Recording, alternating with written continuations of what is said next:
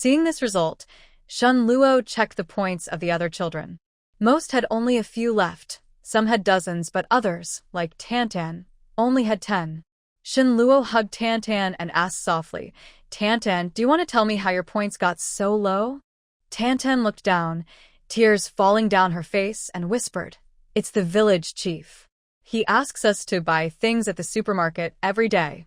I refused at first, but then I didn't know why, and I still bought things for the village chief. Did he exchange anything with you for points?" Shun Luo continued to ask. Tantan shook her head, choking on her words. "No. The village chief said he's the village head and wants us to obey him. He also said he's old and wants us to be respectful to him and the village chief's wife." Hearing this, Shun Luo understood everything. She gently patted Tantan's back and comforted her. "Don't be afraid, Tantan.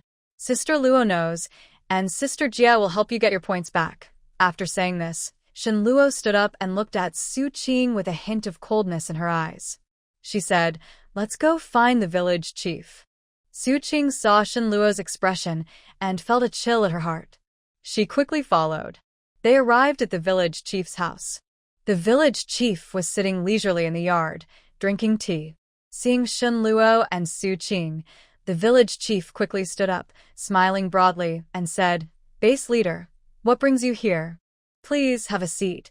Shun Luo ignored the village chief's politeness and walked straight up to him, looking at him and saying, "Village chief, are you comfortable living at the base?" The village chief heard this and smiled broadly, saying, "It's all about getting used to it. Everything at the base is much better than in our village." Seeing the chief's fake smile, Shun Luo became more certain of his dishonest intentions. She looked at him coldly and said, "Chief, I see you've bought quite a few things at home. Several quilts and many clothes." The chief's face changed at her words, but he quickly returned to normal and smiled, saying, "It's a blessing to be at the base.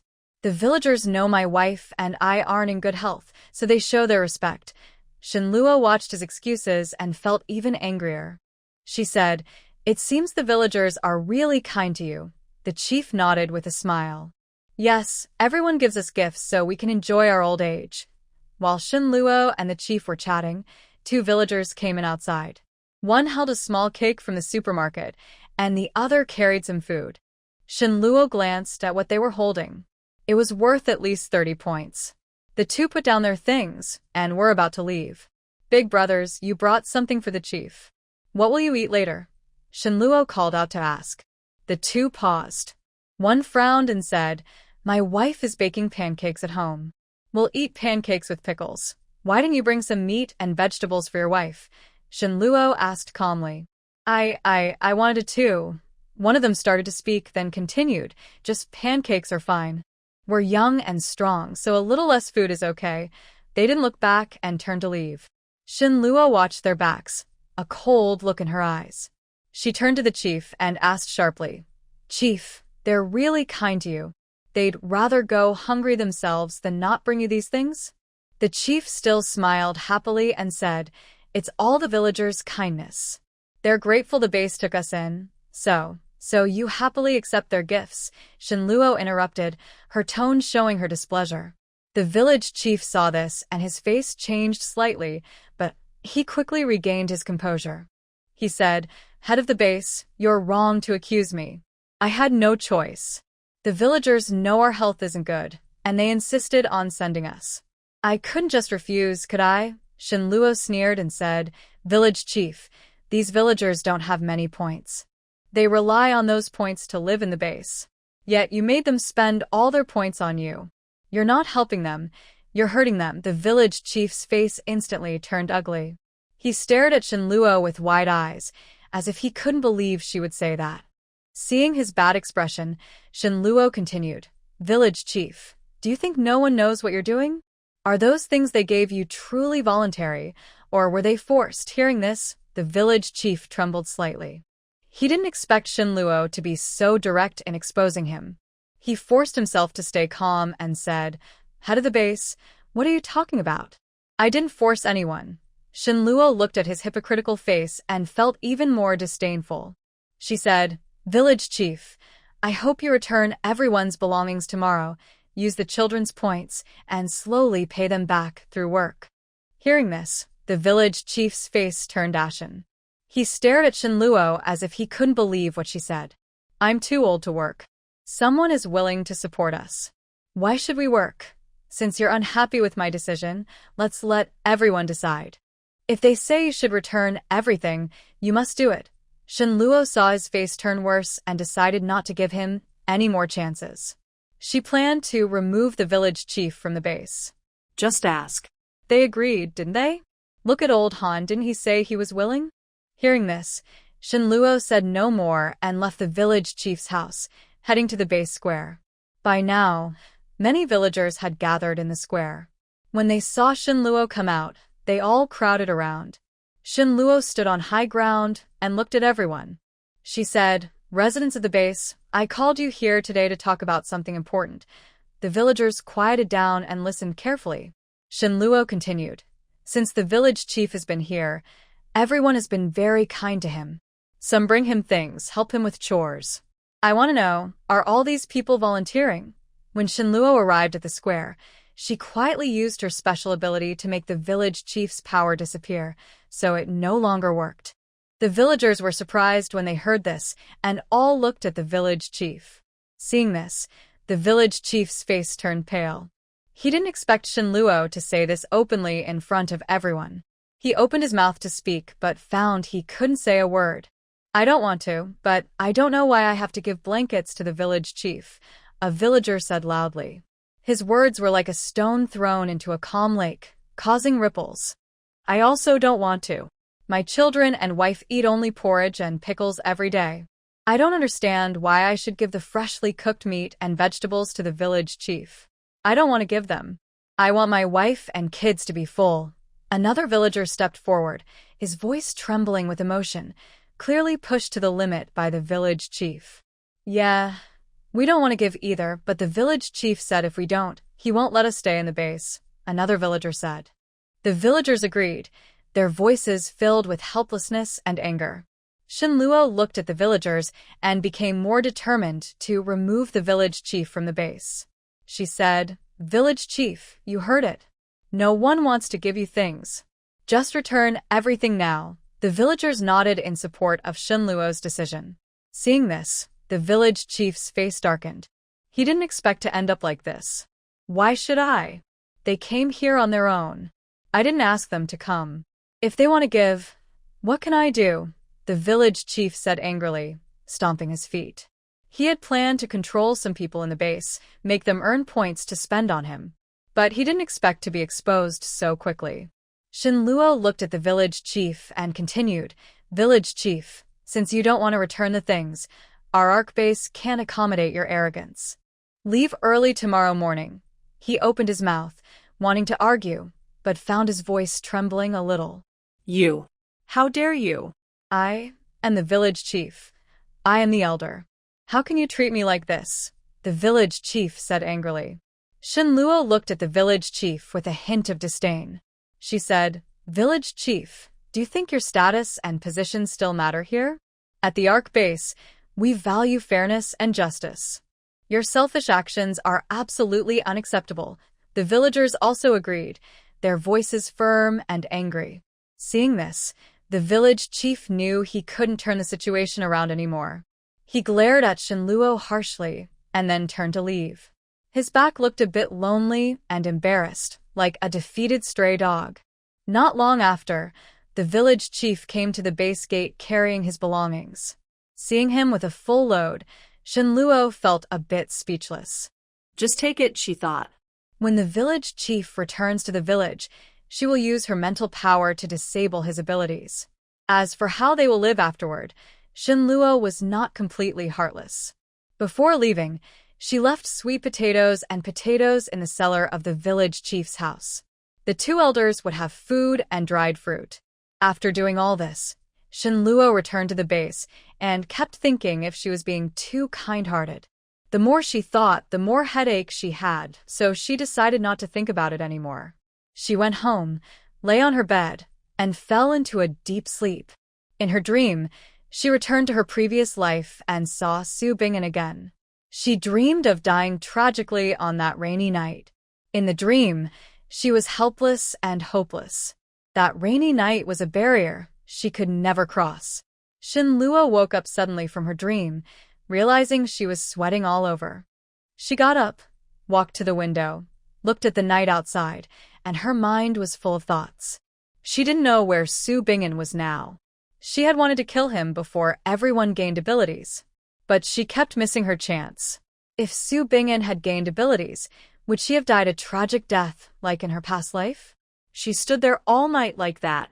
Foolish woman, did you not sleep all night? Xiao He came out of the space and saw Shinluo standing foolishly in front of the window. No, I didn't sleep. I woke up and couldn't fall back asleep, Shinluo replied, turning to look at Xiao He. Black came to Shinluo and looked at her pale face and blank eyes. He couldn't help but say, Hey, are you okay? Don't tell me you were scared by that. How do you know he's a? Shinluo looked at Black with confusion. How else would I know? Just look at your expression. It's not hard to guess. Besides, what else could be bothering you? Except for that scumbag from your past life. Who else could wake you up and make it hard to sleep? Black shrugged, acting like he understood her well. Hearing this, Shinluo felt a bit speechless. She didn't expect Black to be so straightforward in calling Su Bingin a scumbag. But thinking carefully, Black was right. Su Bingin was indeed a scumbag. She took a deep breath to calm herself down and asked, Black, what should I do now? If Su Bingin really has special powers, will I end up dying like I did in my previous life? Black frowned and said, What are you afraid of? Isn't there still me? Besides, you now have powers too. You might not lose to him. Hearing this, Shinluo felt a little more at ease. She looked at Black and asked, Black, do you think I should kill him before he becomes too strong? Black nodded and said, Killing him? That's a good idea. If we meet him, don't hold back. Just eliminate him. Shinluo's eyes showed a hint of determination. She said, All right, let's do that. Whether he's human or zombie, I won't hold back. Seeing Shinluo's firm look, Black felt a bit more reassured. He knew that although Shinluo was sometimes soft-hearted, at critical moments, she could make the right decisions. Meanwhile, back at the Hope Base, the leader returned to the base after a half-month without taking on missions due to injuries. Every time he thought of Shinluo, he felt a strong hatred. He didn't expect Shinluo to be so difficult. Not only did she ruin their plans, but they also suffered heavy losses. He was part of one of the top 3 teams in the Hope Base. This was their first setback outside, and they lost badly. He lightly tapped his fingers on the table, a sinister look in his eyes. Shinluo, just wait. I won't let you go, he muttered to himself.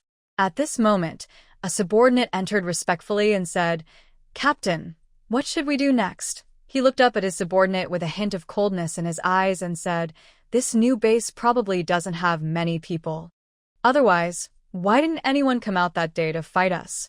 There is only one possible explanation. The mutants in the base are limited, or they are all weak and have no fighting ability. Since they don't have many mutants, let's create some chaos. During the confusion, we will catch Shinluo, that scoundrel, and send her to our base leader. He smirked coldly, his eyes shining with a sinister light. The subordinate looked a little afraid, but quickly became greedy. He asked, Captain, do you want to send her to the base leader for experiments? He nodded with satisfaction and said, Exactly. We must give her a good lesson. Not just her, but also the mutants in her base. I want to make her suffer and regret coming into this world. After speaking, he stood up, walked to the window, looked at the sky outside, and said, All right, go prepare. Send some brothers to keep a close watch. The subordinate quickly responded and then turned to leave. Watching his subordinate walk away, a cold smile appeared on his lips. He felt secretly proud. Shinluo, you didn't expect this, did you? When I get you in my hands, I will see how arrogant you still are. Meanwhile, at the Ark base, Shinluo was unaware that she had already become someone else's target. She was still worried about Su Bingin. She sat in her room, watching the sky darken gradually outside. Her mind was full of thoughts. She didn't know where Su Bingin was now or if he had gained any powers. If he really had powers, what should she do? Shinluo felt uneasy. She didn't want to die a tragic death like in her previous life. She wanted to survive. Just then, there was a knock on the door. Shinluo snapped out of her thoughts, stood up, and went to the door. She opened it and saw Xiaoya standing outside, holding a bowl of hot porridge. Big Sister Luo, this is what my mom asked me to bring you. She said you haven't eaten much all day. Please eat it while it's hot, Xiaoya said with big, bright eyes, looking at Shinluo. Shinluo looked at the innocent and pure expression of the little girl. She took the porridge and said, "Thank you, Xiaoya, and thank you, your mother." Xiaoya smiled and said, "Sister Luo, please drink it while it's hot. I'll go find Sister Su Qing first, and I'll come back to get the bowl later." Then she turned and left. She carried the porridge back to the table, sat down and slowly ate. The warmth of the porridge warmed her stomach and also warmed her heart. She thought that no matter how many difficulties lie ahead, as long as there is love and hope in her heart, she can overcome them. After finishing the porridge, Shinluo stood up, walked to the window, and looked at the night outside. The night was dotted with stars, as if guiding her way. She took a deep breath to calm herself and then began to think about her next plan. She knew she couldn't delay dealing with Su Bingen. It had to be resolved quickly. Also, she needed to be careful of revenge from the Hope-based people. She had to prepare well to face any possible danger. Shinluo returned to her room and decided that early the next morning, she would head towards City S. It seemed she still needed to go back because Su Bingen was there. Shinluo decided she must find Su Bingen as soon as possible to eliminate this threat. Early the next day, Shinluo set out with Xiao He towards City S. On the way, Shinluo moved quickly, avoiding main roads and taking mountain paths. After 3 days of travel, they finally reached the outskirts of City S. Seeing the familiar city, she felt a mix of emotions. She hadn't expected to return to this place again.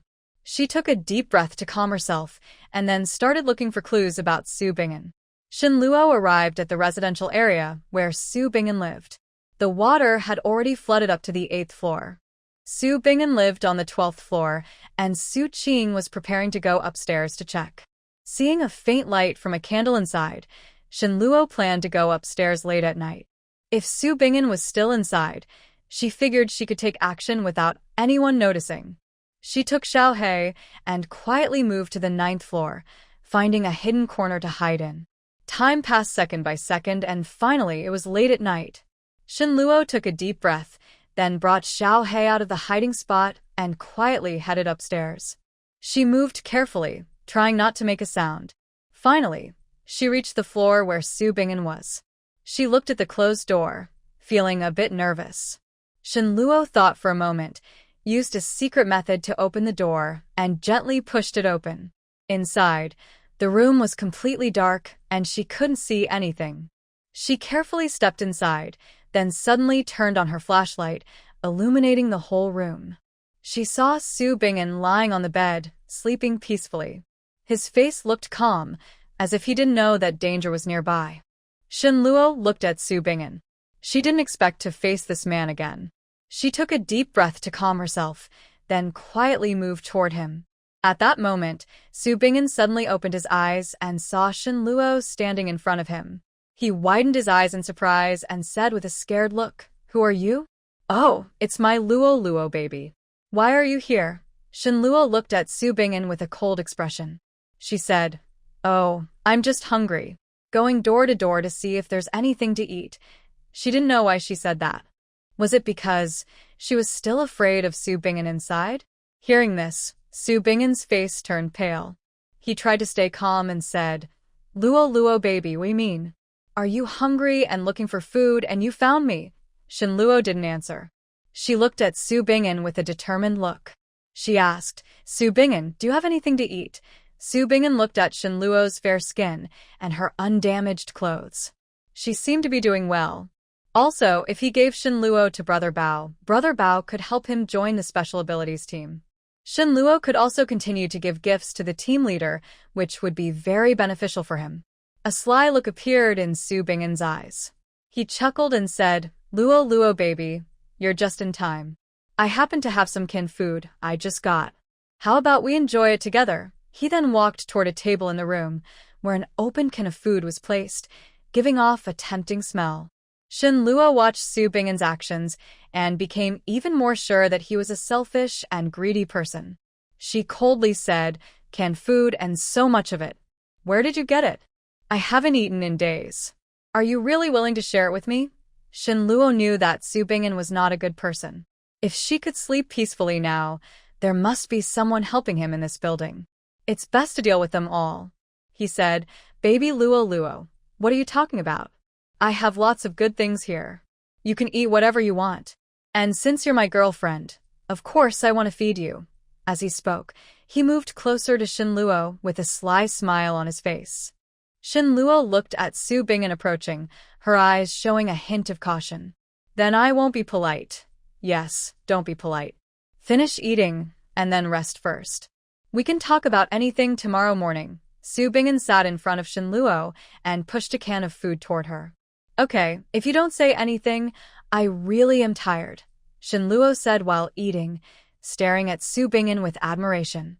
Su Bingen felt a bit uncomfortable under Shin Luo's gaze. He cleared his throat and said, "Baby Luo Luo, why are you looking at me like that? Do you think I look more handsome now?" Hearing this, Shin Luo curled her lips into a cold smile. "Yes, you've become more handsome, to the point I almost don't recognize you." Su Bingen didn't notice the strange tone in Shin Luo's voice. He smiled proudly and said, "Of course. I now have special powers, so I can protect you in the future." Seeing Su Bingen's proud expression, Shin Luo felt even more disgusted. She said, "Oh, really? Then tell me, what kind of special power do you have?" Su Bingen's face showed a hint of mystery. He said, "I now have immense strength, and I'm much faster." Hearing this, Shin Luo kept her guard up inside. She knew she couldn't act rashly. She had to find a way to keep Su Bingen calm first, and then look for an opportunity to strike. She asked, "Really? That's impressive. Is your power strength related?" Su Bingen chuckled and said, "Yes, it's strength. Now I can slap someone into the air with one punch." After saying that, he stood up, walked over to Shin Luo, and reached out to touch her face. Shin Luo saw his move and felt a wave of disgust. She sidestepped to avoid his hand and asked, "Aren't you going to eat something?" After speaking, she sat next to Shin Luo and watched her eat. Shin Luo looked at Su Bingen pretending to care. She deliberately slowed down her eating, chatting casually with him to distract him. Su Bingen also seemed interested in Shin Luo's words and started talking nonstop about his experiences after gaining his special power. Half an hour later, Su Bingen finally became tired and started to feel exhausted from talking. Shin Luo smiled slightly and said, "And I'm tired. Look, I'm going to rest in that room." When Su Bingen heard this, a hint of desire flashed in his eyes. He chuckled and said, "Luo Luo, how about we rest together?" Seeing Su Bingen's lecherous look, Shin Luo was even more determined to get rid of him quickly. But she pretended to be shy and said, "You've learned some bad habits. I'll stay in this room. See you tomorrow morning." She then headed toward her room, which was another bedroom with a balcony. Su Bingen saw this and didn't insist further. He could only say, "All right, you rest first. Call me if you need anything." Shin Luo nodded and then entered her room, closing the door behind her. She went to the balcony, looked at the night outside, and her mind was full of thoughts. She knew she had to stay calm now and not act rashly. Su Bingen had gained special powers and seemed quite strong. She probably had already been exposed. She also needed to find a way to keep him calm first, and then look for an opportunity to act. Pretending to be asleep, Shin Luo waited. At this moment, Su Bingen came to the door of Shin Luo's room. Shin Luo had wanted to see Su Bingen's powers and level, but his power only showed strength, and his level was not visible. She returned to her space and asked, "Gold-eating beast, why can't I see Su Bingen's information?" The gold-eating beast shook its head and said, "This only happens when your power is at the same level as theirs. You can't see their information. Or, if there are multiple power users, you also can't see their levels." Hearing this, Shin Luo was slightly surprised. She didn't expect that Su Bingen might have powers at her level or even be a multi-power user. This made her more cautious about him. She thought for a moment. If that was the case, how much chance did she really have? She probably had already been exposed. Su Bingin is the one who let her in, or perhaps there are other special abilities users in this building. I can only say I acted impulsively. Shinluo took a deep breath, rested in the space for a while, then finally left. She tiptoed to the balcony and looked at the nearby pipe. The main door was blocked, so she could only go through here. Su Bingin couldn't be killed now, so she had to wait and see. Just as Shinluo was about to climb, she suddenly heard faint cries for help. She was startled and quickly stopped her movements, listening carefully. The cries seemed to come from downstairs and were getting quieter. Shinluo wondered silently, why would there be a call for help in the middle of the night? She didn't dare to be careless. The downstairs was pitch dark and she couldn't see anything. But the cries grew clearer, seeming to come from a corner of the hallway. She hesitated, unsure if she should go down to check. At that moment, footsteps sounded outside the door. Shinluo didn't dare move. She saw the footsteps heading towards Su Bingin's room. Soon after, Su Bingin came out. He glanced at Shinluo's room and then left. Shinluo listened and saw no sounds from inside. She quietly opened her door and tiptoed after Su Bingin. She was very careful, afraid he might notice her. Su Bingin reached the end of the corridor, opened a tightly shut door, and went inside. Shinluo wondered silently, what's behind that door? Why are there cries for help? She decided to take a risk and investigate. She quietly approached the door, pressed her ear to it, and heard muffled conversations and faint crying inside. Her heart skipped a beat. There was a hidden secret behind that door. Shinluo took a deep breath, calmed herself, and started thinking of a plan. She knew she couldn't act rashly. She needed to find out what was inside first. She quietly retreated to her room, closed the door, and began to think about how to get into the room behind that door. Shinluo was sure the door was locked, and there might be other special abilities users inside. She had to be very careful. So, she returned to her room again. After returning to her room, Shinluo took out a drone from her space. This drone was something she had previously obtained for free, and it could perform aerial reconnaissance without being detected. She carefully controlled the drone, sending it out the window, and then flying toward the door. The drone quickly reached above the door, and Shinluo used its camera to clearly see what was inside the room.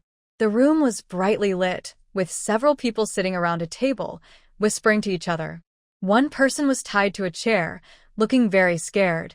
It was the person who had called for help earlier. Shinluo was surprised. She didn't expect Su Bingin to do such a thing. She carefully observed everyone in the room, trying to figure out their special abilities and levels. But she was disappointed to find that one person, like Su Bingin, had an ability she couldn't see the level of. She only knew they had an ability, but if their level was higher than hers, she wouldn't be able to fight them. This made her more cautious about Su Bingin. It seemed she was late in finding him. Back in her room, Shinluo felt very frustrated. How could she improve her ability level? It had been a long time since she last leveled up. She sat on the bed and started searching her space for anything that could help her increase her ability level. Gold-eating beast, what other ways do I have to upgrade my ability? After searching for a while, she found nothing. Her crystal cores were still at level 1 and 2. Even if she used them all, she couldn't upgrade to level 5. Just exchange for crystal cores, using points or items. Both work to get a level 5 core, the gold-eating beast said slowly. Hearing this, Shinluo's eyes lit up. How do I exchange? How many points do I need? Or what items? Tell me everything quickly. The gold-eating beast replied, you can exchange 10,000 points for a level 5 crystal core, or trade some rare herbs, minerals, and other items. 10,000 points again? I already borrowed points before, and now I need 10,000 more. I'm really broke. Shinluo almost got angry. You can keep borrowing points and repay them in 3 months. And now it is the end of the world, and there are many zombies outside. Does the host still fear not being able to survive? The system continued to tempt. Hearing this, Shinluo clenched her teeth and decided to exchange for a level 5 crystal core. Okay, I will take out a loan to get a level 5 crystal core, Shinluo said firmly to the gold-devouring beast. The gold-devouring beast immediately started working. A dazzling, shining level 5 crystal core appeared in Shin Luo's hand. Shin Luo sat on a garden chair, slowly feeling the powerful energy inside the crystal core. The energy from the core surged into her body like a tide, causing a sharp pain. As time passed, the pain gradually lessened. When she finally absorbed all the energy from the core, she found herself upgraded to a level 5 mutant. At the same time, her other abilities also advanced one after another. This surprise made Shin Luo very amazed. Suddenly, Shin Luo thought of a question. If Su Bingin is a level 4 mutant now, how did she upgrade? Does he also have a crystal core? Or is there another way to level up?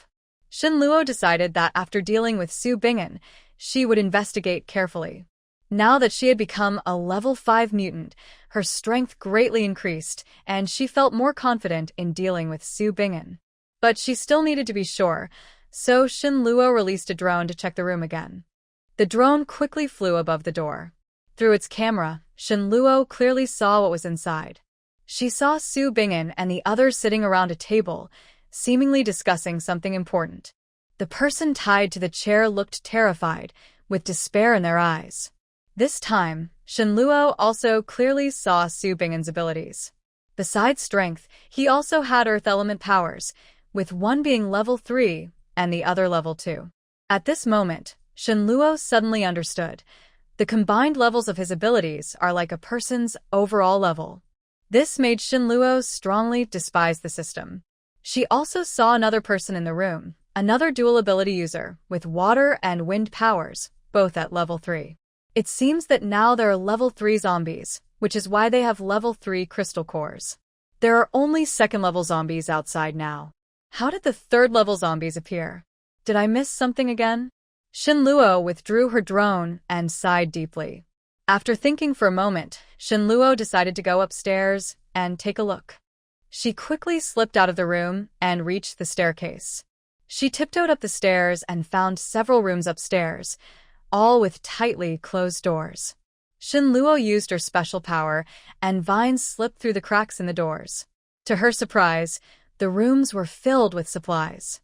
It turns out that the entire 13th floor was full of supplies. Shin Luo was very happy and quickly stored everything into her space. At that moment, a heavy door slammed downstairs. It was Su Bingin leaving that room. Shin Luo hurriedly hid in a corner, holding her breath, afraid that Su Bingin would find her. Unexpectedly, Su Bingin did not go back to his own room, but headed upstairs. Shin Luo broke out in a cold sweat. Fortunately, Xiao He pulled Shin Luo into her space, saving her from danger. Shin Luo also found it strange. Why did facing Su Bingin make her so slow and dull? Su Bingin passed by where Shin Luo had just disappeared and continued upstairs. He stopped only when he reached the top floor and knocked on the door. After a moment, a man came out. It was Wu Di. He was the person who, in their past life, had helped cause Shin Luo's death along with Su Bingin. There are really other special abilities users here, Shin Luo realized clearly. Wu Di was also a powers user now, and he had dual abilities. Since there was no one with a higher level of power than him, Shin Luo thought she could also deal with them. She appeared from her space and returned to the 12th floor, planning to first deal with the person in the next room. She quietly approached the door of the neighboring room, pressed her ear to the and listened. Inside, she heard low voices talking, as if a few people were discussing something. Shin Luo didn't want to listen to their conversation, so she knocked on the door. The door opened, revealing a stranger, a woman she had never seen before. "I'm Anin's girlfriend. He asked me to come over and bring some food for everyone," she said. The people inside moved aside to let Shin Luo in and closed the door behind her. At that moment, the person opening the door was standing behind Shin Luo. Suddenly, he pulled out a knife, ready to kill her at any moment. My quick sword move still wasn't faster than Shin Luo's. I didn't even realize when he had almost cut my neck. Suddenly, I collapsed heavily to the ground. "You're quite tough. Killing my brother like that," said the bald man in the room. Shin Luo looked at him and smiled slightly. "I was just defending myself. Your brother wanted to kill me, so I had to strike first. The bald man sneered. Self-defense? You're really ruthless. But since you killed my brother, don't expect to leave alive. After saying that, he lunged at Shinluo, using his special power as if he could catch Shinluo in the next second. Shinluo moved quickly, dodging his attack, then took the chance to strike him in the chest, knocking him away. The bald man fell to the ground, blood pouring from his mouth, clearly badly hurt. He stared wide-eyed, unable to believe it. You. How are you so strong? Shinluo approached him and looked down at him. Do you think you're so impressive? The bald man struggled to get up but was pressed down by Shinluo's foot. Tell me, how many of you are there and what are you planning? Shinluo asked coldly. The bald man's face turned pale. He stammered, I don't know. They just told me to guard here and not leave. Shinluo frowned. Really? Or are you just pretending not to know? Big sister, I really don't know. The bald man denied desperately. Behind him, two others were so scared they didn't dare move and trembled. Big sister. The phrase made Shinluo lose her temper. She only wanted to kill the bald man. Why did he call her big sister? Was she that old? The bald man looked older than her after all. Big sister, I really don't know. Pleading won't help, he said, almost kneeling before Shinluo. Shinluo bent down and looked at him. If you won't tell, you're of no use. You can go die now. Come here, both of you. Seeing Shinluo turn her gaze to them, they trembled with fear and hurriedly said, Big sister, we don't know either. We're just following orders. Shinluo looked at them with a cold expression. You really don't know? The two people nodded repeatedly, saying, We really don't know, miss. We swear. Shinluo frowned, knowing she wouldn't get useful information from them. She glanced at the bald man and then at the two, already having a plan in mind. She stood up and walked over to the bald man, kicking him aside. Since you all don't know anything, there's no point in keeping you. Miss, please don't kill me. The two immediately knelt down and begged. If you don't want to die, tell me what you know, Shinluo said. Then she raised her hand and ended the bald man's life. I know there are about 20 people in total. Besides this bald man, there's also a well-educated-looking person on this floor. They're all in the same group. We're just residents here, doing this to stay alive. I haven't done anything terrible, one of the older-looking men said. Oh? Over 20 people. Why didn't you say that earlier? Shinluo asked coldly. Not that I didn't want to say.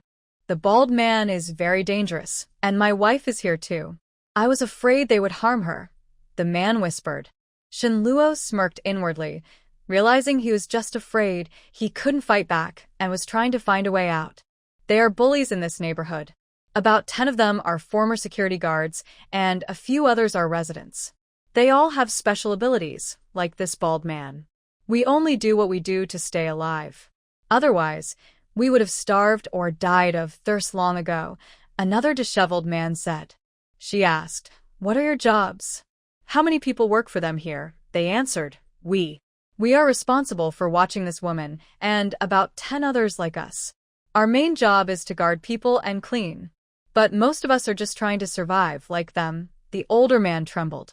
Shinluo nodded, already planning her next move. She looked at the two with a cold gaze. Watching this woman? Who can tell me why you are watching her? Besides her, is there anyone else you need to watch? Where are they all? When the two people heard this, they looked at each other with fear in their eyes. They didn't speak because the person in front of them was an important character. She. The older of the two stammered as the woman nearby became restless. Let her go. Shinluo wasn't afraid of what the woman might do because she knew the woman had no special powers. Even if she could fight, she couldn't beat Shinluo. No, it's not possible, the disheveled woman said, backing away as she spoke. She's crazy. The older person also moved backward. Crazy. Shinluo frowned.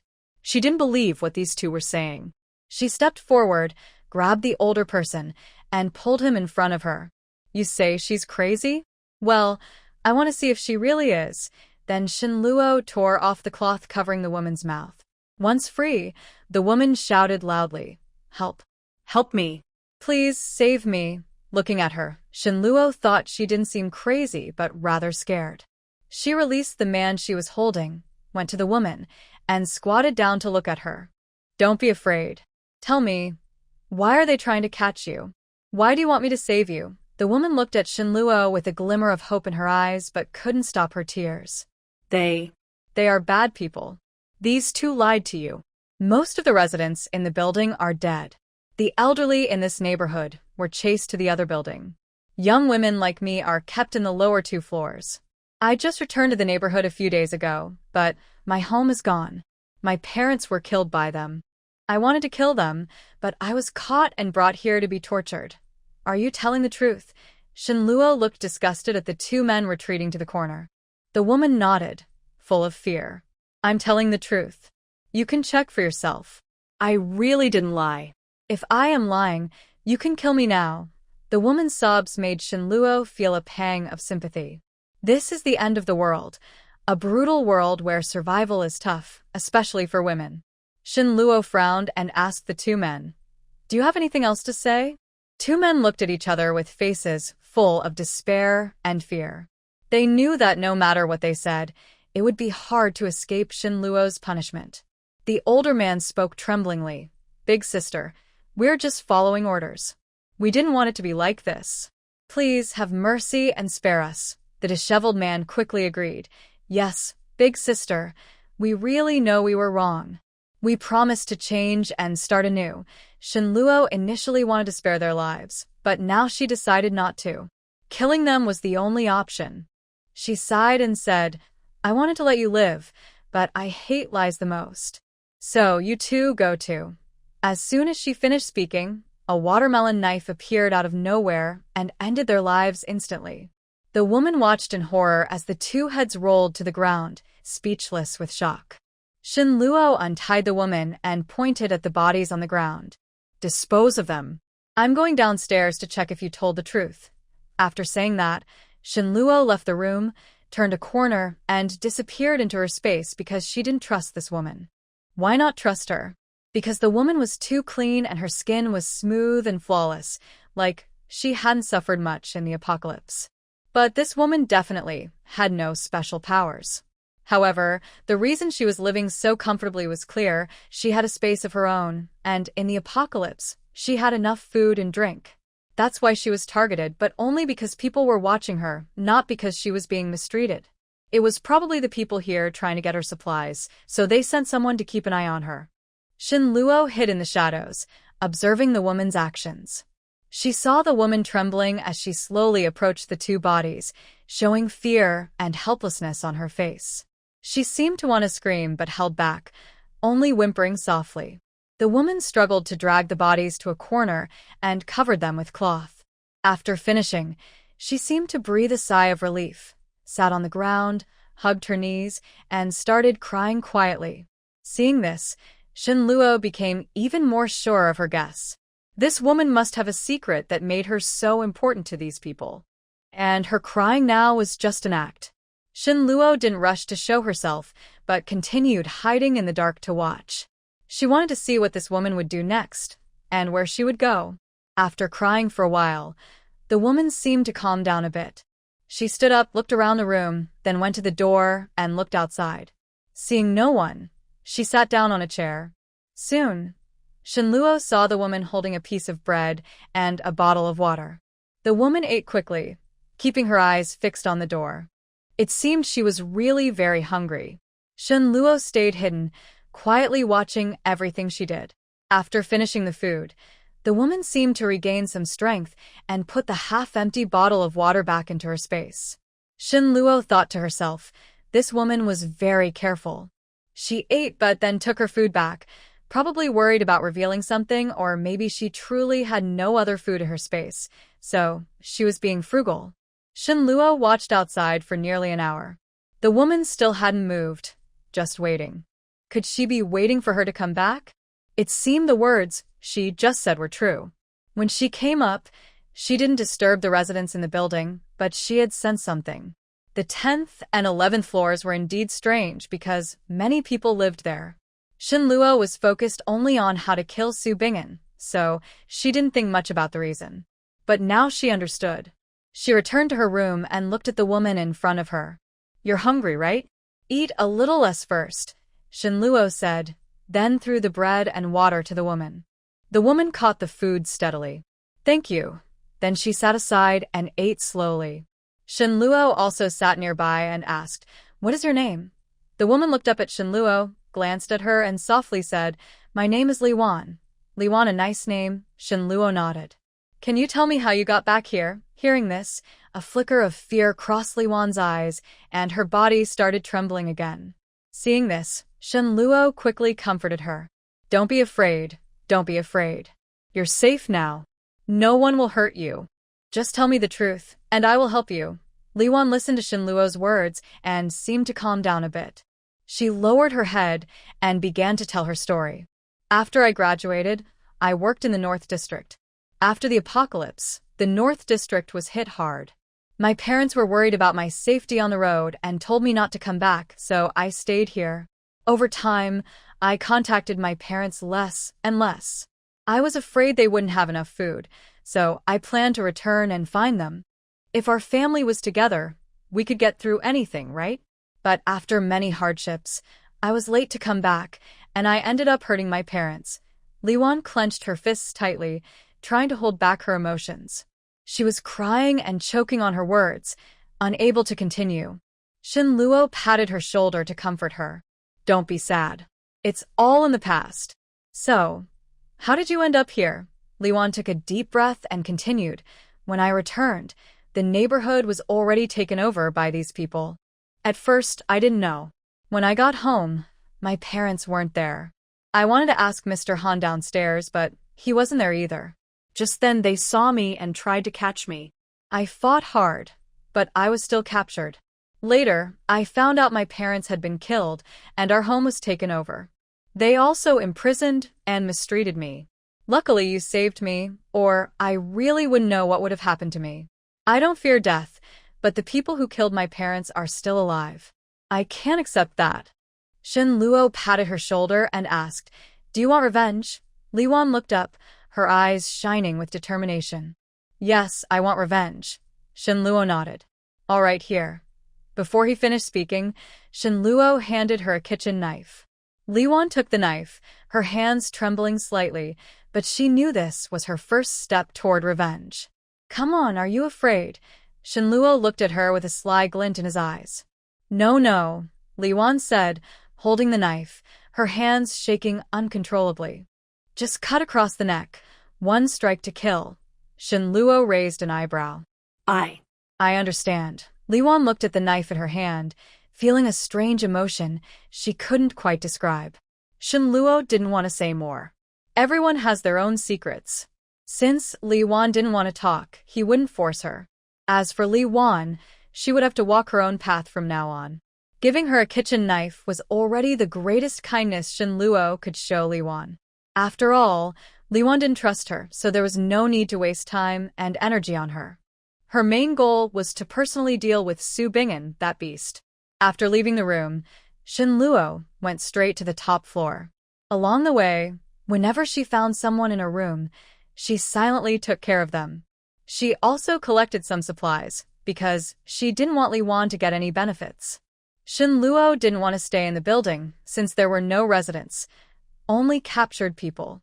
When she left some supplies at Su Bingen's home and planned to send them to the S-City base. So, she didn't hesitate and quickly reached the top floor. The heavy armored door at the top looked very secure, giving a strong sense of safety. The security guard was impressive, someone who lived there, and even Su Bingen had to knock to get in. Just as Shinluo was thinking about how to get inside, the door opened. "Since you're here, come in," a cold voice said. Shinluo didn't hesitate and stepped inside. Inside, she saw a middle-aged man who was Wu Di. He wore a clean security uniform and had a gun hanging at his waist, looking very imposing. Behind him stood two bodyguards, broad and muscular, not easy to deal with. Su Bingen sat on a nearby sofa, smoking and watching Shinluo. As Shinluo entered, Wu Di clapped his hands and said, "Not bad, not bad. You managed to find your way here. Looks like I underestimated you." Shenluo looked at Wu Di with a hint of disdain. It's not that hard to find. Wu Di sneered. Oh, a little girl with some spirit. Shenluo ignored Wu Di's mockery and looked at him indifferently. There's something more interesting. Do you want to see? Su Binghan looked up, surprised at first, then quickly calmed down. Luo, why are you talking to Di like that? That's a bit rude. Shenluo stopped and looked at Su Binghan with a cold smile. Boyfriend? Seeing your brother bullying me, you didn't stand up for me. How dare you still say you're my boyfriend? Wu Di laughed loudly. Su Binghan, it seems your little lover isn't simple. This is really interesting. I like it. Shenluo ignored Wu Di's mockery and stared at Su Binghan. No more words. Su Binghan stood up and walked in front of Shenluo.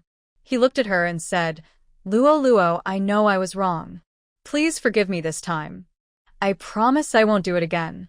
Also, Brother Di isn't a stranger. Come here, apologize to Brother Di, and pour him some tea. He won't mind. Shenluo looked at Su Binghan's fake face and felt disgusted. She took a step back, avoiding Su Binghan's hand, and her eyes were full of dislike. Su Binghan, besides making me apologize, what else do you want me to do? Luo, be obedient. As long as you apologize to Brother Di, he won't make things difficult for you. Su Binghan continued to persuade her, seeming to really want Shenluo and Wu Di to apologize. Shenluo looked at Su Binghan with disappointment. Su Binghan, you're truly a bad person who can't change. Wu Di watched from the side, full of teasing. Su Binghan, it seems your little lover really doesn't want to forgive you. Why don't you just give her to me? I promise I will treat her well. Hearing this, Su Binghan's eyes flashed with a mischievous smile. Luo, come here quickly. Look at how much you're causing trouble. Brother Di isn't angry. He still cares about you. Just listen to him. He won't treat you badly. Shenluo looked at Su Binghan and Wu Di, feeling even more disgusted. She didn't want to waste words with these two anymore. She took out a watermelon knife and swung it at Su Binghan. Su Binghan didn't expect Shenluo to attack directly. He didn't dodge in time and was cut on the shoulder. Su Binghan let out a painful cry and fell to the ground, clutching his shoulder. Wu Di saw this and quickly pulled out a gun, aiming at Shenluo. Little girl, you're really ruthless. But I like it. Shenluo looked at Wu Di with a cold expression. Wu Di, do you think having a gun means you can do whatever you want? Today, I will make you see what regret really means. After speaking, Shenluo suddenly moved and lunged at Wu Di. Wu Di did not expect Shenluo to be so fast. He was caught off guard and lost the gun in his hand to Shenluo. You! Wu Di looked at Shenluo, his eyes full of shock. Su Binghan watched this scene with anger burning inside him. He used his special power, and a dirt mound suddenly appeared under Shenluo's feet, trying to trip her. But Shenluo reacted quickly and easily dodged to the side. Wu Di also used his power, and a wind blade slashed toward Shenluo's face. Shenluo bent down just in time, narrowly avoiding the deadly attack. The wind blade brushed past her scalp, cutting a few strands of hair and making her scalp tingle. Shenluo was secretly surprised. Both men's powers were strong, and she knew she had to finish the fight quickly. She moved swiftly, using vines to attack Wu Di again, trying to tie him up. Wu Di saw Shenluo coming and quickly used his power. The wind blade attacked her again. But this time, Shenluo was prepared and dodged nimbly. The two immediately fell into a fierce fight, with flashes of blades and intertwined powers. Shenluo was quick and agile. The vines followed her like shadows, constantly attacking Wu Di. Wu Di was not willing to show weakness. He waved his wind blades, trying to force Shenluo back. The room was filled with powerful energy. Tables and chairs were overturned, and objects scattered everywhere. Su Binghan watched in amazement. He didn't expect Shenluo to have such strong abilities. Taking advantage of Wu Di's distraction, Shenluo's vines suddenly sped up and quickly wrapped around Wu Di. Wu Di was shocked and struggled desperately, but the vines tightened more and more, making him unable to move. Shenluo held a watermelon knife and slowly approached Wu Di. Today is your death day. Wu Di looked pale but still refused to give up. He shouted, Su Bingin, what are you doing? Come on, everyone, attack her. Kill her. As he spoke, Wu Di suddenly used his power again. The wind blades became sharper, trying to cut the vines. But Shen Luo was already prepared. The vines retracted quickly, making Wu Di gasp for air. Seeing this, Su Bingin wanted to step forward to help, but his injured arm prevented him from moving. Shen Luo, let him go. I can give you a lot of supplies to help you survive better in the end times. Su Bingin tried to tempt Shen Luo with resources. But Shen Luo was not swayed. Supplies? You are all dead. The supplies are still mine. Isn't that interesting? While speaking, Shen Luo raised a watermelon knife and was about to cut Wu Di, almost chopping off his arm.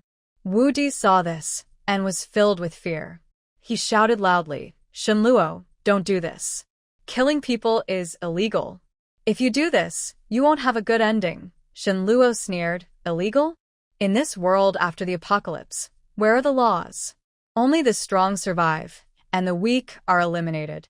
You have done many bad things, and today is your punishment. After saying that, Shen Luo swung the knife down again, cutting off Wu Di's other arm, blood splattering everywhere. Wu Di let out a painful scream, his face turning pale instantly. Seeing this, Su Bingin was so scared, he kept stepping back. His voice trembled as he said, Shen Luo, don't kill me. I was wrong. I won't dare to do it again. If you let me go, I can give you all the supplies. I know where some supplies are, but they're not here. Shen Luo stopped her action and looked at Su Bingin with curiosity in her eyes. Oh, there are supplies somewhere else besides here? Tell me. Seeing Shen Luo interested, Su Bingin hurriedly said, I know a place with a lot of supplies. If you let me go, I will take you there. Shen Luo saw that Su Bingin was still trying to deceive her. No need. I don't lack supplies. After saying that, she ended Su Bingin's life directly. In this life, killing Su Bingin and Wu Di freed Shen Luo from a heavy burden in her heart. Her body softened, and she fainted on the ground. Xiao He immediately dragged Shen Luo into her space and fed her spiritual spring water. When Shen Luo woke up, she found herself lying on a soft big bed in her space. Xiao He looked at her anxiously.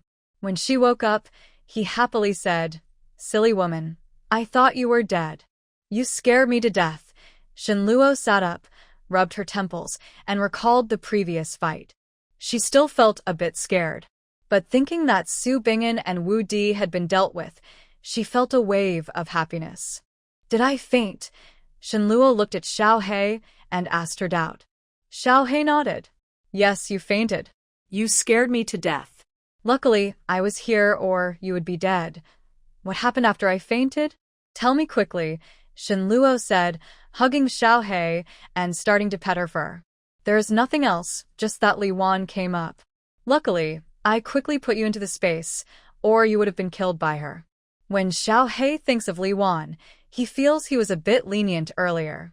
Shen Luo is surprised and asks, Li Wan? She came up? What does she want?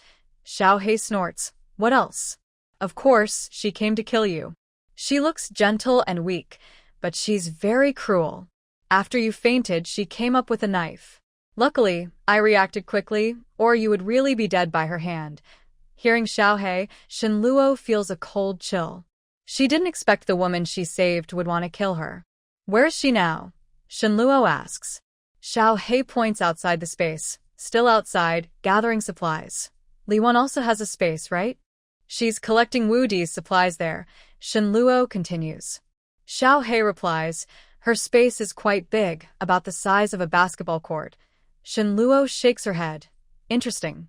Looks like she didn't tell me the truth earlier. Shen Luo changes into clean clothes and walks toward Li Wan's direction. At this moment, Li Wan is in Wu Di's room. Miss Li Wan, you're here. Shen Luo leans against the doorframe and looks at her. Li Wan hears her and looks up. She sees Shen Luo standing at the door, a flash of panic on her face, but she quickly calms down. I heard fighting upstairs and wanted to see. When I came up, there were a lot of bodies. Did you do it? Li Wan forces a smile. Shen Luo nods with a half smile. Yes, I did. Li Wan feels a bit awkward. She didn't expect Shen Luo to come back so soon. nor that she would find her here. She hasn't finished collecting her supplies, which she worked hard for. Levam forces algo. No misunderstanding. I was just hungry and saw all this food, so I couldn't resist. I didn't mean to take everything. Shinluo walks over and looks at her. It's okay. If you're hungry, just eat. It doesn't make sense to starve yourself when there's food. Liwan looks into Shinluo's cold eyes and feels a shiver. She suddenly realizes that this woman isn't someone she can easily control. I just came up to take a look. I didn't mean to do anything, Liwan stammered. Shinluo sneered. Really? That's good. No other bad intentions. Liwan's face turned even paler. She didn't know if Shinluo had already guessed her true purpose. She forced herself to stay calm and tried to sound more natural. You don't misunderstand. I really just came to look. I didn't mean anything else. Shinluo looked at Liwan with a hint of amusement in his eyes. Oh? Is that so? That's best. After all, in this end of the world, people's hearts are hard to read. No one knows what others are really thinking. Liwan lowered her head, afraid to meet Shinluo's gaze. She knew her recent actions seemed suspicious, but she still didn't want to give up the supplies. They were her only hope to survive in this harsh world. Shinluo watched Liwan with her head down and silent, already making plans. Liwan, you can leave now. Because you're a woman, I won't argue with you.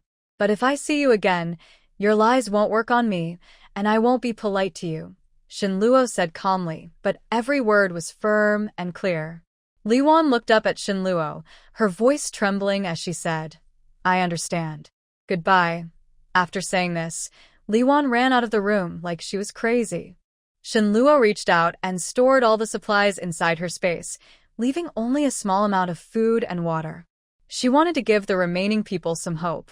If no one came, the leftover food could still be useful. If someone arrived, they might find something. The rain was getting lighter and almost stopped. But the temperature hadn't risen. It was still cold. Terribly cold. Shinluo looked out the window, feeling a bit dazed, as if everything was finished. Without Su Bingen, her worries had eased. She didn't hesitate and quickly descended. But when she reached the 10th floor, the scene she saw made her shiver. Because Shinluo saw a ground full of bodies, men, women, and many children, all under 14 or 15 years old. They were ragged, covered in wounds, and all had been killed with a single stab. Her heart sank. She didn't expect there to be so many bodies here. Who had killed these people? Were they still alive? A strong feeling of unease grew in Shinluo's heart. She carefully stepped around the bodies and continued downward. 9th floor, 8th floor. There were bodies on every floor, and the number kept increasing. Shinluo's mood grew heavier. She didn't know exactly what had happened here, but it was clear that this place had become a living. When she reached the 6th floor, she finally saw someone still alive. It was an old man, curled up in a corner, trembling all over, with fear in his eyes. Shinluo approached him gently and asked, Sir, what exactly happened here? Why are there so many bodies? The old man looked up at Shinluo, surprise flashing in his eyes, as if he didn't expect anyone to still be alive. He spoke tremblingly, Young lady, you should leave quickly. It's no longer safe here. She's a demon, a killer who shows no mercy. Run. Before he finished, the old man took his last breath. At that moment, Shinluo heard a familiar voice. All of you deserve to die. Just die. Shinluo hurried over and saw Li-wan cutting open a woman's belly. Anger surged in Shinluo. She couldn't believe how cruel Li-wan was, not sparing the woman or the child. She rushed forward, grabbing Li-wan's hair and pulling her away from the woman. Li-wan, you crazy person, what are you doing? Shinluo shouted loudly. Li-wan, being pulled painfully, turned her head to look at Shinluo, her eyes full of madness. Haha, you didn't expect this, did you? I am the real winner. These supplies, these people, they all belong to me. All mine. Seeing Li-wan's madness, a cold shiver ran through Shinluo. She never imagined Li-wan could become so crazy. She forcefully pushed Li-wan aside and stood in front of the survivors, trying to protect them. But Liwan didn't give up. She picked up a knife from the ground and lunged at Shinluo again. Shinluo dodged sideways, then kicked Liwan to the ground. She straddled Liwan, pressing down on her shoulders to prevent her from getting up again. At that moment, Shinluo deeply regretted saving Liwan. Liwan, look at what you've done. Are you even human? Why did you kill them? Shinluo shouted loudly. They don't deserve to live. They are all monsters, Liwan shouted loudly. She was still struggling hard, trying to break free from Shinluo's hold. However, Liwan seemed to no longer listen to anything. Shinluo felt helpless and had to forcefully twist Liwan's wrists behind her back, tying her up tightly. Then she slapped Liwan across the face, making it turn bright red. Tell me why, Shinluo asked. She was determined to find out why. Why? Because they are monsters, accomplices of Wu Di and Su Bingen, the killers of my parents. They must die, Liwan said fiercely. Hearing this, Shinluo was shocked. She didn't expect Liwan to harbor such deep hatred. Your parents were killed by Wu Di and Su Bingen, Shinluo asked, trying to find answers in Liwan's eyes. Liwan nodded, a trace of hatred flashing in her eyes. Yes, it was them. They killed my parents and stole our supplies. I swear, I will make them pay. Shinluo looked at Liwan, feeling a mix of complicated emotions. But these people are innocent. They didn't participate in killing your parents. Why are you targeting them? Shinluo questioned. Liwan snarled coldly. Innocent? In this world, there are no truly innocent people. They, like Wu Di and Su Bingen, are accomplices. They helped kill my parents. They deserve to die. Accomplices? You mean these people? Shinluo pointed at the bodies on the ground. Yes, I just came back. My parents were driven out of the house by Wu Di and Su Bingen's group and had to sleep in the corridor. When I found them, they were already skin and bones. But when these people saw the water and bread in my hands, they turned into hungry wolves and attacked me and my parents, stealing everything, Liwan said loudly. Liwan kept talking while struggling desperately, trying to free herself from Shinluo's grip. Shinluo felt helpless and had to forcefully press Liwan to the ground, then took out a rope to tie her up securely. Just stealing your food? In this era, stealing is unavoidable. If you can take it back, that's fine. Liwan looked up at Shinluo with tears streaming down her face. Seeing this, Shinluo loosened her grip and helped Liwan sit up. If what you say is true and they just stole, then I might understand. But at this point, Liwan was already choking and couldn't speak. Shinluo frowned, thinking about Liwan's situation with space. Could it be? She looked at Liwan, waiting for her to calm down before asking. But what? Liwan sat up straight and sneered. Stop pretending to be a saint. Just kill me. You said you would kill me when you met me, right? My revenge is complete, and life or death doesn't matter anymore. Are you playing hard to get? Or is the story running out of steam? Shinluo's heart was stirred by Liwan, feeling restless. Even Xiaohei in the space was stomping anxiously. No need. I've already killed those people myself, so I don't care what you think. Liwan sighed deeply, as if even her last struggle was a burden. Maybe you really hate them, but I don't believe that the children here or the baby in your belly are your enemies. Are they also accomplices? Shinluo had to ask clearly, or her heart would be torn apart. Shinluo didn't have to insist on knowing. Liwan's favorability towards her was already at 95%. Just a moment ago, it was negative, and now it's so high. Someone who wanted to kill her was now showing her such kindness. Shinluo had to understand the full story. They are the catalysts of this tragedy, so they all deserve to die. Their deaths are justified. Whatever kind of parents they are, that's what kind of children they raise. Liwan looked at Shinluo with firm eyes. Is there not a single good person among them? Shinluo almost cursed. Can't she just say it and leave? She had her family to think about. No more sneaking around. Honestly, the group watching the base had already returned to the Hope base to report. Shinluo's home was at risk of being robbed at any moment. When I returned, I saw my parents on the 9th floor fire escape. My dad was injured and my mom was so thin she couldn't even stand. I knew resources were tight, so I didn't show my belongings. I only took out water and bread from my backpack, but this pregnant woman saw it. Then her man came to it. His man was the bald guy who was looking at me. I couldn't fight back, so they took my backpack. At this moment, Liwan glanced at Shinluo and smiled. Then a mountain of supplies appeared in front of Liwan. Wow. Shinluo looked at the supplies before him but held back from asking questions. I have a special space, Liwan smiled and continued, and I haven't told anyone about it. To help my parents survive, I secretly took out a bottle of water after everyone was asleep and fed it to them. I hoped that once they had some strength, I could take them away from here. But things didn't go as planned. We quietly spent 3 days like that. When they saw my parents were still alive, they came to check if I had hidden supplies. At this point, Li Wan's eyes turned red again. Su Binghan saved me and my parents at first, and I was grateful. But I didn't realize he was a cruel person. Not only did he hurt me, but he also handed me over to Wu Di for his own amusement. I refused, so they beat my parents. I endured it for half a month, during which my parents got a little better. Just as I was about to take them away, the people living here found us. They wanted food and betrayed Su Binghan. When I was about to take out the kayak, they caught us in an ambush. So my family was taken back again.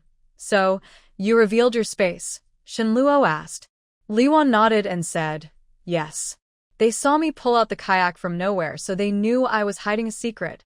They forced me to hand over everything in my space. To stay alive, I gave them some. But they didn't believe me. This time, they threatened me with my parents. They are all monsters. Liwan's eyes looked wild and bloodshot as she spoke. Shinluo walked over, untied the ropes binding Liwan, but she still remained. Something terrible must have happened to make a girl so upset. Given Su Binghan and Wu Di's personalities, they wouldn't let this family go easily. They killed my father right in front of me and made a soup with him, sharing it with the people here. My mother went crazy after that. She was small but well cared for. These monsters, right in front of me, assaulted her. And these innocent-looking children were clapping and laughing. They even asked Wu Di if they could make soup with her too. Do you think they deserve to die? Good people are all on the other side. Li Wan pointed to the building opposite. Indeed, they deserve to die, Shinluo said 4 words. I didn't hesitate to take everything back then, just thinking what if, because of resources they wouldn't hurt my family. I never expected they would still kill my parents. I can't help but hate them. I wish I could peel their skin and tear their tendons. To show my true worth, I was given to those who betrayed me. They come to that room every day to torture me, only allowing me a little water to stay alive, until I met you. When I saw you kill the bald man, I knew I could get revenge. It's not that I don't trust you, but I was truly scared. The only thing I live for now is to kill everyone here. Li Wan looked at Shinluo with tears of gratitude in her eyes, then continued. Going to the top floor was to see what happened to Su Binghan and Wu Di. If they weren't dead, maybe I could finish them off. So, I went back home. Seeing them all dead, I was so happy. Then I saw the people downstairs. I thought you had left, so I wanted to gather supplies into my space. I didn't expect you to appear at this moment. I could only lie because the people downstairs weren't dead yet. I was unwilling, so I had to kill them. Whether you saw me or whether you wanted to kill me, it doesn't matter anymore. As long as I could kill them, Li Wan smiled at Shinluo. Thank you. Then she waved her hand, and the room was filled with supplies, leaving only space for the 2 of them. Are you planning to kill them? Shinluo looked at Li Wan and continued. You said going home. Is the top floor your home? Li Wan nodded. Yes, the top floor is my home. I also have a younger brother, my parents' youngest child. He's 3.5 years old, called Xiao Bao. But he also died. SUV Binghan threw him into the water, and he drowned. My dad was injured trying to save my brother, but he was attacked. Many people in this community have benefited from my family. My parents helped so many, but in the end, they met a tragic death. Your brother's name is Xiao Bao. Xiao Bao was very familiar, like a little dumpling, chubby and white, raised by herself. No wonder, when I first saw Li Wan, I felt a sense of familiarity. It's very likely they are siblings. Yes, his name is Xiao Bao. Li Wan looked up again at Shinluo and said, Thank you. I have no more regrets. Since you came here, you must have a way to take the supplies, right? I have some supplies in my space. I'll put them in the next room for you. Take everything you need. You're a good person. After Li Wan finished speaking, Shenluo heard the sound of objects falling. Dad, Mom, little brother, I've come to find you. At that moment, Li Wan grabbed a kitchen knife and was about to cut her own neck. Shenluo acted quickly, using vines to knock the knife out of Li Wan's hand. Thinking of dying just like that, Shenluo asked her, I really have nothing left. If I die and something happens, it would just be a family photo. Li Wan sneered coldly. In the end, no one believed her. Li Wan, have you ever thought about what would happen to your brother if he died and he was still alive? Shenluo and Xiaohei finally understood the reason behind everything. They felt genuine sympathy for Li Wan. She had been through so much. Do you mean my brother is still alive? Li Wan was a little excited. I mean, if he is still alive, maybe when Su Bingen threw him into the water, he was swept away by the current or rescued by someone. You see, if you die, only your brother would be left in your family, Shenluo said, no longer wanting Li Wan to die. After all, his good impression of her was now at 100%. If that's true, that would be wonderful. My brother is still alive, Li Wan quietly said. Do you have a photo of your brother? Show it to me. Maybe I've seen him before and I can tell you where he is. Shenluo also wanted to know if the little boy he saved was Li Wan's brother. Here, this is my brother. Li Ping suddenly pulled out a family photo, almost hitting Shenluo in the face. Do you have a recent one? He looks like a baby. Shenluo rolled his eyes, almost losing patience. He's at home on the top floor. Can you go with me? Li Wan said, then tried to pull Shenluo upstairs. Wait, first put these things away. Also, how much more can your space hold? Shenluo asked. My space is as big as a basketball court. Besides these supplies, I can store a lot more. Li Wan looked at Shenluo, seeming to find him incredibly attractive at that moment. Got it. Put everything away first. Shenluo pointed to the supplies. The supplies in the upstairs room are known to Li Wan, so she quietly puts things back without making a sound. She doesn't want to reveal that she has her own space. If Li Wan always has a good impression of her and Shenluo plans to bring her into the group, then in the future, someone can help carry or store things during outings. After saying this, Shenluo walks upstairs without caring about Li Wan behind him. Li Wan is stunned for a long time before quickly tidying up the supplies and following Shenluo upstairs. Once Shenluo has stored the supplies, he sits on the sofa. Soon after, Li Wan, exhausted, walks in. Seeing the ruined state of their old home, tears fall from her eyes again, but she quickly wipes them away and heads to the study. Fortunately, the photo album is still here. Look, this is my brother, Li Wan says, her energy focused entirely on her brother, supporting her to stay strong. He's very cute. Shenluo immediately recognizes that this is the little treasure he found and brought back. Have you seen him? Li Wan asks eagerly. Yes, I saw him. I rescued that child. He only knows his name is Xiaobao but doesn't remember his surname. He's gotten chubby now and is very adorable, Shenluo says, smiling at the thought of the little treasure, smelling like milk. Really? My brother is still alive. Still alive. Dad, Mom. My brother is alive. Li Wan cries out desperately, seeming to find hope to keep going. After Li Wan's emotions are vented, Shenluo pats her on the back. Yes, he's alive. I took care of him. Can you take me to see my brother? Li Wan pleads with a small, hopeful look, just like Xiaobao. Shenluo can't help but want to pinch her face. Of course, no problem, Shenluo says with a smile, hiding his awkwardness. Then he continues, all the supplies in the house are packed up. This is your home. Look around. Take whatever you want to bring with you. As for the bodies in the house, handle them yourself. I'm tired and can't do it anymore. Shenluo doesn't want to clean up. He gives Li Wan an excuse to take care of her own space, even if it means saying goodbye to himself. Sitting on the sofa, Shenluo takes out a can of meat and starts eating. After all the arguing, he's hungry. Nothing is more important than eating. Seeing Li Wan's weak body, Shenluo also takes out a bottle of water from his bag and throws it to her. I have water. You can drink it. Li Wan was startled by Shenluo's actions. Did she forget about the space? Drink this. It's water with a small amount of minerals, Shinluo said, trying not to say anything else. She couldn't admit she forgot about her space, nor could she call it spiritual spring water, or she might seem silly. Shinluo didn't want to appear foolish, so she just let Liwan drink it.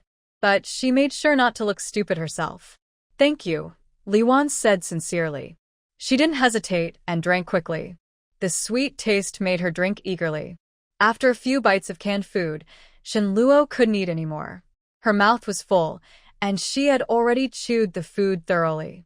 Blackie didn't appear often now because the Spaces pond had small lobsters and various fish, all his favorites. He couldn't come out often to eat them. So, when there was danger, Blackie would come out. When there was no danger or less danger, Shinluo would handle things herself. She stayed hidden in the space, watching. When she wasn't with everyone, she would come out and eat whatever she wanted. Before the apocalypse, she had bought many delicious foods. At the base, Li Ping cooked her favorite dishes. Now, she was asked to eat canned food, which she couldn't do easily. And now she wanted to hide her space. What could she do? She could only endure it. Shinluo watched Liwan drink water, feeling a little more at ease. Liwan packed up her belongings and dealt with the body before returning to the living room and walking over to Shinluo. I've taken everything I want to bring. Thank you, Liwan said. She had been through so much. Now, with hope to survive, helping her find her brother felt like a good deed. That's good. Eat something, rest a bit, and recharge. Then we'll set out, Shinluo said, tossing a can to Liwan. Thank you, Liwan replied calmly. She caught it steadily and sat on another sofa, eating heartily. Can I ask where my brother is now? Liwan asked cautiously, looking at Shinluo for information about her brother. You're really worried about Xiaobao, Shinluo said, looking at Liwan's careful expression and remembering Xiaobao's fair face. Liban nudda. I haven't seen Xiaobao in over half a year. When I found out he was still alive, I was really happy. It meant I wasn't alone in this world anymore. Shinluo smiled and said, Little treasure is now safe. You can rest assured. Once you're rested, I will take you to see him. Liwan finally relaxed her tense nerves after hearing this, and her eyes softened a lot. She quietly ate her canned food, seeming to enjoy this rare moment of peace. Meanwhile, Shinluo pretended to be asleep. She needed to go back to her space to gather some supplies. If she didn't, she would lose 5,000 points again. By collecting twice, she could pay back her debt. She wasn't in a hurry because her space was still producing a lot of points. It turned out she hadn't realized that Shinluo was carefully controlling her time. Shinluo was busy in her space, checking the supplies she had bought during her last zero-cost shopping trip. After finishing everything, she slowly opened her eyes. Although Liwan was anxious, she didn't disturb Shinluo while she was resting. All right, let's go. You have a speedboat, right? Shinluo said as she got up and spoke to Liwan. Liban nudda. I have a kayak. The speedboat is too expensive. After the apocalypse, everything is costly, and there are very few things I can buy. I went out at night to see if I could find a boat. I only found a kayak, but I have an accelerator that I can attach to it. It's not slower than a speedboat. That's impressive and clever. Is your space a special ability? Shinluo was curious because she couldn't see any special powers from Liwan. Yes, I have a special ability. At first, my space was very small. Now, I think I have a level 2 space about the size of a basketball court. Liwan didn't hide her ability. Level 2 space? That's pretty good. But I see you probably can't fight zombies. How did you upgrade your space? Shinluo asked curiously. I actually don't know. At first, I could only store small things. Later, I could store larger items. As for how I upgraded, I think it happened gradually over time. Liwan thought for a moment and answered. Later, we can see how to upgrade it. If we know how, I can help you upgrade to a level 3 space. The two talked as they quickly arrived at the 8th floor. They put the speedboat away and boarded the boat, quickly leaving the community. At this moment, another speedboat slowly approached. This is not someone else. It is Zhang Ye's small team. Zhang Ye instinctively looked toward the departing speedboat. The familiar silhouette made him think of Shinluo. Is that Shinluo? Shen Luo had already sensed Zhang Yi, so he didn't care about the residents of other buildings and left the aftermath to Zhang Yi. Thus, Shen Luo left City S. Because of Li Wan, his return trip was much slower than his journey here. Along the way, Shen Luo also discovered that the cement factory and steel factory contained materials that made him happy. With these, he could build houses. However, Li Wan's space was limited. She could only carry half of the items before running out of room. Shen Luo secretly left some items for Li Wan to take, but it was still not enough to make a big difference. Shen Luo felt a bit frustrated and could only come back secretly after leaving to store more items in his space. He didn't want to leave behind these building materials for the base. If he waited until next time, these materials might have been used for other foundations. But when passing through Mountain City, Shen Luo noticed something was wrong. Mountain City was too quiet. The silence felt unreal. Shen Luo decided to go in and see what was happening. After all, Mountain City wasn't far from his base. 3,000 kilometers away. Was that really far? For the safety of his base, Shen Luo had to check it out. He paddled his kayak slowly toward Mountain City. He carefully observed his surroundings and found that the city was truly unusually quiet. Not even a zombie's shadow could be seen. This silence made Shen Luo feel uneasy. He quickly docked the kayak, then took Li Wan and carefully entered the city. The buildings on both sides of the street were dilapidated, with broken windows and crooked doors, as if no one had lived there for a long time. Since Li Wan had no fighting ability, Shen Luo taught her the simplest way to defend herself, using stones to smash things. He was quite clever. To stay alive, he had thought of many ways. Shen Luo and Li Wan moved along the street, and they didn't encounter any obstacles. Suddenly, a faint crying sound came from nearby. Shen Luo immediately stopped and signaled Li Wan to hide. He quietly approached the source of the crying and found a young boy curled up outside a dilapidated shop, crying. The little boy looks to be about 5 or 6 years old, with a dirty face and torn clothes. When he saw Shen Luo, a flash of fear appeared in his eyes, but it was quickly replaced by a desperate need for help. Why is there a boy alone, and why is he crying? Is he afraid that the crying might attract zombies? Little brother, why are you here alone? Shen Luo softly comforted the boy and tried to get closer. The boy hesitated for a moment, then slowly reached out his small hand. Shen Luo did not pull him up but kept a safe distance. I can't find my parents. They told me to hide here, but they haven't come back for me. I'm so hungry and cold. He looked at Shen Luo with longing in his eyes. Shen Luo took a piece of bread and a bottle of water from her bag and handed them to the boy. Seeing the food, the boy's eyes sparkled, and he ate eagerly. Eat slowly, don't choke. Li Wan watched the boy eat, feeling a little sad. She remembered Xiaobao, who used to be so pitiful too. What's your name? Li Wan softly asked. I'm Xiao Jie. The boy mumbled as he ate, his voice a bit unclear. Shen Luo was observing the boy carefully. Something about him seemed off. He looked dirty, but the gray on his face was deliberately smudged. His hands were clean, even under his nails. This made Shen Luo think of the dwarf. Before the apocalypse, many small, innocent-looking men and women disguised themselves as children to trick residents into opening doors. They were cruel, ruthless, and stole and killed. Shen Luo's eyes sharpened instantly. She examined the boy from head to toe, trying to find more clues. Xiao Jie, how old are you? Shen Luo asked cautiously. The boy was momentarily stunned but quickly replied, I'm 5 years old. Shen Luo sneered inwardly, already knowing the truth. She slowly walked over and squatted down to meet his gaze. Xiao Jie, do you know what happens if you lie? Shen Luo's tone carried a hint of threat. The boy's eyes flickered, and he looked around nervously, as if searching for a way to escape. I didn't lie. I'm really only 5 years old. The little boy's voice began to shake as he backed away while walking. Shen Luo no longer spoke. She grabbed the boy's wrist firmly and twisted it upward. The boy cried out in pain. There was a clear scar on his wrist, a mark left by wearing a bracelet or watch for a long time. For a 5-year-old, this was clearly unusual. Tell me, who are you really? Shinluo asked sharply. The boy finally couldn't hold it anymore and burst into tears. He cried and said, I want my mom. I want my mom.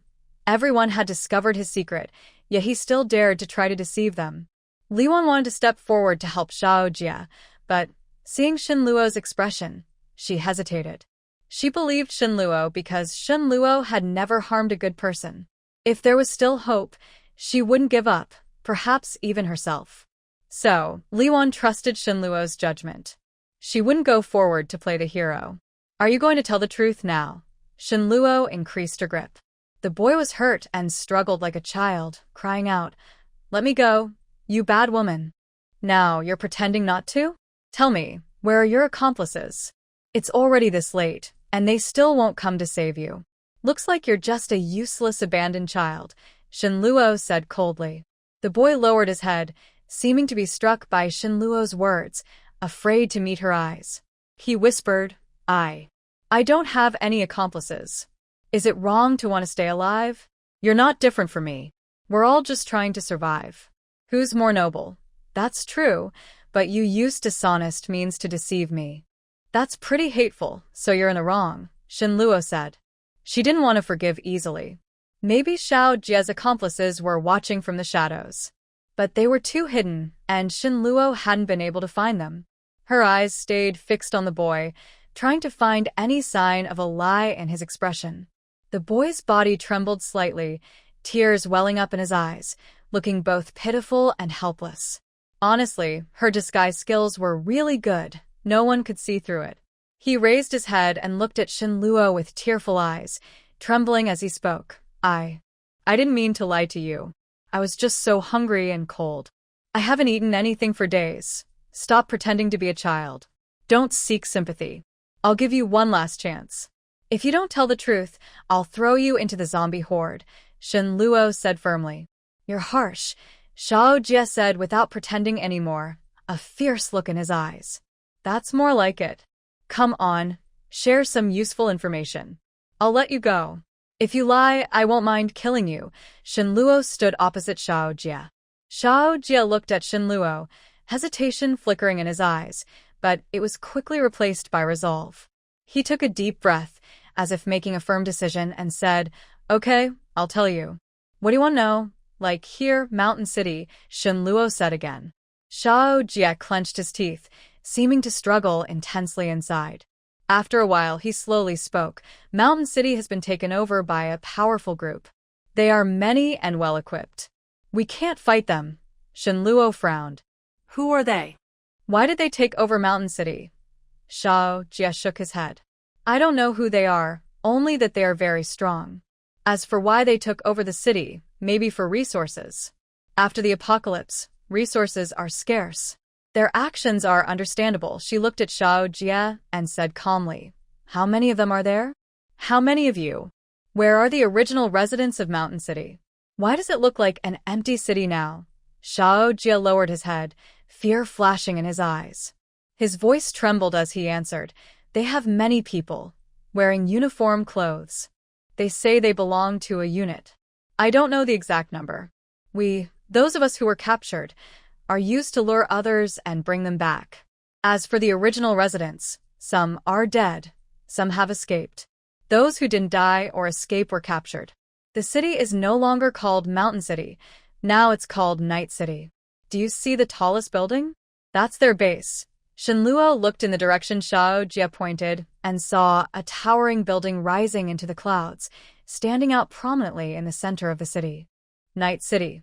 Shinluo muttered to herself, a bad feeling rising in her heart. She didn't expect that, in such a short time, the Mountain City would undergo such a huge change. Xiao Jia nodded, showing a fearful expression. Yes, it's Night City. The people there are like demons. They do all kinds of evil, treat us as toys, and hit or scold us whenever they want. Shinluo looked at Xiao Jia with a firm and determined look. You should leave now. After saying that, she took off her backpack and handed Xiao Jia 2 bottles of water and 2 bowls of instant noodles. Xiao Jia's eyes lit up when he saw the noodles. Is this for me? Shinluo patted Xiao Jia's shoulder. Go ahead. This is your reward. Xiao Jie clenched his teeth, seeming to make a firm decision. Do you know how much these noodles cost now? One bowl of noodles can let me stay safely in that building for 7 days without working outside. Shenluo didn't speak. She just looked quietly at Xiao Jie. Xiao Jie bowed deeply to Shenluo, with complicated feelings in his eyes. Then, holding the noodles tightly, he whispered, "Thank you. I will remember your kindness." After saying that, he turned and hurried away. After walking a few steps, he stopped and ran back. The guard posts in the building are very many, and they are all with special abilities. Even if I can stay inside for 7 days, I will be in the lower floors. Xiao Jie finished speaking, and then left. Watching Xiao Jie's figure disappear, Shenluo felt a mix of emotions in her heart. She didn't expect that, in this apocalyptic world, the complexity and changeability of human nature would be so vividly displayed. Some people do anything to survive, while others, even in desperate situations, still keep kindness and gratitude. Liwan came over and softly said, "What should we do next? Should we go see that so-called night city?" Shenluo nodded with a determined look. "No, just the two of us might not be enough. We need to think this through carefully. Let's go. We'll return to the base." As she spoke, Shenluo and Liwan did not step into the city, but continued heading toward the base. Shenluo didn't know that, at this moment, the Ark base had already been robbed. The visitors were none other than the 3rd Squad, the 1st Squad, and the 4th Squad of the Hope base. The leaders of these 3 squads stood in front of the Ark base. "I say, Wang Fatty, you're pretty lucky to have found such a big base," said Qing Xiao, the leader of the 1st team. The person he called Wang Fatty was none other than the leader of the 3rd team, who had been knocked out by Shenluo and looked like a pig's head. Wang Fatty touched his still-sore cheek and snorted. "So what? You guys still found me? But this base isn't just mine, it's ours all together." Qing Xiao smiled and didn't argue further. Instead, he changed the subject. "All right, enough of that. Let's hurry inside and see if there's anything good waiting for us." Zhao Min, the leader of the 4th team, nodded in agreement. "Yes, let's move quickly. Resources are getting scarcer in this world." With that, Qing Xiao and Zhao Min led their teams and prepared to march into the Ark base. "Brother Qing, Brother Zhao, we can't get into the base," Wang Fatty called out from behind, stopping the two as they were about to move forward. Qing Xiao and Zhao Min paused and looked at Wang Fatty with confusion.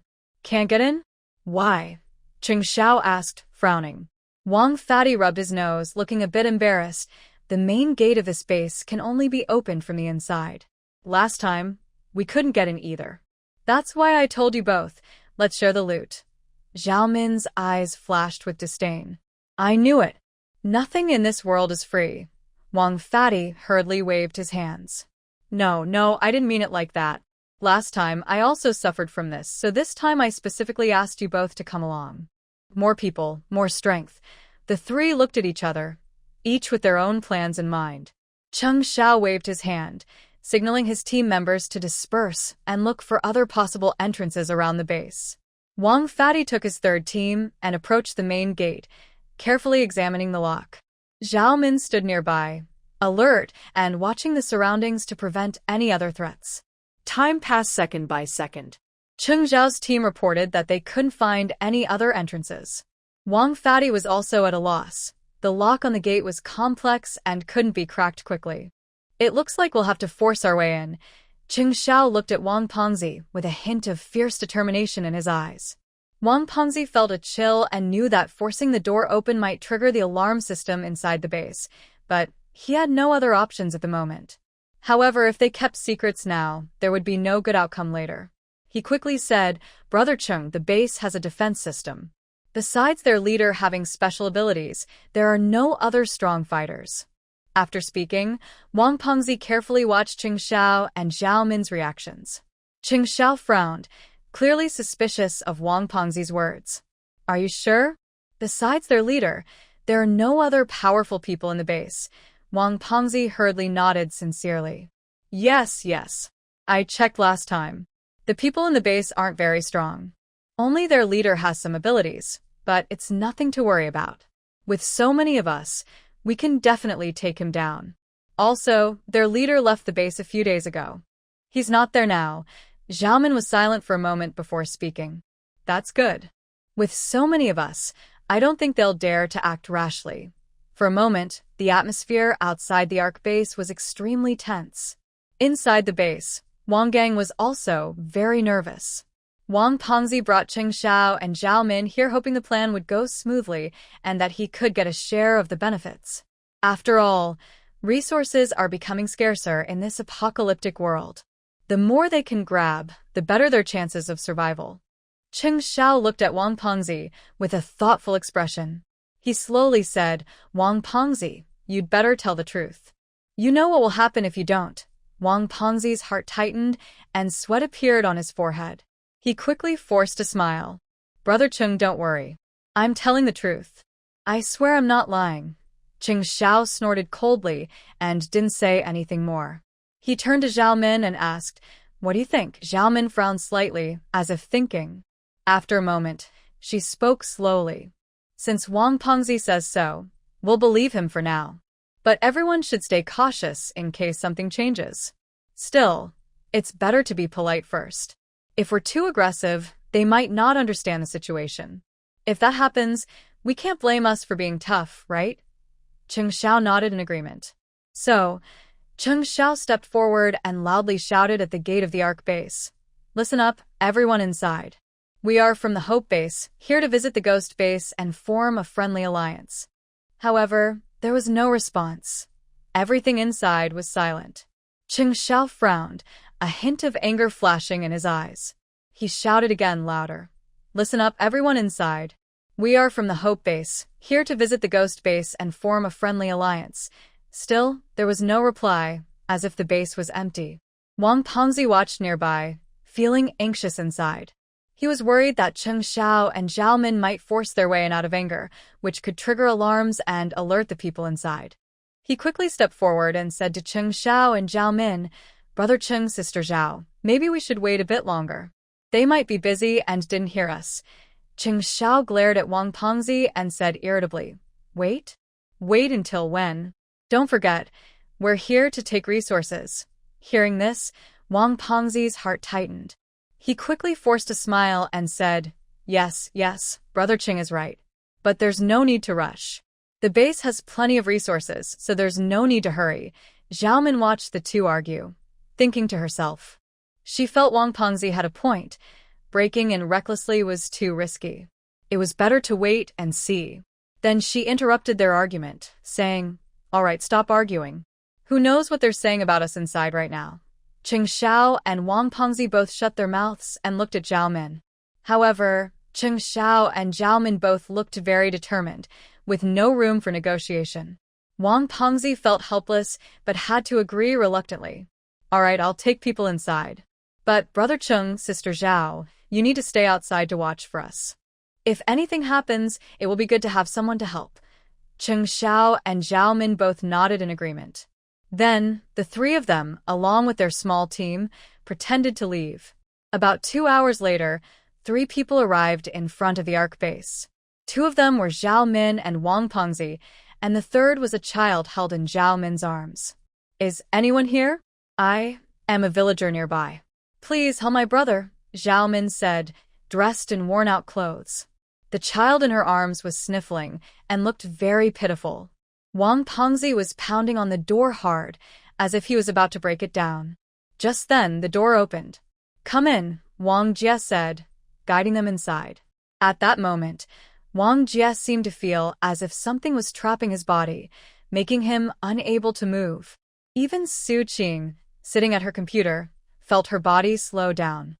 Soon after, Cheng Xiao and Zhao Min led their team out of hiding and quickly took control of the Ark base's entrance. Wang Pengzi looked proud, watching the base gate he and his team had tricked open, secretly feeling pleased. Luckily, he was clever, or breaking in forcibly would have cost him a lot. Cheng Xiao looked at the situation inside the base, a greedy look flashing in his eyes. The resources here could make their team much stronger. The land and food were the most valuable. In the end of the world, finding land to grow crops was rare. Cheng Xiao turned to Wang Pengzi and said excitedly, Wang Pengzi, You've made a great contribution this time. Once we move all the resources back to the Hope Base, I'll reward you well.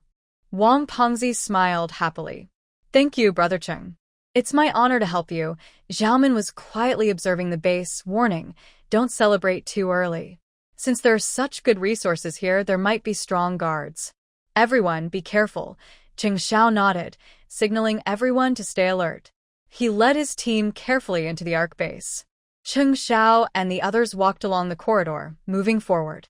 They passed the warehouse, seeing piles of supplies. They went through the laboratory, observing various advanced instruments and equipment. Every part of this place made Cheng Xiao and the others very eager. They arrived at the central square, looking at the rich base. Each of the three had their own plans. Cheng Xiao was secretly thinking about how to take all these resources for himself, to improve his position at the Hope Base, or even to become the new leader here. Zhao Min and Wang Pengzi also shared similar thoughts. They all wanted to stay and become the leader, but only one person could hold that position. Although each had their own ideas, they kept calm on the outside, testing each other's limits.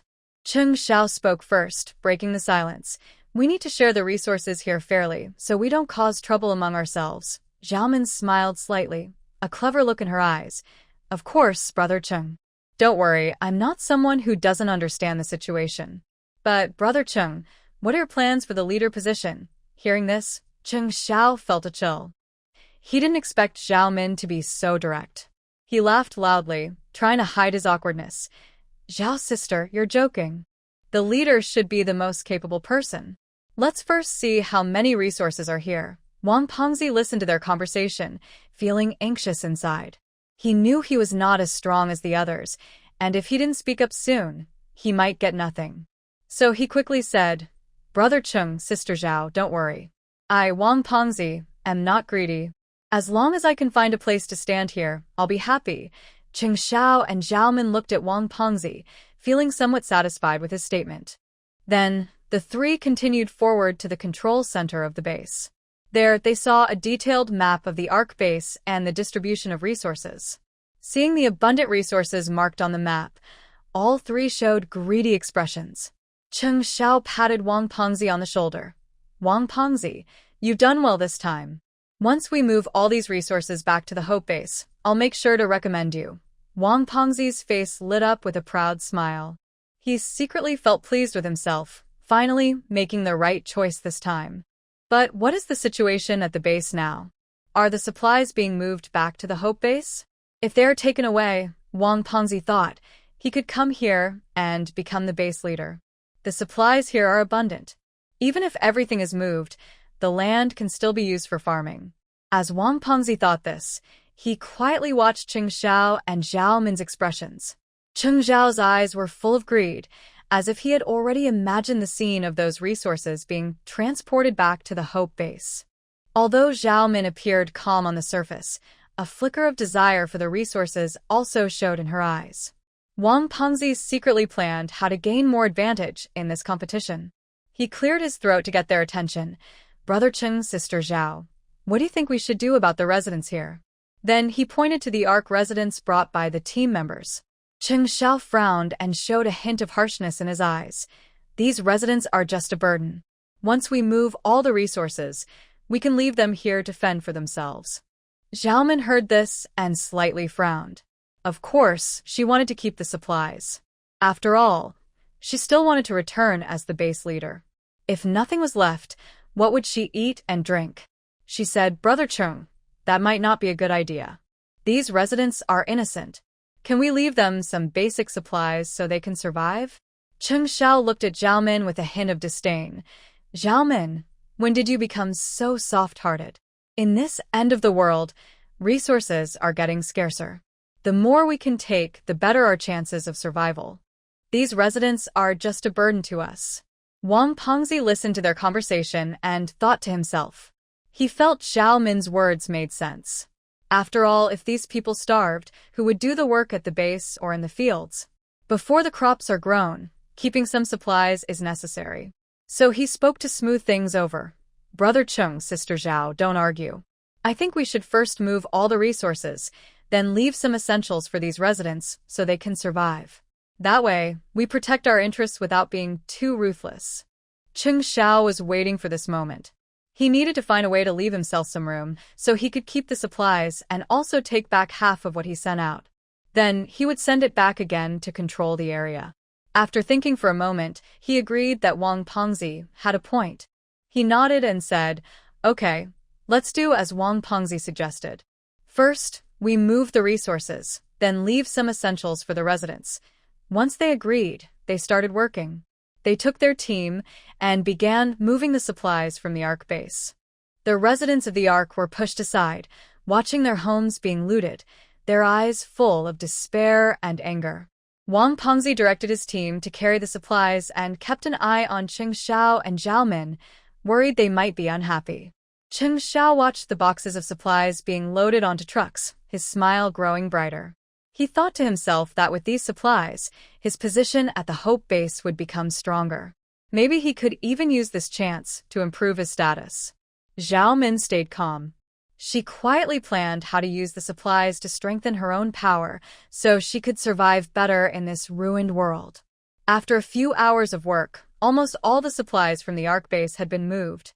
Cheng Xiao looked at the loaded trucks and nodded with satisfaction. He turned to Wang Pengzi and Zhao Min. This was a successful operation. Wang Pengzi, you did well. When we get back to the Hope Base, I'll reward you properly. I'll take some people back to deliver the supplies. You too, take care of the cleanup. Wang Pengzi's face lit up with a smile. Thank you, Brother Cheng. It's my honor to serve you. I'll make sure everything is finished properly. Zhao Min calmly said, Brother Cheng, you go ahead. We'll handle things here, then catch up with you. Cheng Xiao nodded and led his team away from the Ark base. Zhao Min and Wang Pengzi exchanged a glance. Wang Pengzi's eyes twinkled. Brother Zhao, do you think Brother Cheng will bring back some supplies to take credit with us? Zhao Min smiled slightly, a hint of meaning in her eyes. That's hard to say. Cheng Xiao always looks out for himself. Whether he gives us credit depends on his mood. However, we don't need to worry too much. After all, we contributed a lot to this operation. If he tries to take all the credit for himself, we won't let him get away with it. Wang Pengzi nodded in agreement and remained silent for a few seconds before saying, Brother Zhao, this place is pretty good. It would be a shame to leave it behind. Zhao Min looked at Wang Pengzi with a hint of meaning in her eyes. Wang Pengzi, are you reluctant to leave? Do you want to stay here? Although we made a good contribution this time, we still have to be careful of Cheng Xiao. What do you think? Hearing this, Wang Pengzi felt a chill in his heart. He knew Zhao Min was right. Cheng Xiao was very cunning, and we had to be cautious of him. He nodded in agreement. You're right, Brother Zhao. We really need to watch out for Cheng Xiao. So, what should we do next? Zhao Min paused for a moment and then said, I think we should stay here for a while and observe. See what Cheng Xiao does when he returns. If he tries to take all the credit or causes trouble for us, we will find a way to deal with him. Wang Pengzi chuckled. Brother Zhao has good foresight. I follow you. Zhao Min looked at Wang Pengzi. All right, Wang Pengzi, I still don't know you very well. Are you willing to stay here? Or have you long had plans to take over this place? I want to work with Brother Zhao to manage the base. Brother Zhao is the leader, and I am second in command, Wang Pengzi said humbly, showing that he was straightforward and honest. Unlike Cheng Xiao, who always wanted half the credit. If he didn't get it, he would try to take it back. No one could easily outsmart Cheng Xiao. After discussing, they started to act. They took the remaining team members and moved into the Ark base. Zhao Min and Wang Pengzi stood in the central square, looking down at the people gathered there. Everyone, don't be afraid. From now on, I will be the leader of this base, Zhao Min said, then looked at Wang Pengzi and continued, and this is the deputy leader. With a leader like you, you're just bandits, Zhao Min shouted from the stage with a childish voice, full of defiance. Your leader has already died. Do you want to follow him to the grave? Zhao Min replied coldly. You're talking nonsense. Our leader is not dead. When he returns, your time will come. Su Qing protected Zhao Ming behind her and glared fiercely at Zhao Min. Zhao Min looked at Su Qing and sneered. Humph, you're a brave little girl, but you don't know what's coming. Let's see if you can still be brave later. Wang Pengzi watched nearby, feeling secretly proud. He knew Zhao Min was ruthless, and he thought the girl would soon give up. Why do you still want to fight? All your things are gone.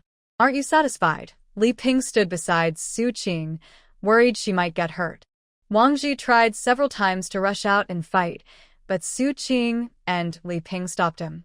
Wang Ji was alone and couldn't fight dozens of enemies. At this moment, he could only use his brains. He stayed quiet in the corner, waiting for a good chance.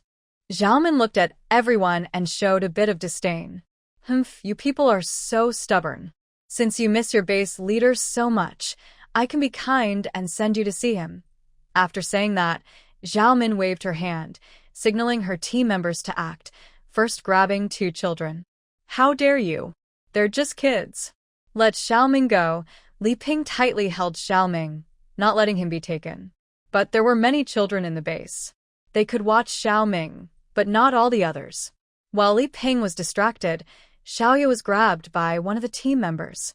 Xiaoya was thrown to the ground hard, crying loudly from the pain. Zhao Min walked over to Xiaoya, squatting down to look at her. Little girl, if you listen and behave, I won't trouble you. Xiaoya looked at Zhao Min with fear and hatred. You're robbers. You're bad people. Li Ping was anxious and wanted to rush forward, but the team members held her tightly. Xiaoya, Xiaoya. Hearing this, Zhao Min's face darkened. She stood up and looked at everyone. Humph, you're so foolish. Since you don't appreciate kindness, don't blame me for being cruel. Let's start with this little girl. After saying that, Zhao Min waved her hand again, signaling her team members to act. The team members received the order, grabbed Xiaoya from the ground, and pulled her forcefully. Xiaoya's shirt was torn, and one sleeve fell off. It is clear how much strength the attacker used. You animals, this is just a child. Wang Gang's tears kept flowing, and he was also pressed to the ground, unable to move. Li Ping saw her daughter looking like a torn doll, as if she might be ripped apart at any moment. She struggled to break free and save her daughter, but she was powerless. Xiaoya was held by team members, crying loudly in pain, her voice heartbreaking and sad. Zhao Min remained unmoved, watching everything coldly, as if enjoying a wonderful show. Stop! Suddenly, a firm voice rang out, and a lightning strike precisely hit one of the team members. Everyone looked toward the sound and saw a middle-aged man step out from the crowd. He was tall and strong, with a determined face and shining eyes full of defiance. Hey, a supernatural user, Wang Pengzi chuckled. The team member struck by lightning shook his arm and grabbed Xiaoya again. She is just a child. Let her go, Wang Ji shouted loudly. Zhao Min looked at Wang Ji with a slight frown. What if I don't let her go? Wang Ji's eyes instantly turned sharp. He clenched his fists, muscles tense, ready to explode at any moment. Then fight, Wang Ji said in a deep, strong voice, each word like it was squeezed from his teeth, followed by several lightning strikes. Zhao Min smiled slightly, dodging aside, showing a hint of disdain. Who do you think you are? Can you stop me? In this end of the world, strength is everything.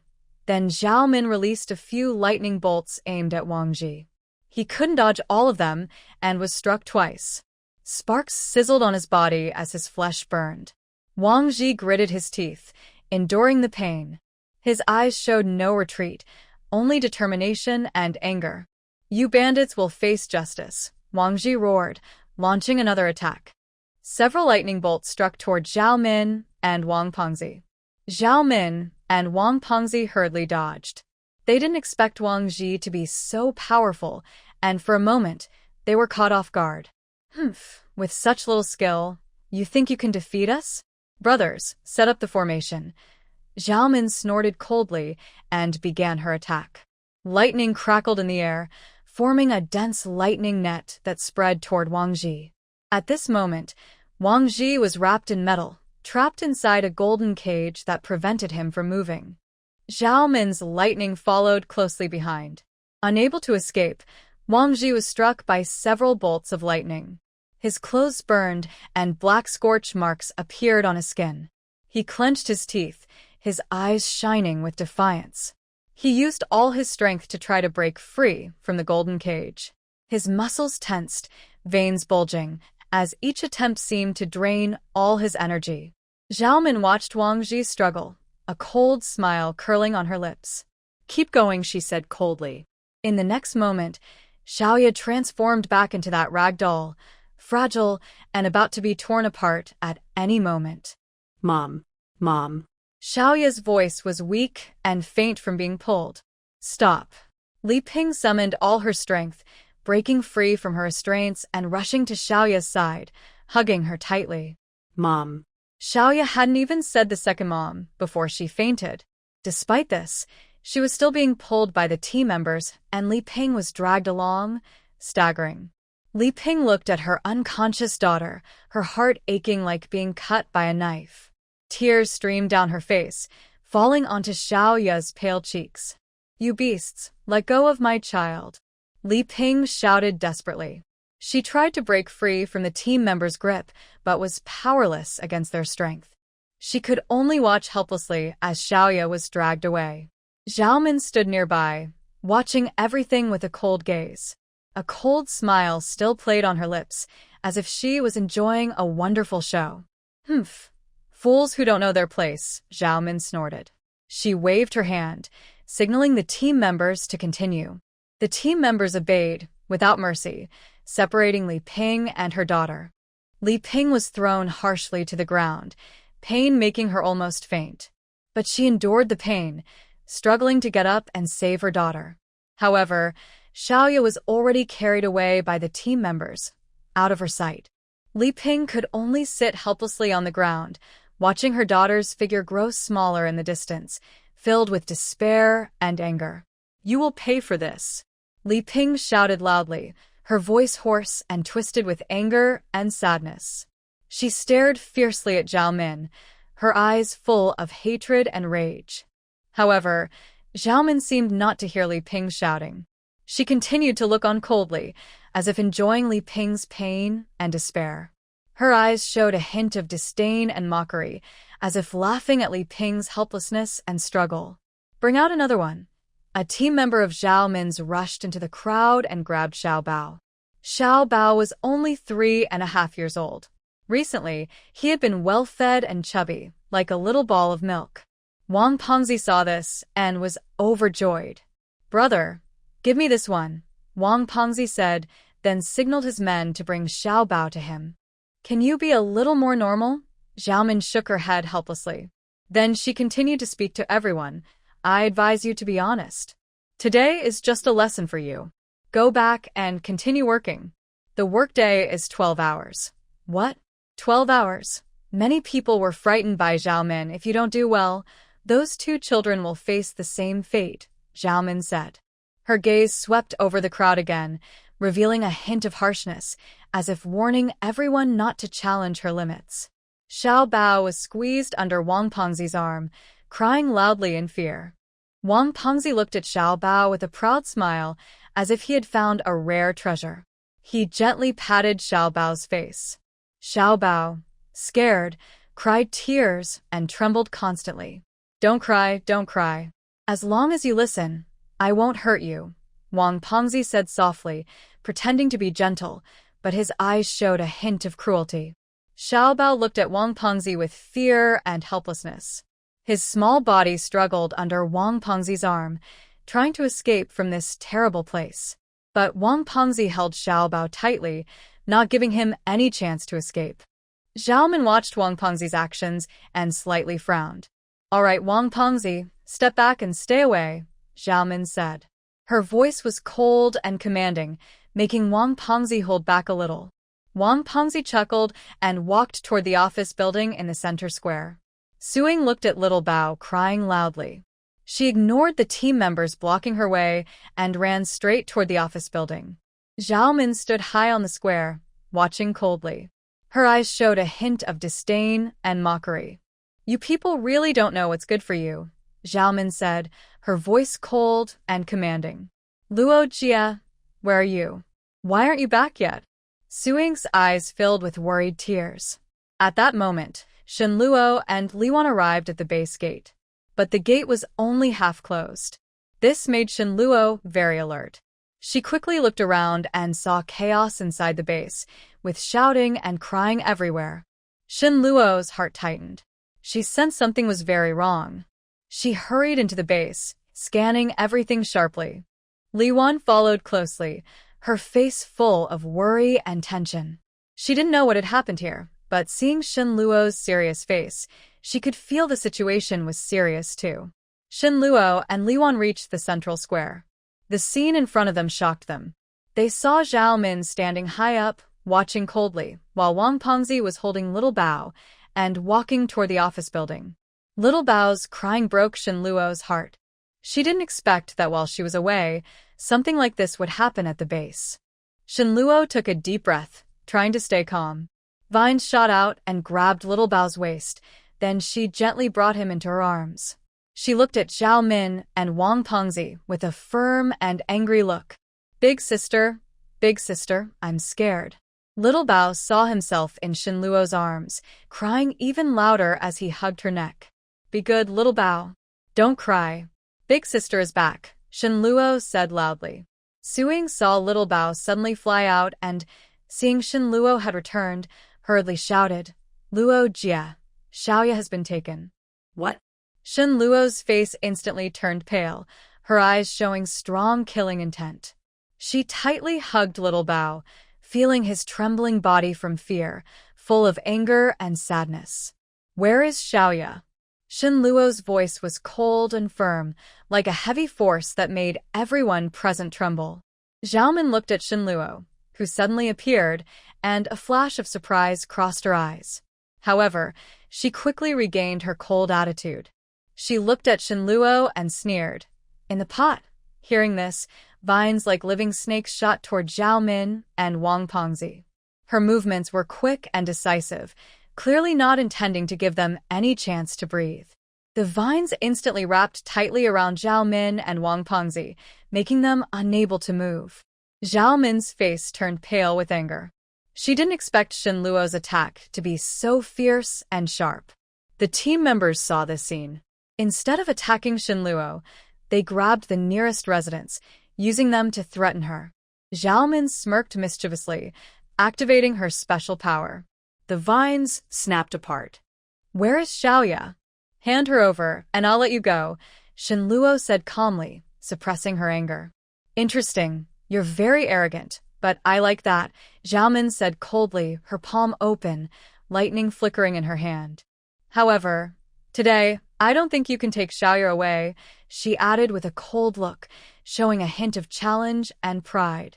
Hearing this, Shin Luo's eyes flashed with anger. She clenched her fists tightly, and the vine shot out again, rushing toward Zhao Min and the team members. Her movements were swift and fierce, clearly not giving Zhao Min any chance to breathe. But Zhao Min was not panicked. She activated her power, gathering lightning in her hand to form a strong barrier, blocking the vines outside. "Humph, petty tricks," Zhao Min snorted coldly, her tone full of disdain. Seeing this, Shin Luo felt a chill in her heart. She didn't expect Zhao Min's power to be so strong. But she didn't back down. Instead, she launched another attack. The vines fluttered like living snakes in the air, trying to find a weakness in Zhao Min. However, Zhao Min seemed to see through Shin Luo's attack. She dodged the vines skillfully while counterattacking with lightning. For a moment, lightning flashed and vines danced in the central square, and their battle was extremely intense. Suddenly, Shin Luo shouted loudly, and the vines surged toward Zhao Min like a tide. Zhao Min's face slightly changed. She didn't expect Shin Luo to have such powerful attacks. But just as the vines were about to touch Zhao Min, she suddenly disappeared from her spot and appeared behind Shin Luo, with lightning in her hand striking toward her like a flash of lightning. Shin Luo was surprised. She didn't expect Zhao Min to be so fast. But she didn't panic. Instead, she quickly turned around, and vines instantly formed a barrier, blocking the lightning outside. The fight between them became a stalemate again, and the air around them seemed to tear apart with lightning and vines. At that moment, Shin Luo suddenly launched a powerful attack. The vines surged like a huge wave toward Zhao Min, wrapping her tightly. Zhao Min's face turned pale with anger. She hadn't expected Shenluo's attack to be so swift and fierce. "Let me go," Zhao Min shouted angrily, using her special powers to try to break free from the vines. But Shenluo held the vines tightly, not giving Zhao Min any chance to escape. "Where is Xiaoya?" Shenluo demanded loudly, her voice cold and firm. It seemed that if Zhao Min didn't answer, she would be killed immediately. Zhao Min looked at Shenluo, a hint of unwillingness and anger flashing in her eyes.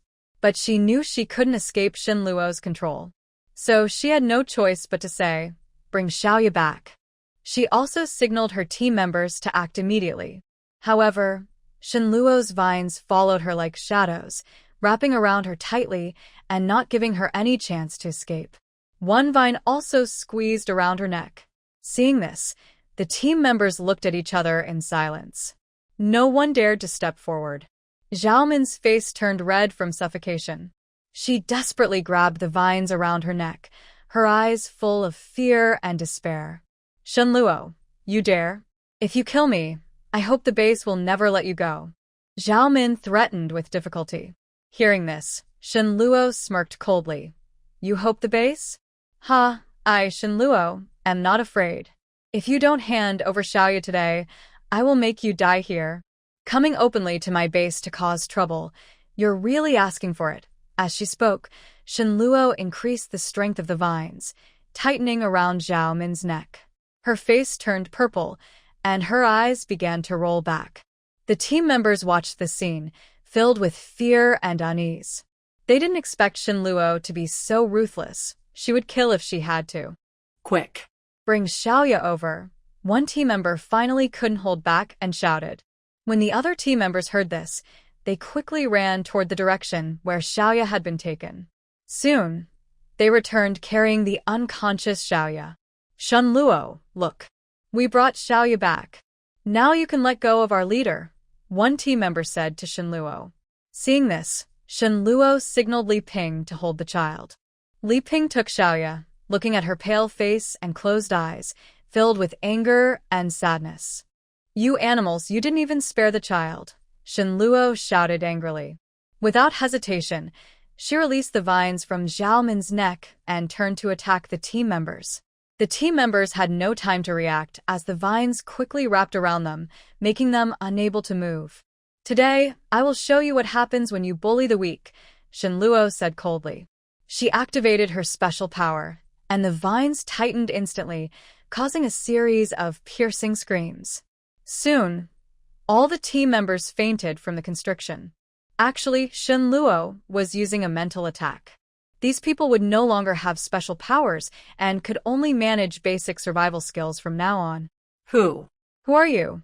Zhao Min asked tremblingly. Shenluo looked at her coldly and said, "I am the leader of the Ark base. If today you only took supplies, I might let you go. But the important thing is, you have offended the residents of my Ark base. You deserve to die." After saying this, she ignored Zhao Min and turned to Xiaoya in her arms, feeding her spiritual spring water. Then she gently stroked Xiaoya's face, her eyes full of tenderness and concern. "Xiaoya, don't be afraid. Sister is back. I will protect you." Behind Zhao Min, Wang Pengzi tried to sneak away, but Shenluo's sharp eyes caught him. Vines shot out instantly, wrapping around Wang Pengzi's feet and pulling him back forcefully. Wang Pengzi fell hard, hurting himself and grimacing in pain, his eyes full of fear as he looked at Shenluo. "You, don't come near me. I am one of the base's people," Wang Pengzi shouted bravely, but with a trembling voice. Shenluo smirked coldly and said, "We meet again. Do you remember what I told you last time?" She activated her power again, and the vines tightened, wrapping around Wang Pengzi tightly. Wang Pengzi cried out loudly in pain, begging Shenluo to let him go. "Oh, my dear lady, I was wrong. Just treat me like and let me go. I won't come back again." But Shenluo was unmoved. She looked at Wang Pengzi coldly, her eyes full of anger and disdain. "I told you, don't appear in front of me again. If you do, I will make you wish you were never born," Shenluo shouted angrily. After speaking, she increased the strength of the vines, hitting Wang Pengzi's back hard. He was in so much pain, he almost fainted. At this moment, Shen Luo looked like a war goddess. Everyone at the base was moved to tears. Residents of Ark Base, I am back. Don't be afraid. No one will bully you anymore. Uncle Wang, take everyone to rest. Su Qing, go and treat everyone. Sister Ping, take care of Xiaoya and Xiao Bao. After giving her orders, Shen Luo looked coldly at Zhao Min and Wang Pengzi. She thought to herself, killing these people might be a bit too much. Seeing her fellow residents injured and the fields overgrown with weeds, she came up with an idea. A clever glint appeared in Shen Luo's eyes. She slowly walked up to Zhao Min, gently lifting her chin with the vines, forcing her to meet her gaze. Don't you believe that the base is about justice and protecting the weak? So, what's with this act today? Did you mess up and get caught? Shen Luo's words were icy, piercing into Zhao Min's heart. Zhao Min's face turned pale. She didn't expect Shen Luo to humiliate her like this, but at this moment, she was powerless to fight back. Shen Luo, what? What are you trying to do? Zhao Min asked, trembling. Shen Luo sneered. The vines suddenly loosened their grip on her and instead surrounded her and the other team members. What am I trying to do? It's simple. Don't you like to seize things? Today, I will let you experience what it feels like to be robbed, Shen Luo said with determination and anger. As she spoke, she activated her powers. The vines began to frantically plunder the supplies and equipment from Zhao Min and her team, looting everything. Zhao Min and her team watched helplessly as their supplies were taken away, unable to do anything but roar in anger and wail. Seeing their miserable state, Shen Luo felt a deep sense of satisfaction. She knew that today's battle was not only to protect her people but also to teach the Hope Base a lesson, making them realize that the Ark Base was not a place they could bully at will. All right, the game is over, Shen Luo said coldly. Vines instantly bound Zhao Min and the team members together and threw them aside. Let's go, Zhao Min said through clenched teeth. Her eyes were full of kindness. Since you came all this way, it's only polite to host you. Look at that fertile land. Your task is to clear out the weeds there. Zhao Min's face suddenly turned pale. She didn't expect Shen Luo to humiliate them like this. Shen Luo, you're going too far. We are members of the Hope Base.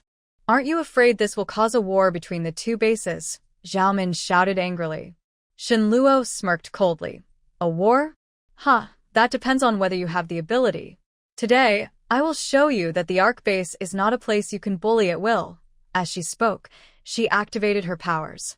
The vines quickly tied Zhao Min and the team members tightly together, then dragged them toward the vast fields. Zhao Min, Wang Pengzi, and the team members were dragged across the ground, feeling sharp pain all over their bodies. They could do nothing but watch helplessly as they were pulled toward the overgrown fields. Shen Luo threw Zhao Min, Wang Pengzi, and the team members into the field, looking at them coldly. Your task is to clear the weeds here. If you slack off, there's no food for you. After saying that, she turned and left, returning to the central square of the base to arrange for the residents' treatment and rest. Zhao Min, Wang Pengzi, and the team members watched Shen Luo's figure disappear, their eyes full of anger and frustration. But they knew they were powerless at this moment and could only obediently follow Shen Luo's orders to start clearing the weeds. Back in the office building, Shen Luo entered her space. She didn't trust that group of people in the base. Gold-eating beast, do you have a prison? I don't trust leaving these bad people in the base, and I currently have no workers. It's perfect. These people can stay and work. Host, if there's a prison, what configuration do you want? The gold-eating beast's words made Shen Luo realize she was about to be tricked again by the system. Yes, the strongest ones that can prevent others from using special abilities and can also punish automatically, Shen Luo thought for a moment and said. The gold-absorbing beast's eyes lit up. All right, host, I will build you a super prison right away. Guaranteed they won't even be able to fly away. Soon, a sturdy prison appeared in front of Shen Luo. It emitted a faint blue glow and looked very high-tech. Shen Luo suddenly remembered a question. Gold-absorbing beast, isn't our defense system supposed to stop the use of abilities in the base? Why can they still use theirs? The gold-absorbing beast explained. Host, when you left, you didn't turn on the defense system.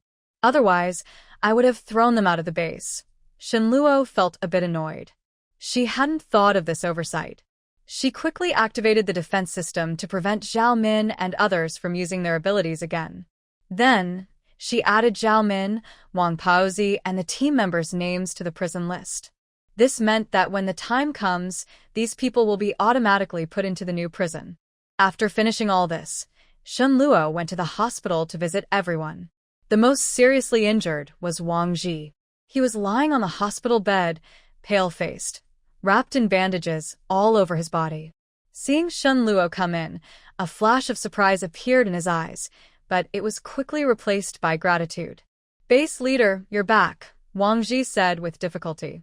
Shenluo nodded, walked to his bedside, and asked softly, "How do you feel?" "What did Su Qing say?" Wang Ji smiled bitterly. Su Qing said I'm lucky. After a few treatments, I'll be fine. Luo Jia, don't listen to him. With my current abilities, I can't heal him. His bones are fractured in many places, and I can't make them heal. The burns on his back also need multiple cleanings to let the flesh grow back. Although Su Qing was a medical professional, even she found the burned skin all over difficult to look at. I'm fine. Really? Wang Ji forced a small smile. Luo, it's my fault. I shouldn't have left Xiao Jie and Xiaoya at the door. I was too irresponsible, which allowed them to come in. I caused all this. Wang Gang clenched his fists tightly, choking on his sobs, and his voice was hoarse. Uncle Wang, don't blame yourself. You didn't know they were pretending to be injured, right? But Wang Gang wanted to say more, but Shenluo interrupted him. Uncle Wang, we are family. There's no right or wrong here. Besides, once they came in, they controlled Xiao Jie. Even if you were here, the same thing could happen. You shouldn't blame yourself. Look at how nervous Xiao Jie is. Alright, Uncle Wang, I have another task for you. You are now the prison warden, responsible for managing those people. I'll keep them outside working. They'll get 1 meal a day, just enough to keep from starving. The people in the room, including Wang Gang and Su Qing, almost spoke together, saying, Prison. Yes, they've been bullying us, and I don't want to let them off easily. Let's make them work as punishment.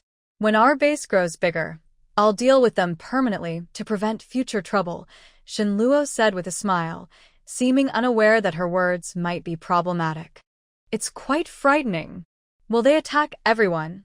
Wang Gang didn't want to go through today's events again. No, they are registered criminals. If they try to hurt anyone, they will be electrocuted, Shenluo replied. Before she finished, distant roars could be heard. After a moment of silence, everyone burst into laughter.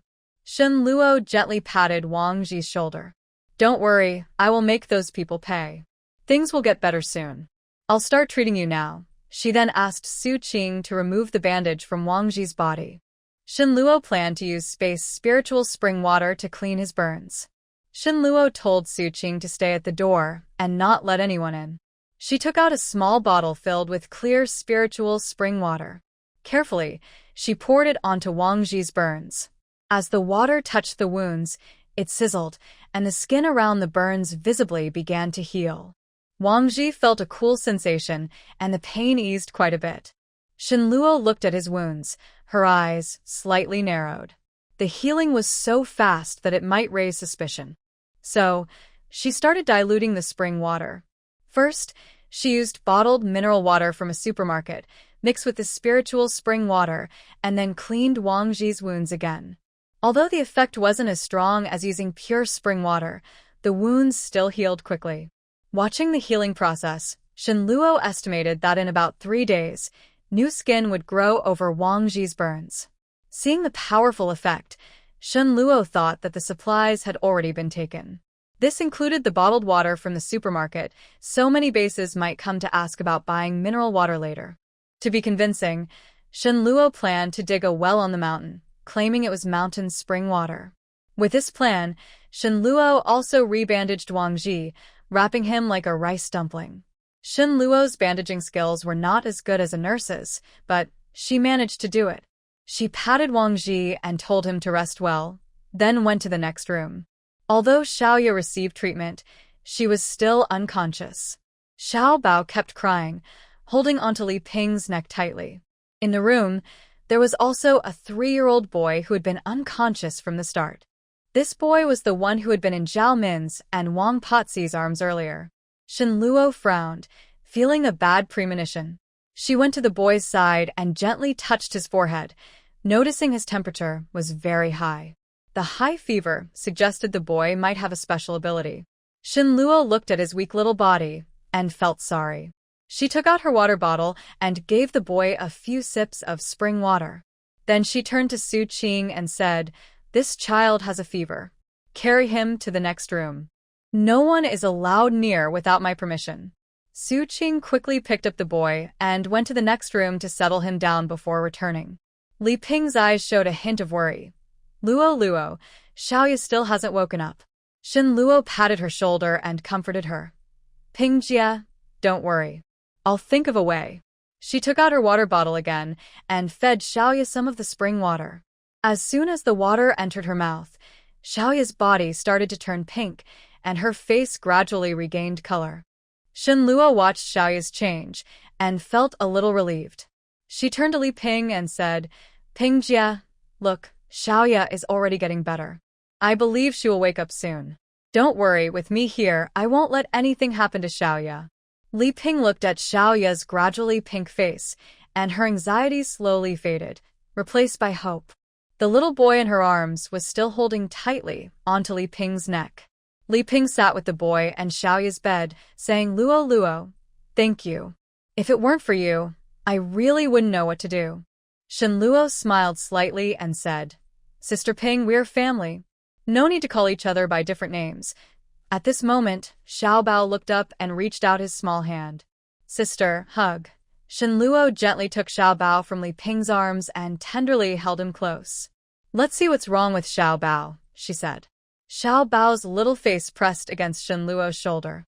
He seemed to feel her warmth and sense of safety, gradually stopping his crying.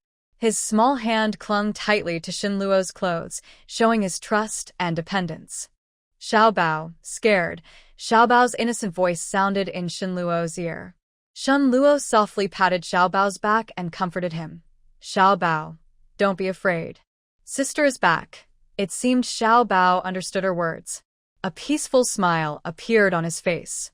"Sister, hug." No hug." He snuggled tightly into Shen Luo's arms, still holding her clothes tightly and not wanting to let go. Shen Luo looked at Xiao Bao with gentle eyes. Even Li Wan, who had been standing nearby, was choking up and crying softly. "Xiao Bao, look. Who is this?" Shen Luo pointed at Li Wan and comforted Xiao Bao. Xiao Bao followed Shen Luo's gaze and saw the person standing beside him. "Xiao Bao." Li Wan reached out to try to hug Xiao Bao. But Xiao Bao, feeling nervous, shrank into Shen Luo's embrace and looked anxiously at Li Wan. "Xiao Bao, don't be afraid. Think about who this is." Shen Luo continued to soothe Xiao Bao. Li Wan knew that since Xiao Bao was brought back by Shen Luo, he had been very good to him. That's why Xiao Bao depended on her so much. Xiao Bao still hid in Shen Luo's arms and refused to move closer. "Xiao Bao, I am your sister," Li Wan cried out. "Sister finally found you." When Su Qing returned, she saw the scene. She walked over and gently patted Li Wan. "Who is she? She should be Xiao Bao's sister." "But Xiao Bao seems to have forgotten her," Li Ping explained based on her understanding. Shen Luo nodded. "Yes, her name is Li Wan and she is Xiao Bao's sister." Luo, Xiao Bao might be frightened and temporarily won't recognize anyone. "I'll watch over Xiao Bao and Xiaoya here. You all rest first, then we'll take turns." Li Ping looked at Xiao Bao, who was still tense, and reached out to gently his soft hair. Yes, our little Bao was scared. He needs a hug from his sister to feel safe. "Does little Bao want to eat something delicious? Tell Sister Qing, and she will bring it to you." Su Qing held little Bao's small hand and played with him. Thank you all. I can't find better words to thank you." Li Wan said. "Li Ping, this is Li Ping, the head of the base, responsible for everything here. This is Su Qing, the base doctor, and she has special abilities." Shen Luo didn't like sad stories and quickly changed the subject. "Sister, little Bao is hungry." Little Bao, in Shen Luo's arms, gradually calmed down and stopped crying. What would you like to eat? Shen Luo asked kindly. He wants to eat rice noodles, small noodles, and steamed buns. Swing teeth. Hearing Su Qing talk about tasty food, Little Bao kept nodding. It seems our Little Bao has become a little foodie now. Shen Luo also gently pinched Little Bao's chubby cheek. I'll go make some food. Li van voluntarat. No need, there's already some ready. Li Ping looked at the insulated box nearby. Little Bao is hungry and wants to eat. Little Bao also looked at the insulated box. There are many children in the base. Sister Luo, we can't just give them 3 meals a day. We need to follow the children's meal plan and have multiple meals. So, every morning, we prepare food and put it in the insulated box. When it's time, we take it out for their snacks. Su Qing spoke while taking small steamed buns and preserved egg and pork congee from the box. Little Bao looked at the food in Li Ping's hands, his eyes shining with excitement. He reached out to grab it, but was gently stopped by Shen Luo. Little Bao, shall we wash our hands first? Shen Luo gently guided him. Little Bao listened and nodded obediently, allowing Shen Luo to carry him to wash his hands. After washing, Little Bao eagerly picked up a steamed bun and ate it happily. Seeing Little Bao so satisfied, Li Wan's eyes welled up again. She turned to Shen Luo and Li Ping and said, "Thank you both so much. Really thank you. If it weren't for you, Little Bao and I might have died in that place." Shen Luo gently patted Li Wan's shoulder. "Don't say that. We're all family now. The most important thing is for Little Bao to grow up healthy and happy." Li Ping agreed. "Yes, Li Wan, now that you've found your brother, just stay here and rest assured." At this moment, Little Treasure had finished eating the steamed buns and preserved egg porridge. He happily patted his belly and reached out his small hand to Shen Luo, saying, "Sister, I want a hug." Little Treasure played nicely on the bed, and the sister stayed with him. Su Qing looked at Little Treasure and said, mainly because Shen Luo had not rested since returning. Su Qing felt a little worried. Little Treasure nodded obediently and sat in the middle of the bed, but he kept glancing at Shen Luo, afraid she would leave at any moment. Li Wan sat on the other side, keeping company with Little Treasure. This time, Little Treasure did not resist, and allowed Li Wan to sit nearby. Seeing Little Treasure gradually accept Li Wan, Shen Luo felt a bit relieved. She turned to Li Wan and said, "Li Wan, just stay here and keep company with Little Treasure. If you need anything, ask Li Ping or Su Qing. They will help you." Li Wan nodded gratefully, her eyes always on Little Treasure. She softly talked to Little Treasure, trying to bring the siblings closer. Although Little Treasure was still shy, he was no longer as resistant to Li Wan as before. Shen Luo watched this scene and felt secretly happy about her decision. She brought Little Treasure back, not only giving him a warm home, but also helping him find his long-lost sister. Suddenly, Xiaoya let out a faint moan.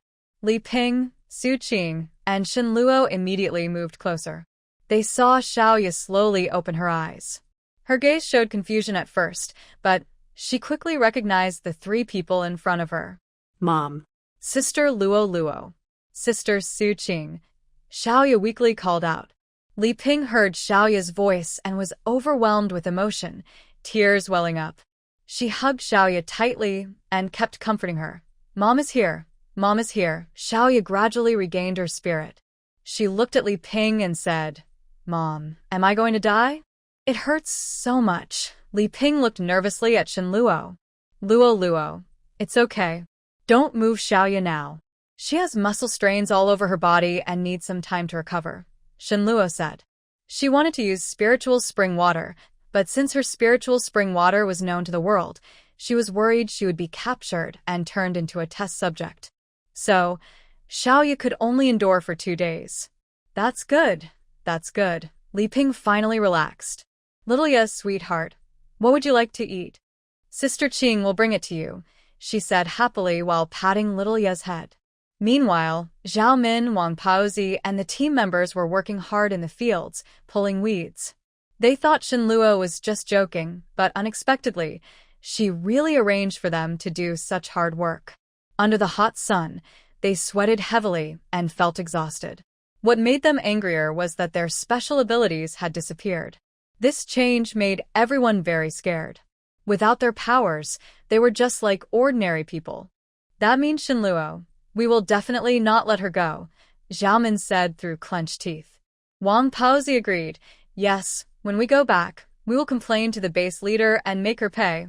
After working in the fields all day, Xiaomin and the others were finally taken back to the new prison. Facing the sturdy iron bars and cold walls, and only having one bun and half a glass of water for dinner, they finally realized they were truly in trouble this time. The prison was very simple, with only a few iron beds, basic supplies, and thin blankets. Zhao Min and the others were kept in separate cells. Their powers had disappeared, so they were no different from regular people. They could only rely on each other to get through this tough night. When Wang Gang and the others returned to the prison, Wang Gang still felt very nervous. The scene at the central square was still fresh in his mind. When everyone was shouting that they were hungry and showing fierce looks, Wang Gang saw a shocking scene. Because the people with angry faces were all being shocked with electric currents. The pain from the shocks made them immediately behave and not dare to cause trouble anymore. Wang Gang remembered that scene and still felt a bit scared. Seeing Zhao Min and the others looking so miserable, he couldn't help but feel a little sympathy. But soon he pushed that feeling aside. After all, they used to be so arrogant and domineering. Now they got what they deserved. At that moment, a loud scream came from the hospital. Shinluo heard the noise from the next room and told everyone to stay inside and not go out. She quickly went to the next room.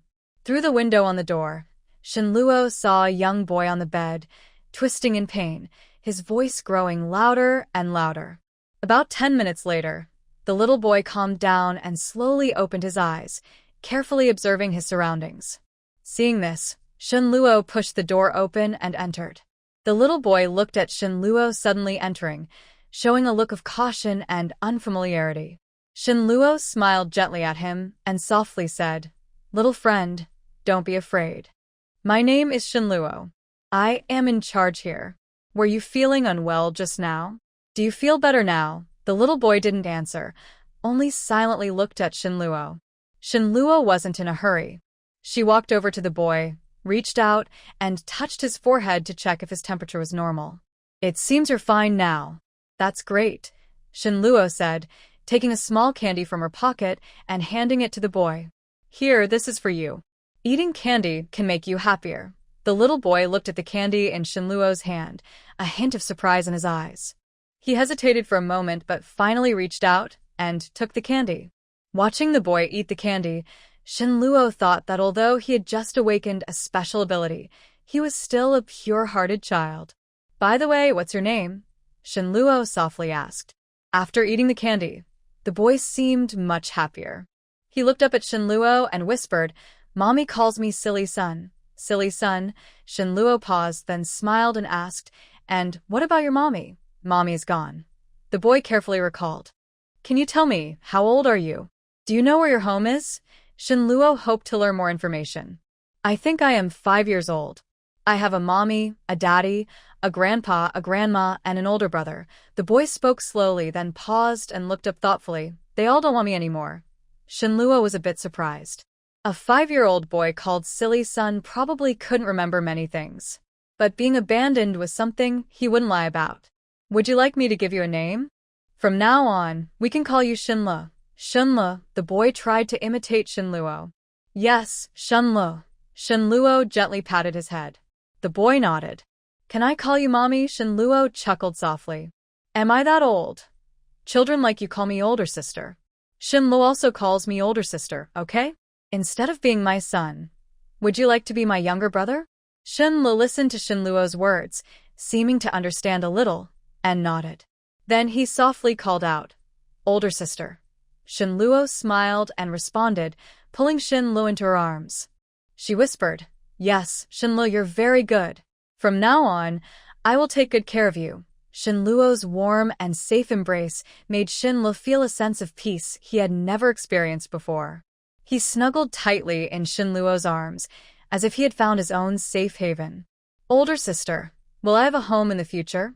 Shinluo asked with a hint of uncertainty, but mostly with hope. Shenluo gently patted Shenli's back and said softly, "Of course, Shenluo. From now on, this will be your home. I will protect you and make sure no one hurts you again." Hearing Shenluo's words, Shenli's eyes sparkled with excitement. He looked up at Shenluo and quietly asked, then, "Older sister, can we always be together?" Shenluo smiled and nodded. "Yes, of course." Shenluo nodded firmly, a happy smile on his face. At this moment, Li Ping and Su Qing also came in. "Luo, is this our new little friend?" Li Ping said with a smile. Shenluo also smiled. "Yes, from today on, her name is Shenluo. She is my younger sister now. She's very cute, and I like her very much." Su Qing walked over to Shenluo and gently patted his head. "Shenluo, how are you feeling now? Is there anything uncomfortable?" Shenluo shook his head without speaking. "This is Aunt Li Ping and Sister Su Qing. You will meet many good friends in the future, all of whom are like brothers and sisters to me." Shenluo introduced everyone to Shenluo. Shenluo looked at Shenluo with confusion. Shenluo seemed to notice Shenli's worry and then said, "Shenluo, they are just like you. In this world, sometimes you only have yourself. When you meet your older sister, you become her brothers and sisters." After hearing Shenluo's words, Shenli's eyes showed a little relief. He gently tugged at Shenluo's clothes and whispered, "Older sister, where are they? They are all in this base. Once Shenli's health gets better, I will take you to see them." Shenluo replied. Shenluo answered gently. Shenluo listened and his eyes lit up, showing curiosity and excitement about the new home. "Now, what should we do?" Shenluo asked again. "First, sister will take you to rest, then we can have dinner together. Is that okay?" Shenluo said, holding Shenli's small hand as they headed to the room. When Shenluo entered the room, he saw Shenli's special ability. It's a fire-type power, but it's a rare, mutated fire ability. This kind of ability is very rare and much stronger than normal fire powers. Meanwhile, Chen Xiao returned to the Hope Base with 10 loaded trucks of supplies. The people at the base saw the fully loaded trucks and looked at them with curiosity and hope. Chen Xiao jumped down from the truck, brushed off the dust, and smiled happily. At that moment, someone nearby shouted loudly, "Captain Chen, you brought back a lot of good stuff this time." "Yes, so much. 10 trucks full." Captain Chen really made a big haul. Captain Chen is back. Congratulations. Tonight, we should hold a celebration feast for you. It was Yang Shulin, the base leader. How could I? It's an honor to have the base leader here. You're too kind, Chen Xiao said, knowing Yang Shulin wanted to take advantage of him again. But this time, Chen Xiao wasn't going to back down. If they couldn't agree, he would leave with the supplies and go back to his original base, where he could be the boss himself. "Brother Chen, you're too modest. You're the lucky star of our Hope Base, and with so many supplies this time, you deserve a good rest," Yang Shulin said, glancing at the 10 trucks with a greedy look. But he quickly hid his greed and put on a kind smile. "Brother Chen, let's walk and talk," Yang Shulin said, patting Chen Xiao on the shoulder. Chen Xiao smiled slightly, secretly alert. He knew Yang Shulin was a sneaky fox, friendly on the surface, but full of tricks inside. "All right, I've been craving the base leader's pu'er tea," Chen Xiao replied. As soon as he finished, Yang Shulin burst into hearty laughter, patting his shoulder. Good. I'll have someone prepare the best pu'er tea. Let's have a good chat." As he spoke, he led Chen Xiao toward the base's meeting room. Along the way, they chatted happily, acting like old friends. However, Chen Xiao kept a careful eye on him. He knew that Yang Shulin, the sly old fox, wouldn't be so friendly without a reason.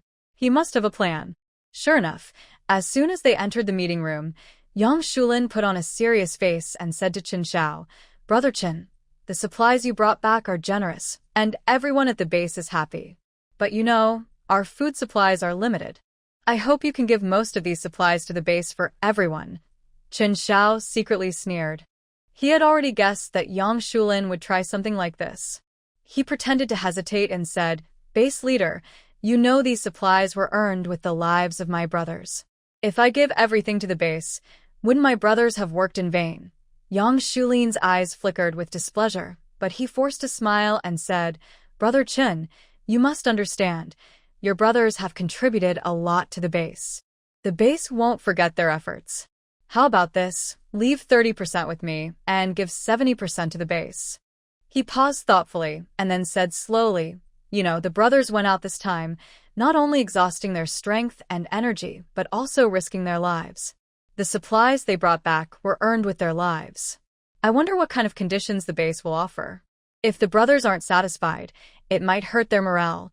Yang Shulin's face slightly changed after hearing Chen Zhao's words, but he quickly regained his composure. He then put on a sincere expression and said, Brother Chen, you're right. The brothers have indeed made great contributions. I wonder what Brother Chen thinks about this. Chen Xiao listened and thought to himself that the supplies brought back this time were so large that keeping all of them would surely cause resentment and jealousy among others at the base. Maintaining good relations with the base was also very important for his future plans. He nodded and said, Base leader, you're right. Here's what we'll do. 70% of the supplies will be given to the base for distribution, and the remaining 30% will be kept. Regarding the rewards the base will give us, it depends on your sincerity, Director. You should know we all risked our lives out there. I need 1,000 first-level crystal cores, 500 second-level, 100 third-level, plus 10 fourth-level, and 1 fifth-level crystal core. Also, each of my team members has 20,000 points in their card, and I have 100,000 points. As for Wang Pengzi and Zhao Min, Chen Xiao didn't mention them. Their teams have returned, but they are not our rivals. With the crystal cores, there's no need to worry about them rebelling. Once we have the crystal cores, we can share them with others. How much we share is up to us. Yang Shulin listened to Chen Zhao's conditions and slightly frowned. He knew that crystal cores from level 1 to 5 are very rare, especially the 4th and 5th levels, which are hard to find. Also, Chen Zhao's request for team members' points isn't low. But considering the large amount of supplies Chen Xiao brought back, it is undoubtedly a huge gain for the base. If the base can meet Chen Zhao's conditions and maintain a good relationship with him, it will benefit the future development of the base. So he gritted his teeth and said, Brother Chen, I can agree to your conditions. But 4th and 5th level crystal cores are very rare. I will need some time to prepare. Chen Xiao smiled slightly and said, Director, don't worry. I can wait. But I hope you can prepare quickly so my brothers don't have to wait too long. Yang Shulin nodded and said, All right, Brother Chen, rest assured. I will prepare as soon as possible. Now, shall we go have a cup of tea and chat about other things? Chen Xiao laughed and said, Good, Director. Let's walk and talk. Chen Xiao was in a very good mood. With the 4th and 5th level crystal cores, he could quickly reach level 5 in his abilities. Once he reached level 5, he would definitely have a place on the strength rankings in China. He had already trained his close followers to level 4. Thinking about it, Chen Xiao felt this trip was worth it. His strength had improved, and with the abundant resources in the base, he could always go back and gather more. Trading resources for crystal cores at the base would make him a true winner. He then followed Yang Shulin toward the meeting room's tea table. The two sat down at the tea table. Yang Shulin personally brewed a pot of high-quality pu'er tea for Chen Xiao. The aroma of tea slowly filled the room. Chen Xiao picked up his cup and took a gentle sip, enjoying the rich flavor and lingering taste. He put down his cup, looked at Yang Shulin and smiled. Director, your pu'er tea is really getting better and better. Hearing this compliment, Yang Shulin showed a proud smile. He picked up the teapot and poured Chen Xiao another cup, saying, Old Chen, I'm glad you like it. When you leave, I'll give you this tea as a gift. Chen Xiao felt happy inside but kept a calm face. He replied, That's very kind of you. Thank you, Director. They enjoyed the tea and chatted happily, creating a warm atmosphere. Yang Shulin looked at Chen Xiao with a hint of a clever smile in his eyes. He knew that although Chen Xiao was young and talented, he was still inexperienced. With a little persuasion, he believed Chen Xiao would agree. So he smiled and said, Old Chen, the supplies you brought back are a real help for the base.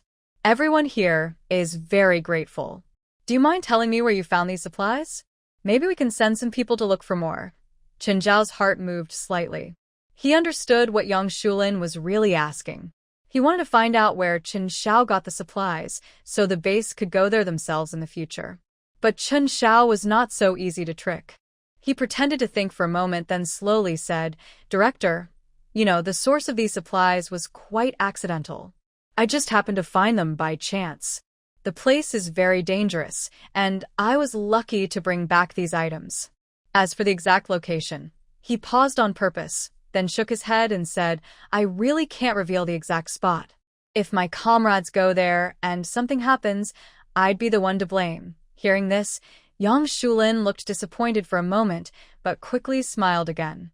He patted Chen Xiao on the shoulder and said, "Old Chen, don't say that. Sometimes you have to take risks to gain. Your efforts in bringing back these supplies are a great contribution to the base. I naturally cannot let you go on adventures alone. Let's organize all the small teams into a big group, led by you. We can bring back some supplies. That would be wonderful. Come, let's have some tea, just tea." Chen Xiao picked up his teacup, took a gentle sip, then put it down and looked at Yang Shulin. He said slowly, "Commander, that place is too dangerous. I really don't want the brothers to risk themselves again. I think we should not go there anymore. If you need supplies, I will rest for 10 or 15 days, then go out to find supplies for you." Yang Shulin listened to Chen Xiao and knew Chen Xiao didn't want to reveal where the supplies were. He guessed the supplies there were plentiful and wanted to keep some cards hidden. Although he felt a bit upset, he couldn't show it. He smiled and said, "Old Chen, you're right. I didn't think carefully. Since that place is so dangerous, we can't risk going again. The supplies you brought back are already a big help for the base. After you rest, we can talk more. Come, let's have some tea." He raised his teacup, clinked it with Chen Zhao's, and drank it all. The tea aroma lingered in his mouth, seeming to wash away a bit of his worries. 3 days later, the base leader delivered 10 level 4 crystal cores and 1 level 5 crystal core to Chen Xiao. Because he was happier than anything else, Zhao Mei and Wang Pengzi, who hadn't returned to the base yet, went unnoticed by Chen Xiao. A month later, when the base held a meeting for all squads, the absence of Zhao Mei and Wang Pengzi caught Chen Zhao's attention. Chen Xiao returned to his place, thinking about Zhao Mei and Wang Pengzi who were absent. After asking around, he realized not only they but also members of 2 squads hadn't come back. Thinking of this, a fierce look flashed in Chen Zhao's eyes. Could it be that the 2 became the new leaders of the base and didn't return? The thought made Chen Xiao feel angry. Zhao Mei and Wang Pengzi dared to steal supplies. If so, he wouldn't hold back his anger anymore. So, Chen Xiao sent 2 trusted members of his team to investigate the Ark base. Soon, they returned with news. Zhao Mei and Wang Pengzi hadn't become the new leaders of the Ark base. They had mysteriously disappeared, along with all the members of their squads. This news eased Chen Zhao's heart slightly, but at the same time, he felt a strange sense of foreboding. Could they have encountered some misfortune?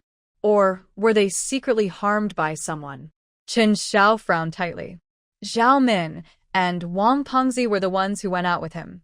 He returned alone, and they disappeared. Sooner or later, the base would find out there was a problem. They would discover that on that day, 3 small teams went out together. Only he returned safely, while the others vanished. Even if he didn't want to reveal the location, he couldn't hide it. Otherwise, he might be accused of murder and theft. Although there were some disagreements with them, he still hoped that the people at the base were safe. If they faced danger outside, he couldn't just stand by and do nothing. So, Chen Xiao decided to send a small team again to the Ark base. One reason was to find out what happened to Zhao Min and Wang Pengzi. The other was to gather information about the Ark base itself. This time, he personally selected a few smart and capable team members. Like last time, they needed to sneak into the Ark base. He warned them to be very careful, to find Zhao Min and Wang Pengzi, and to learn as much as possible about the base. The team members accepted the orders and left. Chen Xiao stayed at the base, anxiously waiting for news. He secretly prayed that Zhao Min and Wang Pengzi were safe. He also hoped to find them quickly to avoid unnecessary trouble. Days passed, but the team members never returned with any news. Chun Zhao's mood grew heavier. He started to worry about their safety. Could they have also met with misfortune? Or was the situation at the Ark base more complicated than he thought? Chun Zhao decided he couldn't wait any longer. He had to go to the Ark base himself to see what was happening. He began preparing, gathering the strongest soldiers in the base, ready to head to the Ark base. At the same time, he secretly contacted his trusted people, asking them to keep an eye on the base's movements, just in case. Everything was ready. Chun Zhao led his team and set out toward the Ark base. After a day, he finally arrived near the Ark base. Looking at the huge base in front of him, Chun Zhao thought about Zhao Min and Wang Pengzi. They hadn't come back. Maybe the Ark base was hiding many secrets and dangers. He knew he had to be very careful. He ordered the team to stay put and divided the 12 people into 5 small groups. They quietly sneaked into the base to find out where Zhao Min and Wang Pengzi were. When Chun Zhao arrived near the Ark, Xiaoya had already warned him of danger. To trap the enemy, Shen Luo told Wang Gang to quietly let the 12 people in. They were good workers, definitely useful. With himself and the system, even Chen Xiao couldn't cause much trouble. On the second day after Chen Xiao entered the Ark base, he saw Zhao Min and Wang Pengzi working in the fields with a group of people. This scene made Chen Xiao feel confused. Why are these 2 leaders working in the fields? What's going on? He quietly approached Zhao Min and Wang Pengzi, trying to hear their conversation. But because he was far away, he could only catch some scattered words and couldn't understand the full talk. Chun Zhao's confusion grew. He decided to keep watching to find more clues. So he hid quietly in the nearby grass and watched Zhao Min and Wang Pengzi closely. Brother Zhao, do you think Qin Ge is also stuck here working like us? Wang Pengzi, who was quite fat, found it hard to the fields.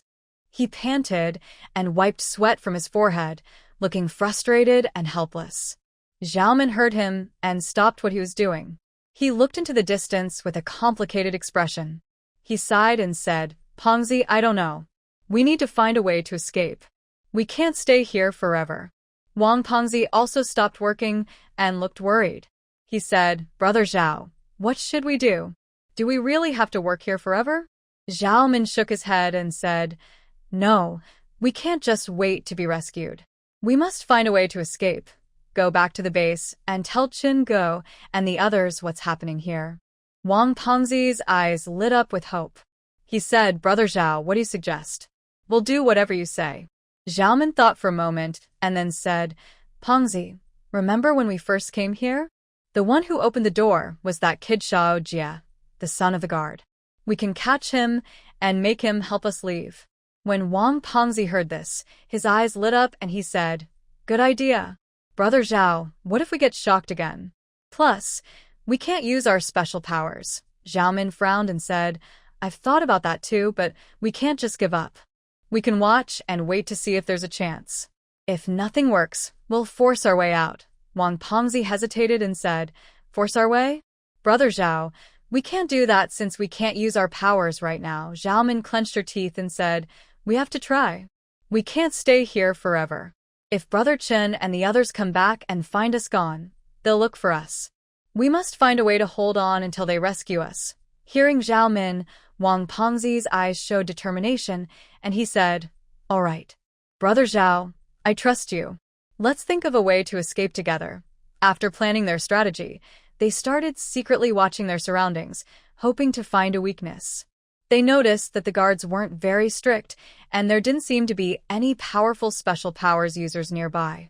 This gave them a little more confidence. However, what they didn't know was that everything happening was under Shen Luo's control.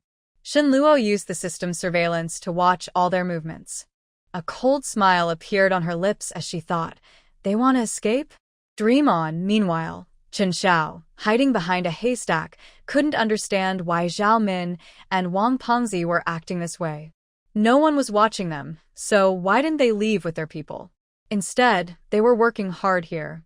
Chen Xiao wanted to rush out and ask what was going on, but his cautious nature kept him from making any unnecessary moves. As night fell, Chen Xiao returned to his assigned room and started to plan. At midnight, there was a knock on Chen Xiao's door. His team members came one after another to report their findings. Captain Zhao, and Captain Wang are both in the prison. They work during the day and return at night, one team member reported. What? Prison? They've been caught. Chen Xiao was shocked when he heard the news.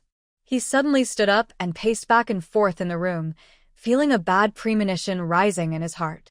What's really going on? How could they be locked up? Chen Xiao muttered to himself, frowning. The team members looked at each other and shook their heads, indicating they didn't know. We don't dare ask too much, afraid they might become suspicious, so that's all the information we have. Yes, Captain. I've heard they've been locked up for a long time, but no one can explain why they are kept there. Chen Xiao took a deep breath, trying to stay calm. He knew that the most important thing now was to find out the truth and figure out how to rescue Zhao Min and Wang Pengzi. Keep asking around. We must find out where they're being held and how the guards are doing, Chen Xiao ordered. The team members went to do as told, while Chen Xiao sat at the table and started making a plan. By the way, I heard that the prison here only has one warden and there are many job options available. To live here, you need to work hard to earn points, which are necessary to survive. The last team member explained the information they gathered that night.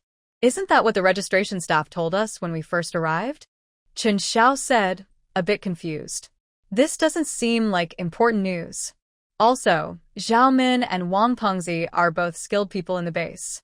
How could they be easily caught? There must be some hidden reason. And from their actions during the day, it doesn't seem like they're being forced. Could it be that they are deliberately hiding something? The more Chen Xiao thought about it, the more complicated things seemed. He decided to go and investigate himself. The next day, Chen Xiao followed the memory of his last visit, exploring the base here and there. He quietly observed, recalling that he didn't see the prison last time. When did this prison appear? And it's made of top-quality steel, impossible to break into. It looks like things are more complicated than I thought, Chen Xiao thought to himself. He understood that he needed to be extra careful to ensure his plan's success. He naturally returned to the central square and went to the first-floor lobby of the office building. On the electronic display screen above, densely packed with the types of jobs needed in the base. Here, Chen Xiao saw various jobs such as construction workers, doctors, and animal caretakers. These are common jobs with no special management roles. Chen Xiao wanted to look around. Last time, he saw chickens and ducks, but they had all been taken to the Hope base. Why are they still recruiting animal caretakers? So, Chen Xiao approached and asked about the animal caretaker position. He politely asked the registration staff, "Brother, I want to know more about the animal caretaker job." The staff looked up, glanced at Chen Xiao, and said, "Animal caretakers are responsible for feeding the animals in the base and keeping them healthy. This job requires responsibility and patience. If you think you can do it, you can sign up." Chen Xiao nodded. It seemed that the animal caretakers here do more than just feed chickens and ducks. There might be other animals involved. Also, from the staff's attitude, this job didn't seem very important, which might be an opportunity. "Do I need to do anything special to sign up as an animal caretaker?" Chen Xiao asked. The staff pointed to a table nearby and said, "Go there, fill out a registration form, and register your personal information and special ability level." Chen Xiao responded and went to the table, picked up a pen, and started filling out the form. While writing, he kept an eye on his surroundings, trying to learn more about the caretakers and the base. After finishing, he handed the form to the staff and asked, "When can I start working?" The staff looked at the form and said, "You can start tomorrow. Someone will take you to the feeding area then. Remember to follow the base's rules and avoid causing trouble." Chen Xiao nodded. He decided to blend in as an animal caretaker first and then look for opportunities to find Zhao Min and Wang Pengzi. At the same time, he would secretly observe the base to see what secrets might be hidden here, allowing Zhao Min and Wang Pengzi to stay. The next day, Chen Xiao woke up early. After breakfast, he followed the staff in charge of the feeding area to the location. There, he saw many animals being fed, including not only chickens and ducks but also pigs, cattle, and sheep. Why weren't there these kinds of meat animals last time? Pigs, cows, and sheep are just meat in front of Chen Xiao. He can't help but swallow his saliva, feeling very hungry. Moreover, these animals look very healthy, with shiny fur and full of energy. Chen Xiao observes that the conditions here for raising animals seem very good. No wonder they need dedicated caretakers. While watching the animals, he chats casually with the person in charge of the breeding area. These animals are well taken care of. It seems your staff do a great job, Chen Xiao says with a smile. The person in charge looks proud and replies, "Of course. We take good care of these animals." But being a caretaker isn't easy. It requires patience and attention to detail. These pigs, cows, and sheep are the main source of meat for the base. Chen Xiao nods and asks, "Are these supplies free for the residents of the base? They can be bought with points. As long as you work hard, your points each month are enough for housing, food, and saving some. When it's cold, you can buy a warm coat. When it's hot, you can buy a fan." The caretaker continues, praising the base. "It's been raining outside all day, and the weather is very cold. Do you sell cotton clothes here?" Chen Xiao becomes more curious. Cotton clothes are valuable, especially as temperatures drop. How many good things can he exchange for them? He keeps chatting with the caretaker, trying to learn more about the base. But the caretaker seems very cautious and doesn't mention anything about the base's situation. Seeing this, Chen Xiao stops asking and decides to work well as a caretaker for a few days, then look for other opportunities.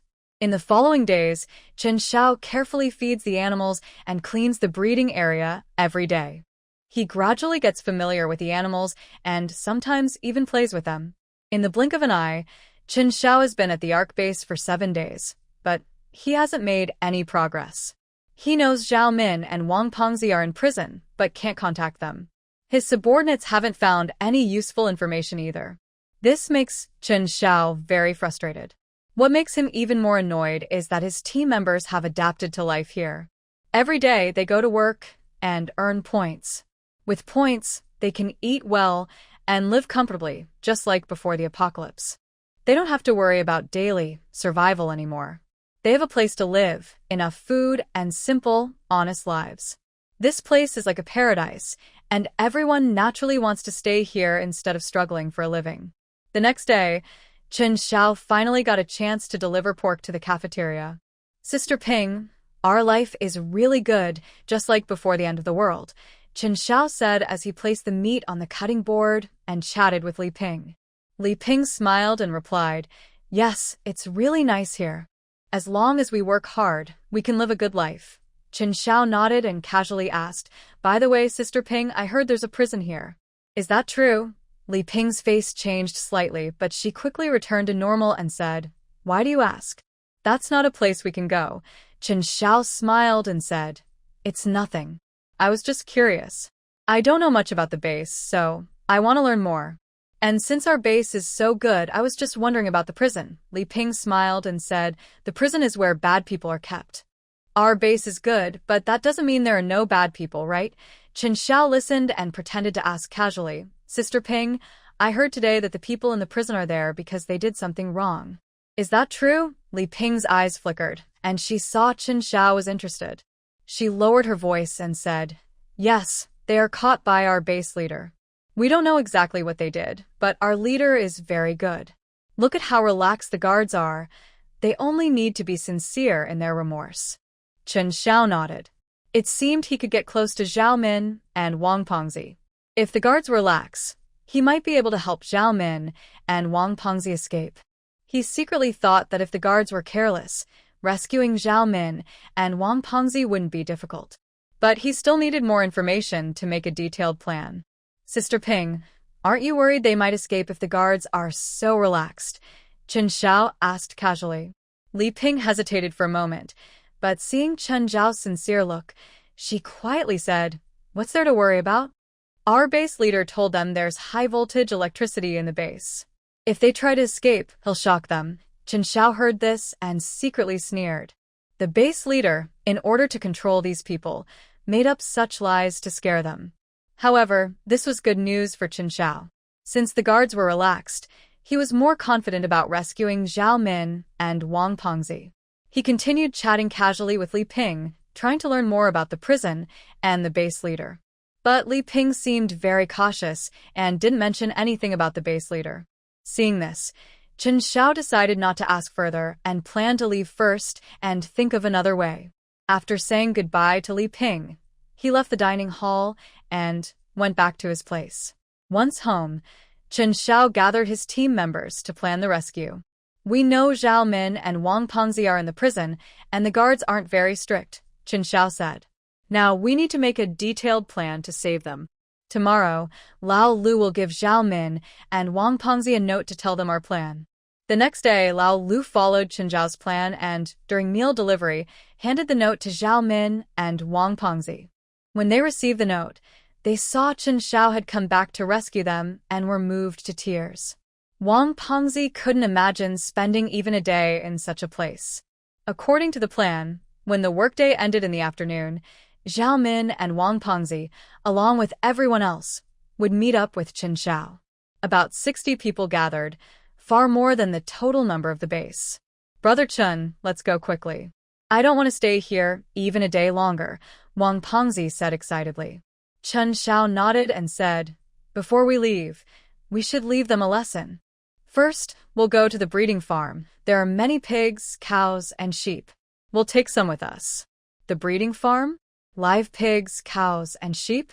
Zhao Min was a bit surprised. Yes, many. We didn't notice them last time. I don't know where they've hidden all these, Chen Xiao replied. These are good things. When we go back, it will also improve our position in the base. Brother Chen, how much supplies can we take with us? Zhao Min's team was already small, and bringing back supplies could help recruit more people. There are 3 trucks outside the base. We can take 2 of them, Chen Xiao said. Okay, then let's go to the breeding farm first, and after that, we'll head to the base gate. Wang Pengzi also showed signs of wanting to act. A group of people quietly arrived at the farm. They saw the pigs, cows, and sheep peacefully eating grass, unaware of the danger approaching. Chen Xiao made a gesture, and everyone quickly moved into action. They skillfully untied the ropes and drove the pigs, cows, and sheep toward the truck. There were many animals at the farm. They selected some healthy and strong ones, and soon filled 2 trucks. Brother Chen, it's almost time. Let's go quickly, Wang Pengzi urged. Chen Xiao nodded. They hurriedly left the farm and headed toward the gate of the base. But just as they were about to leave, the alarm at the base suddenly sounded. Oh, we've been caught, Chen Xiao thought to himself. He quickly made a decision. Everyone, stay calm and follow the plan. They were driving the trucks and hadn't yet left the gate when they were stopped. Since you're here, leaving like this seems a bit rude, Shen Luo said in front of the gate. Director Shen, what do you mean? Chen Xiao asked calmly. Shen Luo smiled and said, what do I mean? You should know this is my base. On my base, taking my people and things without permission isn't right. Chen Xiao snorted and said, Director Shen, you can't say that. Zhao Min and Wang Pengzi are my friends. It's normal for us to take them away. As for these pigs, cows, and sheep, I borrowed them to use for now, and I will return them later. Shen Luo shook his head and said, borrow? No, this is clearly theft. It's robbery. Who gave you the right to do this? Hearing this, Chen Zhao's heart sank. He knew fighting would not work. He could only rely on clever plans. He thought for a moment and said, Director Shen, more friends mean more options. Why argue so much? Shen Luo smiled and said, friends. I wouldn't dare call you a friend. You brought so many people and vehicles, hurt my people, stole my supplies, and now you want to leave quietly? That's too much to ask. Chen Xiao tried to sound relaxed and said, Director Shen, you're hurting my feelings. We just want to leave, nothing more. Why are you so nervous? Shen Luo looked at Chen Xiao with a hint of disdain and continued, all right, stop talking nonsense. Leave the items here, and you will undergo reform. When I am satisfied, you can leave. Chen Xiao knew that arguing now was useless. He could only try to calm Shen Luo first, and then find another way. He smiled and said, Director, we all want to help the base. Are you really going to stop us from going back? Don't you think that shows you don't trust the Hope Base? Hearing this, Shen Luo sneered. The Hope Base? Ha, you hope the people from the Hope Base cause trouble here and then just walk away? Dream on. I advise you to step aside and let us leave. It's better for everyone, Chen Xiao said. Shen Luo's face darkened at his words. He looked at Chen Xiao with a cold gaze. Shen Luo said, the Hope Base? Huh. Don't think I'll be afraid just because I mentioned the Hope Base. I am in charge here. If you want to leave, there's no way. Seeing this, Chen Xiao knew that arguing further was pointless. He quietly used his special power, planning to attack Shen Luo secretly. But no matter how he tried, his power wouldn't activate. The next second, Chen Xiao panicked. He said, Director, we are all reasonable people. Why are you being so harsh? Let us go, and it will be good for everyone. Otherwise, if things get messy, no one will benefit. Shen Luo sneered. Get messy? I want to see what kind of trouble you can cause. Take them back to the prison. At Shen Luo's command, Chen Xiao and the others suddenly found themselves in prison, as if by magic. Chen Xiao saw himself appear in the prison the next second and was stunned. How did I get here? Chen Xiao shouted. We don't know either. We just know that at first we kept returning to the prison instantly. Zhao Min leaned against the wall. What kind of base is this? Why can't I use my powers? Are you joking with me? Come out, Director. I want to see you, Chen Xiao said, completely losing his mind. At the base entrance, Li Ping smiled and said, Luo, you still have a way. Let them reveal themselves early. Yeah, they're just dreaming. Our Luo sister is here to wake them up from their dreams, Su Qing said happily, unable to hide her amusement. Shen Luo stood in front of the surveillance screen, watching Chen Xiao and others in the prison acting frantic. A cold smile appeared on his face. Lolo, did you realize they were suspicious a long time ago? Li Ping asked. Shen Luo nodded. Yes, since Chen Xiao returned to the base, I felt something was off. Why would someone from the base suddenly appear here? And he seems very interested in our situation, always asking questions.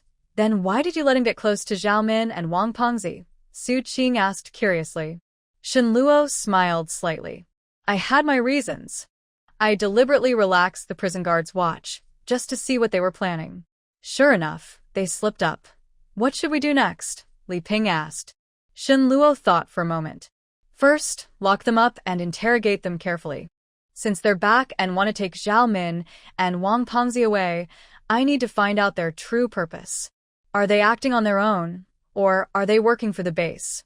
Meanwhile, in the prison, Chen Xiao was trying to use his special powers but found he still couldn't activate them. What's going on? Chen Xiao wondered, full of confusion and fear. He looked at Zhao Min and Wang Pengzi and asked, What should we do? I can't use my powers, and we definitely can't escape. Zhao Min shook her head. I don't know either. It seems we can only try to survive here first and look for a chance to escape later. Chen Xiao sighed. Are you both feeling the same? Yes. Ever since that base leader returned, our powers disappeared, Zhao Min said awkwardly. Could it be that her powers suppress all other abilities? Chen Xiao couldn't think of anything else. This guess made Chen Xiao feel even more worried. If Shen Luo's powers really can suppress all abilities, escaping would be even harder. He looked around. The prison walls were very strong, and the windows were sealed with iron bars. There was no way out. It seems we can only try to survive here for now and wait for a chance, Chen Xiao said. Zhao Min and Wang Pengzi nodded without speaking. In truth, they didn't want Chen Xiao to succeed. They had suffered a lot here. They also knew that the most important thing now was to stay calm and find a way to survive. In the following days, Chen Xiao and his group were kept in prison, with only a small amount of food and water provided each day. They also had to go out and work every day, but each time Chen Xiao ran to the base's gate, he was instantly teleported back to the prison. If anyone tried to harm the residents of the base, they would be shocked. Refusing to work also resulted in electric shocks. This change drove Chen Xiao crazy. Every day, Chen Xiao shouted desperately to see the base leader. But Shen Luo had no time to see Chen Xiao. Days passed, and the rain gradually stopped. Finally, the sun peeked out from behind the clouds. While the people across the country were still hoping that the end-of-world disaster was ending, winter quietly arrived. The next day, everyone saw the sudden snowfall. The temperature dropped sharply, and snow covered the entire Ark City. Even the crops about to be harvested were at risk of freezing to death. Shinluo had to spend 10 million points to cover the entire base with a protective shield, after previously spending only 1 million points to cover his villa. Covering the whole base with the shield required more points, and 10 million was not enough. Using his skills of throwing a tantrum, Shinluo finally negotiated a better price with the gold-devouring beast. A transparent protective shield covered the Ark base, attracting the residents to come out and see this spectacle. Shinluo called Zhang Taidan. "Base leader, you called me?" Zhang Taidan hurriedly arrived at Shinluo's main management building. "Taidan, the base's protective shield is now active. It blocks the snow from falling inside, and the temperature isn't as cold as outside, but it still won't be warm. So, our farmland needs to set up large greenhouses to protect our crops and vegetables. This is the top priority," Shinluo said, looking at the shield outside the window with satisfaction. "Yes, leader. I'll arrange that right away," Zhang Taidan replied, and left. Shinluo then called Li Ping and Su Qing, saying, "Sister Ping, what supplies are we still missing? Do we have enough winter clothes? Su Qing, do we have enough cold medicine and such? Should we prepare some medicinal dishes? Lolo, our winter clothes are enough. Recently, I followed your instructions and asked the village women to make some cotton-padded jackets." Li Ping explained her recent arrangements. "Lolo, look at the new cotton jacket I'm wearing. We have plenty of cotton and rough cloth in the warehouse, so I made many jackets that are warm and practical." Su Qing stepped forward to show her small floral cotton jacket. "That's really nice. Are the children's winter clothes enough? How is everyone's health? Do we have enough medicine?" Shinluo still worries about the villagers getting sick. "Don't worry, Sister Luo. With me here, no one will get sick. But some people in the prison are unwell. I haven't treated them yet, though." Su Qing looked a bit guilty. "Do they have winter clothes to wear?" Shinluo looked at Su Qing's guilty expression and didn't want to scold her. "No, they don't. But the prison is warm inside, so they haven't been made to work outside at the usual times these past few days." Su Qing mentioned the prisoners, but didn't want to say much. "There's still a lot of black land behind, and we need to build more greenhouses. Let's give them some lighter cotton jackets." Shinluo gently patted Su Qing's head with affection. "Okay, Sister Luo. I'll go prepare right away," Su Qing said, then pulled Li Ping out to get the things Shinluo had just asked for. After Shinluo finished organizing everything, she went to the prison to see Chen Xiao and the others. "I heard you've been shouting every day wanting to see me." Shinluo looked at Chen Xiao with a teasing smile. Chen Xiao saw Shinluo and a flash of hatred crossed his eyes, but he quickly hid it. He pretended to be calm and said, "You finally agreed to see me. We just want to leave, nothing more. Why are you treating us like this?" Shinluo smiled and said, "Leave? You did something wrong and still want to leave so confidently? Before leaving, you took a lot of my supplies." Hearing this, Chen Zhao's heart sank. He looked at Shinluo and said, "We are all humans. To survive, we help each other. There's no need for us to fight. If you let us go, it will be good for everyone." Shinluo sneered and said, "Helping each other? Is that what you call it? You're robbing. Stealing my supplies in my base and then trying to leave just like that? It's ridiculous." Chen Xiao looked at Shinluo with a hint of unwillingness in his eyes. Then he asked, "So, what do you want to do?" Shinluo approached Chen Xiao and said, "I want you to pay for your actions. For everything you took, you will do the same amount of work to make up for it. There are no free lunches in this world. So, you will undergo re-education through labor." Hearing this, Chen Zhao's face darkened. "You're forcing us," he said. Shinluo smiled slightly. "Forcing you? No, you're forcing yourselves. When you do wrong, you must face the consequences. As adults, when you steal supplies or hurt the residents of my base, you should think about what will happen." After speaking, Chen Xiao clenched his fists tightly, nails almost digging into his palms, but he didn't feel any pain. His heart was full of anger and frustration. He never imagined he would end up like this. Shinluo looked at Chen Xiao and sneered slightly. She knew that people like Chen Xiao only show their true nature when they are in desperate situations. And now, Chen Xiao was truly at his limit. All right, enough talk. Reflect here and think about what you've done, Shenluo said, then turned to leave. Chen Xiao quickly shouted, Shenluo, you can't treat us like this. We are loyal to the base. If you do this, you'll offend the people of the base. Shenluo stopped and looked back at Chen Xiao with a hint of disdain. The base? I, Shenluo, am never afraid to offend anyone. As long as you cause trouble here, you will pay the price. Aren't you afraid the base will hold you accountable? Chen Xiao still refused to back down. I look forward to the arrival of the base commander. I want to see if he will protect you or abandon you, Shenluo said, then left the prison without looking back. Chen Xiao and the others looked at each other inside the prison, filled with fear and unease. Because of the heavy snow, the Ark base also welcomed many villagers from nearby. After thorough investigation and tracking clues, the Hope base unexpectedly discovered the existence of the Ark base. This discovery was a major breakthrough for the Hope base. That afternoon, Shenluo received a letter from the Hope base. The letter detailed their understanding of the Ark base and expressed a desire to discuss supplies. Shenluo carefully read the letter. After thinking for a moment, he decided to agree to the Hope base's request. The next morning, sunlight shone through the clouds onto the ground, creating a warm and peaceful feeling. The deputy leader of the Hope base led a small team and arrived at the Ark base on time, as scheduled. Their arrival drew attention and curiosity from the people at the Ark base.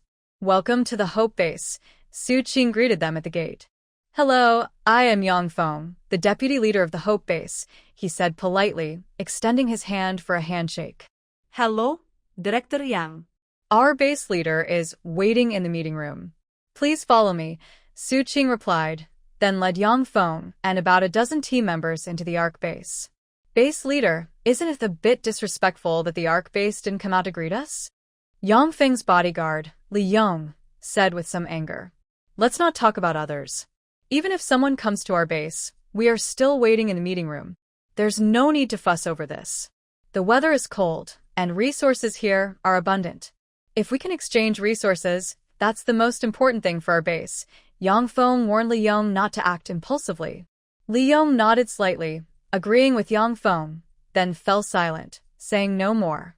He understood that Yang Feng's words were reasonable, hitting the core issues and leaving him with nothing to argue. Yang Feng's analysis was not only logical but also thorough, worth deep thought. So, Li Yong decided not to continue arguing but to silently absorb Yang Feng's points to better handle the upcoming situation. He knew that sometimes silence is a form of wisdom, especially when faced with well-founded arguments. Humble acceptance is wiser than blind arguing. Currently, the supplies at the Hope base are very scarce. If they could reach an agreement with the Ark base and exchange some resources, it would be very important for the Hope base. The group followed Su Qing slowly into a spacious, bright meeting room. At this moment, Shenluo was already sitting at the conference table, focused and waiting for everyone to arrive. As Yang Feng stepped into the room, his eyes immediately caught sight of Shenluo. Yang Feng's familiar posture and calm demeanor immediately caught Shenluo's attention. He carefully observed Shenluo and noticed that she was young but had a firm look in her eyes, giving a strong impression. Shenluo also saw Yang Feng. She stood up, smiled, and shook hands with him. Welcome, Director Yang, to Ark base. I am Shenluo, the base director here. Hello, Director Shen, Yang Feng replied. After they sat down, Shenluo spoke directly. I heard that the supplies at Hope base are running low, so I came to discuss cooperation. Do you have any ideas, Director Yang? Yang Feng responded seriously. Honestly, our base is indeed short on supplies, especially food and vegetables. We're close to running out. So, we hope to exchange some supplies with Ark base. Shenluo nodded. We do have some extra food and vegetables. But I wonder, what do you want exchange for? Hearing this, Yang Feng felt a surge of happiness inside. He thought to himself that this might be a rare opportunity. He then said, Of course. We have some valuable medicines and good weapons. Are you interested in these supplies, Director Shen? Shin Luo's eyes lit up quickly at Yang Feng's suggestion. She quickly considered that medicines are very valuable right now, and although most weapons are cold weapons, they can still be useful in critical moments. Even if cold weapons might not be very effective in the final fight, they are perfect for guarding and self-defense for ordinary members of the base. Thinking of this, Shin Luo became very interested in the supplies Yang Feng mentioned. She said, "Yes, we are interested. How many medicines and weapons do you plan to exchange for food and vegetables?" Yang Feng took a backpack from his bodyguard, opened it, and showed some samples of medicines and weapons. He said, "These are some samples we prepared. Please take a look, Director Shin." Shin Luo took the samples and examined them carefully. The quality of these medicines and weapons was good, exactly what Ark Base urgently needed now. She said, "Good. We want all the medicines and weapons at the Ark Base. I wonder how much of these supplies Director Yang has prepared to exchange for food and vegetables." Yang Feng heard this and showed a happy expression. He said, "We have prepared a large amount of medicines and weapons. If the Ark Base is willing, we can have a long-term partnership." "That's good. I don't know how much food and vegetables the Hope Base needs," Shin Luo said, knowing the exact numbers so they could discuss the terms of exchange. Yang Feng took out a note from his pocket, which listed the quantities of food and vegetables needed by the Hope Base. He handed it to Shin Luo and said, "This is the amount of food and vegetables we currently need. Director Shin, please take a look." Shin Luo took the note and glanced at the numbers. The Hope Base only needed 10,000 jin of rice and 10,000 jin of flour, and the vegetables were also 10,000 jin. The quantities of rice and flour are fine. We can supply 10,000 jin of cabbage and 10,000 jin of potatoes. The Ark Base can meet these needs, Shin Luo said after a moment of thought. However, we also need some other supplies. I wonder if the Hope Base can provide them. Hearing this, Yang Feng's heart tightened slightly. He didn't expect Shin Luo to make such a request. But he quickly calmed down and asked, "What kind of supplies does Director Shin need?" Shin Luo looked at Yang Feng and said slowly, "We need some building materials like cement and steel.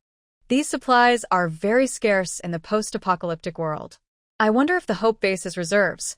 Yang Feng felt relieved upon hearing this. Who would still need these materials in the end times? Reinforced steel and cement. What could they be used for? Building houses for refugees. But the base actually had these supplies.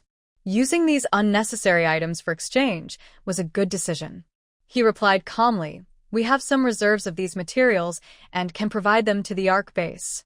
However, we need to confirm the exact quantities." Shin Luo nodded. "How much steel reinforcement and cement do you have?" "The quantities I need are quite large. I wonder if your base has enough stock." "Don't worry about supplies. The Ark Base is not lacking in resources. Specifically, there are about several hundred tons of steel bars and millions of bags of cement. These materials were originally prepared for base expansion and repairs, but now it seems that exchanging supplies with the Ark Base might be more useful." Shin Luo smiled, indicating that the base leader Yang still liked to play tricks. He then said, 10 trucks of steel and cement each, in exchange for 10 trucks of sweet potatoes, and corn. When Yang Feng heard the amount Shin Luo mentioned, a look of surprise appeared on his face. He didn't expect Shin Luo to ask for so much steel and cement. But then he thought, since the Ark Base made such a request, it must have a purpose. Also, using these seemingly useless supplies in the end of the world to exchange for food and vegetables is definitely a good deal for the Hope Base. So Yang Feng nodded and said, "Base leader Shun is very straightforward. 10 trucks of steel and cement for 10 trucks of sweet potatoes, and corn. We agree to this deal." Hearing this, Shin Luo's lips curved into a satisfied smile. Who can resist food that fills the stomach? These 10 trucks of food will help the Hope Base get through 3 stable months. After both sides reached an agreement, they decided that in 3 days, the Hope Base would bring the supplies to exchange. Before leaving, Shin Luo generously hosted Yang Feng and his team in the cafeteria, inviting them to eat freely. Yang Feng and his team enjoyed a hearty dinner in the Ark Base's cafeteria. The table was full of various delicious dishes, steaming hot and fragrant. "Base leader, is the supplies at the Ark Base really so abundant?" There's even a whole roasted sheep, Li Yong whispered to Yang Feng beside him.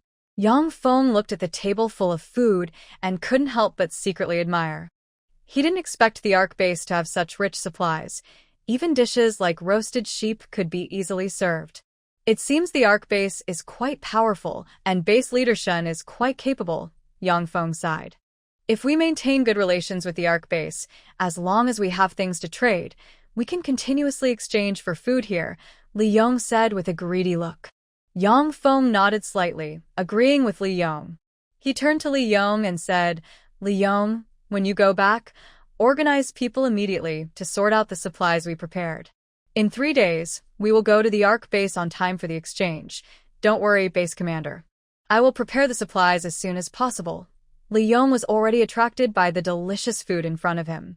He wished he could eat this every day. So, we must maintain good relations with Ark base. That way, our base can support more ordinary people, Yang Feng silently decided. He knew this supply exchange was just the beginning.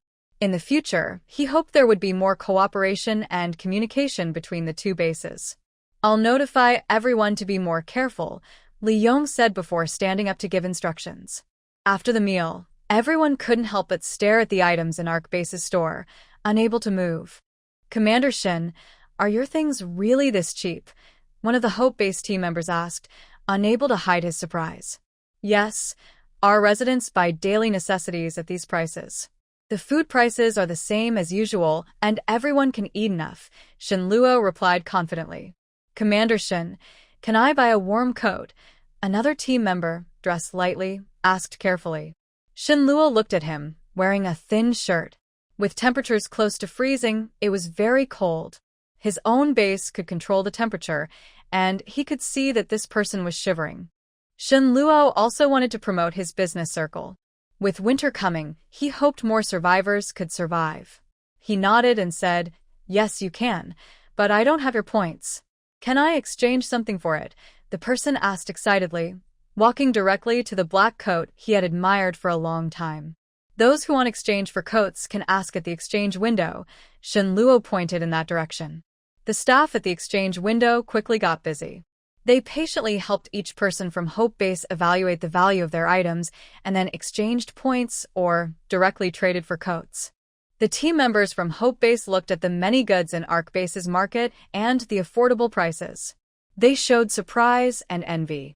They didn't expect that in this resource-scarce post-apocalyptic world, there would be such a place where they could buy necessary supplies at reasonable prices. This is amazing. There are so many things here, and the prices are so low, one team member said with admiration. Yes, it seems the Ark base is really powerful. We need to work well with them. Maybe in the future, we can exchange for more good things from them. Another team member agreed. Yang Feng watched his teammates' excited expressions. He knew that this material exchange was very important for the Hope base. It could solve their current shortage of supplies and open the door for cooperation with the Ark base, creating more chances for survival and growth. He stepped forward and said to Shin Luo, Director Shin, thank you so much. This material exchange is very important for our Hope base. We appreciate your generosity and help. In the future, we hope to build a closer partnership with the Ark base to face the challenges of the end times together. Shin Luo smiled and nodded. You're welcome, Director Yang. In this world, we all need to unite and help each other to survive. The Ark base is willing to work with the Hope base to create a better future. After seeing off the Hope base team, Shin Luo found Su Qing and asked her to broadcast the information about the materials the Ark base could deliver, so other bases could contact them.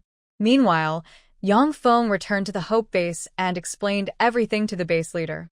It looks like the Ark base is quite strong, the base leader said, sitting at his desk and carefully examining the padded jacket on the person who returned. His expression was hard to read. Yes, it's amazing that the Ark base has land for planting. They mainly grow potatoes, sweet potatoes, and corn for food, Yang Feng said, feeling envious when he thought about the food base at the Ark base. Yes, just a little land can feed people so they won't go hungry, the base leader sighed deeply. Moreover, Director Shin promised that as long as we can provide the supplies they need, They are willing to cooperate with us long-term, Yang Feng continued, his tone a bit excited. The base leader's eyes flashed with hope. If they could establish a long-term partnership with the Ark base, the survival and development of the Hope base would be more secure.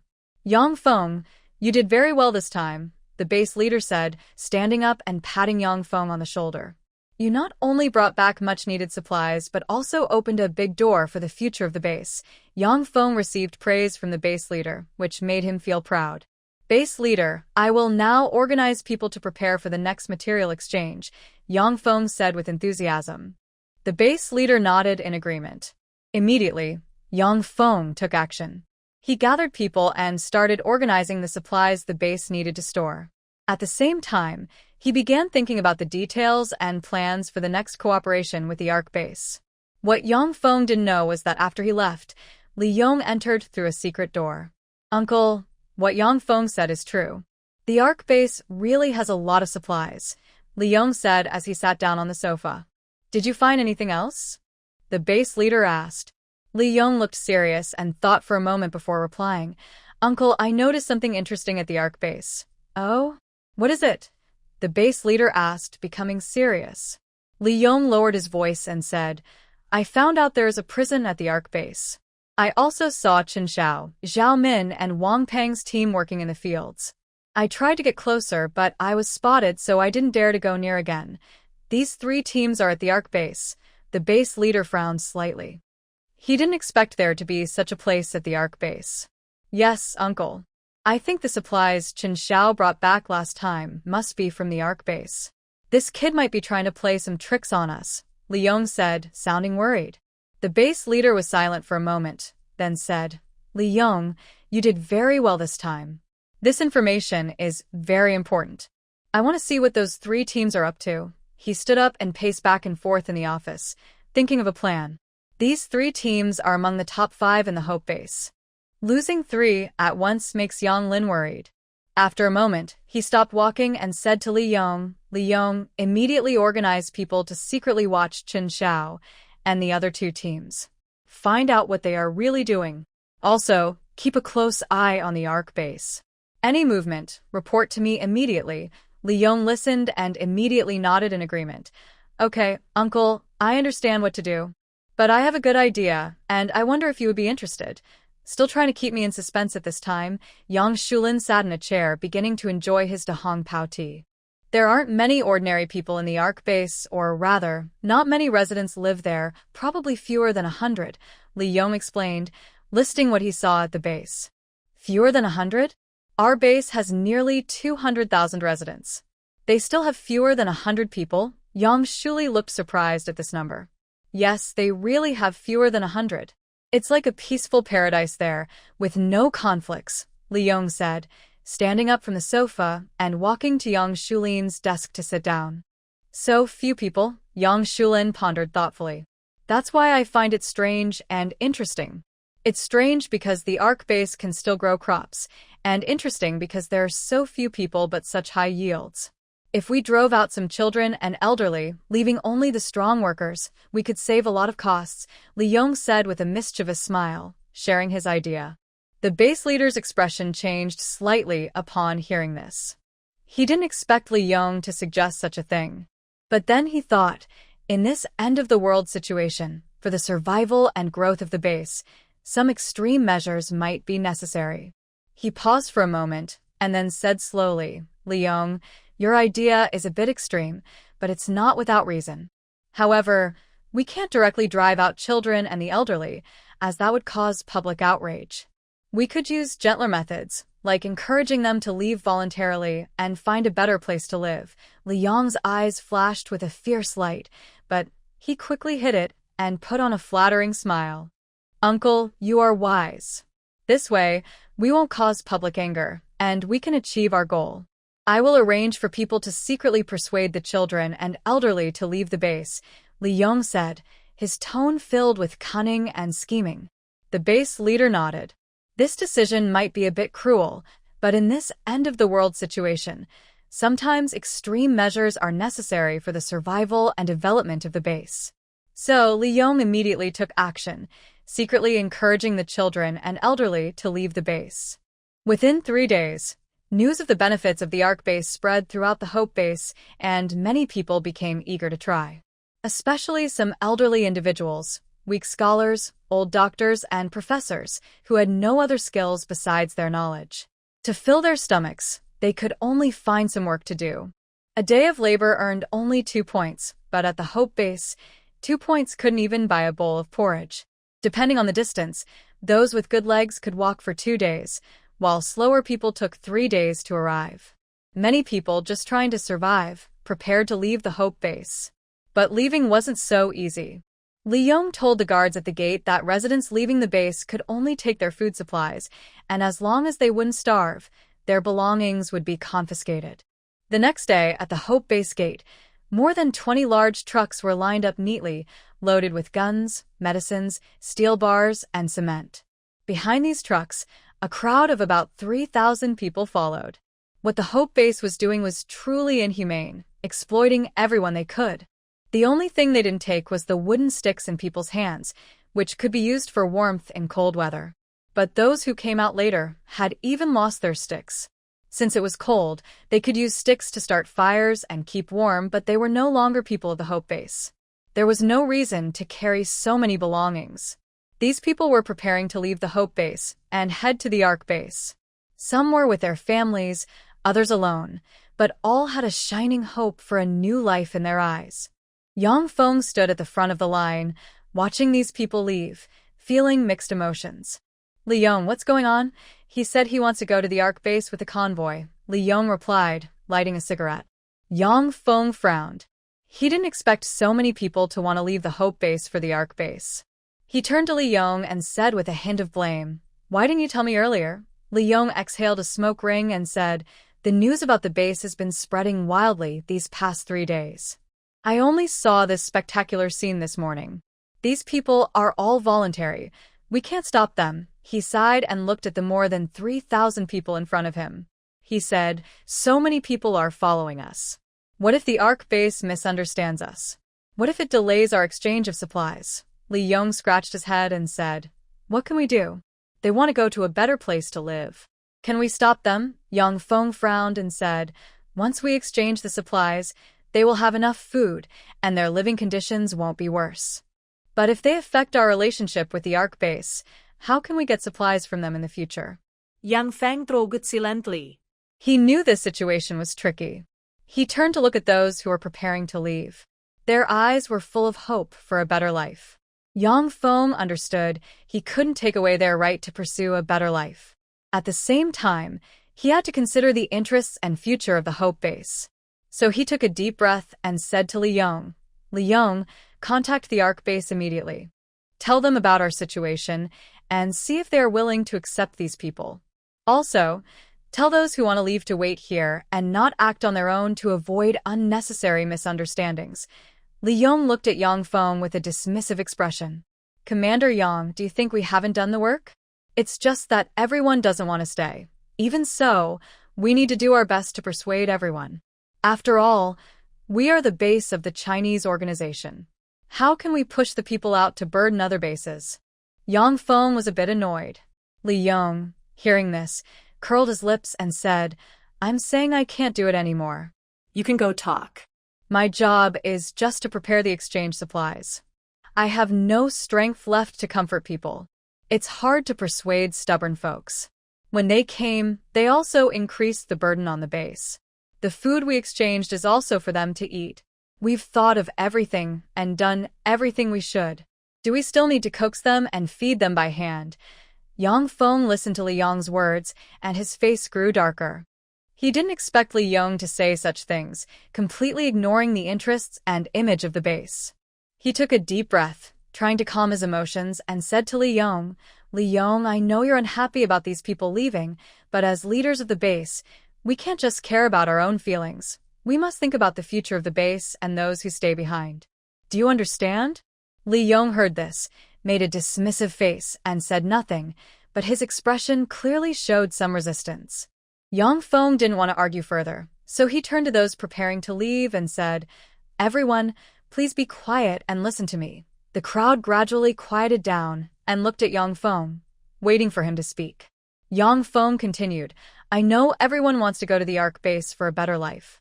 That's natural. But I hope you can understand our difficulties. We are part of the Chinese organization's base and have the responsibility to protect your safety and interests. This time, we are just exchanging food. Once we return, everyone will be able to eat well. Someone in the crowd whispered. Anyway, staying here means waiting to die. It's better to try our luck at the Ark base. We have decided to leave Hope Base, said an elderly man, supported by his son. Yang Feng's expression changed slightly at this, but he quickly regained his calm. He continued, I understand your thoughts, but I also hope you can trust us.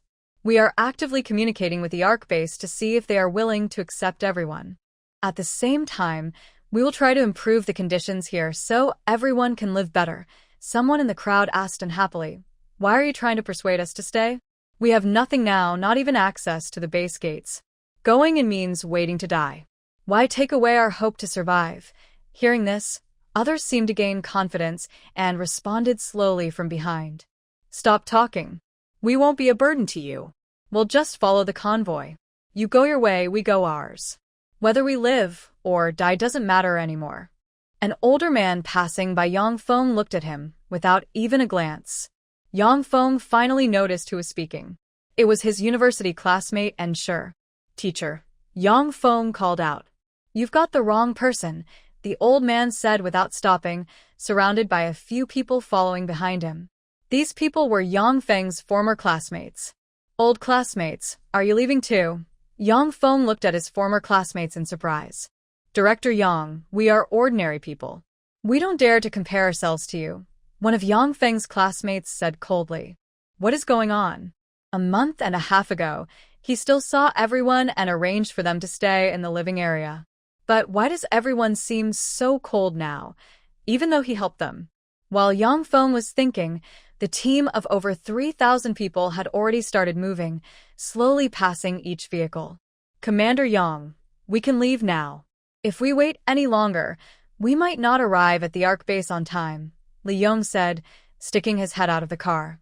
Yang Feng nodded when he heard this. He knew time was tight and couldn't be delayed any further. He looked at the departing figures and felt a strange sense of sadness. His former classmates now seemed so unfamiliar, as if they had never known him. He sighed helplessly and turned to walk toward the convoy, ready to head to the Ark base.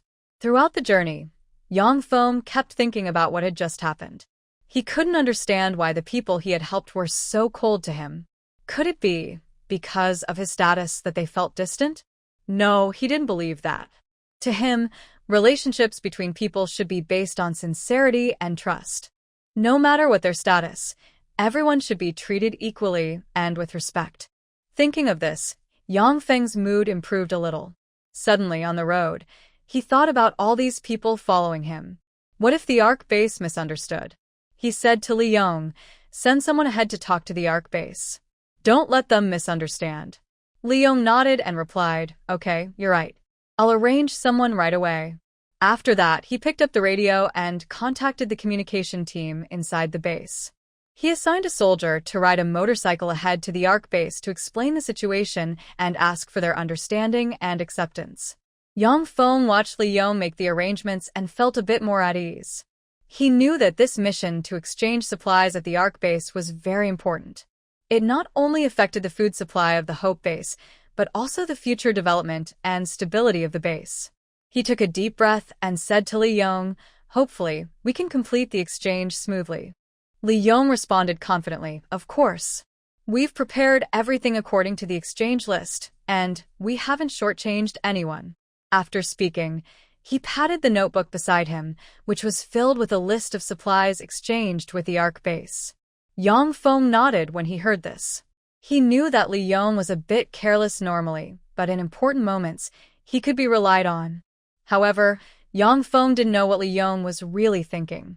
Right now, Li Yong's mind was full of thoughts about Su Qing. Since entering the Ark base, he had been attracted by Su Qing's appearance, her fair skin and captivating eyes. Every smile and frown of hers was imprinted in Li Yong's mind. Besides exchanging supplies, another goal of this trip was Su Qing. He wanted to bring her back to the Hope Base and make her his woman. The Ark Base, which could grow food, naturally attracted Yang Shulin's interest. Li Yong's plan was to send these refugees to the Ark Base, increasing its pressure and gaining an advantage. When Shin Luo's Ark Base was overwhelmed, he planned to attack it and turn it into his own backyard, so that future wealth would belong to him. Li Yong secretly made up his mind, but his face remained calm as he continued speaking to Yang Feng. Don't worry too much. This time, we will definitely complete our mission successfully. Yang Feng looked at Li Yong, a complex expression flashing in his eyes. He hoped Li Yong would sincerely work for the base, but he also worried that Li Yong might do something extreme.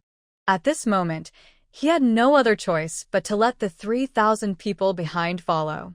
The convoy slowly started moving toward the Ark Base. On the rugged mountain road, the convoy jostled along, and Yang Feng's mood gradually calmed.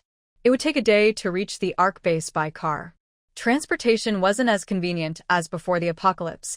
Taking the highway would be faster, but now the highways were filled with abandoned vehicles and blocked. They could only take national roads, passing through small towns and villages. Fortunately, during their last visit, they cleared out the zombies.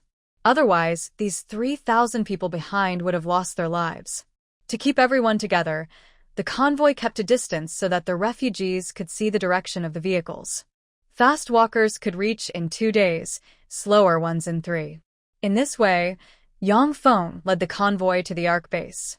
This time, they were still greeted by Su Qing. Su Qing ordered the convoy to drive in an orderly manner into the Ark Base, heading toward the East Warehouse. Because the convoy was too long, the vehicles that had not yet arrived were forced to stop outside the base. Is this how Director Shin treats guests? Li Yong was a bit annoyed. Forget it, Li Yong. They're not ours. Yang Feng stopped Li Yong from saying more. Su Qing rolled her eyes at both of them and said, "It's already midnight. If you don't rest, I need to rest too. Also, there's a notice at the gate of our base that we close at 8 p.m. and do not accept visitors after that. We have 6 more vehicles behind us. They should arrive soon. Please be patient. Otherwise, stopping at the gate could be dangerous." Yang Feng still wanted to buy some time for his team. If they had to wait until the next day, their convoy would have to stay outside the base for 8 hours. Hearing this, Su Qing frowned. She looked at the long line of vehicles behind Yang Feng, feeling a bit helpless. But she couldn't break the rules of the base. She could only say, "Director Yang, it's not that I lack kindness, but the base has its rules. I've already extended the waiting time until midnight. How about this? You send someone to rest first. When the vehicles behind arrive, I'll notify you. Is that okay?" Yang Feng proposed a compromise. "No, you're just trying to stall. It looks like you don't really want to cooperate. A convoy of over 20 vehicles takes an hour to get in one by one. It seems like you're deliberately delaying," Su Qing directly opposed. "I want to see your base commander. If you don't have enough staff, send more people. We're here to exchange supplies. It's a fair deal. Just open the gate and wait a little. Why make things difficult for us? If you can't make the decision, then have your base commander come out." Li Yong seized the opportunity to challenge. "Both of you, don't get angry. We've been coordinating for 12 hours, and your base's convoy still hasn't come in. That's bound to upset people. Or maybe your base is doing this on purpose." Li Ping stepped forward to retort when she saw Su Qing being bullied by the 2 men. Hearing this, Su Qing furrowed her brows. She didn't expect the people from the Hope Base to be so aggressive. "Still want to see our base commander? What time is it? Do you think this is your home?" she retorted. Li Ping took a deep breath, trying to calm herself, and said to Yang Feng and Li Yong, "Please stay calm, both of you. We have already said that the base has its own rules, and being members of the Hope Base doesn't give you special treatment. As for meeting our base leader, that's not something I can decide." "Is this how you treat your guests?" Li Yong still insisted stubbornly. Li Ping looked at Li Yong with a hint of displeasure. "Mr. Li, I hope you can respect our work. We follow the rules of the base. We can't break the rules just because of your special situation. If you really want to meet our base leader, I'm sorry, but I can't arrange that." Li Yong wanted to say more after hearing this, but Yang Feng stopped him. Yang Feng knew that arguing further wouldn't help and might make things worse. At that moment, Shen Luo suddenly appeared at the warehouse door. Who is looking for me? Everyone was surprised to see Shen Luo suddenly show up, especially Yang Feng and Li Yong, who gasped in shock. They wondered how she arrived so quietly without being noticed. Since the base leader is here, please let the base leader make the decision. We have 6 more vehicles behind us, and they will arrive soon. Your people are unwilling to continue registration or level up. I wonder what Director Shin thinks, Li Yong said arrogantly, lighting a cigarette and taking a puff. Oh, does your base mean that no matter when, we don't have to follow the rules of the ARC base? Shen Luo asked coldly. Li Yong was caught off guard by Shen Luo's icy words. He didn't expect her to question him so directly.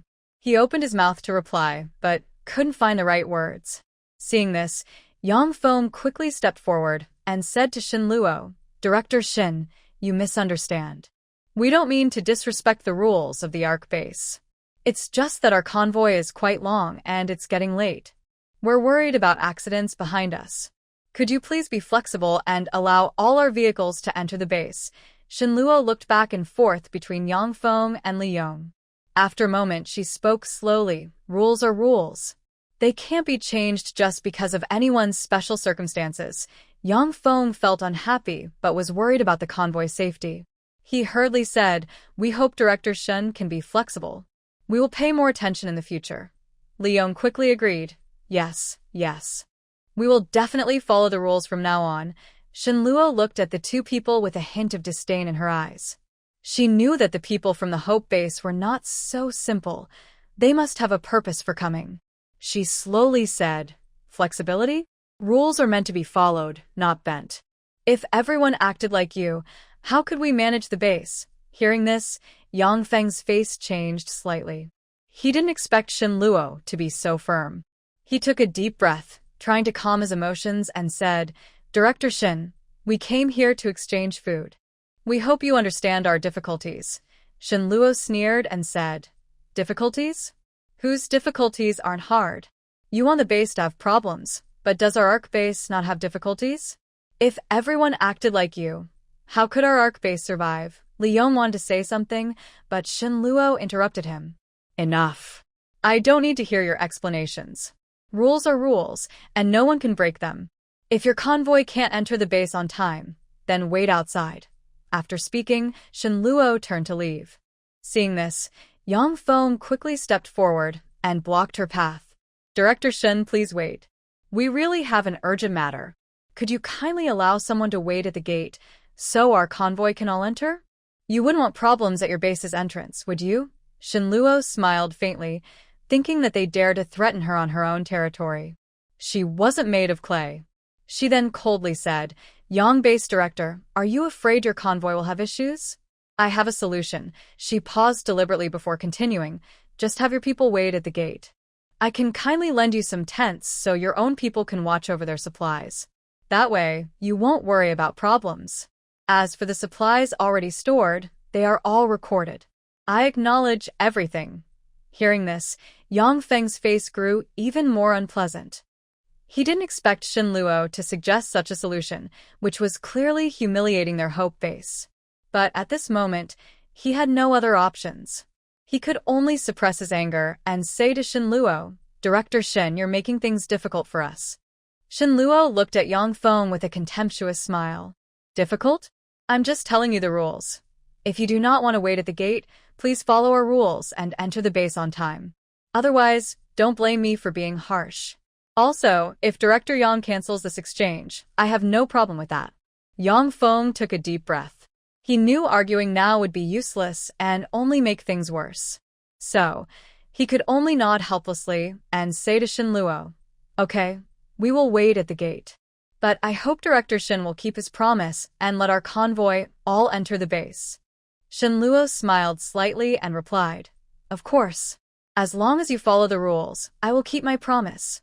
After saying that, Shen Luo turned and left, leaving Yang Feng and Li Yong standing there, stunned.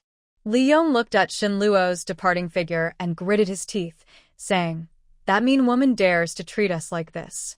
When I get a chance, I will make her pay. Yang Feng shook his head helplessly and said, Forget it, Li Yong. We are now guests here, and can only swallow our anger. After we finish exchanging supplies, we will leave. Li Yong, though unhappy, understood that Yang Feng was right. So, he suppressed his anger and prepared to lead the convoy to wait at the gate. It was late at night, and the cold wind was fierce. The convoy at the base's gate had formed a long line, and everyone was shivering in the cold wind. But even so, they had no complaints. After all, it was Director Yang's decision. Even if they were unhappy, they could only endure and wait inside their vehicles until morning. Because of what happened last night, Yang Feng and Li Yong waited until 8 a.m. before the Ark base's gate slowly opened.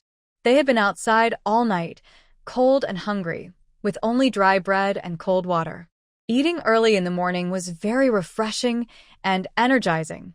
They looked at each other, both seeing a lot of helplessness and anger in each other's eyes. But now, they could only swallow their feelings and endure. After all, they were guests here and had to bow when necessary. Yang Feng checked his watch.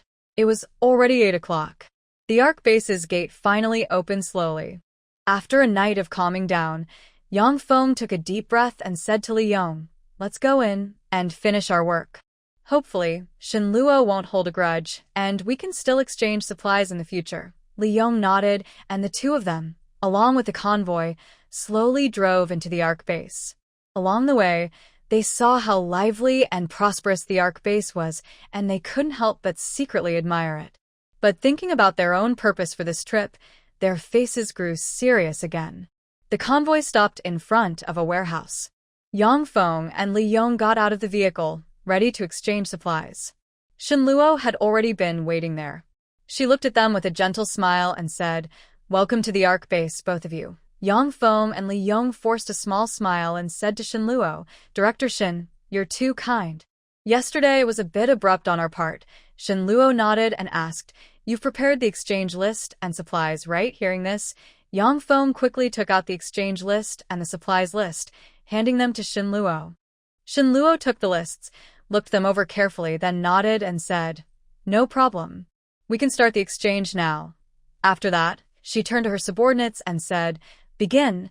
The subordinates immediately started working, moving supplies from Hope Base into the warehouse and preparing to exchange food for them.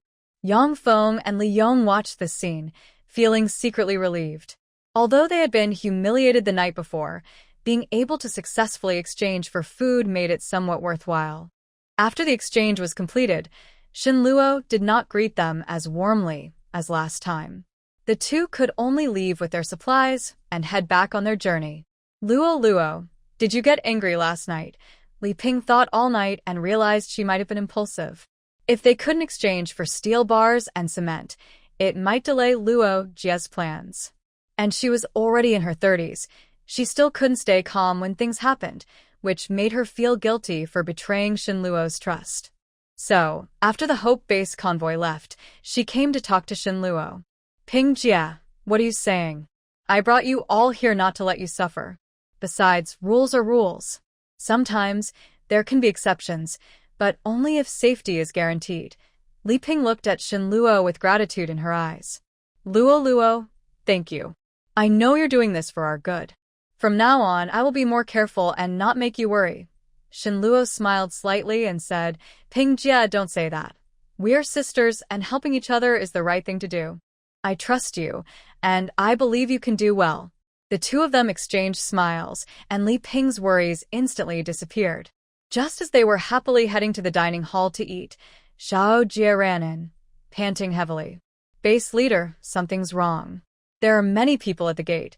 Li Ping was helping Wang Jie catch his breath and pouring water for him. "I know. It's the refugees from Hope Base. 2 days ago, someone from there told us that after they return, many members might want to come to our Ark base because they heard good things about us." "Is Su Qing at the gate?" "I asked her to help there after she finished her chores this morning." Shen Luo was eating slowly and speaking casually. "Didn't Sister Su Qing go? I saw so many people suddenly arrive. I thought they were zombies. I was about to run over, but my brother said they're humans, not zombies, so I shouldn't say the wrong thing. I didn't see Sister Su Qing along the way either." Wang Jie finally caught his breath and explained clearly. Shen Luo frowned slightly. She put down her bowl and chopsticks and said to Li Ping, "Ping, eat first. After you're done, go find Su Qing and also have the kids look around. I'll check the gate." Li Ping nodded. "Okay, you go. Leave this to me." "Don't worry." Shenluo stood up quickly and headed toward the gate. When she arrived, she saw many people gathered there. They were ragged, pale, and thin, definitely not residents, but refugees. Thinking back to her past life, she knew how hard it was to have enough to eat. And these people had nothing with them, showing they hadn't eaten in days. They had been walking step by step with only faith to support them. So, she used a loudspeaker to say, "Please line up in order and wait for registration to enter the base." Then she told Xiaoya to inform Li Ping to prepare rice porridge. People who haven't eaten for days might have health issues if they suddenly eat too much. Hearing Shenluo's words, everyone looked happy, but they were also worried about food supplies inside the city. They didn't dare move forward. At this moment, some brave people shouted toward the gate, "I have no food or belongings. Can I owe it? I have hands and feet. Just give me a job and I'll pay my way into the city." When one person takes the lead, others follow and agree. Please be kind. We are honest people. Although we are old, we still have strength and can work. I can sweep the roads in our base. I only eat half a meal, and the other half is my entry fee. I believe I can pay it back. At this moment, an elderly man pulled a child and approached the gate. Shenluo felt mixed emotions. In the end of the world, the elderly and children are the most vulnerable and are often abandoned. Seeing no response from the gate, the old man suddenly knelt down and continued, "Base leader, please be kind. I won't go inside. Can you take my grandson? He is 10 years old, healthy, and able to work. He can pick up a lot of trash each day. Please give the child a chance to survive." As soon as the old man finished speaking, Shenluo stepped out from the gate. He reached out to help the old man up and then used a loudspeaker to say, "One basic rule for entering our base is that we do not accept criminals. If you are a good person, you can pass the detection test and become a resident of ARC base. Also, in the first month, I will give each person 200 points. As long as you find a job within a month and earn enough points through your work, you can support yourself next month." After speaking, Shenluo helped the old man into the base through the gate, where they underwent testing and registration. The old man was a retired judge. His son and daughter-in-law sacrificed themselves to zombies to protect him and his grandson. Shenluo remembered this judge, who was well-loved and fought for the rights of women and children, punishing wrongdoers fairly. Over 3,000 people stood outside the gate. They never expected to meet such a kind person in this end of the world. Following Shenluo's instructions, they lined up in order, waiting to register and enter the base. Shenluo looked at the crowd and felt a wave of sadness. Most of the people here were over 40 years old. He hoped the base was truly run by decent people. Everyone was empty-handed, which meant they were pushing over 3,000 people to their deaths. These people were victims of the end times. They had lost everything, homeless, and without a place to go. They could only cling to faint hope and step forward, one by one, to reach this place. She took a deep breath, trying to calm her emotions, and then began to record everyone's information. Meanwhile, Li Ping finished her meal. Following Shenluo's instructions, she went to find Su Qing and also asked the children to look around. However, she searched the entire base but couldn't find Su Qing anywhere. She couldn't help feeling worried. Could something have happened to Su Qing again? She didn't dare think too much and quickly ran to the base gate, saying to Shenluo, "Luo, I searched the whole base but couldn't find Su Qing." Shenluo frowned. She didn't expect Su Qing to go missing at this time. But right now, she had no other choice. She had to first take care of the people here. Since only she and Wang Ji had attack abilities, if there were other powerful ability users mixed in, Wang Ji might not be able to handle them all. She nodded and said to Li Ping, "I understand. You go help prepare rice porridge for everyone. I'll handle things here." Li Ping nodded upon hearing this and turned to leave. Time passed slowly, and Shenluo's heart grew more anxious. She sent Xiao He to look for Su Qing. The answer was that Su Qing was not at the base because the security system didn't detect her location. If Su Qing wasn't at the base, she must have been taken away. The only vehicles entering the base recently were the supply convoy from Hope Base. Could Su Qing have been kidnapped? Half a day had already gone by. That means Su Qing would be brought into Hope Base in about half a day. If she entered Hope Base, it would be very difficult for Shin Luo to find her. And why was it Su Qing who was taken? Could it be because of the conflict last night, making Yang Feng and Li Yong hold a grudge against Su Qing? For Su Qing's safety, she must enter Hope Base. That means she has to leave the base to rescue Su Qing. Thinking of this, Shin Luo clenched her fists. She would never allow anyone to hurt Su Qing. She looked at the orderly registration of the people and thought for a moment before speaking to Wang Ji. Wang Ji, I'm leaving for a while. I leave this to you. Wang Ji was surprised. He didn't expect Shin Luo to leave at this moment. But seeing her determined look, he knew arguing was useless. He also knew that Su Qing being taken away was true, so he nodded and said, "Base leader, you can go. I will take care of things here." Just then, a small hand tightly grasped Shin Luo's hand. Shin Luo looked down and was surprised to see Shin Hao, the small 3.5-year-old child. "Big sister, I want to go with you," came a young, innocent voice, warming Shin Luo's heart. "Little Luo, I can't take you now. Wait at the base for me to come back," Shin Luo said as she picked up Shin Hao. Since Shin Hao woke up, as long as Shin Luo was at the base, Shin Hao's figure was always behind her. He didn't get too close or bother her, just followed her quietly, as if afraid that his presence would delay Shin Luo's work. Originally, Shin Luo wanted Shin Hao to live and learn with other children, but Shin Hao kept sneaking out to find her.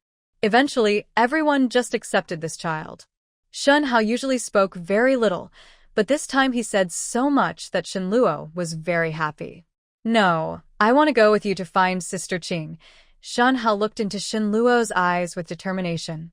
"Little Luo, be good. When you grow up, you can go with Sister." Shin Luo was eager to go find Su Qing, but seeing Shin Hao, she didn't want to hurt the child's gentle heart. "I can go," Shin Luo said, then stepped down from Shin Luo and took her to a room with no one inside. Shin Luo looked at Shin Hao with confusion. Suddenly, Shin Hao disappeared. Shin Luo's eyes widened as she stared at where Shin Hao had been, hardly believing her eyes. She looked around, thinking Shin Hao was playing hide and seek with her, but the room was empty. Invisibility? Shin Hao could actually turn invisible, an unusual power that appeared in the late stages of the apocalypse. Was this a treasure she had found? A few seconds later, Shin Hao reappeared in the room, but not where he had disappeared from. Instead, near the door. No wonder Shin Hao could always avoid everyone's eyes and follow Shin Luo so easily. The next second, Shin Luo thought of something. Maybe her space ability was known to this child too, since she could also disappear. Just like Sister, Shin Luo seemed to see through Shin Luo's thoughts and answered her doubts. "Little Luo, you're so clever. But this time, you can't go with Sister. You need to help watch the base. The base is our home. With a little helper like Shin Hao, our base will get better and better. Can you help Shin Luo watch the base?" Shin Luo knew that if she took Shin Luo with her, rescuing Su Qing would be faster.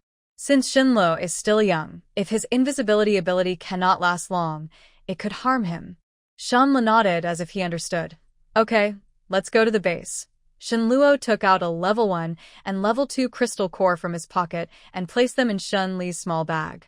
These are crystal cores that can improve your abilities. Later, I will ask Brother Wang Ji to tell you how to use them. Shin Luo patted Shin Li's head, hugged him, and went back to the base entrance. He told Wang Ji, "Wang Ji, Shin Luo is now in your care. His bag has crystal cores that can boost his abilities.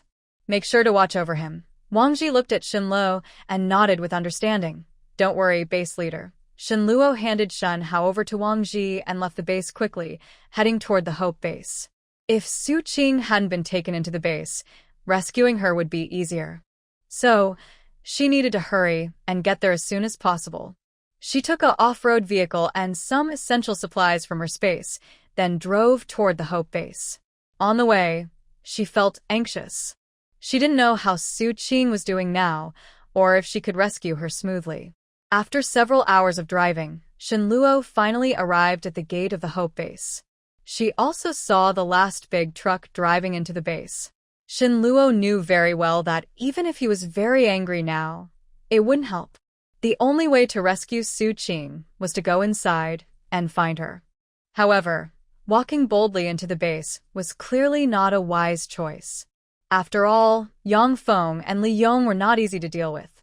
If they saw Shenluo coming directly, they wouldn't admit that Su Qing was with them and might hide her even better, making it harder for Shenluo to find her.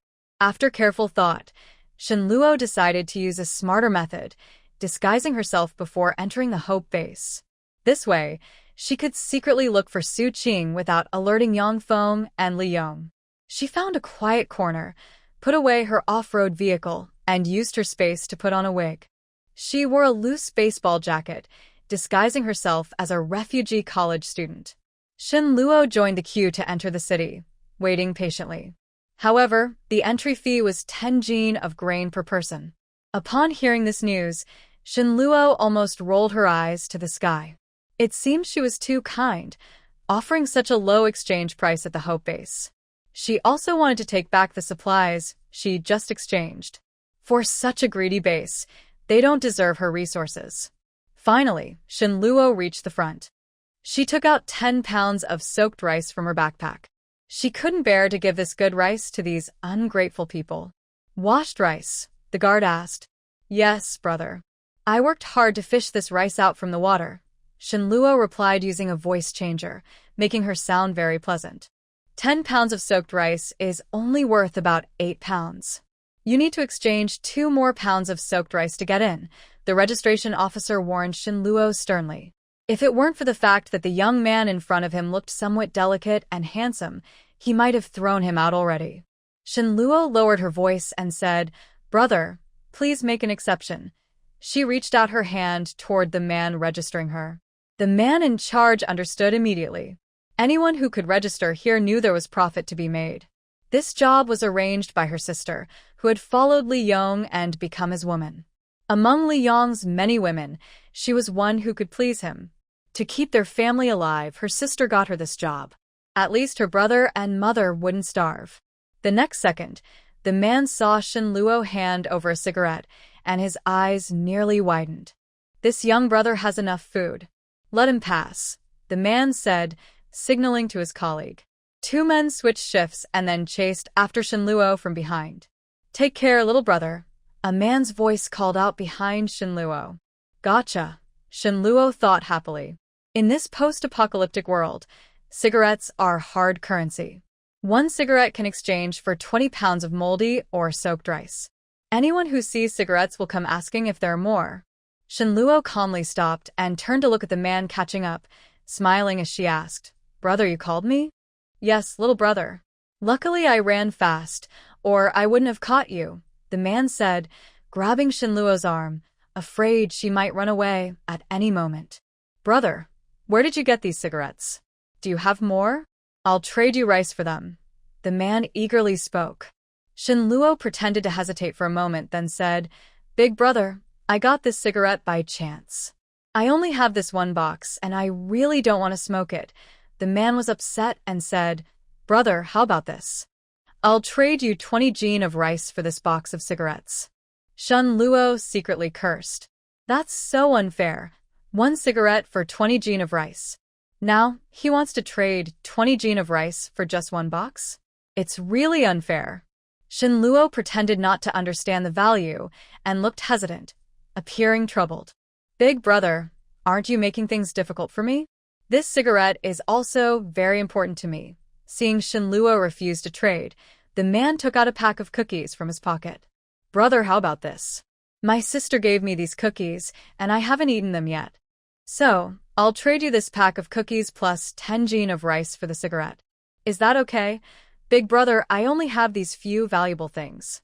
I was hoping to exchange them for a place to stay. Otherwise, I'll have to sleep outside, Shenluo said, instinctively clutching his backpack tightly. Seeing Shenluo still refused, the man gritted his teeth and took out a box of matches from his pocket.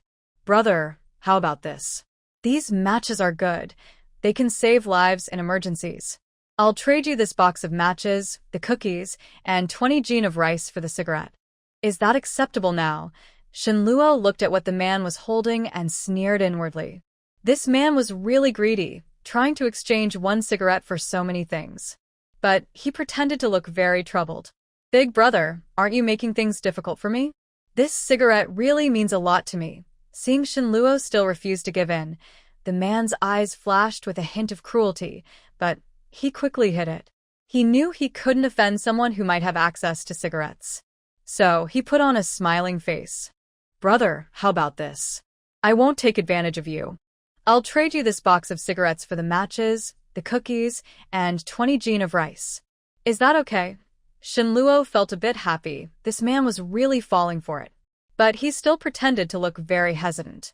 Big brother, you wouldn't be trying to trick me, right? You can't bully me.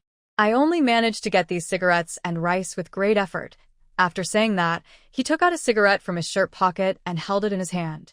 Since Shenluo took out the cigarette, many people nearby were attracted. Finally, I understand what these two people are exchanging. Cigarettes are rare items. One cigarette can be traded for 30 pounds of rice, which is clearly marked in the Hope Base's exchange shop. 30 pounds of rice can be exchanged for a bed in a shared room that lasts for 30 days. 150 pounds of rice can get a small single room of about 4 to 5 square meters. 300 pounds of rice can be traded for a small private apartment, which is just 10 square meters with a bathroom. The man saw Shenluo holding the cigarette and worried it might attract more people, so he quickly said, Brother, how about this? I won't let you lose out. I'll add 10 pounds of rice. Is that okay? Seeing the man's anxious look, Shenluo became more certain of his judgment. This man had already lost his reason over cigarettes. She pretended to think for a moment and then said, Big brother, I want to save some for trading other supplies. I have nowhere to stay and nothing to eat, so I will give you this cigarette as a gift. Let's just be friends. When I have more cigarettes in the future, I will trade with you again. Shenluo slightly smiled, deliberately emphasizing the words, cigarette, with a heavy tone, as if these words had some special magic. Sure enough, as soon as she finished speaking, several people around started to act nervously. They exchanged knowing looks and then moved their fingers, seeming eager to find her after she left to trade for those so-called cigarettes. The man heard this and immediately smiled happily. Getting one cigarette for free was good too. 2 cigarettes could be traded for 60 pounds of rice, enough for his family to eat for a month. Brother, you're so kind. Don't worry, when you have cigarettes in the future, I will trade you the best things. After saying that, Shenluo handed the cigarettes to the man. The man took them happily and put them into his pocket as if they were treasures. Taking advantage of the man's happiness, Shenluo made her request. Big brother, I don't have a place to stay now. Can I find a job at the Hope Base to earn some food? The man patted Shenluo on the shoulder and said generously, Brother, don't worry. I'll take care of this. My sister is Liang's woman, and she has some influence at the Hope Base. When I go back, I'll ask her to find you an easy job. I promise you'll have food and a place to stay. Hearing this, Shenluo felt secretly happy. She didn't expect that this cigarette would bring her such a good opportunity and that she could connect with Li Yong through this. It was really effortless. She quickly thanked him, saying, Thank you so much, big brother. If you really help me find a job, I'll give you this whole pack of cigarettes. Thanks for your help. The man smiled and waved his hand. Brother, you're too polite. We're friends now, and helping each other is what friends do. After that, the man led Shenluo into the city. Shenluo followed behind, but she was secretly planning her next move. As they walked, the man introduced himself. Little brother, you're a college student, right? Shenluo is a nice name. Do you think we're destined to meet? My name is Zhao Luo. That's right, it's really a coincidence to meet Zhao Ge, Shenluo replied, still using her original name, just with a slight change when she entered the Hope Base. They chatted happily as they walked side by side, moving quickly. Soon, Zhao Luo took Shenluo to his home. It was a spacious 3-bedroom apartment in a high-end neighborhood with beautiful surroundings and complete facilities. Shenluo thought to herself that living in such a good place, Zhao Luo's sister must hold a very important position in Li Yong's heart, and she was especially favored and cared for. She looked around and saw that the house was very tidy. The floors were spotless, and the furniture was both practical and beautiful. Every detail showed the owner's careful care and desire for a high-quality life. Zhao Luo warmly poured Shen Luo a cup of warm water, then sat down comfortably on a soft sofa. He smiled and started a friendly chat, making the atmosphere relaxed and pleasant. "Brother Shen, you can sit here for a while.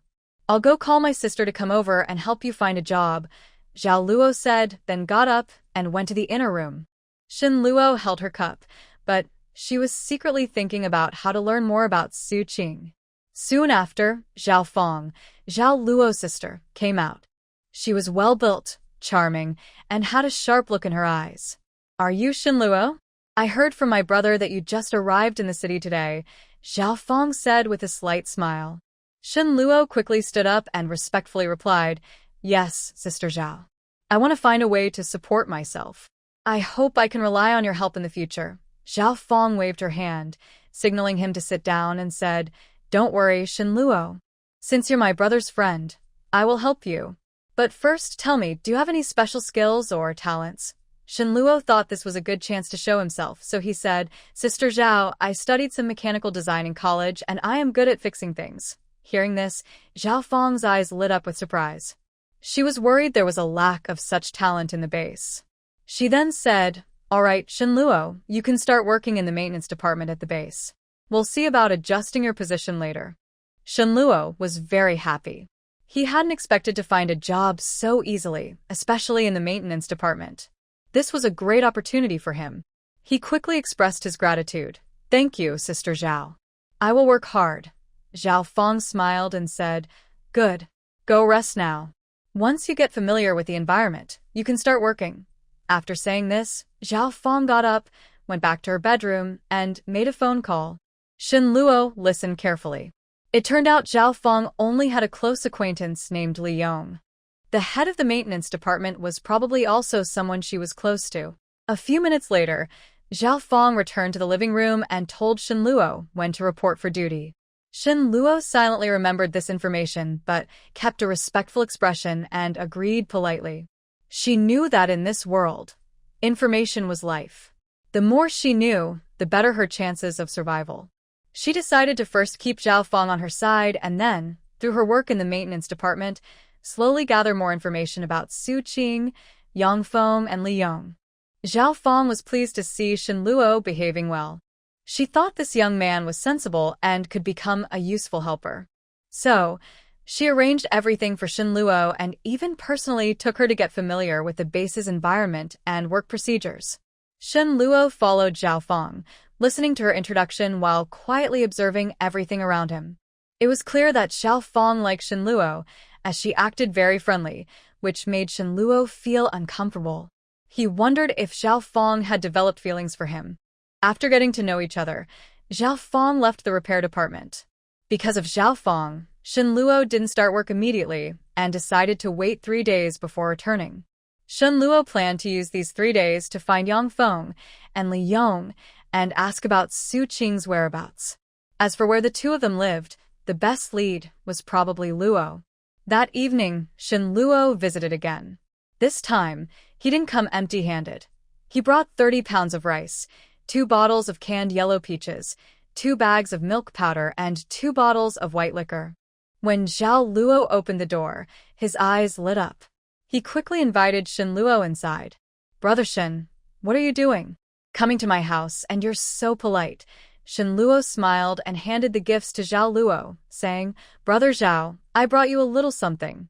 You've helped me so much, so I want to thank you properly. Please accept it." Seeing the gifts, Zhao Luo's face brightened with happiness. He hurriedly welcomed Shen Luo in and said, "Brother Shen, you're too kind. You just came, no need to be so formal." Although Zhao Luo said he didn't need the gifts, his body betrayed him, and he accepted them. Shen Luo sat on the sofa, watching Zhao Luo accept the gifts before speaking. "Brother Zhao, I'm happy to see you and sister here when I arrived.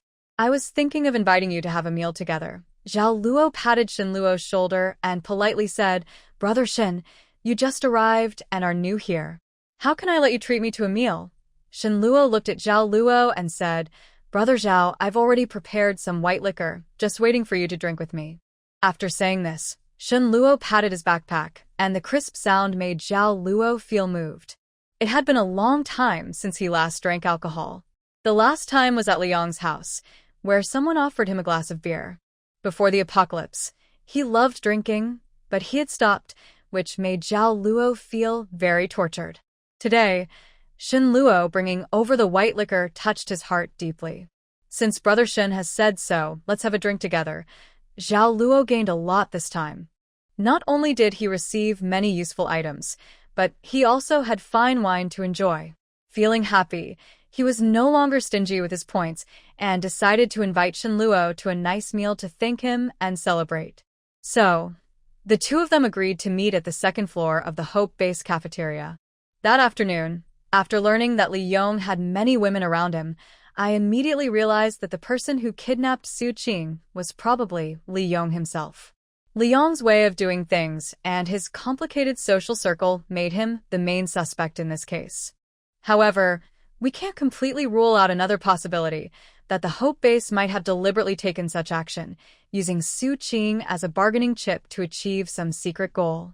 If Su Qing truly fell into Li Yong's hands, Shen Luo couldn't help but feel very worried.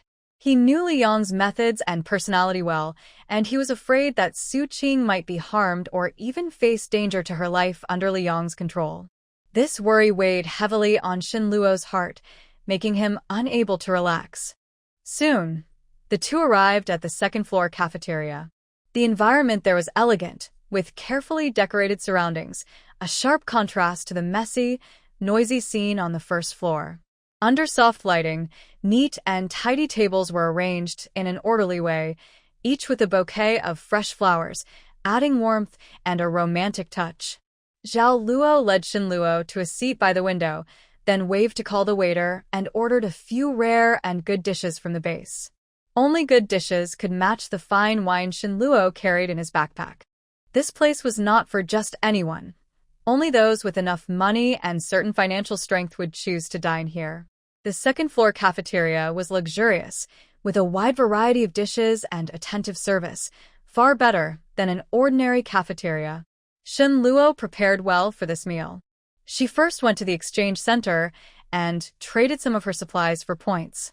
As a result, her card gained 1,000 points, enough for both of them to enjoy a hearty meal. She wanted to ensure they had a quiet and comfortable environment to dine in. So, she smiled and said to Zhao Luo, "Brother Zhao, it seems you're a regular here. Without your help, I don't think I could have entered such a nice place to eat." Hearing this, Zhao Luo chuckled and replied, "Oh, not really. I come here sometimes. It's Brother Shen who brought me. I have to treat you well." Shen Luo also smiled and said, "Thank you so much, Brother Zhao. I'll need your help in the future too." They ate and talked happily. Shen Luo often raised her glass to Zhao Luo, and he accepted, without hesitation. Soon, they both started to feel a little tipsy. Seeing the right moment, Shen Luo decided to ask about Yang Feng and Li Yong. She pretended to ask casually, "Brother Zhao, you've been at the Hope Base for a while.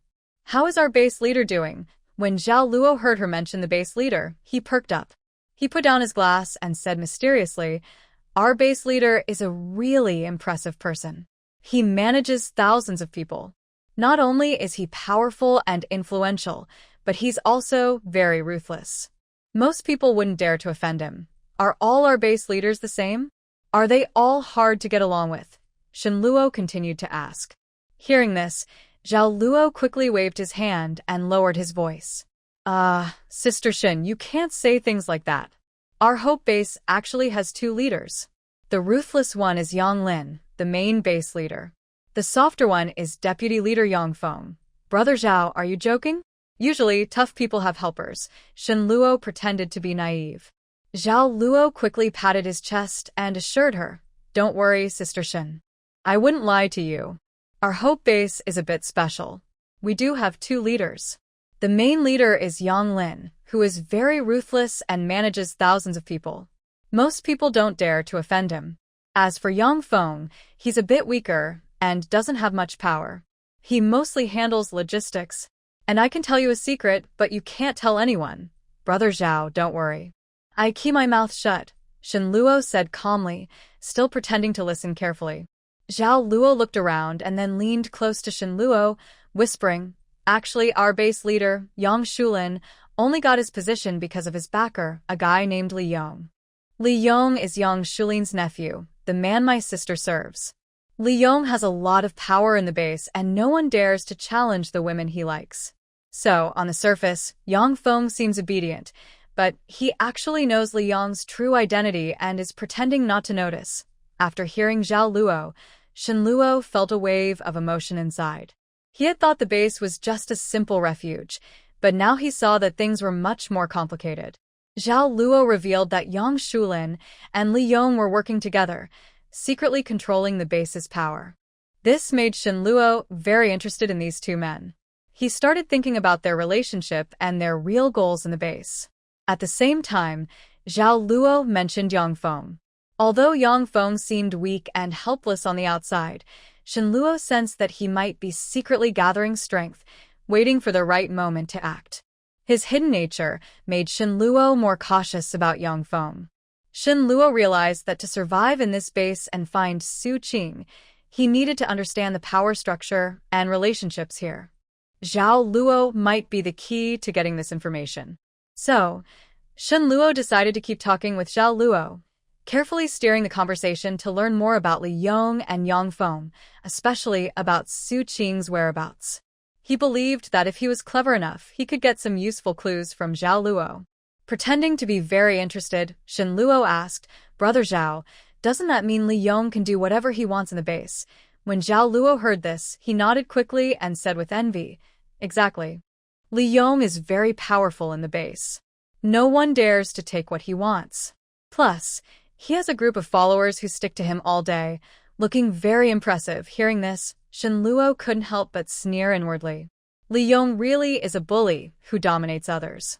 However, Shen Luo knew that now was not the time to turn against Zhao Luo. He had to be patient and wait for the right moment. So, he continued to act friendly and asked, "Brother Zhao, don't you also walk around confidently in the base?" When Zhao Luo heard this, he perked up. He patted Shen Luo on the shoulder and said proudly, "Of course. I have some connections in the base. I built them up through my sister. But, little brother Shen, remember, in this end of the world, strength is the most important. Only with enough power can you survive. Having enough strength means you can protect yourself and those you care about." It seemed Zhao Luo had some ideas, maybe waiting for revenge. Thinking of this, Shen Luo decided to test Zhao Luo further, to see if he could learn more about Li Yong and Yang Feng from him. He pretended to be very interested and asked, "Brother Zhao, in the future, please take me along. I want to enjoy the good life with you. No problem. When I become stronger, I will definitely take you with me," Zhao Luo said, finishing his drink. Why not now? "Isn't our sister here?" Shen Luo continued, hoping to get useful information. Zhao Luo sighed and said, "You don't know everything.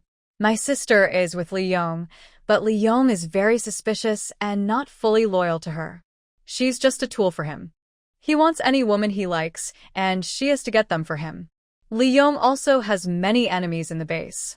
My sister is caught in the middle and is in a tough spot. Tonight, she was supposed to go with Li Yong, but he brought back a woman, so she came back.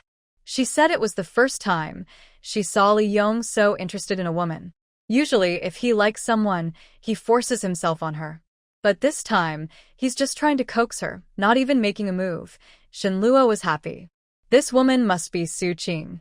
It turns out Su Qing was in Li Yong's hands. He saw her in the base, then took her when leaving the Ark base. If Zhao Luo was telling the truth, Su Qing hadn't been in danger yet. But he was worried Li Yong might lose control tonight, so he had to get Su Qing out. "As long as I rescue Su Qing, I will take the others next time we come back." Shen Luo was secretly planning this, but he kept a calm face and continued talking with Zhao Luo. He said, "Brother Zhao, it seems surviving in the base isn't easy, but with you here, my days will definitely be better." Hearing this, Zhao Luo felt even more proud. He patted Shen Luo's shoulder and said, "Don't worry, little brother Shen. As long as you follow me, I won't treat you badly. But remember, in this end of the world, strength is the most important. You need to work hard to improve yourself, or you might hold me back." Shen Luo quickly nodded in agreement, but he was thinking about how to rescue Su Qing as soon as possible. He asked, "Brother Zhao, do you know the woman that Li Yong brought back? Tell me about her." Zhao Luo was surprised for a moment, then said, "Little brother Shen, I've never seen that woman before. My sister has, but she said that woman isn't from our Hope base." Shen Luo's heart tightened. He quickly said, "Oh, she's not from the base. Where could she have come from? Could she really just appear out of nowhere?" Zhao Luo thought for a moment, shook his head, then nodded and said, "That woman probably came back with the supplies. She might be from the Ark base. But the Ark base is interesting, they trade supplies and also give women as gifts. Next time, I want to go with them and see. If there are more good things, I want one too." Shen Luo nodded quickly, but he was still thinking about how to find a chance to rescue Su Qing as soon as possible. He said, "Brother Zhao, if there's a good chance, take me along. I'll help you plan. We'll make sure you get a beautiful partner too." Zhao Luo frowned at this and said, "Little brother Shen, stop joking. Don't have any bad thoughts, or you'll end up relying only on your hands." Then he made a gesture towards Shen Luo. Shen Luo almost couldn't hold back his laughter. He didn't hit Zhao Luo on the head, only smiled awkwardly to hide his embarrassment. Shen Luo already knew what he needed to know. Now, the only thing left was to send Zhao Luo back and wait until late at night to rescue Su Qing. He smiled and said, "Brother Zhao, you misunderstood. I don't have those thoughts. I just think that since Li Yong cares so much about that woman and it's not good for our sister." Zhao Luo heard this and sighed, saying, "Yes, Li Yong is really interested in that woman. My sister's position is now in danger. She has served him for so long, but I've never seen him treat any woman like this. I truly fear that my sister might be abandoned by him. If that day comes, her life will be very hard." The two continued eating, drinking, and chatting. Shen Luo occasionally offered Zhao Luo a toast, and Zhao Luo accepted gladly. Soon, they were both very drunk. Under the influence of alcohol, Zhao Luo's words became more open. He started talking non-stop about his experiences at the base. Shen Luo listened carefully to Zhao Luo's stories, while quietly planning his next steps in his mind. He had to consider the current situation and anticipate possible surprises, aiming to make no mistakes. As time passed, Zhao Luo finally drank too much and lost consciousness completely. At this moment, Shen Luo and Zhao Luo finished their long, tiring gathering. Shen Luo helped the drunken Zhao Luo back to his home, then returned alone to her own place. At 2 a.m., in the deep night, silent and still, Shen Luo leapt out of her window without hesitation. She chose the third-floor window as her exit for easier and more discreet movement. Thanks to her system-enhanced martial arts skills, this height was no problem for her. She moved easily and smoothly. Following the route and information Zhao Luo had given her, Shen Luo carefully avoided patrols and moved swiftly through the night. Her movements were light and quick, and she soon reached her target, the residence of Li Yong. Li Yong's house was a standalone 3-story villa, grand in appearance, with a spacious yard. The surroundings were quiet, making the villa stand out even more. In the night, the villa looked especially striking. Shen Luo stood nearby, observing the area carefully, ready for her next move. The villa was surrounded by patrol guards, each armed and serious, keeping watch. Shen Luo hid in the shadows, carefully watching her surroundings. She moved quickly, like a swift leopard, and suddenly crossed over the villa's wall. Using her good skills and sharp instincts, Shen Luo successfully avoided the guards patrolling inside the villa and reached the door of Li Yong's room. She took a deep breath, pressed her ear to the door, and listened carefully. Inside the room, she faintly heard Li Yong speaking in a deep, commanding voice. At the same time, she could hear Su Qing's faint but heartbreaking crying. These two sounds mixed together like a sharp knife stabbing into Shen Luo's heart, making her feel more anxious and uneasy, as if a fire was burning fiercely in her chest. Why are you not so arrogant now? Where is your proud attitude? Inside, Li Yong pinched Su Qing's chin with cold fingers, forcing her to lift her head. His eyes were full of teasing and mockery, as if he was watching a bird with broken wings. Su Qing's chin hurt from the pinch, and tears started to fall uncontrollably down her face. Because she was tightly held by Li Yong and couldn't move, she could only make low, sobbing sounds to show her pain and despair. Although her voice was weak, it was full of sadness and helplessness, making anyone who heard it feel pity. You're so beautiful that it makes people feel dizzy. Even your crying makes others feel helpless and full of sympathy. Li Yong looked at Su Qing's delicate and pitiful expression.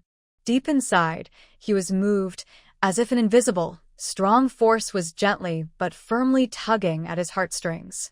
That force was like a spring breeze, soft yet carrying a strange tenderness. It made him unable to resist the emotional connection, as if his whole soul was wrapped in this warmth and couldn't break free. But this tenderness was only temporary. Soon, Li Yong's cold and ruthless nature took over again. He suddenly released Su Qing's chin, showing a fierce smile, as if mocking his own loss of control. Stop crying. It's no use. You will be mine soon, and you can't escape, Li Yong said confidently, as if declaring his absolute control over Su Qing. Hearing this, Su Qing knew she couldn't escape tonight. Her fear and despair grew even stronger. She knew she had fallen into the hands of this villain, and escaping was almost impossible. But she would not give up easily. Breaking free from Li Yong's grip, Su Qing shouted angrily, "You better not touch me. Sister Luo will come to find me. She will avenge me for the shame I suffer here." Li Yong sneered upon hearing this, as if he found the whole thing the funniest joke in the world. Sister Luo? The one you call Sister Luo. Is her name Shin Luo? The leader of your arc base. Li Yong's tone was teasing, as if he enjoyed Su Qing's fear and despair. Su Qing was stunned. She didn't expect Li Yong to know Shin Luo's name, and he seemed so indifferent about it. Could Shin Luo already be in his hands?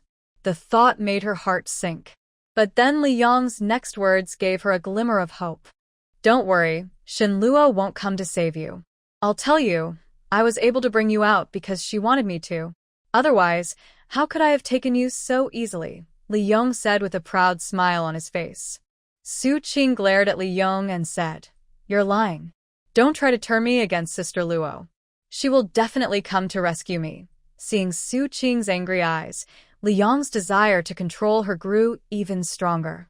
He stepped closer, with a playful smile, as if he was enjoying the game of catching a mouse. Suin, stop struggling. The more you resist, the more excited I get. Be good, and maybe I will make your suffering less, Li Yong said in a deep, threatening voice, each word like a sharp knife stabbing into her heart. Su Qing kept retreating until she reached the corner of the bed, with nowhere left to go. She clenched her fists tightly, her nails almost digging into her palms, the pain keeping her alert. Don't come any closer. I warn you, if you dare to hurt me, Sister Luo will never forgive you, she said with a trembling voice but firm tone. Li Yong burst into loud laughter, as if he found something hilarious. His laughter echoed through the empty room, sending chills down her spine. Su Qing, you're really naive and cute. You can't even protect yourself, yet you're still thinking about Shin Luo coming to save you. Shin Luo doesn't have time for that. Just give up. Li Yong said this as he slowly moved closer to Su Qing, his eyes filled with desire and madness. He kept approaching Su Qing, but at that moment, there was a sudden loud knocking at the door. Li Yong paused, frowned, and his face darkened. He shouted angrily, "Who's there? Do you want to die?" However, no one responded at the door, only the persistent knocking continued, echoing in the air as if expressing urgency and insistence. This made Li Yong, who was already enjoying himself, feel very annoyed. He had to force himself to suppress his rising anger. Li Yong tried to stay calm on the outside to avoid losing control of his emotions because of the knocking. He said, "You better have something urgent, or I will skin you alive." After saying that, he tidied up his clothes and walked toward the door. When he opened the door, it was empty. Leon looked around but saw no one, which made him even angrier. He quickly shut the door and turned to go back to his room to continue his plans, but suddenly he sensed something was wrong. Leon turned back sharply and saw a dark shadow rushing at him like lightning. He was startled and quickly dodged to the side, ready to draw his gun. But before he could pull the trigger, Leon fell to the ground. Su Qing finally saw clearly that the person fighting Leon was Shin Luo. At this moment, Leon had been knocked out by Shin Luo's palm strike. Shin Luo quickly knelt down, checked Leon's breathing, and confirmed he was just unconscious. She couldn't let Leon die so easily, so she let out a sigh of relief. She turned to look at Su Qing, who was pale, trembling all over, with tears in her eyes, as if she had just woken from a nightmare. Shin Luo whispered, "It's okay now, Qing, I'm here." Su Qing finally came to her senses and suddenly threw herself into Shin Luo's arms, sobbing, "Sister Luo, I thought I'd never see you again. That Li Yong ambushed me outside the warehouse, tied me up with supplies." Shin Luo gently patted her back and said firmly, "Don't be afraid. We're leaving now, but we have to be careful. There are guards outside." She looked around. The door of the room was slightly open, and the sound of patrol footsteps was getting closer in the corridor. Shin Luo's mind raced quickly. His sharp senses, given by the system, helped him notice every detail: guards breathing, the rhythm of patrols in the distance. He quickly pulled Su Qing and whispered, "Follow me, stay quiet." Su Qing nodded firmly, clutching Shin Luo's hand so tightly that her nails almost dug into his skin, showing her fear. Shin Luo signaled her to hide behind the curtain while he silently moved to the door, listening carefully. The footsteps outside the door stopped. A rough voice said, "Brother, I think I heard something." "Should I check?" Another replied, "Don't cause trouble." The boss said not to disturb anything. Shin Luo held his breath and let out a quiet sigh of relief. Luckily, the guards didn't come in. When the guards turned away, Shin Luo gave Su Qing a quick look. Both of them crouched and slipped out of the room. The corridor was dark, with only wall lamps casting flickering shadows. Shin Luo, using the map Zhao Luo had given him, skillfully avoided the patrols. Su Qing followed closely, moving carefully to avoid making any noise. Suddenly, loud noises came from downstairs, as if the patrol had found something unusual. Shin Luo whispered, "Qing, there's a window up ahead. Let's go out through there." Su Qing bit her lip and kept close to Shin Luo. "Okay, Sister Luo, I'm with you." Shin Luo peeked outside to check if anyone was below. Seeing it was safe, he signaled her to follow. He quietly climbed out the window, and after a moment of hesitation, Su Qing did the same. When they landed, Shin Luo steadied her, and they quickly blended into the night. Shin Luo led Su Qing through the villa's garden, using the bushes as natural cover. Under the moonlight, Su Qing's cheeks still bore tears, but her eyes had regained some determination. She whispered, "Sister Luo, where are we going next?" Shin Luo looked around and replied, "Back to my place. It's safe there. When morning comes, we'll figure out how to leave the base." She was thinking that once Li Yong woke up, he would surely search the whole city secretly. Tonight, they had to disappear completely. Just then, a dog barked in the distance. Shin Luo's face changed slightly. Patrols had brought dogs. He growled softly, "Run." They quickened their pace and headed toward the wall. Shin Luo helped Su Qing climb over the wall first, then followed closely behind. When they landed, Su Qing stumbled, and Shin Luo quickly caught her. The two finally escaped from the villa and safely returned to their home, with Shin Luo leading Su Qing. As Shin Luo led Su Qing back, the air was filled with dust and an old smell. She leaned against the door, took a deep breath, and her tense nerves finally relaxed. She turned to look at Su Qing, who was sitting on the ground, trembling, tears silently falling, as if all her strength had been drained. "Big Sister Luo, I thought I would never see you again." Su Qing choked, trembling with relief. She curled up, buried her face in her knees, and her shoulders kept shaking. Shin Luo squatted down and gently patted her back, speaking softly but firmly, It's okay now, Ching Ching. We are safe. That bad man Li Yong can't find us here for now. She looked around. The small house's windows were covered with heavy curtains, and only a faint light seeped through the cracks from the moon. Her sharp senses, given by the system, caught the sound of patrol footsteps and the low bark of dogs in the distance. The danger was not over. Su Qing looked up, tears in her eyes, and asked, "Big Sister Luo, what do we do next?" Her nails dug into her palms, showing her fear.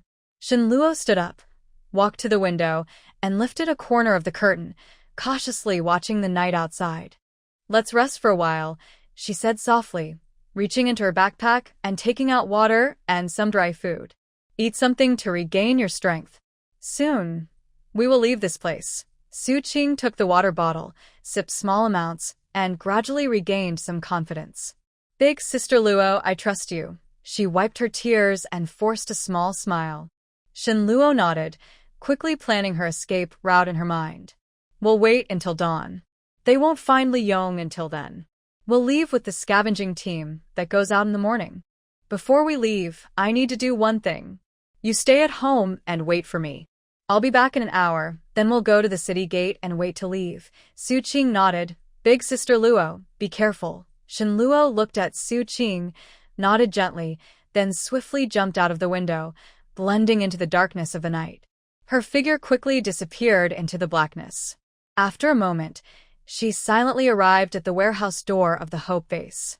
Shen Luo held her breath, perfectly blending into the heavy shadow cast by the warehouse door. The night vision ability granted by the system allowed her to see through the darkness beyond the door, revealing the scene inside, mountains of supplies stacked to form a natural maze. Shen Luo carefully looked around. Besides the supplies she exchanged at her location, there were so many other items in this warehouse. Since the base was unkind and had kidnapped her people, she decided to accept these supplies as a form of apology. The air was thick with dust, the smell of rusted metal, and a faint hint of machine oil. She moved like a wisp of smoke, silent and invisible, quickly gathering all the supplies into her space. After finishing, Shen Luo checked the time and realized it was still early. She remembered the residents living in the slums. She returned to the slums, left behind some potatoes and sweet potatoes, and scattered a few maps showing routes to her base. If these refugees wanted to come to her base, she could accommodate them. It was better than staying in that cannibalistic base. After doing all this, Shen Luo returned to her own home. She took out 2 sets of old, tattered clothes and changed into them with Su Qing. The two of them also drew some ugly makeup. Then, they left her house through the window. Under the cover of night, they reached the city gate. By now, many scavengers were waiting at the entrance. The city gate was crowded with ragged scavengers, moving like migrating ants in the dim light. Most of them were silent, their faces weathered and numb. They carried old bags or pushed squeaky carts, waiting for the signal to open the gate. The polluted air was mixed with sweat, dust, and a sense of despair unique to the end of the world. Shen Luo and Su Qing kept their heads down, trying to blend into the dull crowd. They deliberately smeared dirt on their faces to hide their identities and wore loose, worn clothes to conceal their figures. Shen Luo's senses were fully alert, scanning her surroundings carefully. "Stand still. Everyone stay in place. Don't push." A rough-voiced guard captain shouted from above, his voice impatient and hoarse, echoing over the crowd. "Line up. Check everyone before we leave the city. As usual, all bags must be opened." Shen Luo seemed to sense Su Qing's fear and gently held her cold wrist. In a soft, barely audible voice, she said, "Don't be afraid. Lower your head, relax your breathing, and follow the crowd." "Big Sister Luo, I'm not afraid," Su Qing said, adjusting her stance slightly and staying close to Shen Luo. She noticed that the guard's search was quite rough. They roughly pulled at the scavengers' bags, dumped their meager belongings on the ground to check, and kicked anything they didn't like. One frail old man was pushed to the ground by a guard because a small clean cloth in his bag caught their attention. This caused a burst of laughter and the old man to stifle a sob. Shen Luo's heart sank. Time passed slowly as they moved forward with the crowd, getting closer and closer to the city gate that symbolized freedom, but was also full of dangers. Finally, Shenluo and Su Qing safely passed through the checkpoint and left the Hope Base. Meanwhile, Li Yong, trapped like a dumpling, woke up and made painful sounds. Just as he was about to faint from exhaustion, his subordinates found him. They hurriedly untied him. Li Yong roared, "You useless fools! Last night, a real person came in and took Su Qing away, and you didn't notice. What are you even for?" He struggled to stand, his eyes shining with fierce determination. "Start a citywide search immediately. Find Su Qing and whoever helped her escape," Li Yong shouted, his voice echoing in the empty room. His subordinates dared not delay and quickly went to carry out his orders. Chaos broke out in the Hope Base.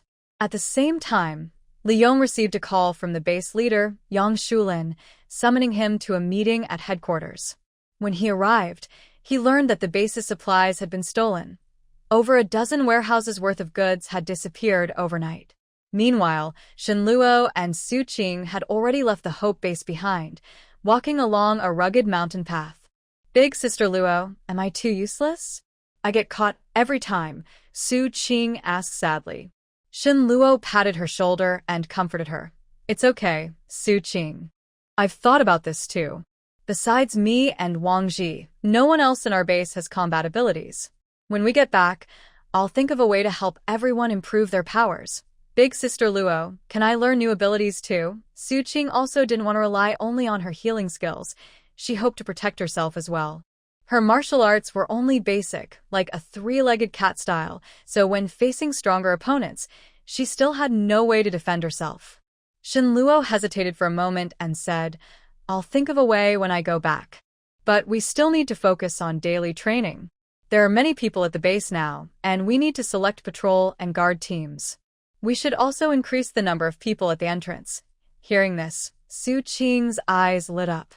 She nodded firmly and said, "Okay, Sister Luo. Since we arrived at the base, we haven't been training much."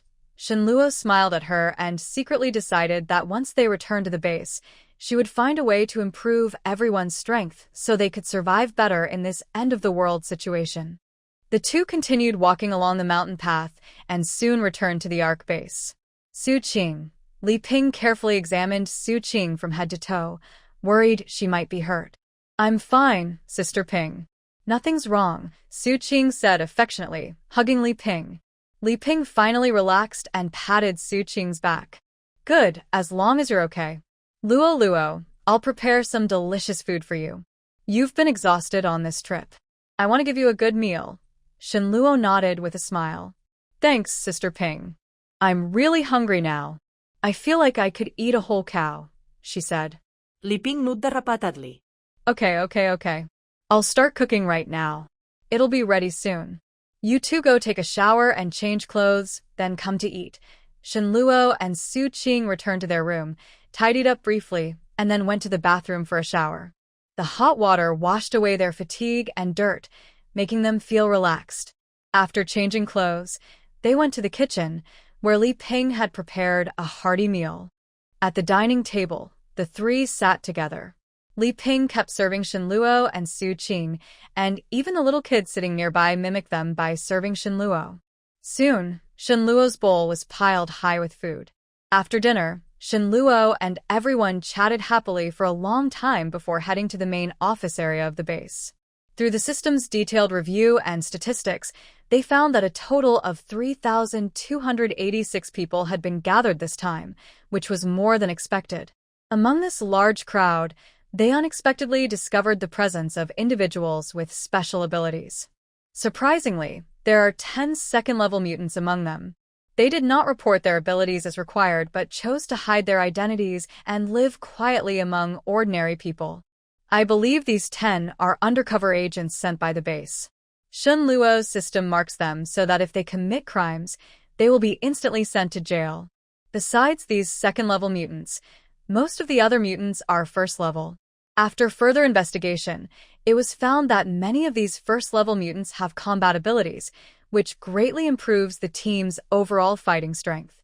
This unexpected discovery made Shenluo very happy and relieved. To improve everyone's abilities and strengthen ordinary people's fighting skills, Shen Luo decided to implement a series of effective measures and training plans. He hoped these efforts would help the team face future challenges more confidently and achieve better results. Shen Luo planned to build a training base. Once he had this idea, he acted immediately. He entered the space and searched the system shop for blueprints. That night, Shen Luo built a training ground inside the base that could hold over 10,000 people at once. He also designed different types of training areas based on various abilities.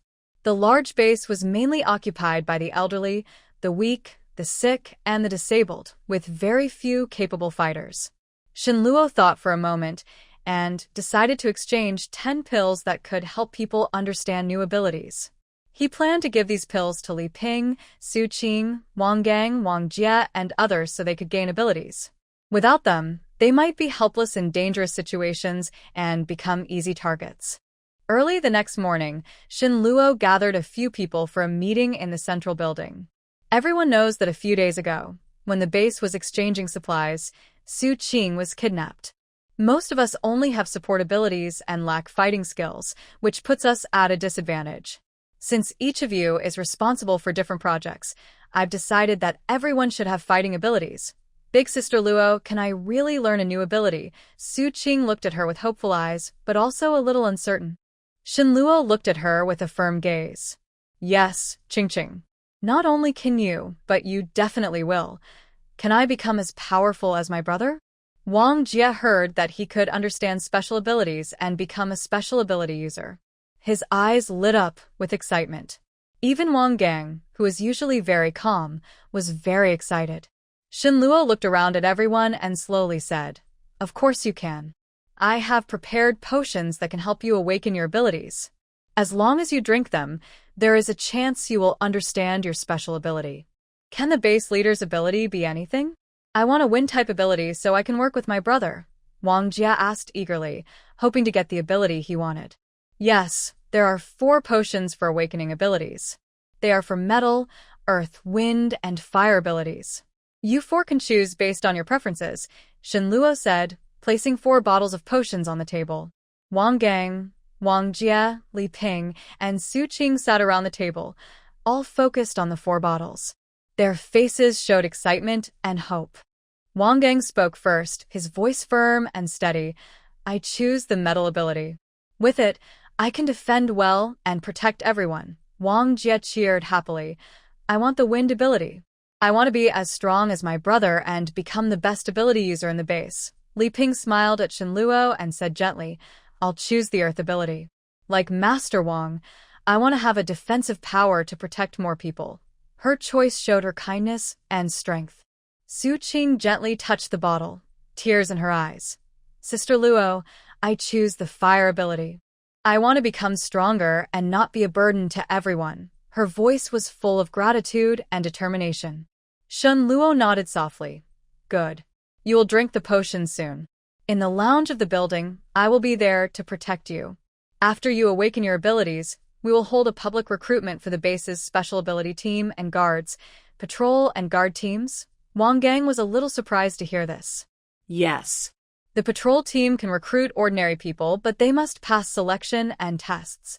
They will also undergo special training at the training base. Uncle Wang will be responsible for this, Shen Luo said, looking at Wang Gang with trust and hope. As a result, many people in the base will likely sign up for the patrol team. What about the guard team? Wang Gang continued to ask. The guard team needs to recruit people with special abilities. When registering, the system shows that about 20 or so people have abilities, but they haven't reported them. Maybe they haven't discovered their abilities yet or have personal reasons for hiding them. We will post an announcement first and see how many sign up before making a decision, Shen Luo explained in detail. Okay, I understand what to do now. Wang Gang nodded seriously. He knew his responsibility was heavy, but he was also confident and determined. By the way, tell Wang Ji that he is the captain of the guard team. From now on, he will be responsible for the base's guard team. If there are any problems, he can come to me anytime. Shen Luo thought for a moment and added, Don't worry, I will handle this. Although Wang Gang is already 40, he is strong. Without looking closely, you wouldn't guess he's older. Shen Luo continued thinking and said, also, Sister Ping and Su Qing, you two are responsible for recruiting workers for the base. Many older elders are scholars from before the apocalypse. Now that they are older, see if there are suitable jobs for them. Try to arrange something. Li Ping and Su Qing nodded in agreement. Li Ping gently said, don't worry, Luo Luo, I will take good care of everyone. Su Qing also expressed her opinion. Luo Jie, there aren't many jobs suitable for older people in the base. Li Ping touched Su Qing's nose and said, silly girl, schools, agricultural research, scientific work. Aren't those suitable? Also, Luo Luo, you can ask the senior scholars for help with promoting the base. At that moment, Su Qing suddenly had a realization, as if a flash of insight crossed her mind. She realized that things could be arranged so cleverly. She couldn't help but sigh. If that experienced scholar could lend a hand in helping her with the tedious promotional work, she wouldn't have to worry about it anymore. Her mood would also become much lighter. This way, she could devote more energy and time to other important tasks. Her work efficiency would undoubtedly improve greatly. Additionally, about the school, if all the experienced scholars are sent to teach, I wonder if those young children might accidentally disturb the elders' peace. Shen Luo nodded happily. Yes, the school is necessary. The children in the base must receive education, classes in the morning and training in the afternoon. We will include moral, intellectual, physical, artistic, and labor education. Wang Jie listened for a while, seeing Shen Luo about to finish organizing everything, and asked anxiously, base leader, what about me? What should I do? Shen Luo looked at him with a smile and said, Wang Jie, you now carry the heaviest responsibility. Your brother is in charge of the guard team, and you'll be at the front gate. This job requires a lot of patience and carefulness. Do you think you can handle it? Hearing this, Wang Jie immediately straightened his chest and promised, base leader, don't worry. I will complete the task. I won't let any suspicious people enter the base. The current plan is like this. Everyone goes to a room to understand their new abilities. Once you've understood, come to me for the crystal core. I will teach you how to improve your powers.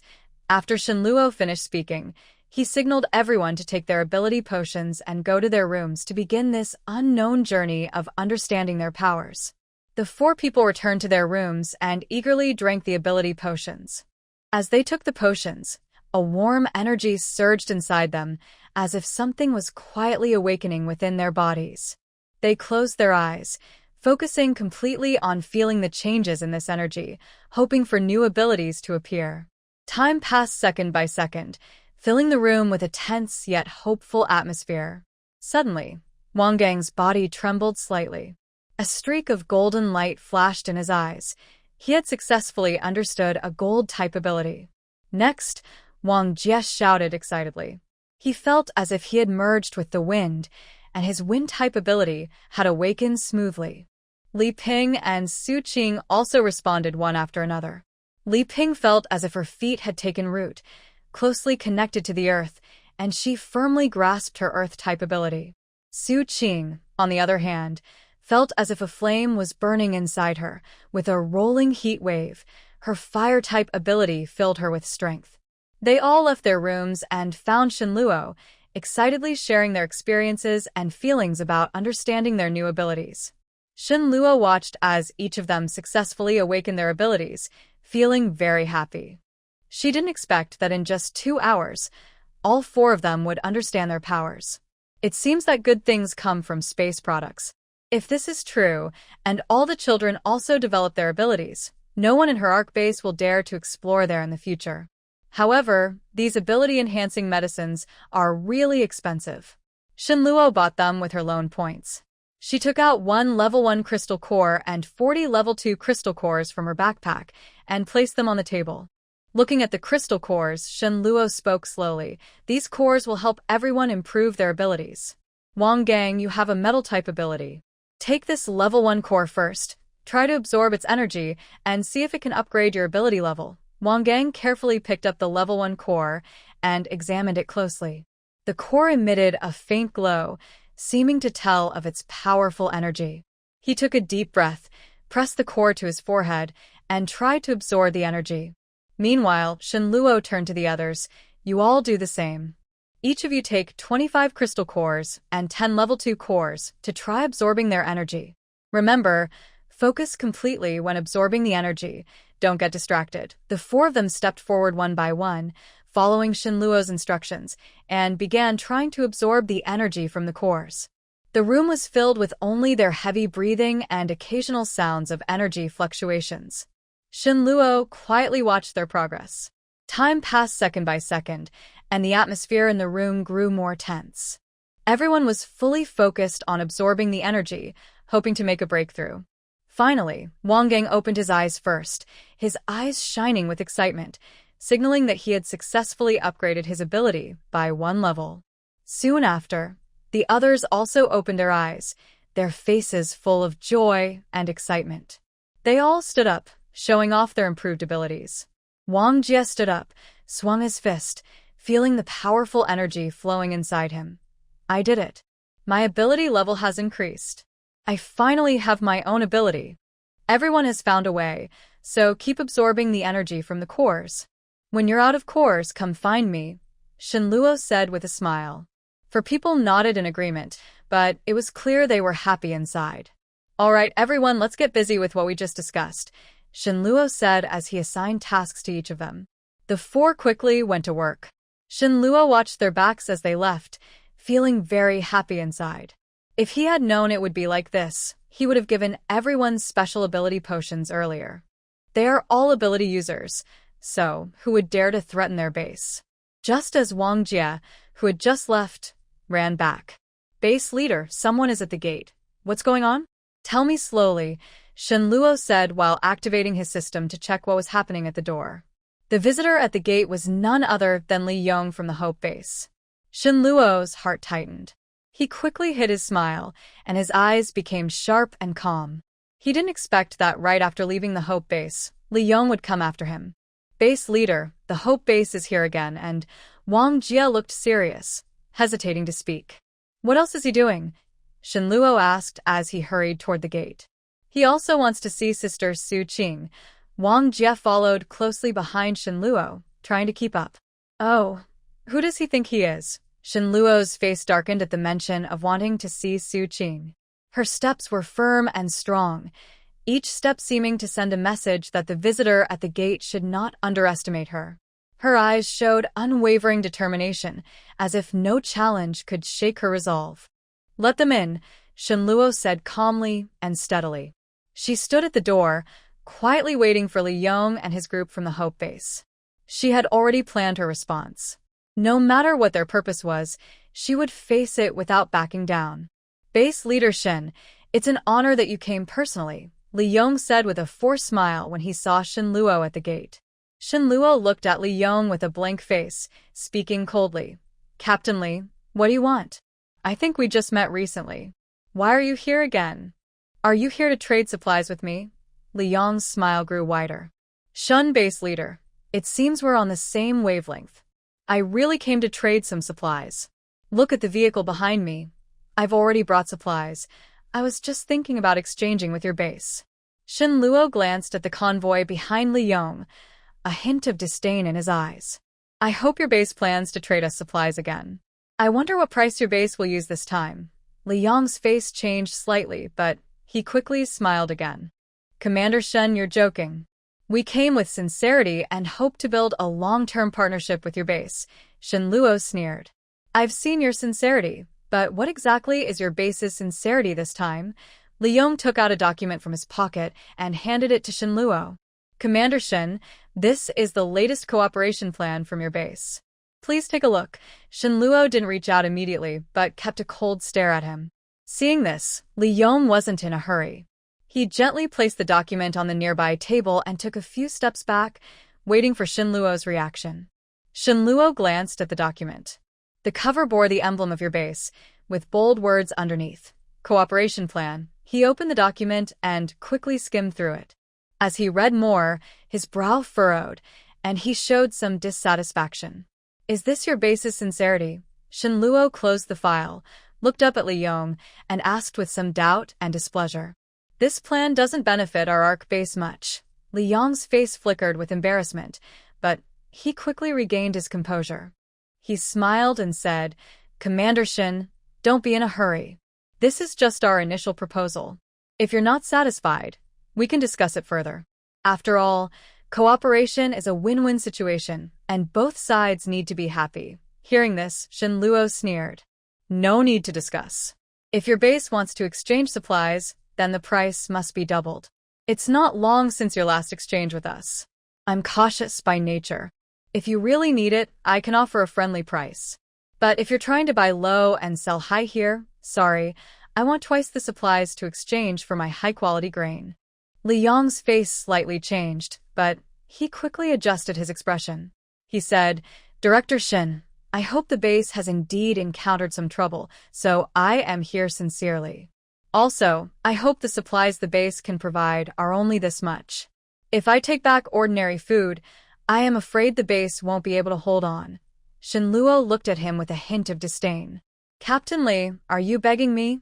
Hearing this, Li Yong's face stiffened, but he soon put on a flattering smile. Director Shin, you are being too kind. Of course, I just wanted to see our previous cooperation and give us a chance. Our base is really struggling right now. Shin Luo shook his head lightly, with a firm tone. Captain Li, I have seen your sincerity. The current cooperation plan doesn't benefit our ARC base much, so I can't accept it.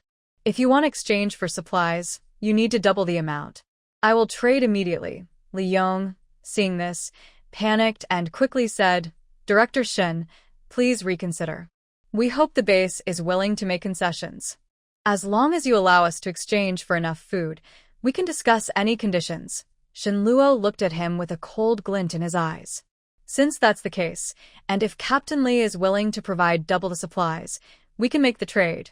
Li Yong hurriedly waved his hands. No, Director Shin. You misunderstood. I just hope we can continue working together. After all, in this end-of-the-world situation, having one more ally is better than one more enemy. Shin Luo sneered. From what Captain Li means, it sounds like you're trying to threaten me. Li Yong quickly denied. No, Director Shin. You misunderstood. I am just speaking honestly. In this world, survival is hard. We hope our base and ARC base can work together to resist external threats. Shin Luo looked at him with a hint of disdain. Captain Li, are you trying to tell me how to do my job? Whether ARC base cooperates with Hope base is my decision, and it has nothing to do with you. If you keep causing trouble here, don't blame me for being rude.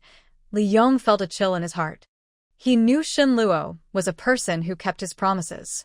If he continued to argue, it might backfire.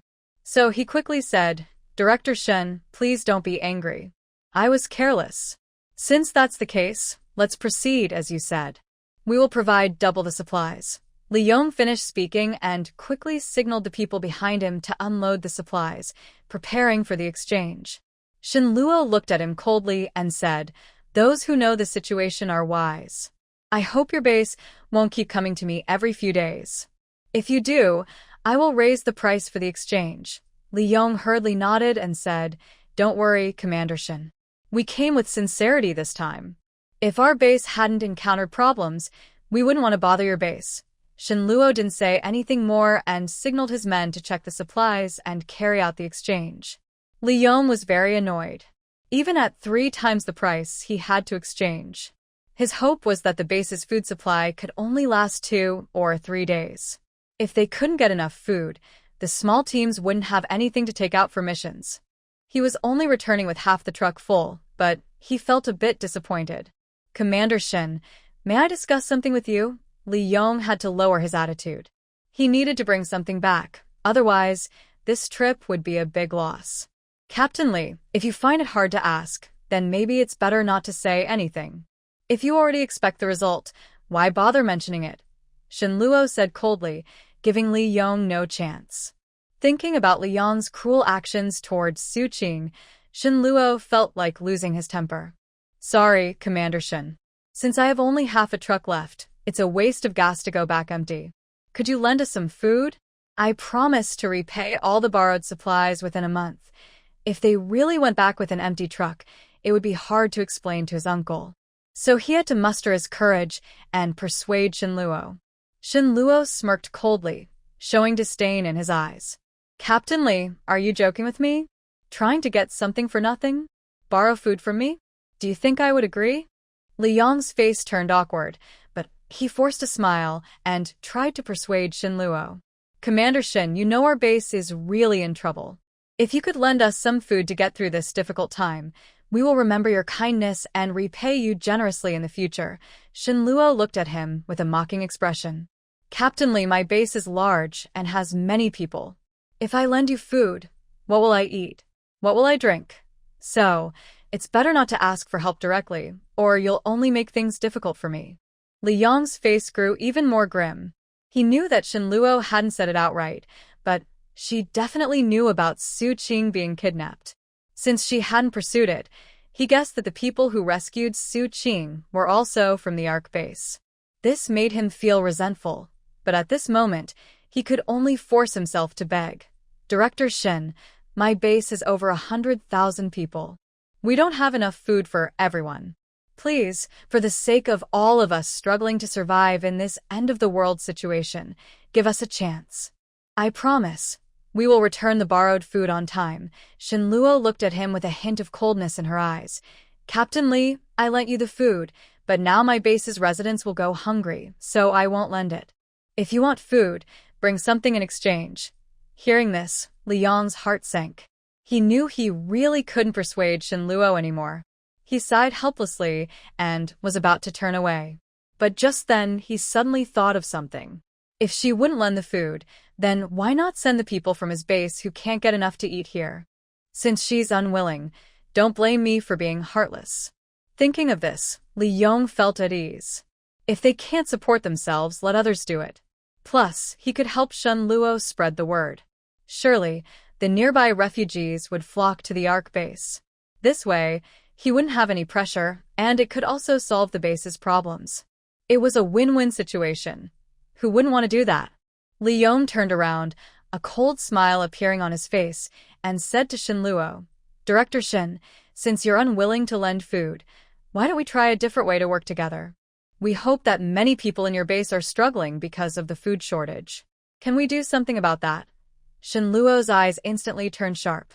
Captain Li, are you trying to shift your problems onto our Ark base? I tell you, no way. My base isn't a charity. We won't take in your people unconditionally. Seeing this, Li Yong quickly explained, Director Shin, you misunderstood. That's not what I meant. I was suggesting that we send these people to your place to work for you, exchanging labor for food. This way, it solves their problem and adds workers to your base. Isn't that a good solution? However, our Ark base does not need to increase its workforce in this way. We have our own recruitment channels and standards, and we do not accept just anyone. Li Yong's face turned pale upon hearing this. He did not expect Shinluo to refuse him so firmly. Grinding his teeth, he said, Director Shin, I was too abrupt. I will not bother you anymore. Goodbye. Shinluo looked at him with a hint of disdain. You're welcome to visit again, Captain Li. Seeing this, Li Yong knew further argument was useless. He could only leave reluctantly. As he walked away, he looked back with a look of frustration and resentment. He secretly vowed to find a chance to get revenge on Shinluo and make the Ark base pay. When he was leaving, he saw Su Qing's figure in the rearview mirror. Su Qing really came back, Li Yong said through clenched teeth. Li Yong was filled with anger. He didn't expect Shinluo to be so tough. Sitting in his car, he stared coldly at Shinluo's back until the gates of the Ark base slowly closed. Then he stepped on the gas hard and drove away. On his way back, he started screening and planning to push out the old folks. Confident in his plan, he even sped up the car. After returning to Hope Base, Li Yong secretly contacted other small bases, trying to use their names to exchange food at the Ark base, then bring it back for his own use. But Shinluo had already seen through this trick and had prepared countermeasures. In the end, these surrounding small bases suffered greatly, but that is a story for later. Watching Li Yong's convoy gradually disappear into the distance, Shinluo showed a cold smile. She looked up at the sky, where the snow was falling more and more heavily. Shin Luo hoped Li Yong's speed would be faster and that those expelled would arrive sooner. The earlier they arrived, the sooner they could be rescued. It seems the formation of the guard team needs to be accelerated. She planned to add 2 large trucks on the road from the Ark base to Hope base. If a large number of refugees appeared, they could be brought back immediately. Li Yong did not disappoint Shin Luo. When he returned to the base, he exaggerated and recounted Shin Luo's wrongdoings. He also called on the residents of Hope base to develop hostility towards the Ark base, trying to pressure those who could not work or were starving into submission through public opinion. Furthermore, he returned to loudly promote the benefits of the Ark base. Not only could people enjoy meat every day, but they also had warm houses to live in. Everyone could settle down and work happily, especially the elderly, who needed special care. As soon as he finished speaking, the entire Hope base seemed to ignite. The quiet atmosphere was suddenly broken.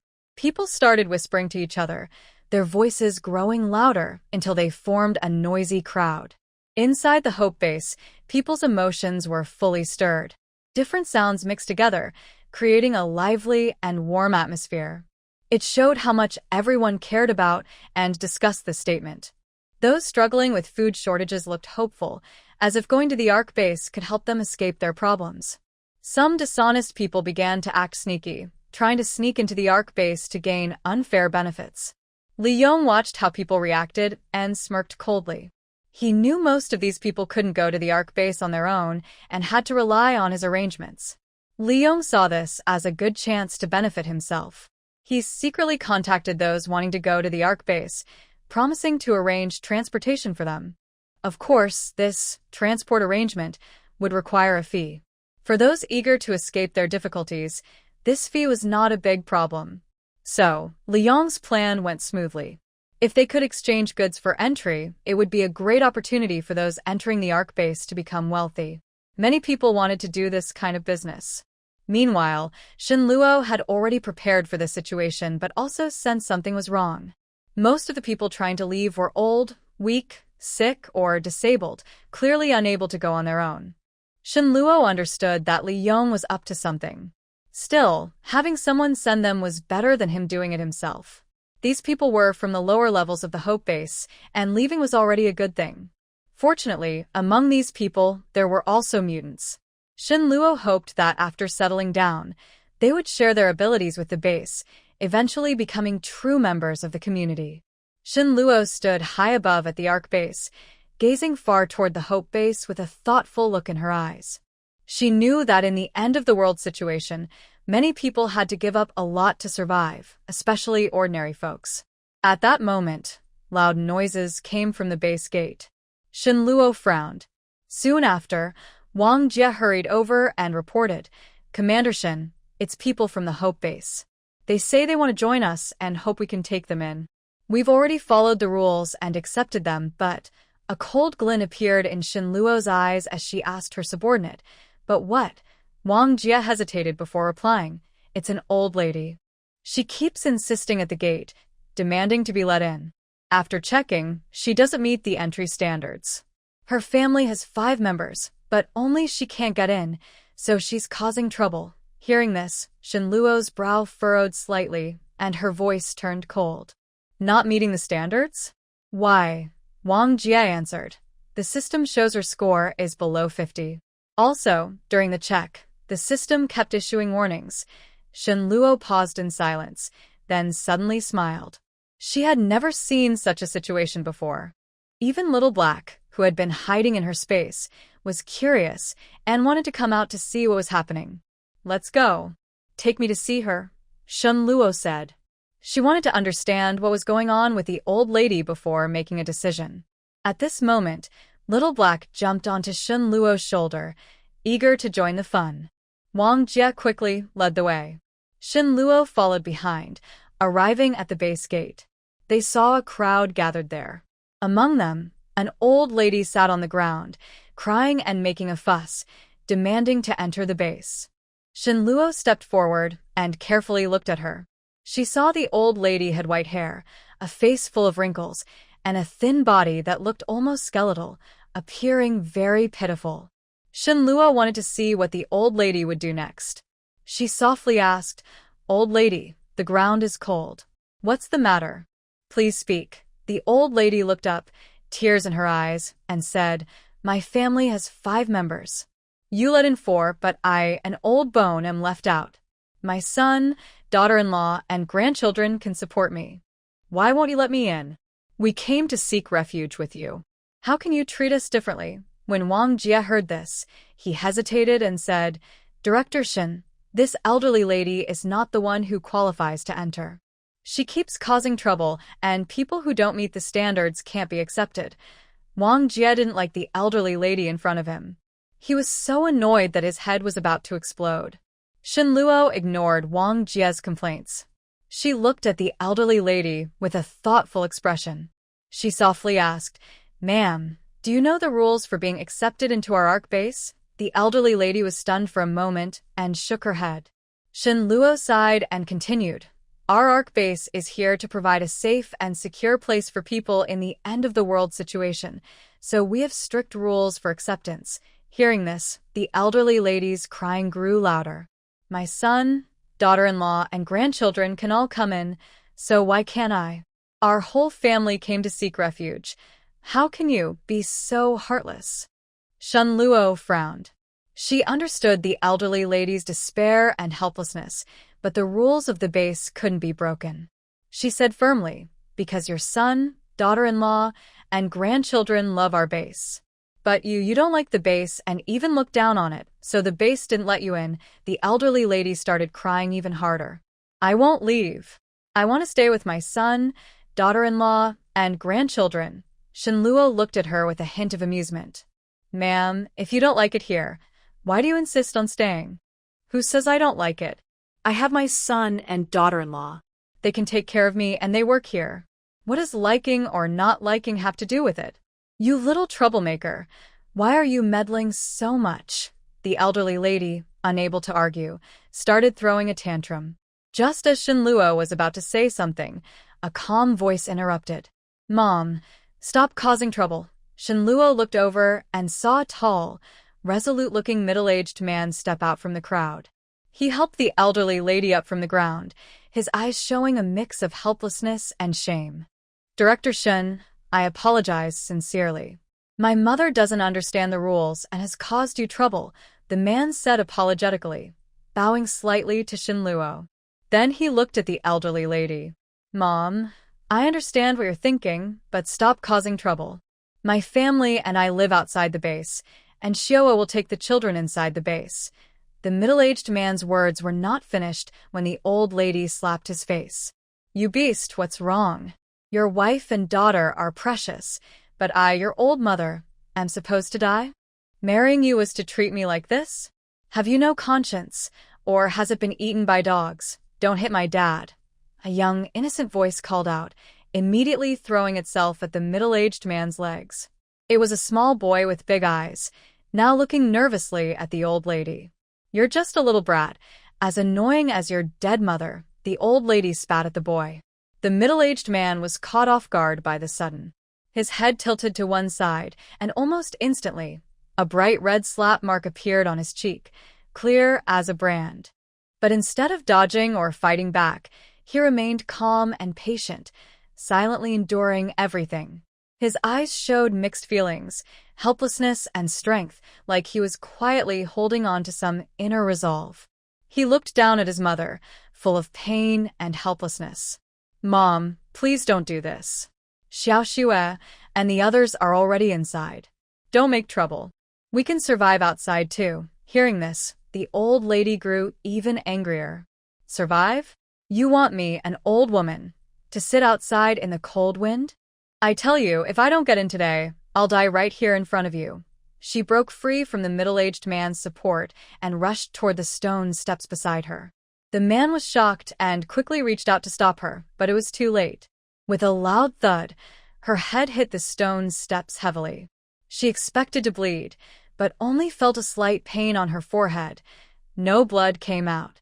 The crowd was startled and gasped in surprise. Shin Luo had been watching closely. There was no way she would let the old lady really get hurt at her entrance. The middle-aged man held his mother, tears streaming down his face. Mom, are you okay? Don't scare me. The old lady grunted twice, but didn't open her eyes. Old sir, Shenluo pretended to call twice, then said to Wang Jia, Xiao Jia, go call old Xiao, and don't forget to bring his silver needle. The middle-aged man looked up gratefully at Shenluo. Shenluo gave him a calm look, telling him to stay calm. She could tell that the old lady's son was a good person, probably because he was too honest, which made her keep bothering him. Also, this middle-aged man had special abilities, a second-level Earth-type power. He probably kept his identity secret because he was worried that if he left his wife and children, his mother might push them away or cause trouble. Thinking of this, Shenluo smiled helplessly. After a moment, old Xiao was helped quickly to the gate of the base by Wang Jia. This doctor, old Xiao, came from the Hope base. When he arrived, his legs were frostbitten, but Shenluo secretly treated him, which is why he can now walk so quickly. Base leader, I am here. Old Xiao first greeted Shenluo before looking at the patient. In his heart, Shenluo was more important than anyone else. Old Xiao, I'm fine. It's this old lady. She just bumped into our big stone pillar. Shenluo said playfully with a smile. Oh, let me check, old Xiao said, then bent down to take her pulse. He checked her pulse for a moment, frowned slightly, then carefully examined her forehead. He stood up and said to Shenluo, base leader, this old lady doesn't have. Before he finished, Shenluo interrupted, old Xiao, she's not in life danger, but she needs urgent help. Should we use your silver needle? Old Xiao was happy to hear that. Turns out, she was waiting for him to give her a needle. He smiled knowingly, nodded, and said, yes, I was just about to say that I need to give her a needle. She'll wake up soon. As long as her life is safe, a few more injections will help reduce the swelling in her head in a few days. Shenluo knew that old Xiao understood her meaning. She saw him take a silver needle from his medical box, and he even took out a long, thick one. Although the man from Central South didn't like how his mother looked, he was still nervous when he saw such a long, thick silver needle. He asked, Doctor, do you really have to use this needle? Yes, this needs to be inserted into her head. Just listen to me. 2 injections, and she'll recover in 3 days. Your mother's health will get better. While cleaning the silver needle, old Master Qi reached out and gently touched the lady's head, always ready to insert the needle. When the lady heard this, she quietly squinted her eyes and looked. When she heard that the needle would be inserted into her head, she almost got scared and backed away.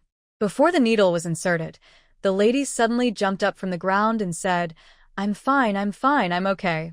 Shenluo watched the lady suddenly seem to recover, a faint smile appearing on his face. Mother, what are you trying to do? The middle-aged man, with a red face, supported the lady. Don't think I want something good. If I can't get in, none of you'll get in either, the lady replied stubbornly. Mother, Xiao and the children have already gone inside. I don't have to go in. Let's leave now, don't cause trouble at the gate, the middle-aged man said, trying to help the lady leave. But the lady refused, sitting down the ground and crying loudly. The middle-aged man looked disappointed but didn't show it in his eyes. Mother, are you trying to push me to the limit? I'm not forcing you. I asked you to take care of me. Is that wrong? Every son takes care of his parents. Why are you the only one trying to abandon us? She said, pulling at him and hitting him. Have I ever been unkind to you? I work on the farm, take care of everything at home. When have I ever raised my hand against you? Even in this tough time, my family of 4 would rather go hungry than let you go without. Now you don't meet the standards to enter the base. If you did, wouldn't you be inside with others? I won't go in. Let Xiao and the children go in. Why won't you? The man finally couldn't hold back and shouted softly. You beast! You think you're so powerful? Do you want to kill your own mother? How could you be such an unfilial son? The lady said stubbornly. The middle-aged man apologized to Shenluo with a bow. Base leader, I'm really sorry. I will take my mother away now.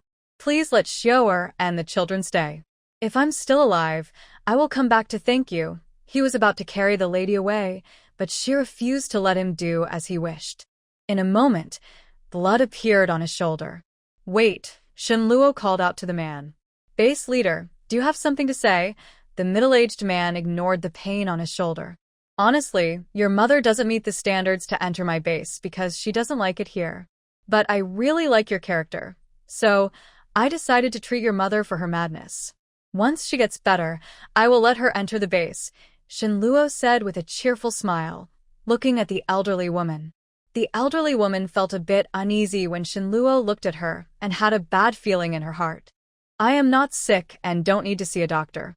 Since you want me to go in, please move aside, she said, still trying to keep her dignity. No, you're sick, Shinluo replied, grabbing her wrist and pulling her closer. I don't. Before she could finish, Shinluo quickly used old Qiao's silver needle to her a few times. The elderly woman suddenly fell silent, unable to speak. She was stunned, eyes wide open, gesturing with her hands, but no one could understand her. Everyone was stunned by Shinluo's quick actions. Then Shinluo gave her a few more acupuncture points. The elderly woman immediately felt pain all over her body, as if she had been beaten badly. Old lady, after entering the base, you will need to stay in the prison for labor.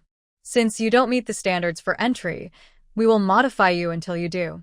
As long as you meet the standards, I will let you go home to live with your son and daughter-in-law. If you understand, I will give you more needles to cure your illness, Shinluo said with a gentle smile. The elderly woman could only nod. In just a few minutes, she was sweating from the pain.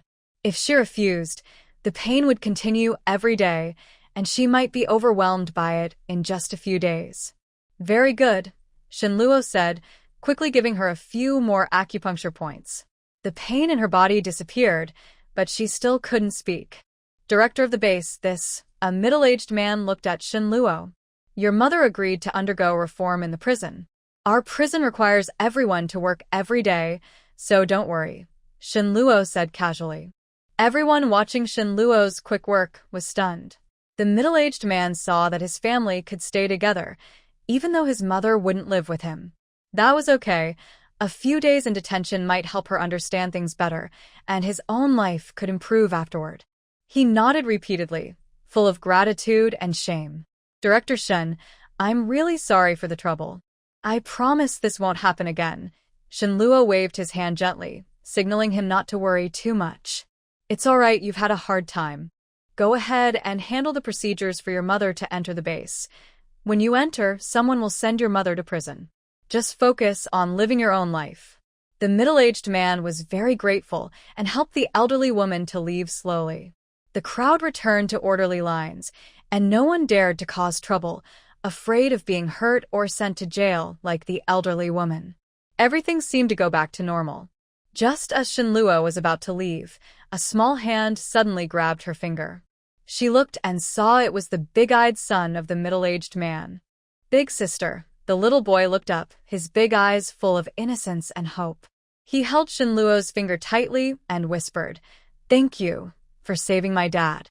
Shinluo crouched down slightly to look at the boy and smiled gently. "Little one, no need to thank me. Go find your mom."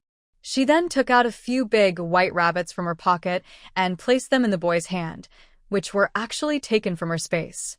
The boy held the candies, his eyes shining brightly, but he didn't run away immediately. He hesitated and then said, "Big sister, I can't take these.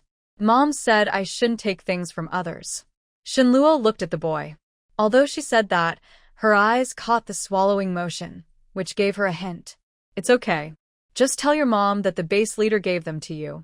She won't be mad." Then, "Can I trade the candies to you to help my sister get better?" Hearing this, Shinluo's heart moved slightly.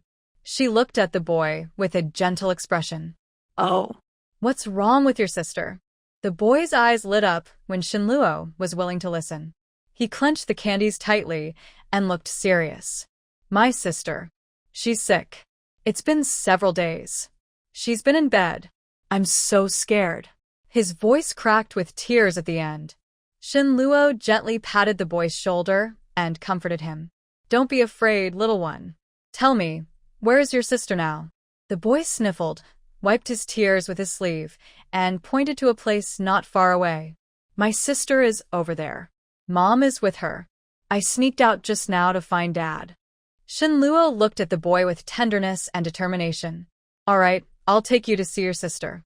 The boy's eyes lit up with surprise. He quickly nodded and followed Shinluo closely. At this moment, a woman holding a child ran toward them. You ran off somewhere. I'm glad I found you. Otherwise, I wouldn't know what to do, the woman said with tears in her eyes. Mom, I went to see the base commander for my sister. The little boy tugged at the woman's sleeve. The woman looked at Shinluo with gratitude. Thank you so much, Commander Shin. This child is not very sensible and has caused you trouble. Shinluo smiled and shook her head. It's okay. The child is quite cute. Come with me, and I'll take a look at her daughter. The woman nodded repeatedly, a hint of tears in her eyes, and followed Shinluo closely. Along the way, the little boy held Shinluo's hand tightly, as if afraid she might suddenly disappear. Shinluo looked down at him with gentle and encouraging eyes. Soon, the three of them arrived at the base hospital with Shinluo. Because many people had come recently, the hospital now had enough doctors and nurses. When they saw Shinluo, they all came over to greet her. Everyone go ahead with your work. I'll take them to the consultation room, Shinluo said, leading the group to the clinic. This consultation room was a temporary space Shinluo had set up earlier for treating everyone. She indicated for the girl to be placed on the examination table. As she approached, she saw the girl with her eyes closed tightly, breathing weakly. Her condition was clearly serious. How long has the child been like this? Shinluo asked the woman. The woman wiped her tears. It's been several days. She has a high fever that won't go down. We've given her medicine, but she hasn't improved. Shinluo nodded gently, already making plans. It seemed the child had also activated her inner abilities, but after several days, she was still unconscious. It looked like a serious situation. Keep the child here. I'll arrange for someone to take care of her. You should go and register for a stay first, then come back, Shinluo said as she organized things. She took a small porcelain bottle from a nearby cabinet, which contained her diluted spiritual spring water. Shinluo held a hopeful heart. She sincerely hoped that this magical spring water could work its special effect and give the weak girl some real help. Looking at the girl's emaciated body, Shinluo couldn't help but feel emotional. Despite her poor health, she still managed to activate her hidden abilities. This was truly incredible and showed her strong will and extraordinary spirit. Such a miracle was almost unimaginable to ordinary people. Shinluo further imagined that if the little girl's health were stronger, with more energy and better physical condition, her understanding and control of her special abilities would likely improve greatly. In such an ideal situation, she would have already easily understood and mastered her mysterious powers, showing impressive talent. After Shinluo fed the little girl some spiritual spring water, her breathing gradually steadied, and her face regained a bit of color. Seeing this, Shinluo took the girl to the special ward on the 6th floor. This floor is filled with special wards Shinluo set up, each designed to help activate abilities. Each person has their own room, which can only be opened from the outside. The inside cannot be opened from within. The girl's mother stood frozen, unsure whether to follow or to go handle the check-in as Shinluo instructed. Only her and her younger son remained in the consultation room. Mom, sister will be fine, right? The little boy looked up at the woman. The woman looked at her hopeful son, feeling nervous, but still nodded. Yes, sister will be fine. We must trust the base leader. After speaking, she took her son's hand, and they left the consultation room together to complete the check-in process, as Shinluo had told them. The little boy kept looking back toward the consultation room, full of worry and hope. We'll be back soon, right? Will sister be scared staying here alone? The woman patted her son's head to comfort him. First, we'll find Dad, then find a place to live. Once everything is settled, we'll come see sister. When she gets better, we can bring her home. The little boy was excited. Mom, do we have our own house now? Yes, we will definitely have our own house here, the woman replied. She noticed that the base didn't look like a poor area with shanties like Hope Base. Instead, there were neat, clean rows of houses, and some were still under construction, tall buildings and single-story houses. She wanted to live in a single-story house because it had a small yard where she could grow some vegetables, saving some money. Thinking of this, Shioa led her son to the registration hall. As soon as they entered, she saw her husband looking around at the entrance of the hall. Shioa called out to Su Zhenhua while leading her young son toward him. "Where are you and her, Pinger?" Su Zhenhua looked at his wife and son but couldn't see his daughter, feeling worried inside. Shioa reached Su Zhenhua and took a breath before saying, "Pinger is in the clinic. Director Shen is giving her a checkup. Look, we also met Director Shen. He's very kind and even gave Inner some candy." She then told Su Zhenhua about Shen Luo giving candy to Inner. After hearing this, Su Zhenhua felt even more grateful to Shen Luo. "Director Shen has helped us a lot. Let's go check in first, then come back to see Pinger." Shioa nodded and went with Su Zhenhua to handle the registration. During the process, Shioa asked about the house and learned there was indeed a small house with a little yard. She was very happy. Everyone also received 200 points for free, so their family of 4 had 800 points in total. A small house costs 50 points a month. Seeing how much Shioa liked it, Su Zhenhua decided to rent it for 6 months.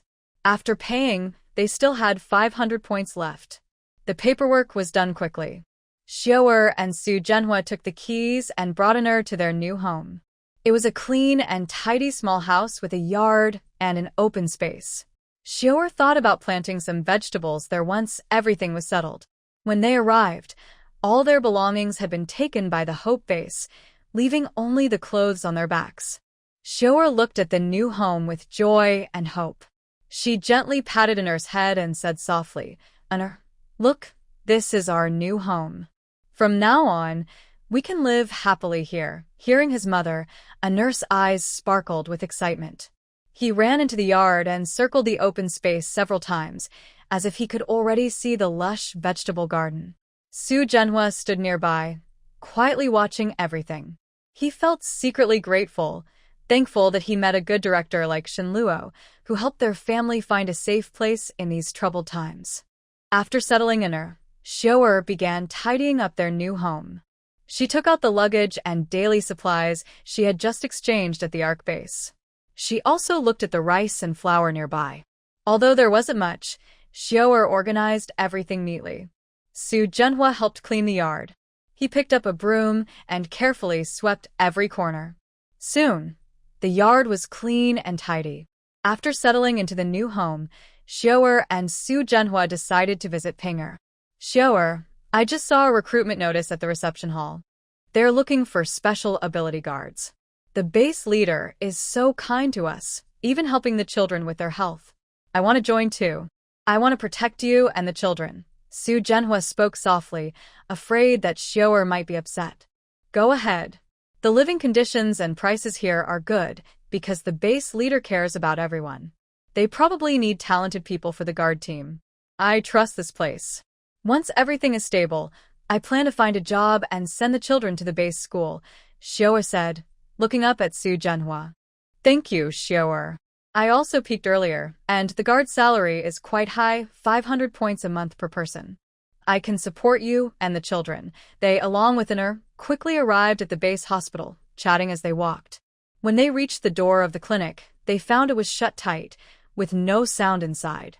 After asking the nurse, they learned Pinger had already been taken to a ward. Shioa and Su Zhenhua hurriedly asked for directions to the ward. The nurse patiently pointed the way. Following the nurse's instructions, they rushed to the special ward on the 6th floor. Outside the ward, through the glass window, they saw Shen Luo sitting beside the little girl's bed, holding an apple for Pinger.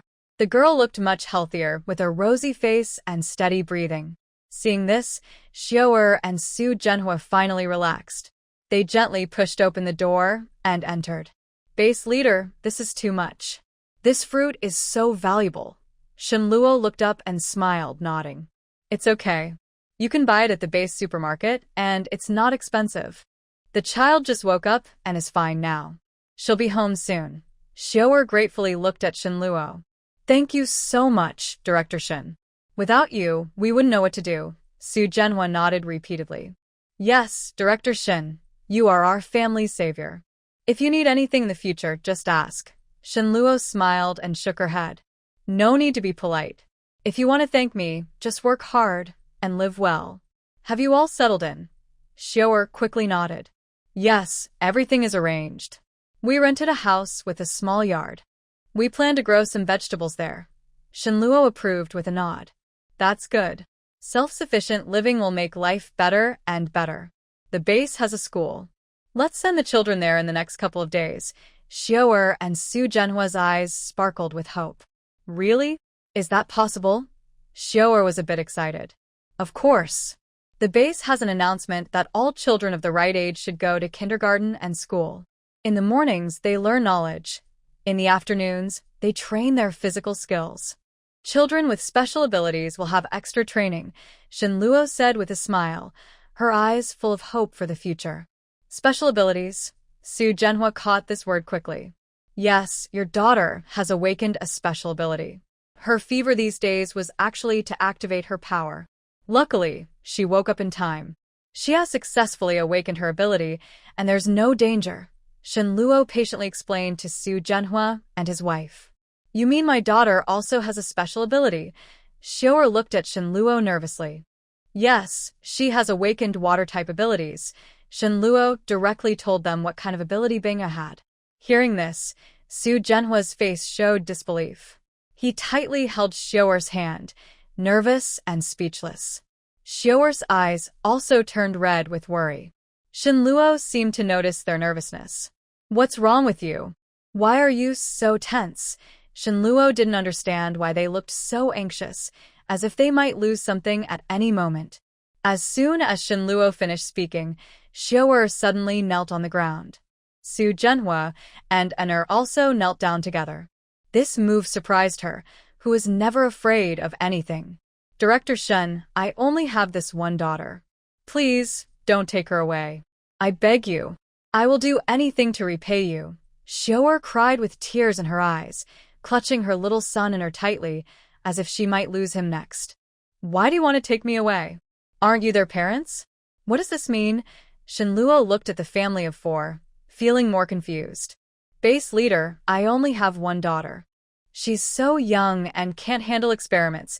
Xiao pulled on Shinluo's pants, tears in her eyes. Experiments? Who said they want to use your pinger for experiments? Shinluo suddenly understood. It turned out Su Zhenhua and Xiao were afraid he would take their child to do experiments. I hope the base often loses children, especially those with special abilities. When we find them, only old clothes are left. I'm worried my daughter might also. Shinluo quickly helped Xiao and her family up. Xiao was still frightened, tears in her eyes, looking at Shinluo as if afraid she might change her mind. Then she continued, Get up quickly. Why would I take your daughter? We are the ARC base, not the Hope base. My research institute doesn't study children. Why would I research them? Although I lack special ability users, I wouldn't force anyone to do something they don't want. So you can rest assured, your pinger is your pinger. No one will take her. And I have a secret to tell you. I've picked up many children with abilities. Why do I train them? Because they are young, and their abilities are not yet developed. I worry they might not use their powers properly, or might be exploited. Plus, I spoil my own children. The crystals they absorb to improve their abilities are mine. With my help, they will grow up healthy. Base leader Xiao felt a bit embarrassed. It's okay. I understand a parent's love. And I never force anyone. Although my base lacks ability users, if people don't want to come, I won't force them.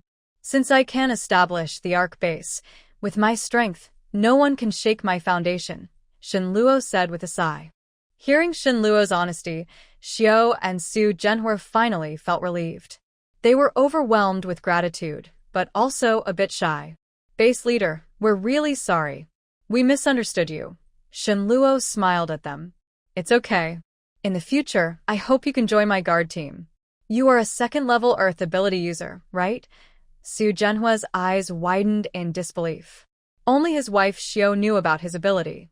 Don't be so surprised. I know many people at the base have special abilities. I tell you this to let you know that at ARC base, you are free. Everything depends on your own wishes, Shinluo said with a smile, looking at the family of four. Su seno asade ni understood. It was clear that the base leader truly didn't want to lose him, and his sincerity was real. Thank you, base leader, Su Zhenhua said. He was just a farmer, but now he felt so appreciated by Shenluo that he almost cried. This trust meant a lot to him, especially since they had just met. It was hard not to feel touched. Shenluo gently patted Su Zhenhua's shoulder and spoke kindly but firmly. Don't cry. You're a grown man. From now on, we are family. Ark Base is your home. His sincere words made Xiao and Su Zhenhua feel warm inside. They knew that in this world full of unknowns and dangers, it was rare to meet someone like Shenluo who truly cared for them. Base leader, don't worry. We will work hard and not let you down, Xiao said, wiping tears from her eyes with a firm voice. Su Zhenhua nodded repeatedly, his eyes shining with gratitude and determination. Yes, we will do our best to contribute to Ark Base. Shenluo smiled at them. That's enough. Don't be too polite.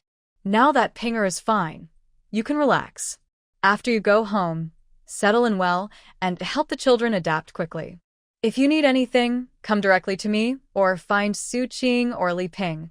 He spoke gently, then turned and left the hospital room, giving the family a forced space. Back home, Xiao started to get busy.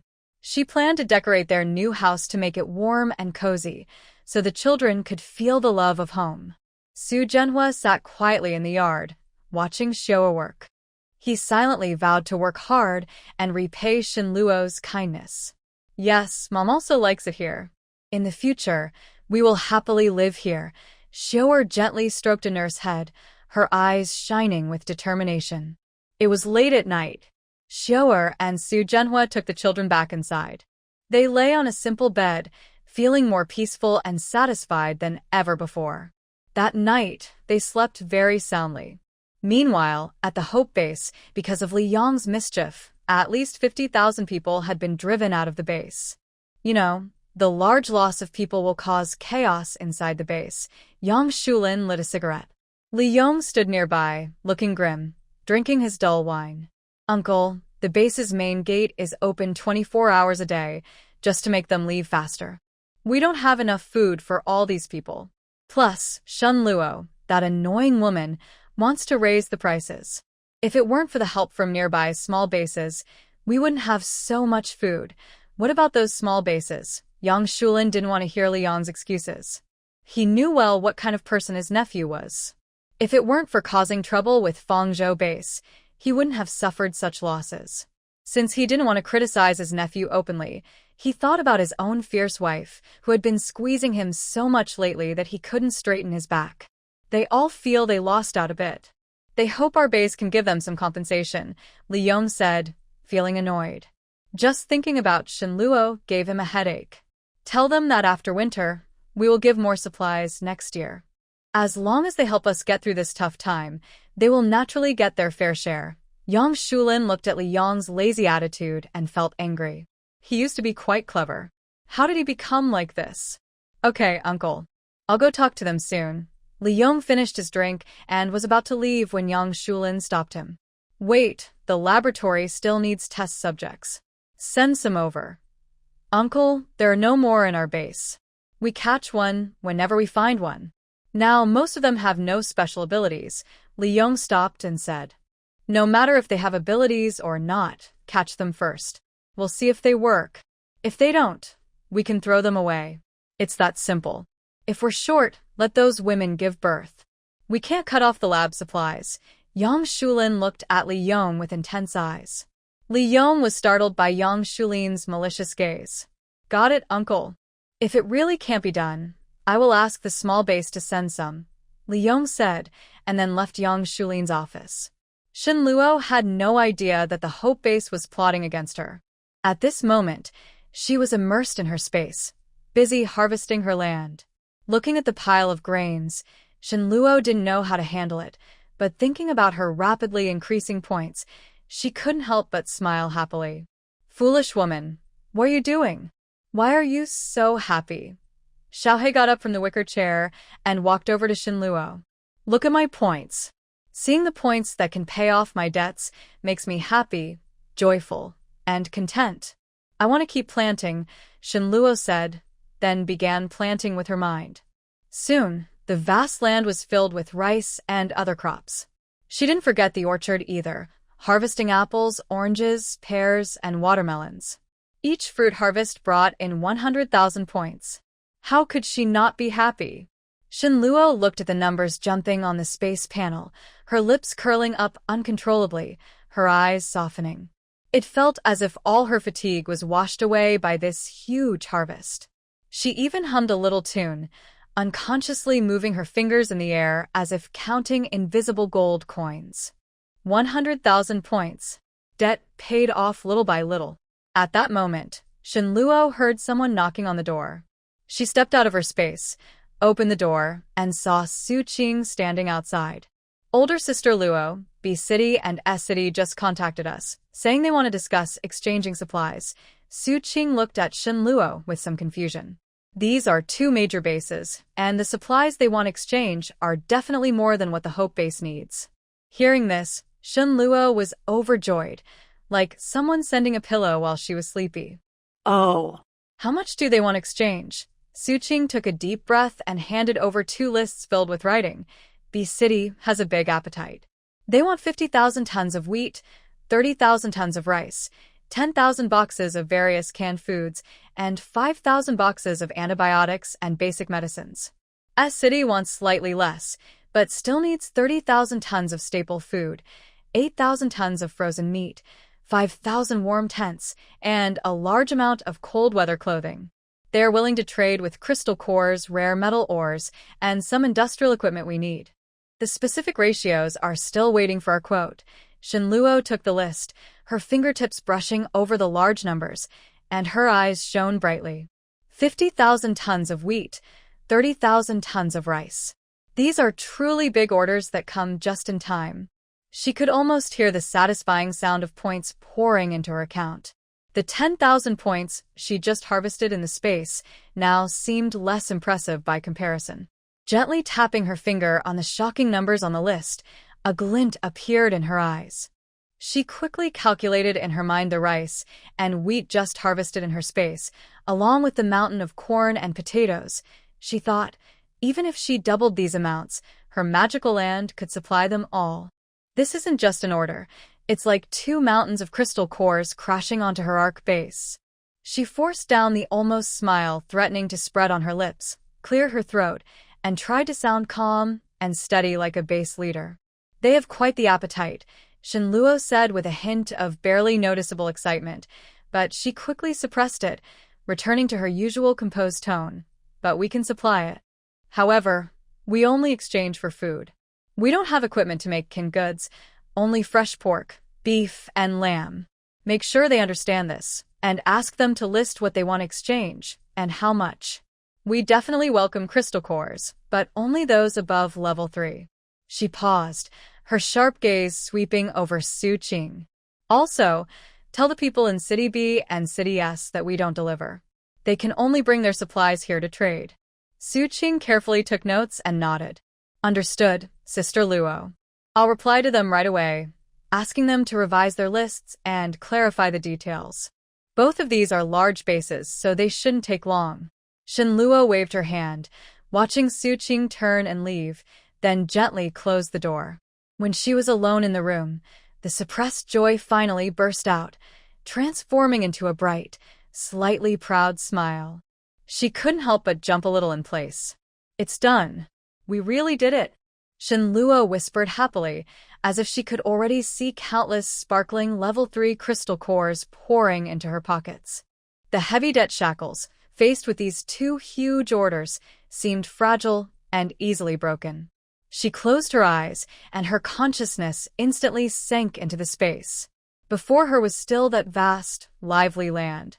The freshly harvested field still carried the smell of new soil, but Shinluo knew that as soon as she thought about it, the next crop of full wheat and heavy rice would soon cover this fertile land again.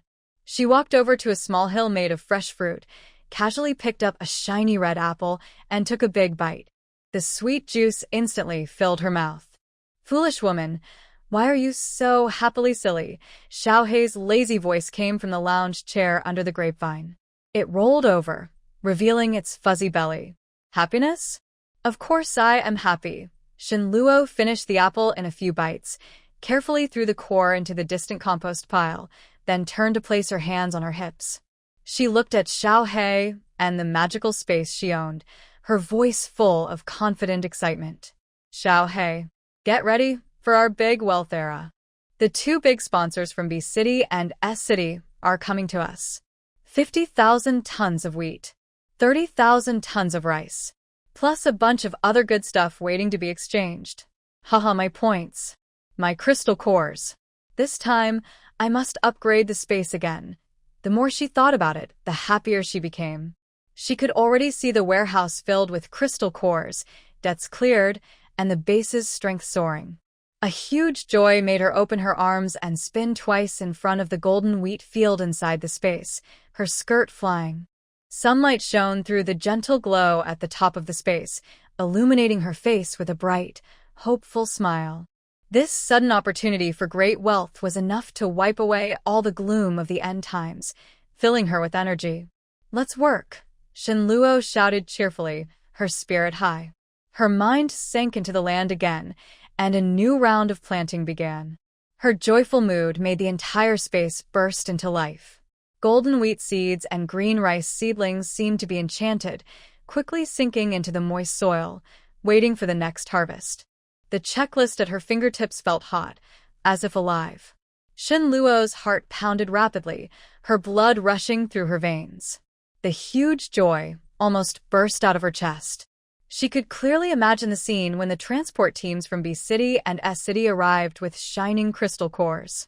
It would be an exciting sight. That mountain of crystal cores could not only wipe out her cursed debts, but also bring unprecedented development opportunities to her base. This deal had to be secured. Shinluo took a deep breath, forcing himself to stay calm. After the excitement, he began to think more carefully. At that moment, the door was knocked again. "Director, are you there?" came Liwan's voice from outside. Shinluo opened the door and saw that Liwan looked a little nervous. "Wanwan, what's wrong?" Liwan hurriedly said. "Director, Little Bao. What happened to Little Bao?" Shinluo asked, feeling a bit worried because Liwan was speaking slowly. "Little Bao still doesn't accept me. It seems like he has forgotten that I am his sister. What should I do?" Liwan came to Shinluo hoping he could help her. "Don't worry. When I found Little Bao, they were using him for a trade, and the children with him were kept in cages. Little Bao doesn't trust outsiders, which is normal. Just be patient and stay with them as they grow." Shinluo took Liwan to the living room, and they sat on the sofa together. "I know, but I feel very sad inside. I feel sorry for my parents." Liwan had been holding back her feelings these past few days. In this new environment, Shinluo was the only one she could talk to because she was also hurt and healing. Shinluo gently patted Liwan's shoulder and comforted her softly. "Liwan, it's not your fault. Those things are not something you can control. You are very brave to come here and start over. Little Bao and the others also need time to get used to the new environment. Believe me, time will heal everything." Liwan listened to Shinluo's words, tears welling up in her eyes. "Director, thank you. With you here, I feel like I have someone to rely on." Shinluo smiled and shook his head. "This place is your home. By the way, I have a task for you. Since we open a school, the little children are too young to go to school, so we are starting a kindergarten. You will be the teacher there, taking care of them daily. Many children have lost their parents and now live together. We are giving them a new place to stay, and you will be in charge. I believe that while you help heal the children, you will also heal yourself." Liwan looked at Shinluo in surprise, then a firm and grateful look appeared in her eyes. "Director, I am willing. I want to be the teacher at the kindergarten. I will take good care of the children." Shinluo looked at Liwan and nodded with satisfaction. Good. "Now go find Su Qing and ask her to help you make arrangements. By the way, there's one more thing I want you to watch out for. Please check if any new children arriving at the base are like Little Treasure, children who have been lost or abandoned by their families. We can bring them in and give them a home." Liwan's eyes sparkled with hope. "Base leader, don't worry. I will keep an eye out." Shinluo patted Liwan on the shoulder. Good. "Then go find Su Qing now." She has the action plan. Coordinate with her. Liwan nodded and turned to leave. Silly woman, it looks like you'll be busy again tonight. Are you planning to build a kindergarten tonight? Little Black lazily jumped onto the sofa. Shinluo glanced at Little Black and smiled helplessly. Yes, it seems I'll be working overtime again. But for the children, it's worth it. Little Black yawned lazily. If you need help, just ask. But I might not always have time. Shinluo smiled and ignored Little Black's teasing. She knew that although Little Black said that, when it really mattered, he would still lend a hand. Little Black lazily curled up on the sofa, his dark eyes half closed, seeming to think or just enjoy the moment of peace. All right, I'll do the work. You supervise, okay? Silly woman, I see you're sensible. Little Black lay relaxed on the sofa, apparently satisfied with Shinluo's attitude. Shinluo also stood up, walked to the window, and looked at the peaceful scene of the base. Maybe this is what rebirth is all about. But what Shinluo didn't expect was that the base's prison was already in chaos that night. When Shinluo arrived at the prison the next day, Chen Xiao had been shocked and burned, and Su Qing was treating him. Shinluo frowned and asked, "What happened?" Su Qing sighed and explained, "I just arrived too." Uncle Wang is still inside asking questions. Shinluo nodded and looked at Chen Zhao's pained expression, secretly amused. Base leader, how should we handle Chen Xiao? Su Qing asked. Give him a single room. When you treat him every day, call Wang Ji to come along. Shinluo was worried about Su Qing. Although she had learned fighting skills, she still needed someone to accompany her. Yes, base leader. Su Qing responded promptly and then ordered her subordinates to take Chen Xiao away. Shinluo turned around and sharply looked over the prison, muttering to himself, "It seems we need to add more staff to the prison." Uncle Wang is indeed too busy. Director, you're here. Wang Gang's voice came from behind. Uncle Wang, how is the investigation going? What's the situation? Shinluo asked. Wang Gang looked serious and said slowly, Director, this is a bit tricky. Chen Xiao, Zhao Min, and Fat Wang had a fight here yesterday. Chen Xiao didn't realize that if he got angry, he might get shocked, so Zhao Min and Fat Wang deliberately provoked him to make him act. That's why he got shocked and burned. At the end, Wang Gang couldn't help but laugh out loud. Even Shinluo couldn't help but smile and laugh along. They too are quite clever. That's right. Wang Gang took a sip of tea and continued, but thanks to our prison system. Otherwise Chen Xiao might have done something irreversible. Shinluo nodded, his expression becoming serious. Yes, in times like these, people's hearts are hard to read. Wang Gang agreed sincerely and nodded. Exactly, Director. I think we should add more staff to the prison so there are people on day and night shifts. It can also prevent troublemakers from causing chaos. Shinluo smiled, thinking the same thing. Since Wang Gang brought it up, it saves her from finding an excuse. She said, Uncle Wang, you decide how many people we need in the prison. Make a plan and arrange it.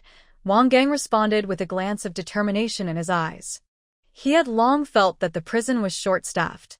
Now that the director mentioned it, he saw a good chance to show his abilities. All right, Director. I'll arrange it right away and try to get the staff in place as soon as possible, Wang Gang said, already preparing the plan he had long prepared. Uncle Wang, you still need to worry about the big and small matters in the base. Wang Ji and Wang Jie can now handle things on their own. Thank you. Shinluo looked at Wang Gang. She trusted him because he was capable, and she was very confident leaving the prison in his hands. Wang Gang smiled sincerely and waved his hand. Director, you're being too kind. This is what I should do. It's my honor to help share some of your burdens. Shinluo looked at him with full trust and gratitude. She knew that with Wang Gang around, she could rest easy in prison. By the way, Uncle Wang, about Chen Xiao and the others, what do you think we should do? Shinluo asked, wanting to hear Wang Gang's opinion. Wang Gang paused for a moment and then said slowly, Director, I think we should follow the rules of the base. Chen Xiao had the intention to harm, but he didn't cause serious injury. We can give him a chance to change. However, Zhao Min and Wang Paozi deliberately provoked him and should also be punished. Shinluo nodded in agreement. Uncle Wang, I think the same way. Let's handle it according to the rules. Also, about the staffing in the prison, Please arrange it as soon as possible. Let me know if you need any help. Wang Gang responded with a firm look in his eyes. Yes, Director. I will arrange it quickly. After saying that, Wang Gang turned and left to start preparing the prison staff. Shen Luo watched his back as he left. She knew that having someone loyal and capable like Wang Gang by her side was a great blessing. She took a deep breath, pulled her thoughts back to reality, and returned to her space to think about the base's construction. Although her base was rich, she felt it looked a bit awkward. Awkward because you didn't plan it well. It's all over the place, disorganized, Little Black said casually. Maybe you're right. If a professional planned the base properly, just like a city we live in with gardens, shopping malls, supermarkets, schools, hospitals, Shen Luo started recalling her previous city life. Good thing you're not completely clueless, Little Black snorted. Yes, finally you're being smart. But why not draw a plan yourself and build according to it? That way, your ideas will come true, and the base will look better and be more practical. Shen Luo's eyes lit up, thinking Little Black's advice made sense. She immediately took out paper and pen and began sketching her ideal base. From residential areas to commercial zones, from schools to hospitals, from gardens to squares, every detail was carefully planned. Little Black watched Shen Luo focus, a slight smile on his face, seeming to approve of her ideas. After a whole day of effort, Shen Luo finally finished her base plan. She looked at the well-organized buildings and the logically planned roads on the blueprint, feeling full of hope and excitement. Little Black, look. This is my base plan. What do you think? Isn't it great? Shen Luo eagerly picked up the blueprint and showed it to Little Black. Little Black carefully examined the blueprint and nodded. Not bad. You have some good ideas. Shen Luo nodded seriously.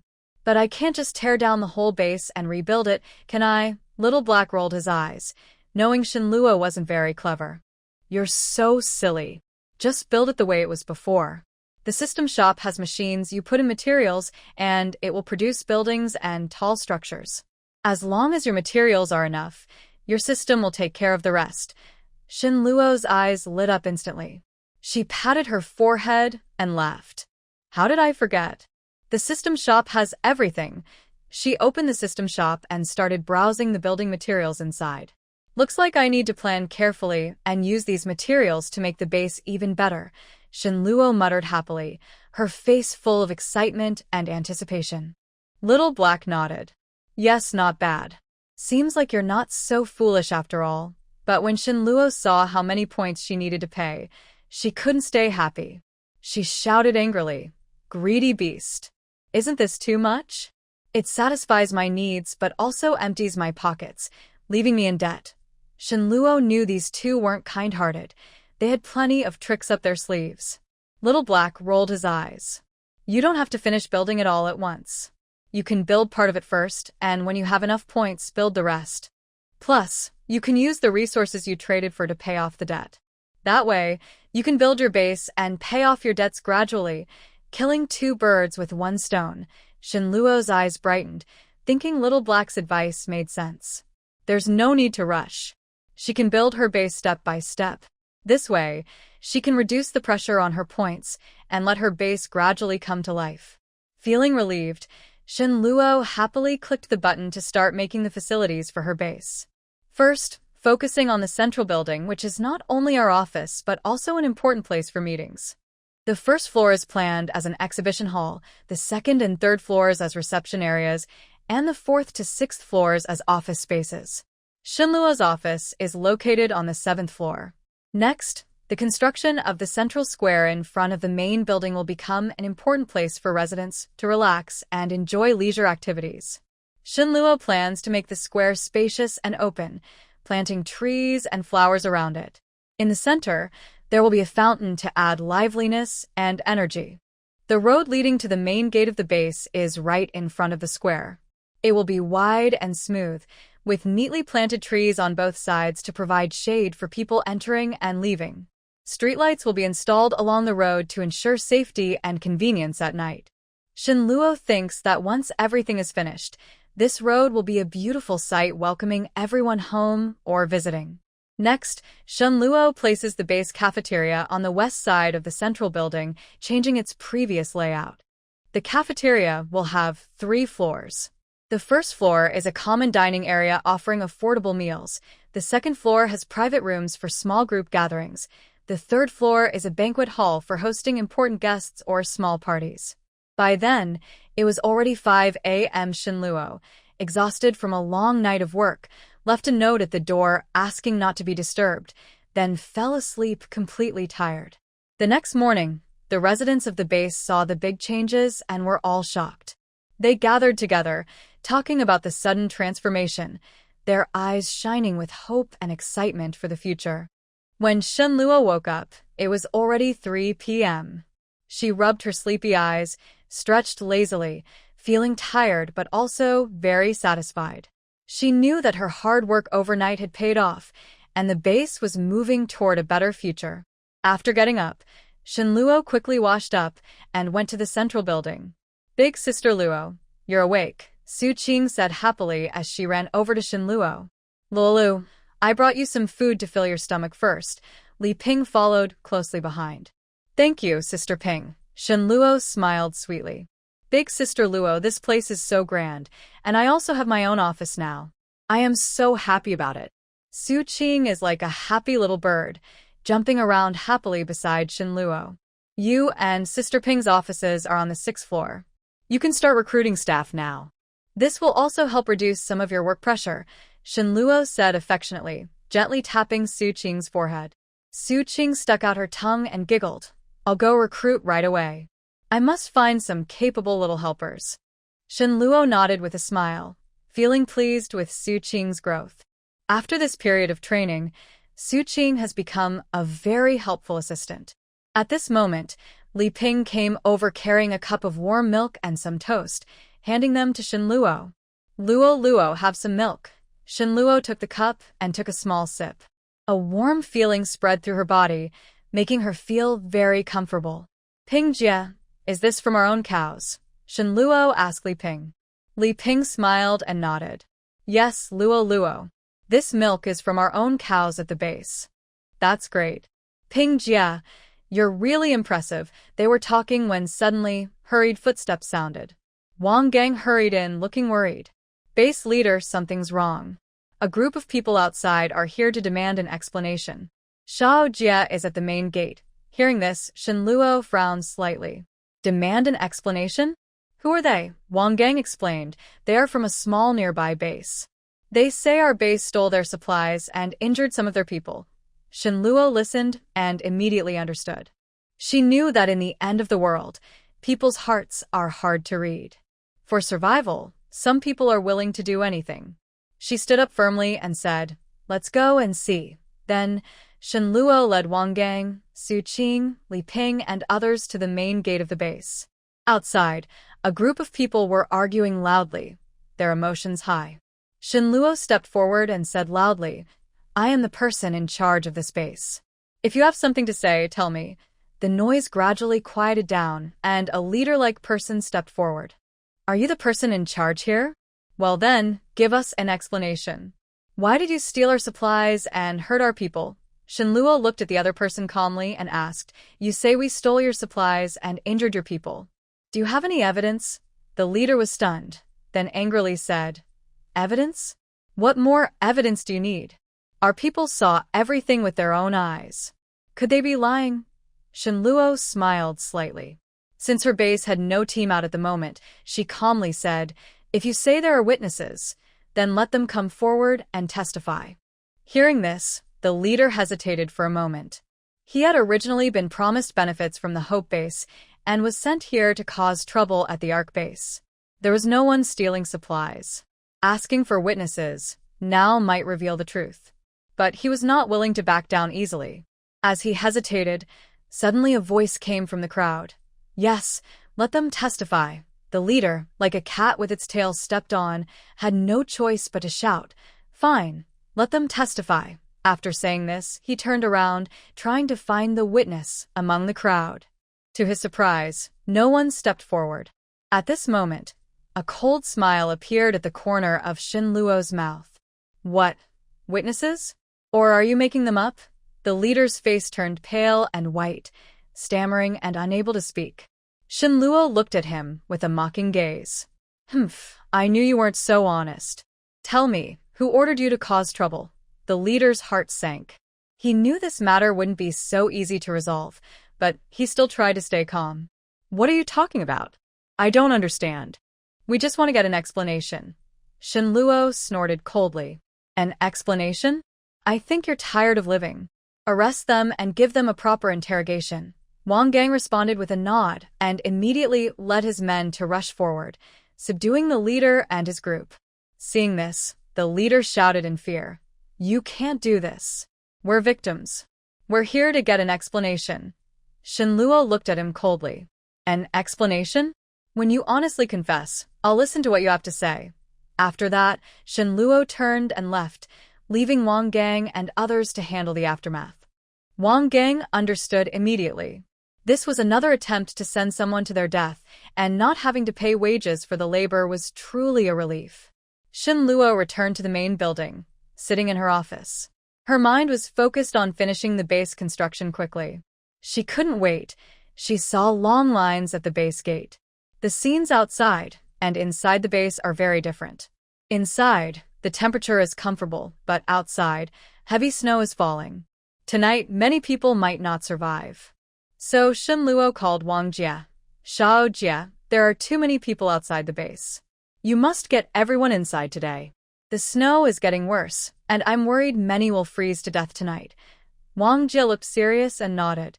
Yes, Director Shen, I understand. I will arrange to open another entrance so everyone can come in quickly. Then he hurriedly left. Shinluo watched him go and immediately enter her space. Although she couldn't build things directly, she could prepare everything needed for construction. After buying the manufacturing machine, she found it had blueprints. She could choose what to build, including shapes and interior structures. What made Shinluo happy was that she could also buy furniture. If she wanted something, she could buy the blueprint and then produce it. She excitedly looked through the furniture blueprints in the system's shopping mall. There were simple modern styles and luxurious classical designs, everything she could want. But since it was the end of the world, practicality and comfort were more important.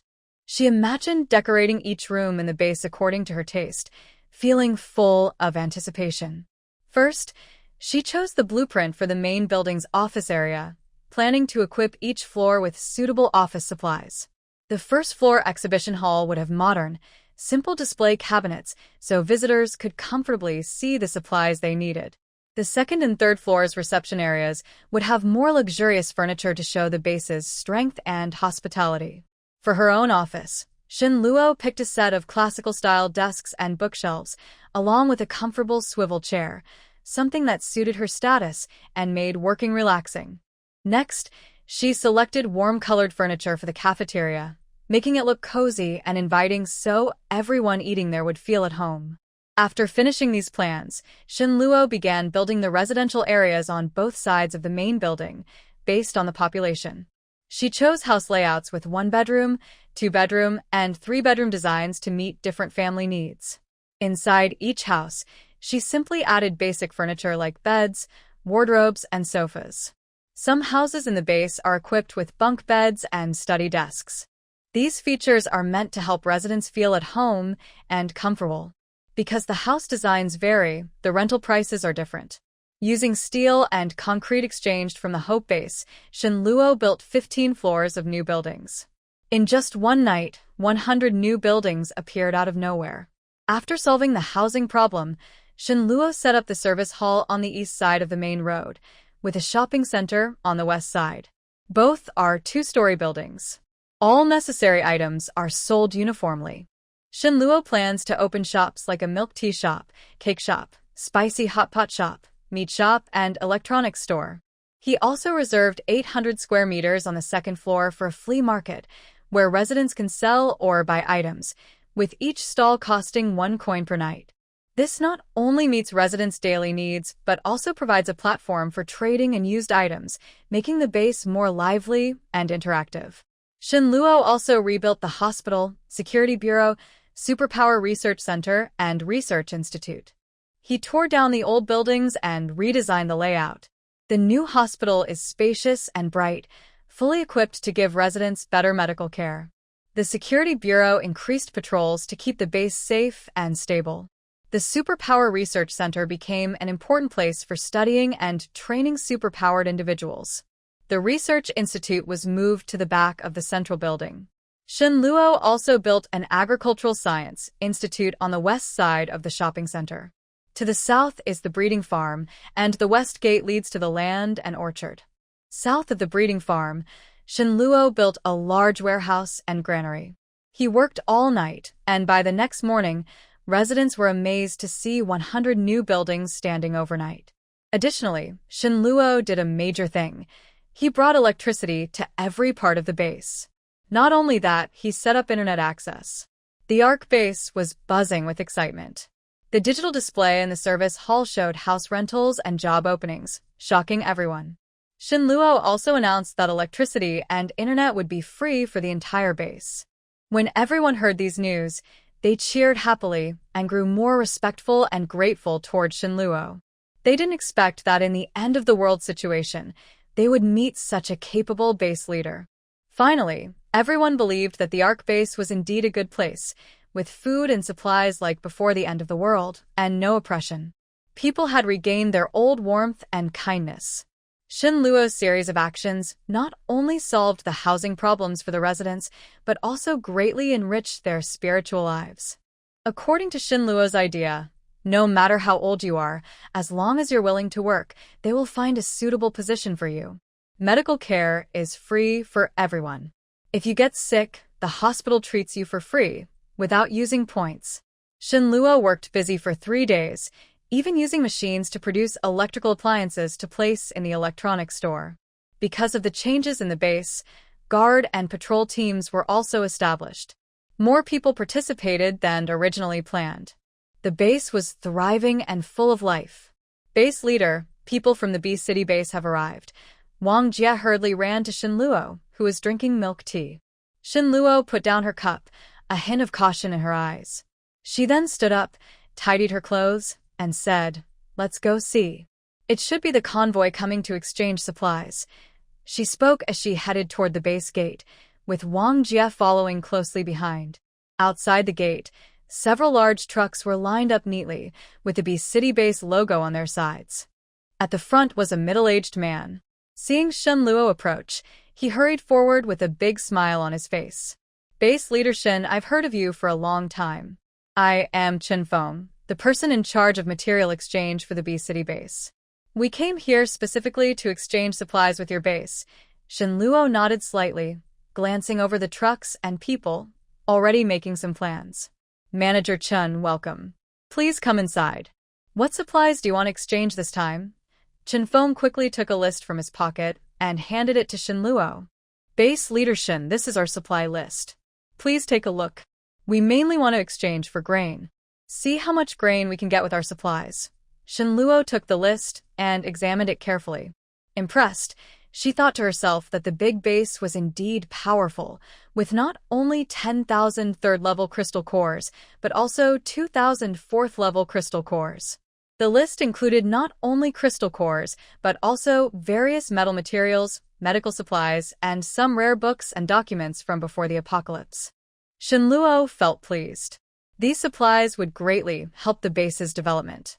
She closed the list and smiled gently. "Director Chen, you brought a lot of supplies. We are very satisfied.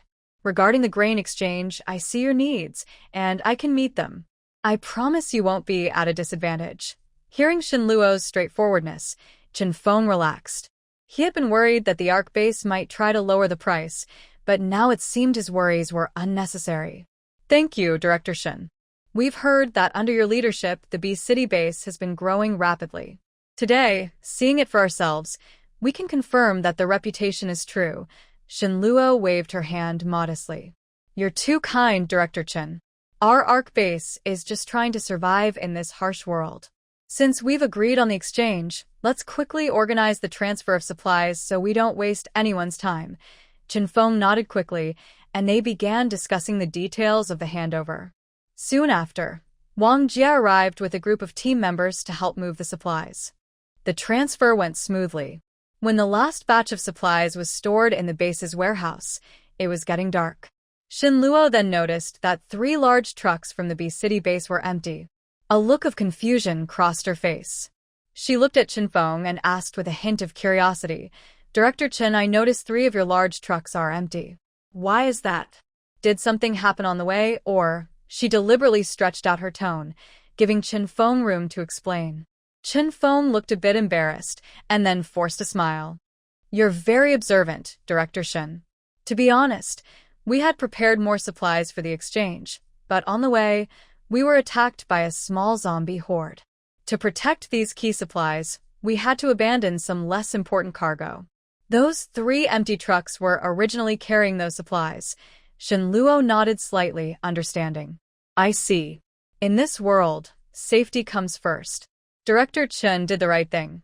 Since that's the case, our ARC base can help fill these 3 empty vehicles with supplies as a thank you to the B City base. This also marks the start of friendly exchanges between our 2 bases. What do you think, Director Chen? Chen Feng's eyes lit up with surprise, and he quickly expressed his thanks. "Thank you so much, Director Shen. Our B City base really needs some daily supplies. If you could generously help us, it would solve our urgent problem." Shin Luo smiled and gestured for Wang Jie to make arrangements. "Wang Jie, go find Zhang Taidan and ask him to load 1 vehicle with pork, another with beef and mutton, and a 3rd with live chickens." Wang Jie responded immediately and went to handle it. Soon, the 3 empty vehicles were filled to the brim, with everything from grains to daily necessities. Chen Feng watched the scene and felt even more respect for Shin Luo. He sincerely praised, "Director Shin is truly generous. These meats are very important to our B City base. We will remember this kindness, and if you need help in the future, we will do our best to assist." Shin Luo smiled and replied, "Are you really short on meat?" Chen Feng chuckled awkwardly. "Not just meat, we also lack vegetables. I haven't eaten vegetables in a long time. Coming here was the right choice. I've had plenty for lunch and dinner." Hearing this, Shin Luo showed a confident smile. "Our base also has vegetables and quite a few varieties. Since Director Chen likes them so much, I'll ask Wang Jie to load some vegetables into the vehicles later, so the residents of B City base can also enjoy fresh vegetables." Chen Feng was so excited, he kept thanking him, but politely declined. "Director Shen, it's too cold outside. I'll be gone for 3 days, and I worry the vegetables might freeze. Let's not waste them." Shin Luo gently shook his head, a wise light shining in his eyes. "You don't need to worry, Director Chen. Our base has special insulation measures to keep the vegetables fresh during transport. When you next come, just return my vehicle." Chen Feng was surprised and then hesitated. That's really kind of you, but won't it be too much trouble for you, Director Shin?" Shin Luo waved his hand with a smile. "No trouble at all, no trouble at all. Friendship and exchange between 2 bases should always be based on mutual help. Besides, vegetables are very important to everyone. Being able to provide fresh vegetables is also a kind gesture from our ARC base." Chen Feng was deeply moved when he heard this.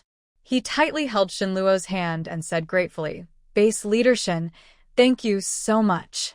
Our B City base will cherish this friendship. If we need help in the future, we will do our best." Shin Luo nodded with a smile and then instructed Wang Jie to arrange for the vegetables to be loaded. Soon, several trucks filled with fresh vegetables were ready to depart for the B City base. As Chen Feng was about to get on the vehicle, Shin Luo brought over 30 box meals along with buns and steamed bread.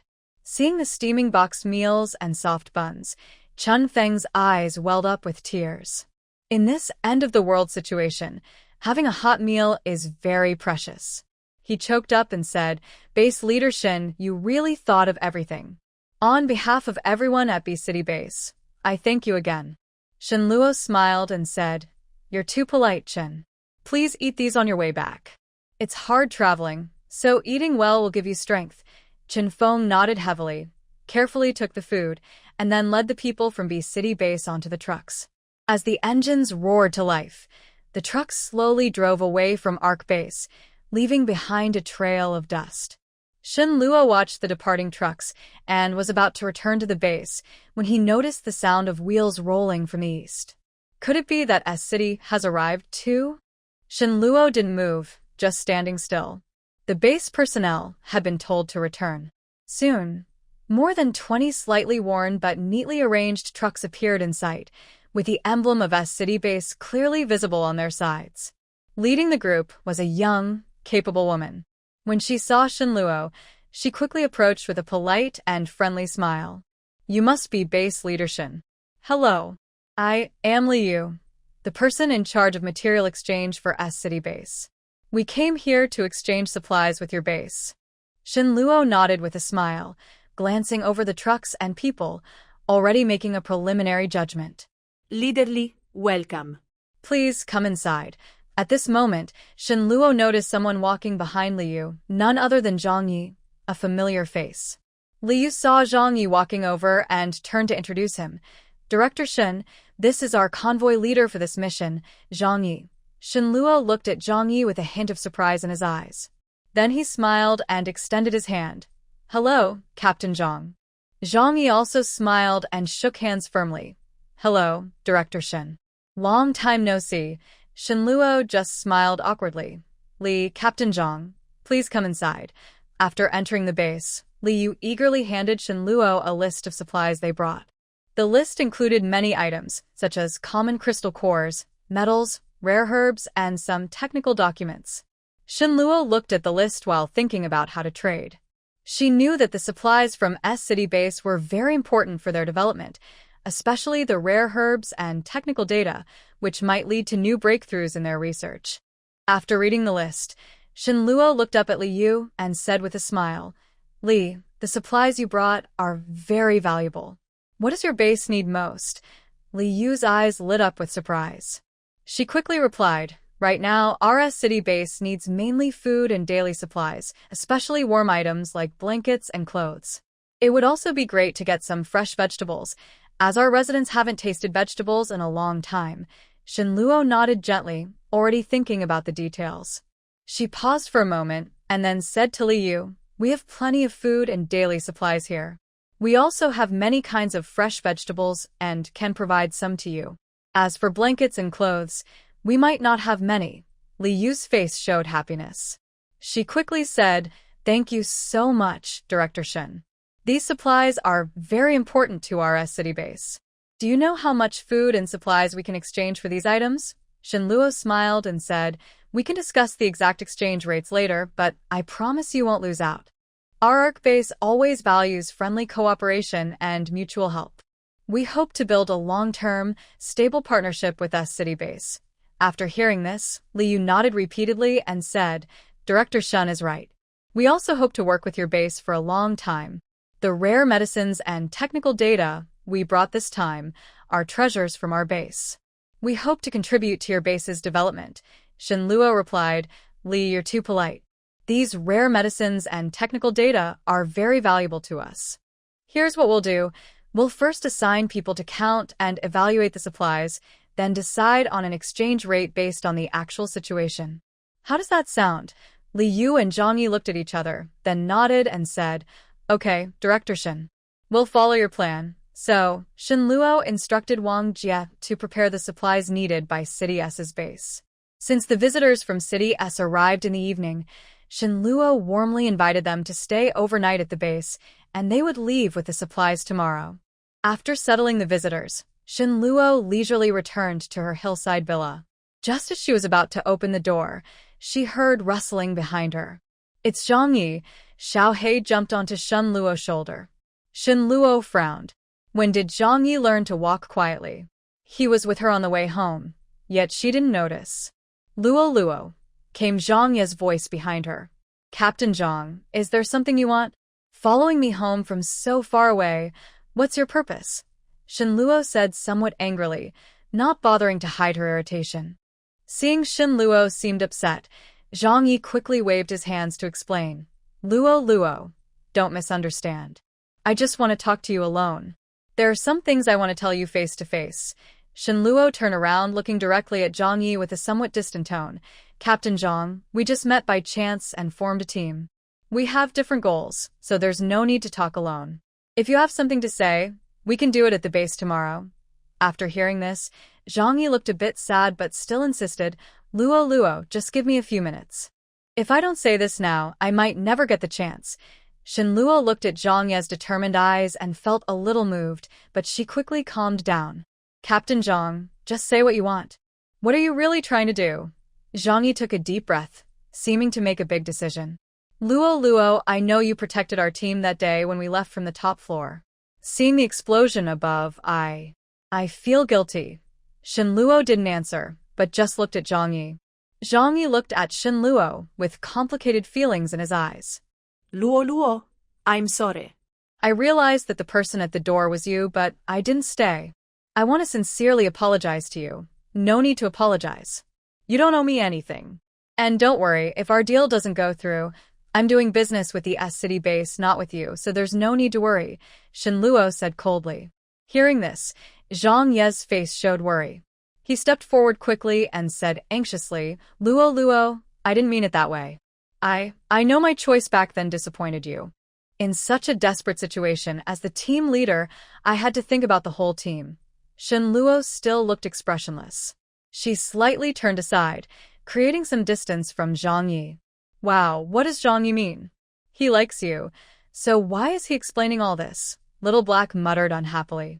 Captain Zhang, the person you think I am isn't really me, so there's no need to say these things to me, Shen Luo said while holding Little Black in her arms. Seeing Shen Luo's firm attitude, Zhang Yi felt a sharp pain in his heart, but he still asked, Luo, can we still be friends?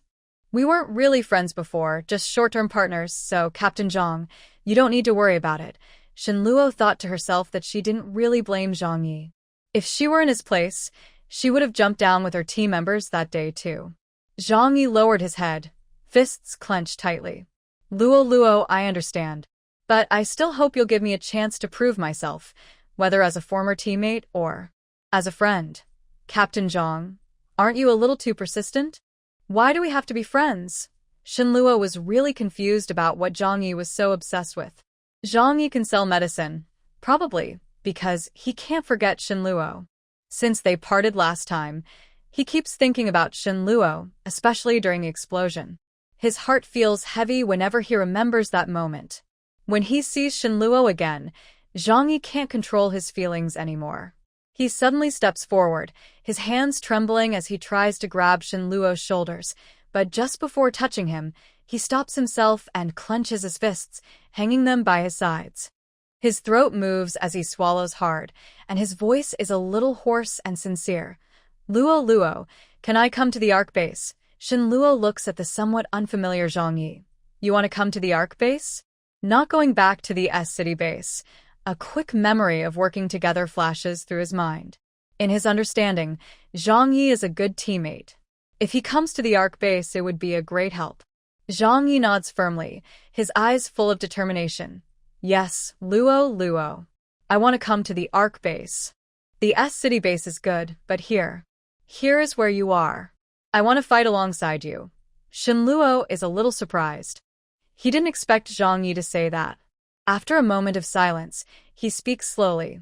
Captain Zhang, the Ark base welcomes anyone capable and sincere to join. But joining the base is not a small matter.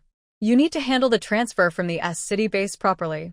We don't want others to misunderstand that I am poaching people from S-City. A hint of joy flashes in Zhang Yi's eyes. He quickly says, Luo, don't worry. I will take care of things at S-City base and do my best to pass the assessment. I just hope you can give me a chance then. Seeing Zhang Yi's sincere look, Shen Luo's icy heart seems to soften a little. He nods gently. All right, once you finish handling S-City base, come back. Hearing this, Zhang Yi's face lights up with a rare smile. He salutes Shen Luo. Luo, thank you. I will do my best. Shen Luo watches Zhang Yi's energetic expression and can't help but smile a little. Captain Zhang, there's no need to be so formal. The Ark base always favors capable people. As long as you have the ability, you'll find your place here. And I believe in your strength. After hearing this, Zhang Yi's eyes become even more determined. Luo, thank you. Shen Luo nods. Yes, go ahead. I hope you can become a member of the ARC base soon. Later, we can work together again, just like before. Zhang Yi excitedly saluted Shenluo again, then hurriedly left. Shenluo watched his distant figure. If Zhang Yi really joins the ARC base, it will definitely bring strong help to the team. Thinking about this, Shenluo turned and opened the door to her mountain villa. Little Black rubbed against her in her arms, seeming upset about their earlier conversation. Shenluo gently stroked Little Black's head, a faint smile on her face. Why aren't you happy? Zhang Yi coming to our base only makes us stronger. It's all good. So why are you upset? Little Black jumped out of Shenluo's arms and landed on the ground. He looked up, wagging his tail slightly. Zhang Yi was so mean to you before. Now he suddenly wants to join us. Who knows what he's really thinking? I just don't trust him. Shenluo smiled and crouched down, petting Little Black's head again. Little Black, do you dislike Zhang Yi? Actually, I don't like him either. He's too stiff. No one is as understanding as you. Hearing this, Little Black proudly wagged his tail, then jumped onto Shenluo's shoulder and nuzzled her cheek. Silly woman, you're smart enough. But if he really comes, we need to watch out for him. Shenluo was amused by Little Black's words and chuckled. She gently pinched Little Black's ear. You're just a clever little guy. Don't worry, no matter who comes, I'll stay alert. The ARC base isn't easy to get into. He has to pass the test. Little Black tilted his head, eyes shining with mischief. That's more like it. Silly woman, don't be soft. If he tries anything bad, I won't let him go first. Shenluo stood up and walked into the house, saying as she went, Got it. Do you think I'm a 3-year-old? I won't be fooled so easily. But honestly, if Zhang Yi really passes the test, it's good for the base. Little Black jumped onto the sofa and curled up. It depends on how he performs. If he has bad intentions, I'll be the first to catch him. Shenluo went to the kitchen to prepare some food for Little Black, smiling as she replied, Yes, yes, our Little Black is the best. Here, have some food. Don't just worry about all this. Black immediately jumped up from the sofa and hopped onto the chair next to Shenluo, looking eagerly at the lamb meat in her hand. Silly woman, are we having hot pot with lamb tonight? Yeah, we're having a 2-flavor hot pot. You can have the clear broth, and I'll have the spicy one. I know you're tired of lobsters, so let's change things up today. When Black heard it was a 2-flavor hot pot, his eyes lit up instantly. His tail swept back and forth on the chair. All right, I see you have some conscience, switching up the flavors. But don't put too much chili in the spicy one, or you'll be complaining about stomach pain again tonight. Shenluo smiled as she took a fresh piece of lamb from the fridge and skillfully sliced it. Got it, I'll be careful. When did you become so nagging, little guy? Soon, the water in the pot boiled. Shenluo added the sliced lamb and also put in some lamb spine to make a rich broth. She prepared a pot of flavorful soup for Black and took out various seasonings and vegetables from the cabinet. Black sat on a nearby chair, eyes fixed on the boiling lamb slices in the pot. Occasionally, he reached out a paw to poke Shenluo's arm. Silly woman. Is it ready yet? I can't wait anymore. Shenluo pushed away Black's paw and said with a smile, Why are you in such a hurry? You can't rush good food, and you definitely can't rush good lamb. Stop talking so much and hurry up, silly woman. Fresh lamb is way better than sliced lamb, Black said impatiently, already eager for the hot meat. Finally, both the human and the cat, their stomachs full and round, put down their chopsticks. Shenluo and Black flopped onto the sofa, watching outside. Night had fully fallen. Shenluo let out a satisfied burp and rubbed her round belly. Black lay on his back on the sofa, exposing his fluffy belly, occasionally purring contentedly. Shenluo turned to look at Black and teased, Black, your eating today was a bit messy. Black rolled over, opened one eye, and glared at Shenluo. Silly woman. You dare to laugh at me? You're also eating with your mouth full of food. I mainly feel so happy because of you, Shenluo said, then closed her eyes again, enjoying the peaceful moment. Enough already. All the food in your space is ripe. Get up and go work. Little Black urged Shenluo, reminding her that her space also needed upgrading. Shenluo opened her eyes, stretched lazily, and said reluctantly, Little Black, Can I rest a little longer? I just finished eating. Little Black sat up and patted Shinluo's arm with his paw. Silly woman, don't be lazy. If we don't harvest the food in the space soon, it will go to waste. Upgrading the space is good for you too. Shinluo thought about it and realized Little Black had a point. She sat up from the sofa, rubbed her eyes, and said, all right. Since you're so eager, I'll go work. With that, Shinluo focused her mind and entered her space. Inside, everything was lively and full of life. Various crops had ripened, heavy wheat, golden corn, and fruits hanging from the branches. Shinluo looked at the fruits in the orchard and couldn't help but drool. Little Black, should we open a fruit shop? We can't eat all the fruits in the space. Little Black darted between the trees, excitedly saying, a fruit shop? That's a good idea, silly woman. The fruits in our space are big and sweet. We could trade them for many high-level crystal cores. Shinluo reached out and picked a bright red apple, took a bite, and juice spilled out. She squinted happily and said, yeah, fruits are very valuable now. Plus, we can use them to trade with other bases for supplies we need. Little Black stopped on a pear tree and turned to Shinluo. First, we need to plan how to open this fruit shop. In our base, the fruits should be limited. If everyone finds out about them, some might become greedy. Also, you need high-level crystal cores to improve your abilities. So, let's set the price of the fruits at high-level crystal cores. Shinluo threw the apple core into a nearby trash bin, clapped her hands, and said, you're smart, Little Black. I'll listen to you.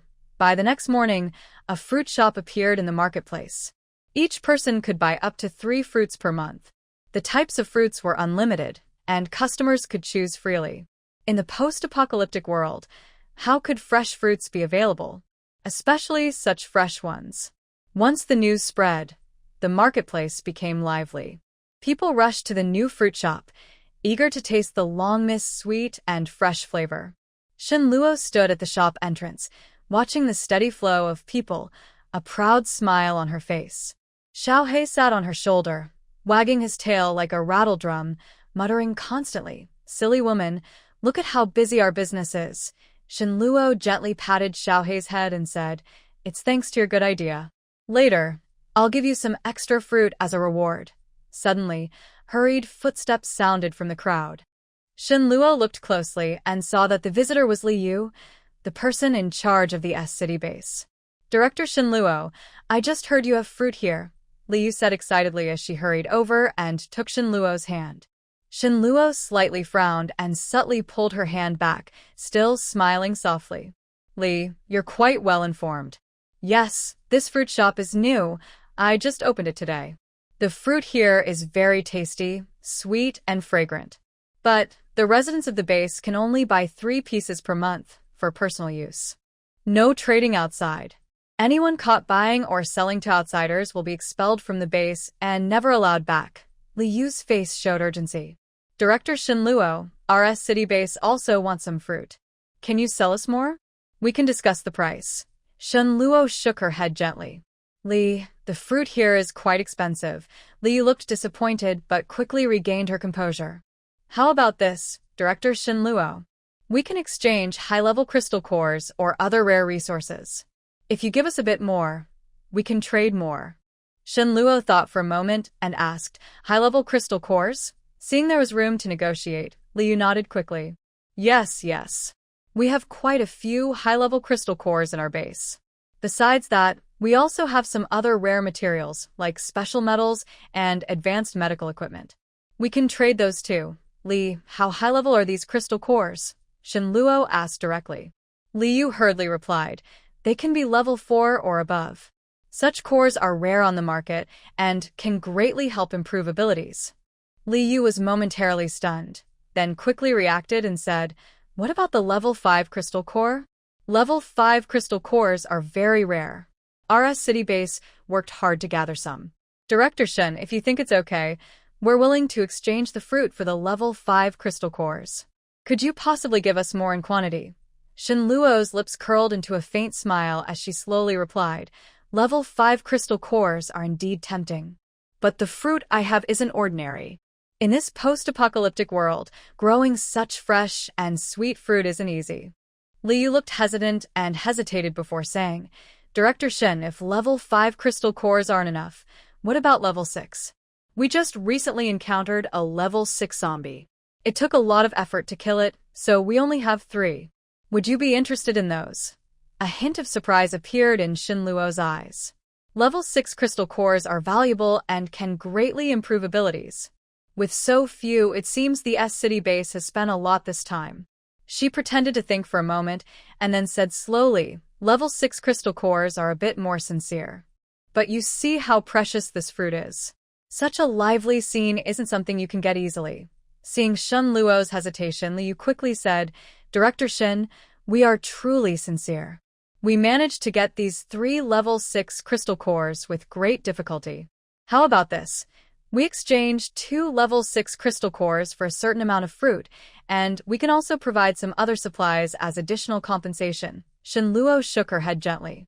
2 level 6 crystal cores aren't enough. How about adding 100 level 5 crystal cores? What do you think, Li? Liu clenched her teeth, showing strong determination.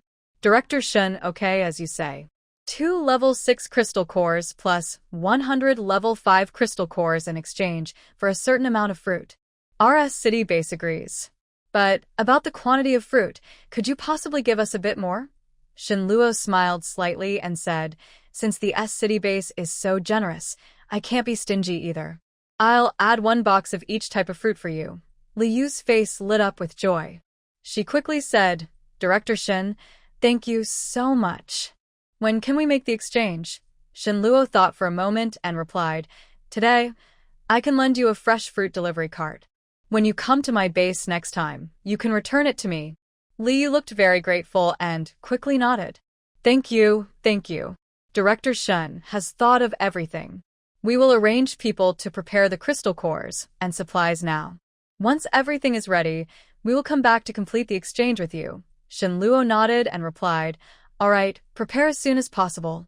I will also arrange for someone to load the fruits onto the vehicle. Liu saluted Shen Luo again and hurried off to organize the arrangements.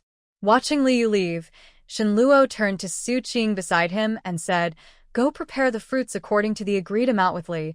Load them onto the vehicle. Su Qing received the order and left. Soon after, Su Qing returned and reported, Elder Luo, the fruits are loaded and the crystal cores are in your office. Shen Luo nodded with satisfaction. He then entered the fruit shop, took a large box filled with various fruits. Because watermelons are big, Shen Luo had to carry one in his arms. Not long after, Shen Luo and Su Qing arrived at the main gate. Seeing Shen Luo, Liu hurried forward. Liu smiled broadly and said, He then entered the fruit shop, took a large box filled with various fruits. Because watermelons are big, Shen Luo had to carry one in his arms. Not long after, Shen Luo and Su Qing arrived at the main gate. It has all kinds of fruits. Take some and enjoy. Liu took the box of fruits with gratitude. Director Shen, you are too kind. We won't refuse. Shen Luo smiled and waved his hand. It's nothing. Let's work together more in the future. Liu quickly nodded, with a sincere smile on his face. Rest assured, Director Shen.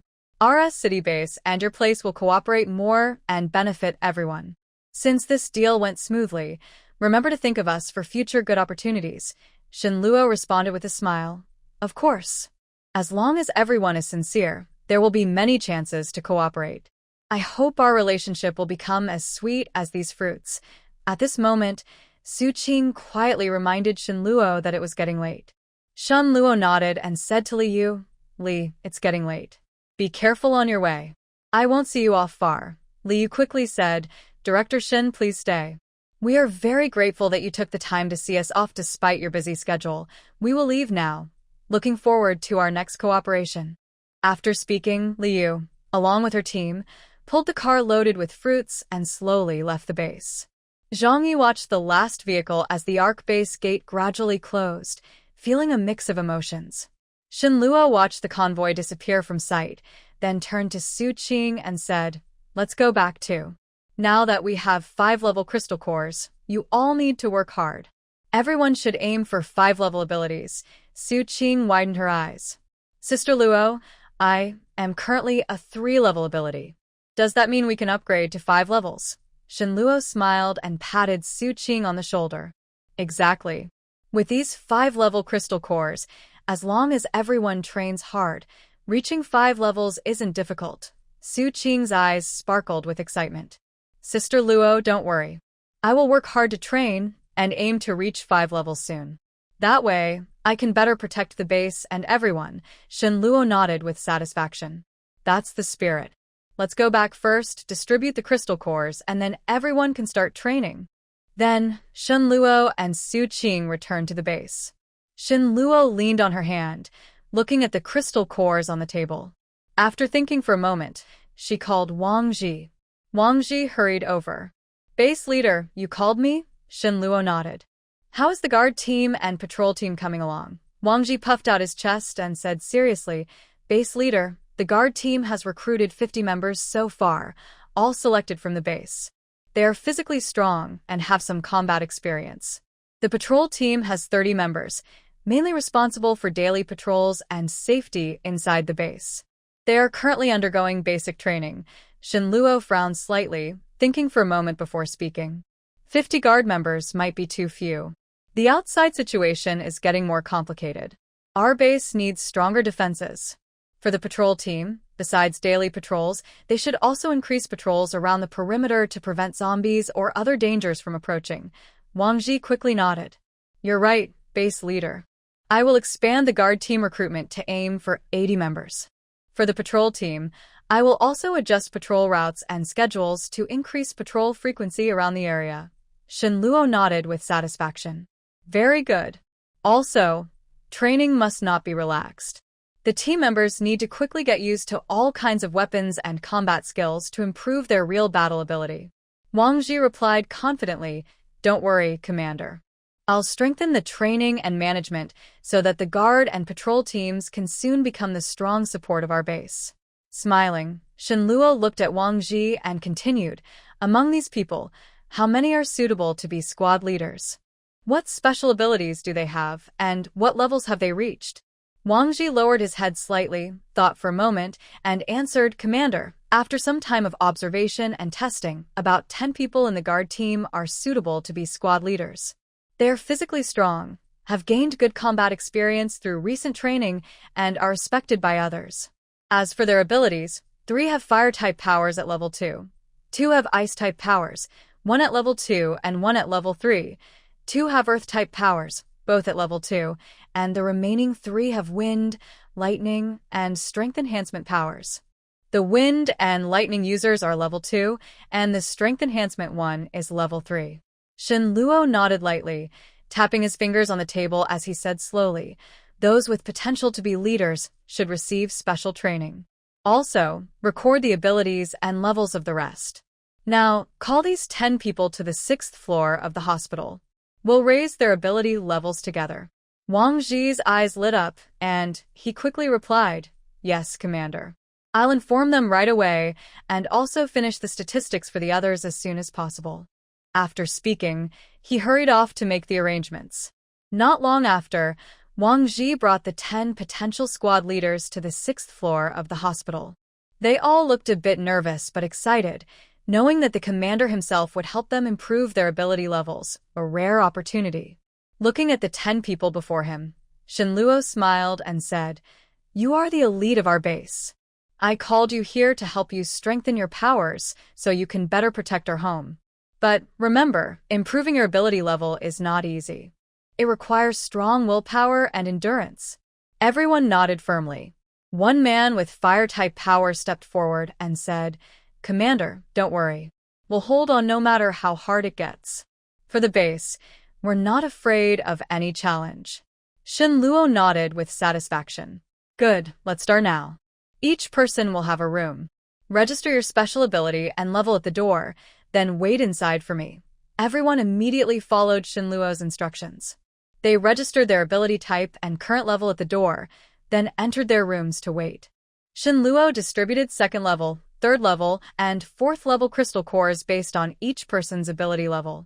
First, she went to the room of the 2nd level fire ability man, handed him a few 3rd level crystal cores, and said, These cores can help you break through your current level. It might be a little painful during absorption, so stay strong. The man tightly held the cores and nodded firmly. Next, Shin Luo went to the room of the third-level ice ability user, gave him some fourth-level crystal cores, and encouraged him to use them well. She continued this way, going from room to room, giving each person the appropriate crystal cores according to their ability level. When all the distribution was done, Shin Luo returned to the corridor, quietly waiting and hoping everyone would successfully improve their abilities. At that moment, Wang Ji came upstairs. Shin Luo suddenly remembered. How could she forget Wang Ji? She quickly took out 10 fourth-level crystal cores and handed them to Wang Ji, telling him to go into his room to absorb them and improve his ability. Wang Ji took the cores, his eyes full of gratitude and determination. Base leader, do I have some too? Of course.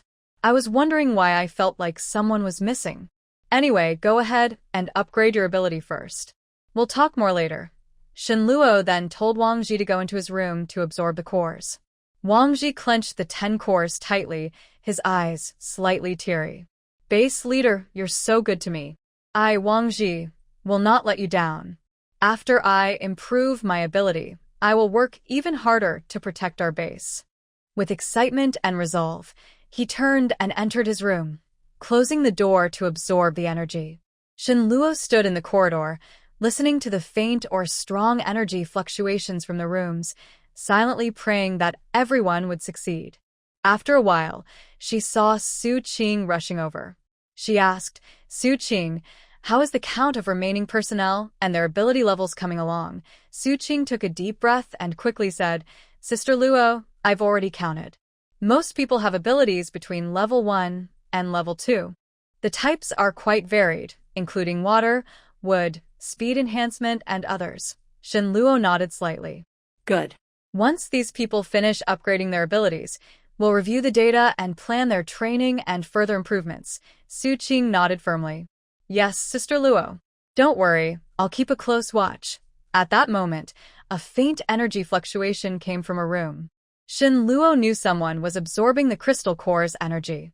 She focused more carefully on each room, ready to help if anyone encountered problems. After a while, the door of the first room slowly opened. The man with level 2 fire abilities walked out excitedly, radiating a stronger aura than before. Base leader, I've successfully broken through to level 3, he said excitedly. Shin Luo smiled and patted his shoulder. Good job. Rest in your room for now. Soon, I'll arrange for food to be sent to you. Soon after, others also came out of their rooms, each having advanced by 1 level. Then, the room where Wang Ji was located also made a move. The door opened, and Wang Ji, looking tired but excited, stepped out. Base leader, I've also broken through. I'm now a level 5 ability user. Shin Luo's eyes lit up, and she smiled happily. Excellent, Wang Ji. You didn't let me down. Reaching level 5 is a big step. Our base's defenses will be much stronger now. Wang Ji scratched his head, a little shy. It's all thanks to the crystal cores you provided and your encouragement. Without that, I wouldn't have broken through so quickly. Shin Luo waved her hand. Don't mention it. It's also your own effort. By the way, how do you feel now? Any discomfort? Wang Ji stretched and felt the powerful energy inside him. It feels amazing. I'm full of strength. I want to go to the training ground right now to test my new abilities. Shin Luo nodded with a smile. All right, but don't rush. Go back to your room and rest well first to solidify your ability level. Once everyone has finished improving, we can discuss the next training plan together. Wang Ji quickly replied, Yes, Director. I will go back to my room now. After saying that, he turned and headed back to his room. Shin Luo looked at her watch. The team had been resting in the room for about 2 hours and had replenished their energy. She then continued to release the second round of crystal cores. She wanted to ensure that all the team leaders could break through to level 5 abilities. Now, it depends on how many people can advance from level 4 to level 5 using the crystal cores. Wang Ji and Shin Luo gave him 2 level 5 crystal cores. With purification, if Wang Ji absorbs them well, he might be able to break through to level 6. Shin Luo took the 2 level 5 crystal cores and went to Wang Ji's room. She handed him the cores and said, Wang Ji, try to absorb these 2 level 5 crystal cores and see if you can break through to level 6.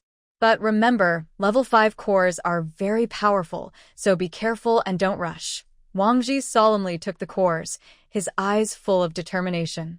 Director, don't worry. I will be careful and not let you down. He never imagined that the director would give him such precious level 5 cores. When they exchanged supplies earlier, there weren't many, only 100. He also heard Shin Luo say she would give half of them to Old Lin for research. He never expected the director to think of him first. He was so touched he didn't know what to say. Start with a level 4 core first, then use the 2 level 5 cores. It should have a different effect. I'll wait outside and watch everyone, Shin Luo said before leaving the room. Not long after, Shin Luo sensed a strong energy fluctuation coming from Wang Ji's room. The energy was surging around him. She knew this was the critical moment for Wang Ji to push himself to level 6. She kept a close eye on him, ready to help if needed. After a while, Wang Ji's aura gradually stabilized. He slowly opened his eyes, a look of surprise shining in them. Director, I've successfully broken through to level 6. Shin Luo's face lit up with a bright smile. Great! Wang Ji, you're amazing. Reaching level 6 is very rare. From now on, our base's safety will be even more secure. Wang Ji stood up excitedly. This is all thanks to your guidance, Chief. Without the crystal cores and opportunities you gave me, I could never have reached level 6. From now on, I'll do my best to protect our base. Shin Luo nodded with satisfaction. We're all one family here. Now we just need to wait for the others, right? Wang Ji said, Chief, I feel full of energy right now. I'd like to go to the training ground to test my new strength. May I come back later? Shin Luo looked at Wang Ji's eager expression and could tell he wanted to share the good news with his friends. Go ahead, she said. When you return, we'll discuss the team assignments. Wang Ji's eyes lit up, and he nodded quickly. Yes, Chief. I'll test my new ability at the training ground and tell the others about my breakthrough. When I'm back, we can plan the team divisions carefully so both the guard and patrol teams are well organized.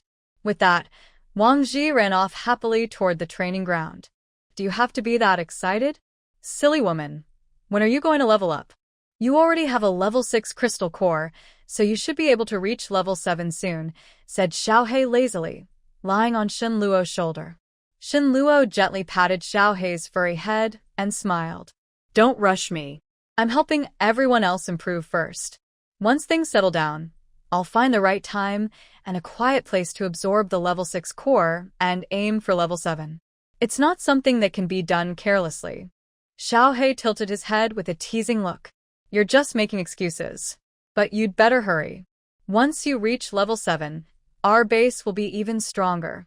Then we won't have to fear any zombie hordes or enemies. Shin Luo nodded. Don't worry, I know what I'm doing. I plan to break through level 7 and 8 together. If we're going to do it, we'll do it big. Once everyone else has advanced, I'll go into seclusion to focus. Hearing that, Xiaohei's eyes widened in surprise. Breaking through 2 levels at once? That's quite ambitious. But if you really succeed, our base will be unstoppable. No one will dare to challenge us then. Shin Luo smiled confidently. Of course. But it's not easy. We need to prepare well. Once Wang Ji returns, we can discuss the plan together and see what else we need to get ready to make sure everything goes smoothly. Xiaohei nodded. All right, we'll wait for Wang Ji. But you should hurry because the situation outside is getting more complicated every day. We need to improve our strength quickly. By the next morning, all 10 people staying in the 6th floor room had each advanced from level 4 to level 5 in their special abilities. Shin Luo looked at these 10 people with a happy face. Great job, everyone. You all succeeded in leveling up. Our base's strength has grown a lot. Now, take some time to rest and strengthen your abilities. Everyone nodded and found places to rest. At that moment, Wang Ji returned from the training ground. He looked excited. Base leader, I just tried out my new ability at the training ground. It was amazing. The training equipment felt like toys in front of me. Shin Luo smiled. Good, good. It seems you're adapting quickly. Now, let's discuss the team assignments. In an hour, I will call everyone to a meeting in the conference room. Wang Ji quickly replied, "Yes, leader. I'll go inform everyone right away." Shen Luo hadn't rested for 20 hours. She was very hungry now. She decided to finally ping to eat her favorite preserved egg and pork congee and some steamed buns. An hour later, Shen Luo walked into the conference room. Inside, Wang Ji and the 10 team members were already sitting and waiting. When they saw Shen Luo come in, everyone stood up, showing respect and anticipation. Shen Luo waved her hand to signal them to sit down. Then she said, "Today I gathered you all here mainly to discuss team assignments. First, congratulations on all reaching level 5 in your abilities. Our base's strength has improved significantly. Since you are the best among our special ability users, each of you needs to become a squad leader for the guard team. Wang Ji will be your overall leader and is responsible for the safety of our ARC base." Everyone nodded. One team member said, "Leader, we will follow your arrangements." "Whatever you say, we will do." Shen Luo nodded with satisfaction and then said, "The main duty of the guard team is to keep the base safe and defend against zombies and enemy attacks. Each of you must lead your small team well, work together, and form a strong fighting group. Wang Ji, as the team leader, needs to oversee everything and assign tasks fairly among the teams." Wang Ji stood up and said seriously, "Base leader, don't worry. I will do my best to lead everyone and protect our base." Other team members also agreed, saying they would follow Wang Ji's orders and do their part to keep the base safe. Shen Luo continued, "Right now, the guard team has 10 small teams. You are the leaders of these teams, each with 10 people. You should match team members based on their special abilities. So far, we have recruited 40 people with special abilities. That means we will form 3 teams first. The other teams still need to recruit more people. Once each team has 10 members come to me, I will help improve their abilities. The other 9 team members must follow orders and work together as a team. Only then can you come to me for ability upgrades." One team member asked uncertainly, "Base leader, what if the recruited members' abilities don't match well with the team?" Shen Luo smiled and explained, "When recruiting, we try to consider how abilities complement each other. If there are mismatches, we can let the members adapt within the team first. Later, we can adjust the team members based on the situation. Also, during future recruitment, we should look for people whose abilities can better improve the team." Another member asked, "Base leader, what is the training plan for new recruits?" Shen Luo thought for a moment and said, "New members will first receive basic physical and ability training, led by their team leaders. Once they are familiar with the basics, we will organize joint tactical training so the team can work better together. During this process, we will also try to unlock their potential and help them improve their abilities quickly." Wang Ji listened and said firmly, "Base leader, your careful planning gives us confidence. We will follow your instructions to build a strong guard team and keep the base safe." The other team members also agreed, saying they would do their best. Shen Luo watched everyone with enthusiasm and said happily, "Good. With your energy, I believe our ARC base will become stronger and stronger. But don't celebrate too early. Our guard team isn't just 10 small squads, more will be added later. So, the early work for the guard team will still be tough." A team member confidently replied, "Captain, a little hard work is nothing. As long as we protect the base well, we're willing to endure any hardship. Plus, with you leading us, we feel secure. We're sure we can build a better guard team." Other team members nodded in agreement, showing determination. Shen Luo smiled happily and said, "Hearing that from you makes me feel at ease. Now, everyone should follow the plan. First, form the current squads, and then recruit and train more members at the same time. If you encounter any problems, come to me anytime. We'll find solutions together." Everyone responded in unison, "Yes, Captain." Then, the meeting room buzzed with lively discussions about recruiting squad members and initial training details. Shen Luo was resting on the sofa in her office. She closed her eyes for a break, exhausted after more than 20 hours without rest. She was very tired now. Unbeknownst to her, in Su Qing's office, her phone was already flooded with calls from people wanting to exchange supplies at the ARC base. The fame of the ARC base spread as more bases learned about it. Many struggling survivors gradually headed toward the Ark base. Some of these lucky people were families with simple belongings, their eyes full of hope for a new life. Others were alone but carried a strong will not to give up, eager to find hope for survival at the Ark base. They followed winding paths through the desolate wilderness, heading toward the safe and hopeful Ark base. Inside the Ark base, Wang Ji and other squad leaders were busy recruiting new members. As for why Shen Luo didn't upgrade everyone's abilities immediately, she hoped to wait until suitable and determined ability users were recruited. Then, she would upgrade their abilities based on the overall situation. After all, improving abilities requires not only resources like crystal cores but also strong willpower and the right mindset from the users. If the team is promoted too early and new recruits cannot integrate and cooperate well, it might actually weaken the overall combat strength and unity of the guard team. Now, it's better to focus on recruiting properly. Once the team is complete, everyone is familiar with each other, and a strong, united team is formed, then we can focus on enhancing their special abilities.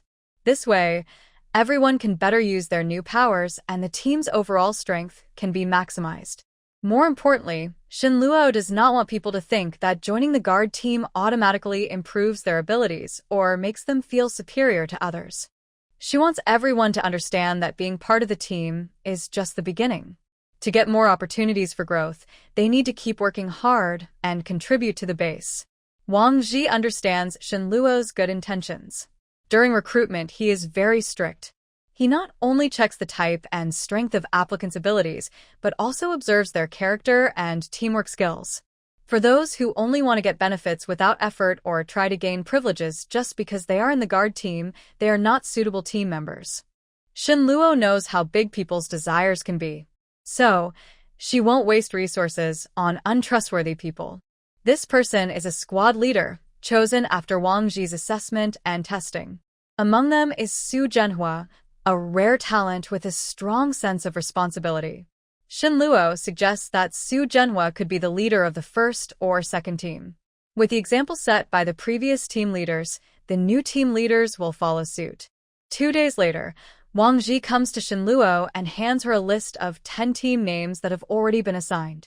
The first team leader is Su Zhenhua, the second is Qin Yu, the third is Lin Yu, the fourth is Zhao Gang, the fifth is Sun Yao, the sixth is Zhou Qiang, the seventh is Wu Hui, the eighth is Zheng Hao, the ninth is Feng Shui, and the 10th is Yang Fan.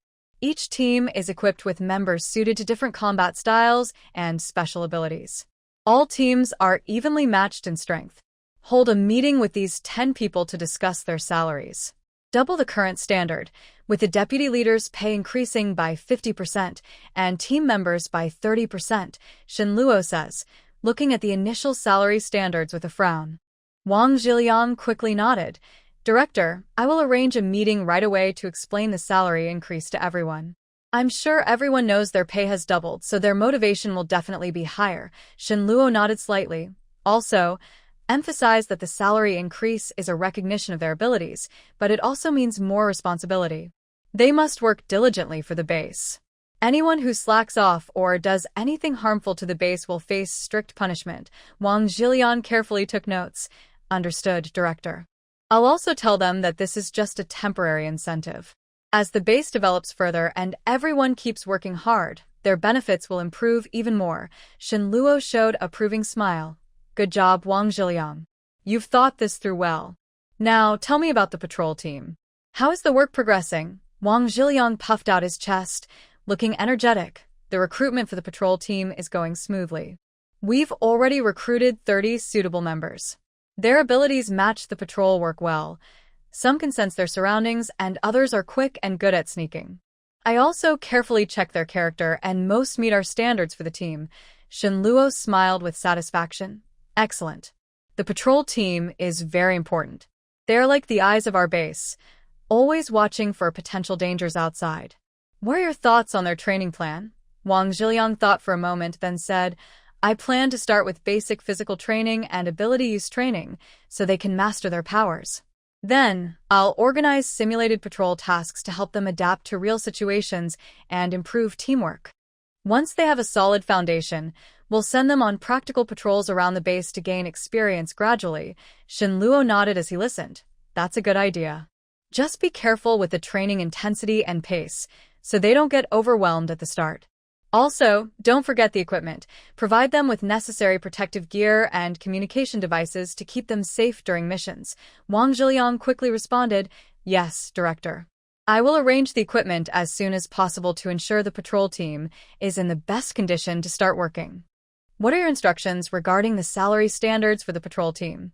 Shinluo thought for a moment and said, The work of the patrol team is quite hard and carries heavy responsibility. The salary should be based on the standards of the guard squad members. Additionally, we should set up a reward system for outstanding performers during patrol tasks, giving extra rewards to those who perform well. Wang Ji's eyes lit up. That's a good idea. With a reward system, everyone will be more motivated. I'll go and implement the salary standards and reward system quickly so the patrol team can start working normally. Shinluo smiled and looked at Wang Ji. The patrol team works the same way as the guard squad. We can also recruit ordinary people into the patrol team, and the clerical work should be done properly. Also, the patrol team needs to improve their special abilities. You should select suitable candidates, register them with me following the guard squad's process, and then enhance their abilities. Wang Ji quickly took notes on his notebook and then looked up. Director, what are the recruitment standards for the clerical staff of the patrol team? Shinluo lightly tapped the table and said, The recruitment of clerical staff for both the guard and patrol teams mainly helps you with your work. You can't do everything yourself, like scheduling and patrols. You decide what kind of people you need. Wang Ji's eyes turned as he understood Shinluo's meaning. He smiled and said, Director, I understand. Shinluo nodded approvingly. By the way, your father is also recruiting people. How is that going? Wang Ji showed a confident smile. The recruitment at my dad's place is going smoothly. He's focusing on selecting people with special skills and good character, based on the standards we set earlier. The prison is also training them, and I believe they will be ready to work soon. Shinluo listened and said happily, It seems everyone is almost ready. It's time for a meeting. Let's notify everyone to come. The base also needs to be organized. Wang Ji quickly nodded. Yes, Director. I'll go and inform them right away. Wang Ji hurriedly turned and left the office quickly. Not long after, everyone gathered in the meeting room. Luo, Big Sister Luo, Director. Everyone greeted Shinluo. Uncle Wang, Sister Ping, sit down. Everyone take a seat. We're not outsiders, so sit comfortably. Shinluo asked everyone to sit down together. Everyone sat down eagerly, looking hopeful. Shinluo cleared his throat and said, Today, I called everyone here to talk about the future plans for our base. Thanks to everyone's efforts, our base has grown quite a bit, and we are building a guard team and patrol team steadily. Our supplies are also increasing. But we can't just be satisfied with what we have now. We need to keep growing and improving. Wang Gang spoke first. Base leader, you're right. The outside world is complicated now. Not many places are like our base, where everyone can eat well and live comfortably. Shinluo nodded. Uncle Wang, you're right. Our base is starting to run smoothly. We also have different roles here. Now, I want to make some changes to how we assign tasks. Everyone listen carefully. Shinluo continued, Uncle Wang, you used to manage the prison. Sister Ping is the overall manager of the base. Now, Sister Ping and Uncle Wang will share the management duties inside the base. Li Wan is in charge of education. Xiaoa handles the shopping and trading. Xiao Le manages the hospital. Zhang Taidan is responsible for farming and livestock. If you have questions, ask Sister Ping or Uncle Wang. Su Qing handles all external affairs. Wang Ji is in charge of the guard and patrol teams. Wang Jie manages personnel and security systems. Lao Lin is responsible for the laboratory. If you need anything, see Su Qing or come to me directly. Everyone nodded and remembered their new roles. Wang Gang smiled and said, Base leader, with this plan, our management will be clearer and more organized. We'll know what to do. Sister Ping agreed. Yes, the base leader has thought everything through. We'll work well together to keep everything running smoothly. Everyone was happy with their new responsibilities and confident they could do their jobs well. Seeing everyone so positive, Shinluo was pleased and said, Great. With this determination and energy, I believe our arc base will get better and better. From now on, everyone will do their part to help the base grow. Now, I need to leave the base for a while. When they heard Shenluo was leaving, everyone looked surprised. Wang Ji asked first, "Base leader, you're leaving the base. The weather outside is cold and there are many zombies. It's not safe out there." Shenluo smiled slightly and said, "Because it's not safe outside, I want to go see for myself. Many people are lucky to reach our base, but many want to come and can't. The goal of building this base is to give more people a safe place to live so they don't have to wander anymore." Su Qing also looked worried and said, "Base leader, it's too dangerous for you to go alone. Why don't I go with you?" Shenluo shook his head and said, "No need. Su Qing, you stay at the base to handle external affairs. That's also very important. I will be careful when I go out. I won't leave right now. I'll wait until the guard and patrol teams are fully formed." Wang Jie quickly said, "Base leader, at least take some guards with you for protection."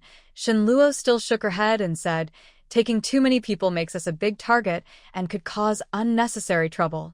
I mainly want to check on other survivors nearby, understand the overall situation outside, and look for resources that could help the base grow. Too many people make movement difficult." Li Wan worriedly said, "Base leader, please be careful and come back quickly if there's danger." Shenluo smiled and comforted her. "Don't worry, Li Wan. I've faced many dangers before and can protect myself. I'll come back as soon as I can, so everyone won't have to wait long." Everyone saw Shenluo was determined and stopped persuading her. They only kept reminding her to be careful.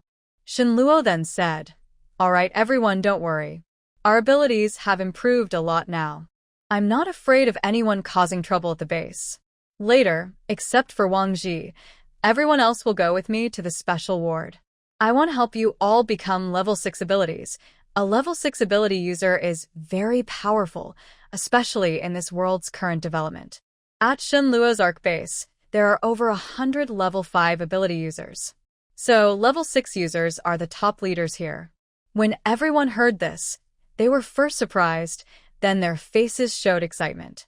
Wang Gang said excitedly, "Base leader, this is amazing.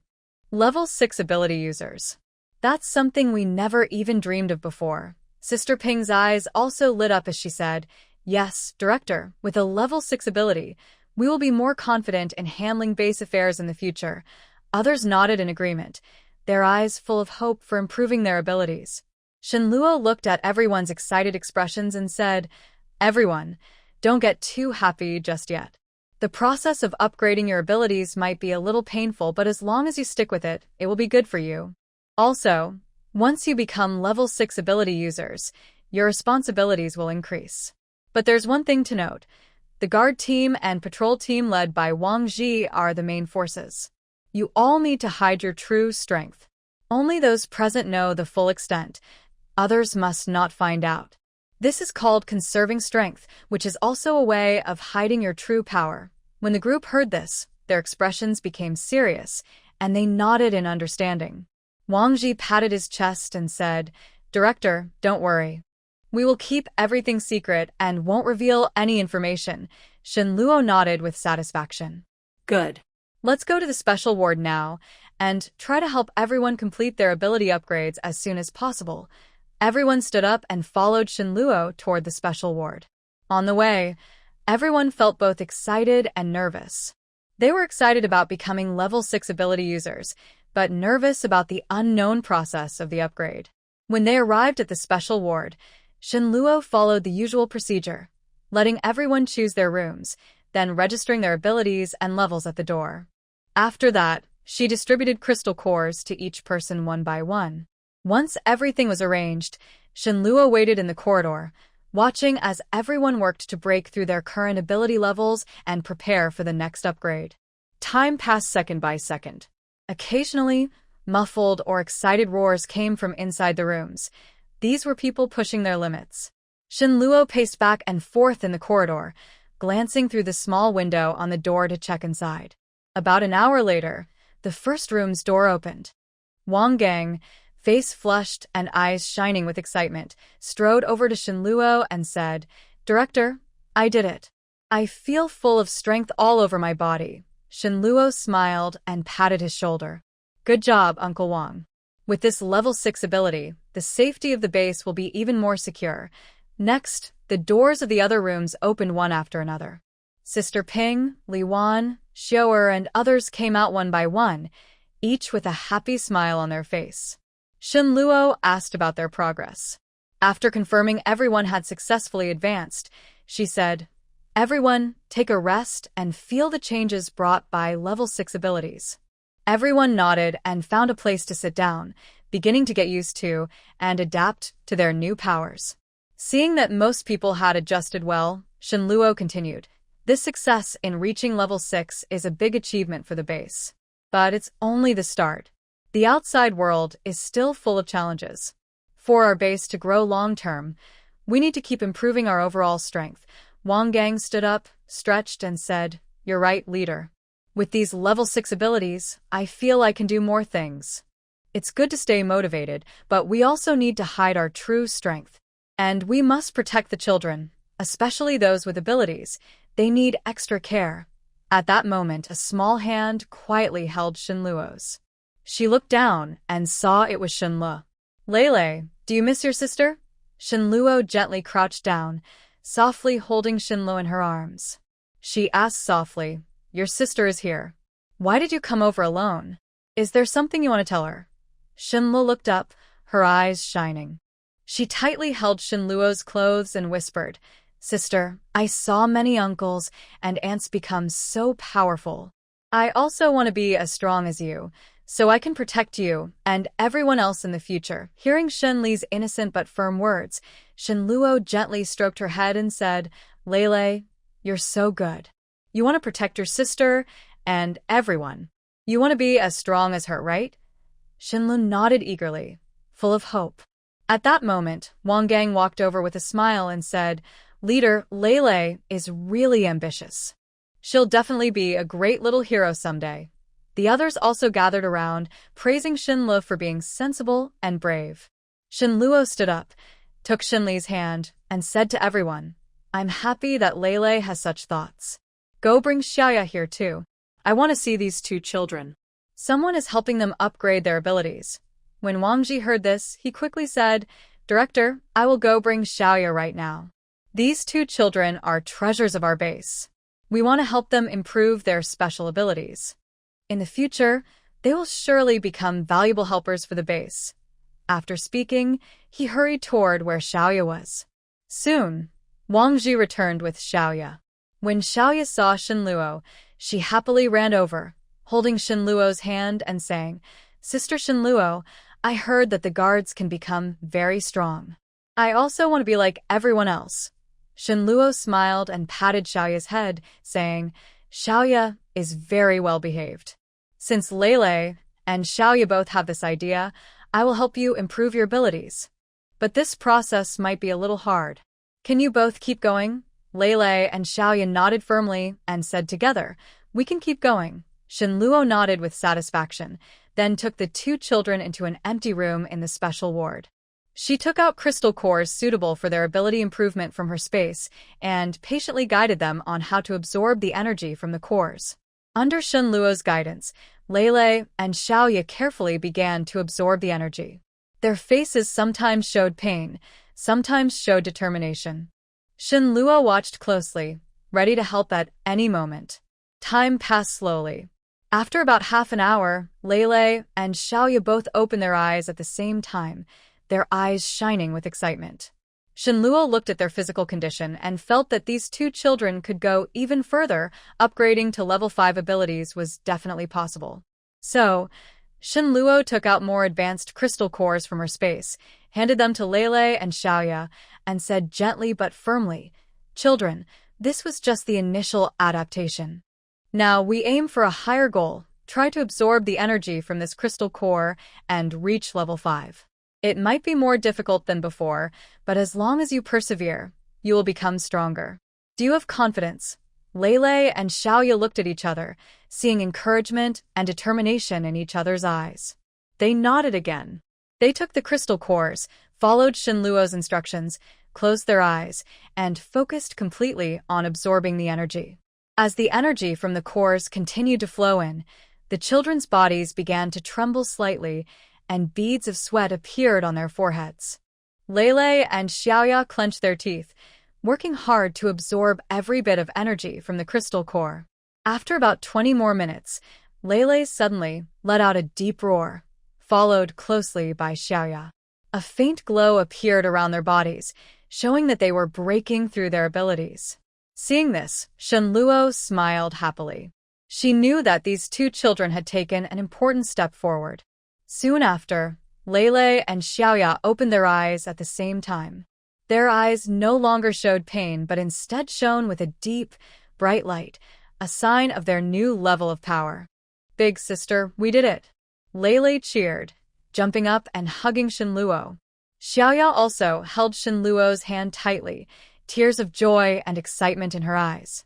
Shenluo smiled and hugged both children, saying, "Great job, Lele and Xiaoya. You are both amazing. Now you are 5th level abilities. I'm so proud of you." At this moment, Su Qing came to see Shenluo. She looked at Lele and Xiaoya with surprise and admiration. Su Qing gently touched the children's heads and said, "I didn't expect these two little ones to become 5th level abilities so quickly. They will definitely be the backbone of the base in the future."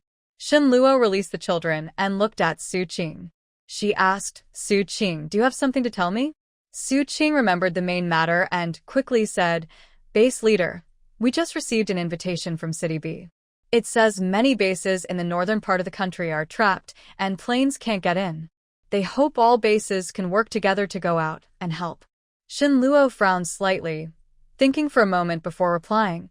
The invitation from City B is very important. Many bases in the north are in trouble, and the survivors must be in great danger.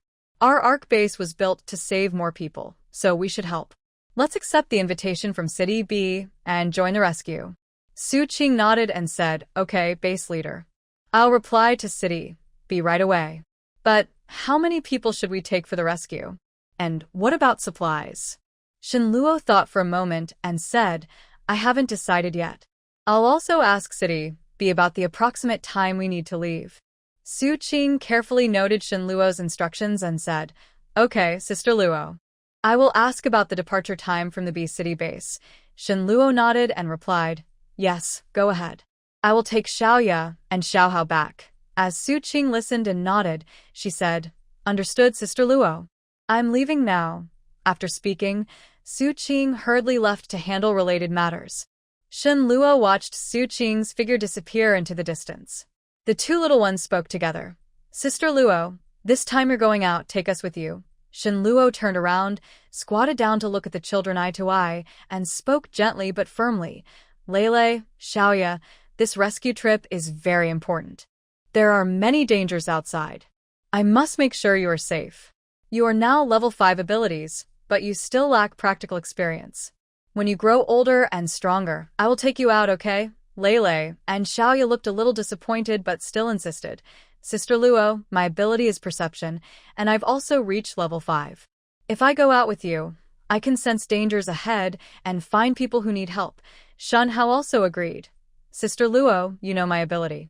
I'm stronger than most people, and I can improve to level 6. Hearing that Shenhao could still improve his ability to level 6, Shenluo thought it would be good if Shenhao could reach level 6. "Xiaohao, you mean you can still improve?" "Yes, Sister Luo. I can break through to level 6 soon, and I believe I can also improve my ability to level 6, Xiaoya said, pulling Shenluo's arm. Seeing these two hopeful and determined children, Shenluo hesitated for a moment. "All right, sisters. I'll give Xiaoya and Xiaohao a chance. If you upgrade to level 6, I will take you out. If not, you will stay at home and wait for me to come back." Lele and Xiaoya's eyes lit up like shining stars. They nodded vigorously and said together, "Sister Luo, don't worry. We will work hard to reach level 6. Shenluo smiled and patted their heads. "Good. "I believe in you. Now, Sister will first help you prepare the things needed for the upgrade. Then, you can rest assured here while upgrading. If you feel uncomfortable during the process, be sure to tell Sister." The two children nodded heavily again. Shenluo then repeated the upgrade process from last time. True to her expectations, the children quickly advanced to level 6 abilities. Shinluo looked at the two children who had successfully reached level 6, feeling very happy and proud. She gently patted their shoulders and said, "Great job, you did it. Now you are level 6 abilities. But even with this strength, you must follow orders when you go out and not act on your own. Do you understand?" Lele and Xiaoya nodded eagerly, their eyes shining with excitement and anticipation, as if they couldn't wait to go out with Shinluo to help others. After sending the children back, Shinluo returned home to her space. She took a comfortable shower, applied a face mask, and then lay happily on her big bed. "Foolish woman, still resting. Get up and upgrade your abilities." Little Black jumped onto Shinluo's side, complaining. Startled by Little Black's loud voice, Shinluo woke up just as she was about to fall into a sweet dream. She blinked sleepily and saw Little Black squatting by the bed, looking at her anxiously. She yawned, stretched lazily, and slowly sat up, saying annoyed, "Little Black, what are you doing? I was just about to have a nice dream, and you woke me up." But Little Black didn't care. It jumped onto Shinluo's lap, pawed her stomach, and said, "Foolish woman, what are you thinking about sleeping now? Don't you remember the invitation from the Bee City base? We need to prepare quickly. If you don't get ready now, Su Qing will come and tell you we need to leave immediately to help others. And your level isn't upgraded yet. How can you upgrade your abilities with a whole group of people?" Shinluo finally remembered her conversation with Su Qing. She massaged her temples to clear her mind and said, "You're right, Little Black. We need to prepare well for this rescue. But don't be in such a hurry. I just finished my shower." Little Black listened and nodded in satisfaction. It jumped down from Shinluo's lap and said, "Foolish woman, always thinking about slacking off. Hurry up and get up." Shinluo smiled and shook her head, knowing that Xiaohei was only trying to help her. She took off her mask, stood up from the bed, and began preparing to upgrade her special ability. Currently, Shinluo's power is fully advanced, so each upgrade makes her feel tired. But thinking about the rescue mission coming soon and the survivors outside waiting for help, Shinluo forced herself to stay strong. She took out a suitable core for her current level from her space. These cores emitted a gentle, mysterious glow, as if holding endless power. Shinluo sat cross-legged on the ground, placed the core in her palm, closed her eyes, and focused her mind to absorb the energy from the core. As the energy flowed in, Shinluo's body started to feel warm. A familiar, slightly painful sensation spread through her. But she clenched her teeth and kept going, feeling she was close to breaking through, just a little more. Xiaohei watched Shinluo closely, occasionally scratching the ground with his paw. After a while, Shinluo's forehead was covered with tiny beads of sweat, and her body trembled more and more. But she never gave up, holding tightly to the core and trying to absorb all the energy. Finally, at a certain moment, Shinluo felt like something inside her was breaking through. A strong force suddenly surged through her body. She opened her eyes suddenly, excitement shining in them. She had successfully advanced to a new level. She was now a level 7 ability user. Xiaohei jumped onto Shinluo's shoulder happily and said, "Silly woman, not bad. You successfully upgraded." Shinluo smiled and patted Xiaohei's head, saying, "Thanks to your reminder. Otherwise, I might have delayed again. Do you think I should keep upgrading? Can I exchange for a level 7 core now, Tuanjin Beast?" The system's mechanical voice sounded above Shinluo's head.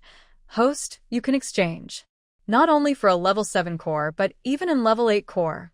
Tuanjin Beast?" Shinluo wondered if the system was trying to trick her into using more points again. The system's voice rang out again, with a hint of cleverness. "Host, this system has always been quite considerate. Exchanging for an level 8 core is possible, but there are conditions. However, for you right now, it's definitely worth it. You only need to complete an S-level task to qualify for exchanging a level 9 crystal core. How about it? Do you want to consider it?" Shinluo rolled her eyes. She knew the system wouldn't be so kind-hearted. An S-level task? How difficult could that be? "First, tell me what the task involves, and I'll decide whether to take it." The system quickly provided the details. go to a northern city surrounded by zombie hordes and rescue a group of trapped researchers. They hold key research data to fight mutated beasts. The task difficulty is S level. Successfully completing it will not only allow you to exchange for a level 9 crystal core but also earn a large number of points. Hearing this, Shenluo frowned slightly. The task sounded quite difficult, but thinking about how those researchers might hold the key to fighting the mutated beasts, she felt a bit tempted. After all, soon she would join a rescue team organized by City B to go north. Doing an S-level task and getting a level 9 crystal core would be very helpful. Can I take this S-level task? Right now, I want exchange for level 7 and level 8 crystal cores. The system's mechanical voice responded quickly. Exchanging for a level 7 crystal core requires 50 million points, and a level 8 core needs 100 million points. Confirm the exchange. Shenluo checked her points balance and found she had enough to exchange for both cores. She decisively said, "Confirm the exchange. If I don't have enough points, I'll owe it." The system's expression on the display looked very displeased. "Wow, you're really good at accumulating debt." Shenluo ignored the system's complaints. Soon, the level 7 and level 8 crystal cores appeared before her. The level 7 core emitted a faint blue glow, while the level 8 core shimmered with a deep purple aura, as if hiding endless mysteries. Shenluo picked up the level 7 core, feeling the surging power inside, then looked at the level 8 core. She thought that with these, her strength would improve a lot, making her more confident in facing the upcoming S-level task. She carefully stored the cores, preparing to continue upgrading her abilities. Just as Shenluo was about to absorb the energy from the level 7 core, urgent footsteps sounded outside the door. Soon, Su Qing's voice came through. "Sister Luo, news from the City B base. The rescue operation has been moved up. We need to prepare quickly. Meet at the City B base in 3 days." Hearing this, Shenluo's heart tightened. She hadn't expected the rescue to be moved up so soon. However, she quickly calmed down and said to the door, "Su Qing, come in." Su Qing pushed the door open and saw Shenluo sitting on the ground, happily eating watermelon. "Big Sister Luo, when are we leaving?" "I will go inform everyone to get ready." Shenluo nodded and said, "Yes, time is tight. We will leave early tomorrow morning. The people going with us are Xiaoya, Xiaohao, Liwan, Wang Jie, Captain Zhou Qiang of Team 6, Captain Zheng Hao of Team 8, Captain Feng Shui of Team 9, and Captain Yang Fan of Team 10. You should go inform everyone and prepare. We will take the double-decker snowmobile RV and my off-road vehicle." Su Qing carefully noted Shenluo's instructions while muttering, "Okay, Big Sister Luo. I will go inform everyone right away. But, Big Sister Luo, I also want to go on the mission with you. Please take me this time." Seeing Su Qing's eager expression, Shenluo smiled helplessly and said, "Didn't I just mention your name? This time, I'm taking you along to train and gain some real combat experience. Also, give this to Liwan. Tell him to improve his supernatural ability tonight. Forget about Liwan not having powers. This is a speed ability, and he should be at least level 3 before we leave. You can handle the rest and let me know if you need anything." Su Qing's eyes lit up. "Big Sister Luo, do we really have a RV like you said? It's in the underground garage. Go check. I covered it with a car cover. There haven't been many people around lately, so no one has taken care of the garage. We can't let our cars gather dust down there. Hurry up," Shenluo urged, knowing her time was tight. She still wanted to upgrade her abilities, aiming to be at least level 8 before departure. Even if danger arose, no one could match her, so she needed to improve quickly. Su Qing nodded sensibly and said, "All right, Big Sister Luo. I'll go arrange everything for the departure. By the way, don't forget to tell Sister Ping and Uncle Wang about our trip to City B. Notify the key members," Shenluo said. She was taking everyone to City B, and she expected many people to come and ask to join her team tonight. Shenluo then closed the villa door. Tonight, no matter who came, she wouldn't open it. Back in her room, Shenluo entered her space and began absorbing energy from the crystal cores. Absorbing crystal cores in space is much more efficient than outside, which is why she feels confident. Shenluo holds a level 7 crystal core in her hand, closes her eyes, and focuses completely on the powerful energy coming from the core. That energy flows like a gentle stream, slowly entering her body and traveling along specific meridians. As the energy continues to pour in, she can clearly feel her body changing, her muscles becoming stronger and more firm, and her bones seeming to be reforged, giving her a tough and resilient aura. After fully absorbing the level 7 crystal core's energy, Shinluo breaks through. She doesn't stop. Instead, she picks up a level 8 crystal core. The energy from the level 8 core is richer and more intense than the previous one. As soon as she touches it, the powerful energy rushes toward her like a huge tide, almost overwhelming her. Shinluo grits her teeth, trying hard to steady her mind and guide the wild energy to flow in an orderly way within her body. Seconds pass, and Shinluo is completely immersed in absorbing the crystal core's energy, unaware of everything outside. After some time, when she feels the energy from the level 8 core is nearly exhausted, she slowly opens her eyes. Her eyes now shine with sharp light, and she radiates a strong aura, as if she's a different person from before.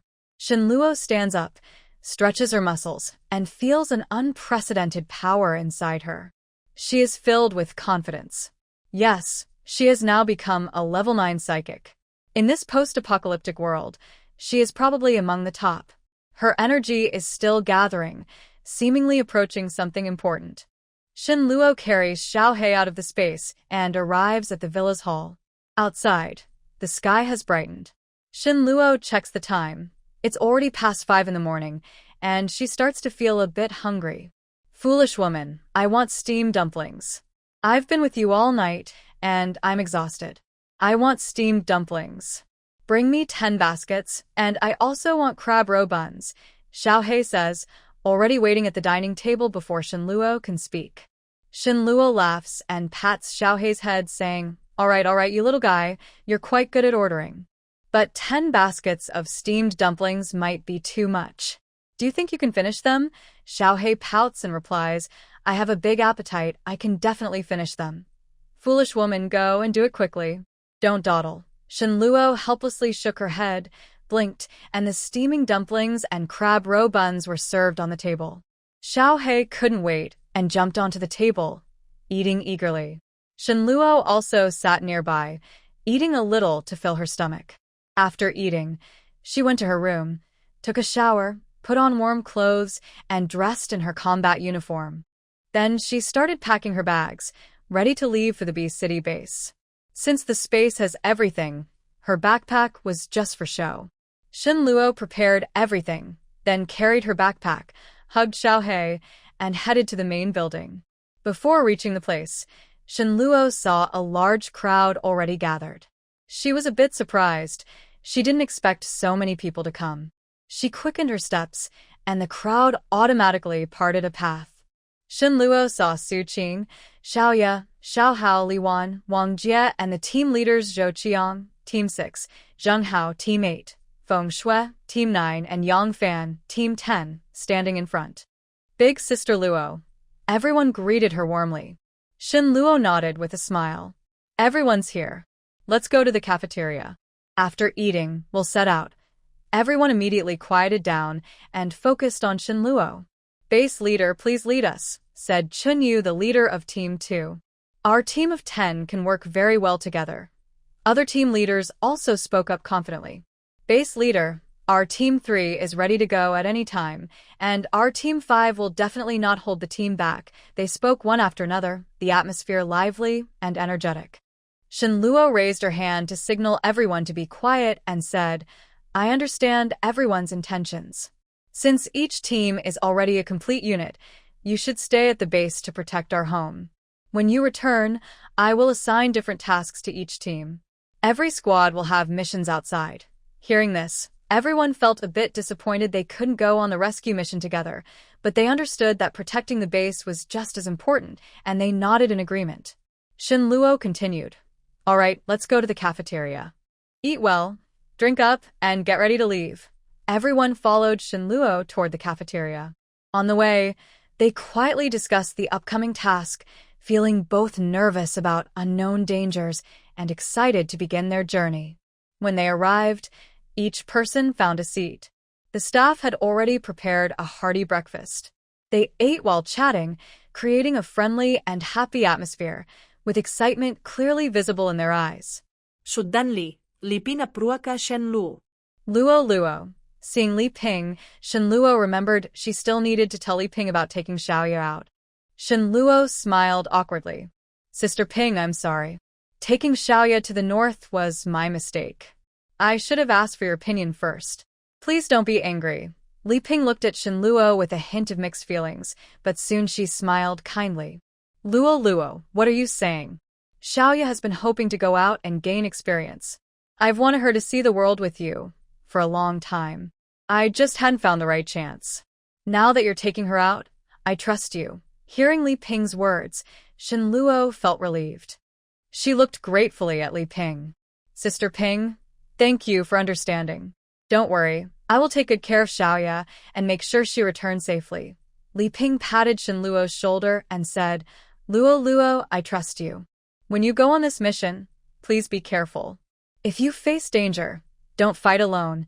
Saving your own life is the most important. And about Xiaoya, if she's not listening, please be patient with her.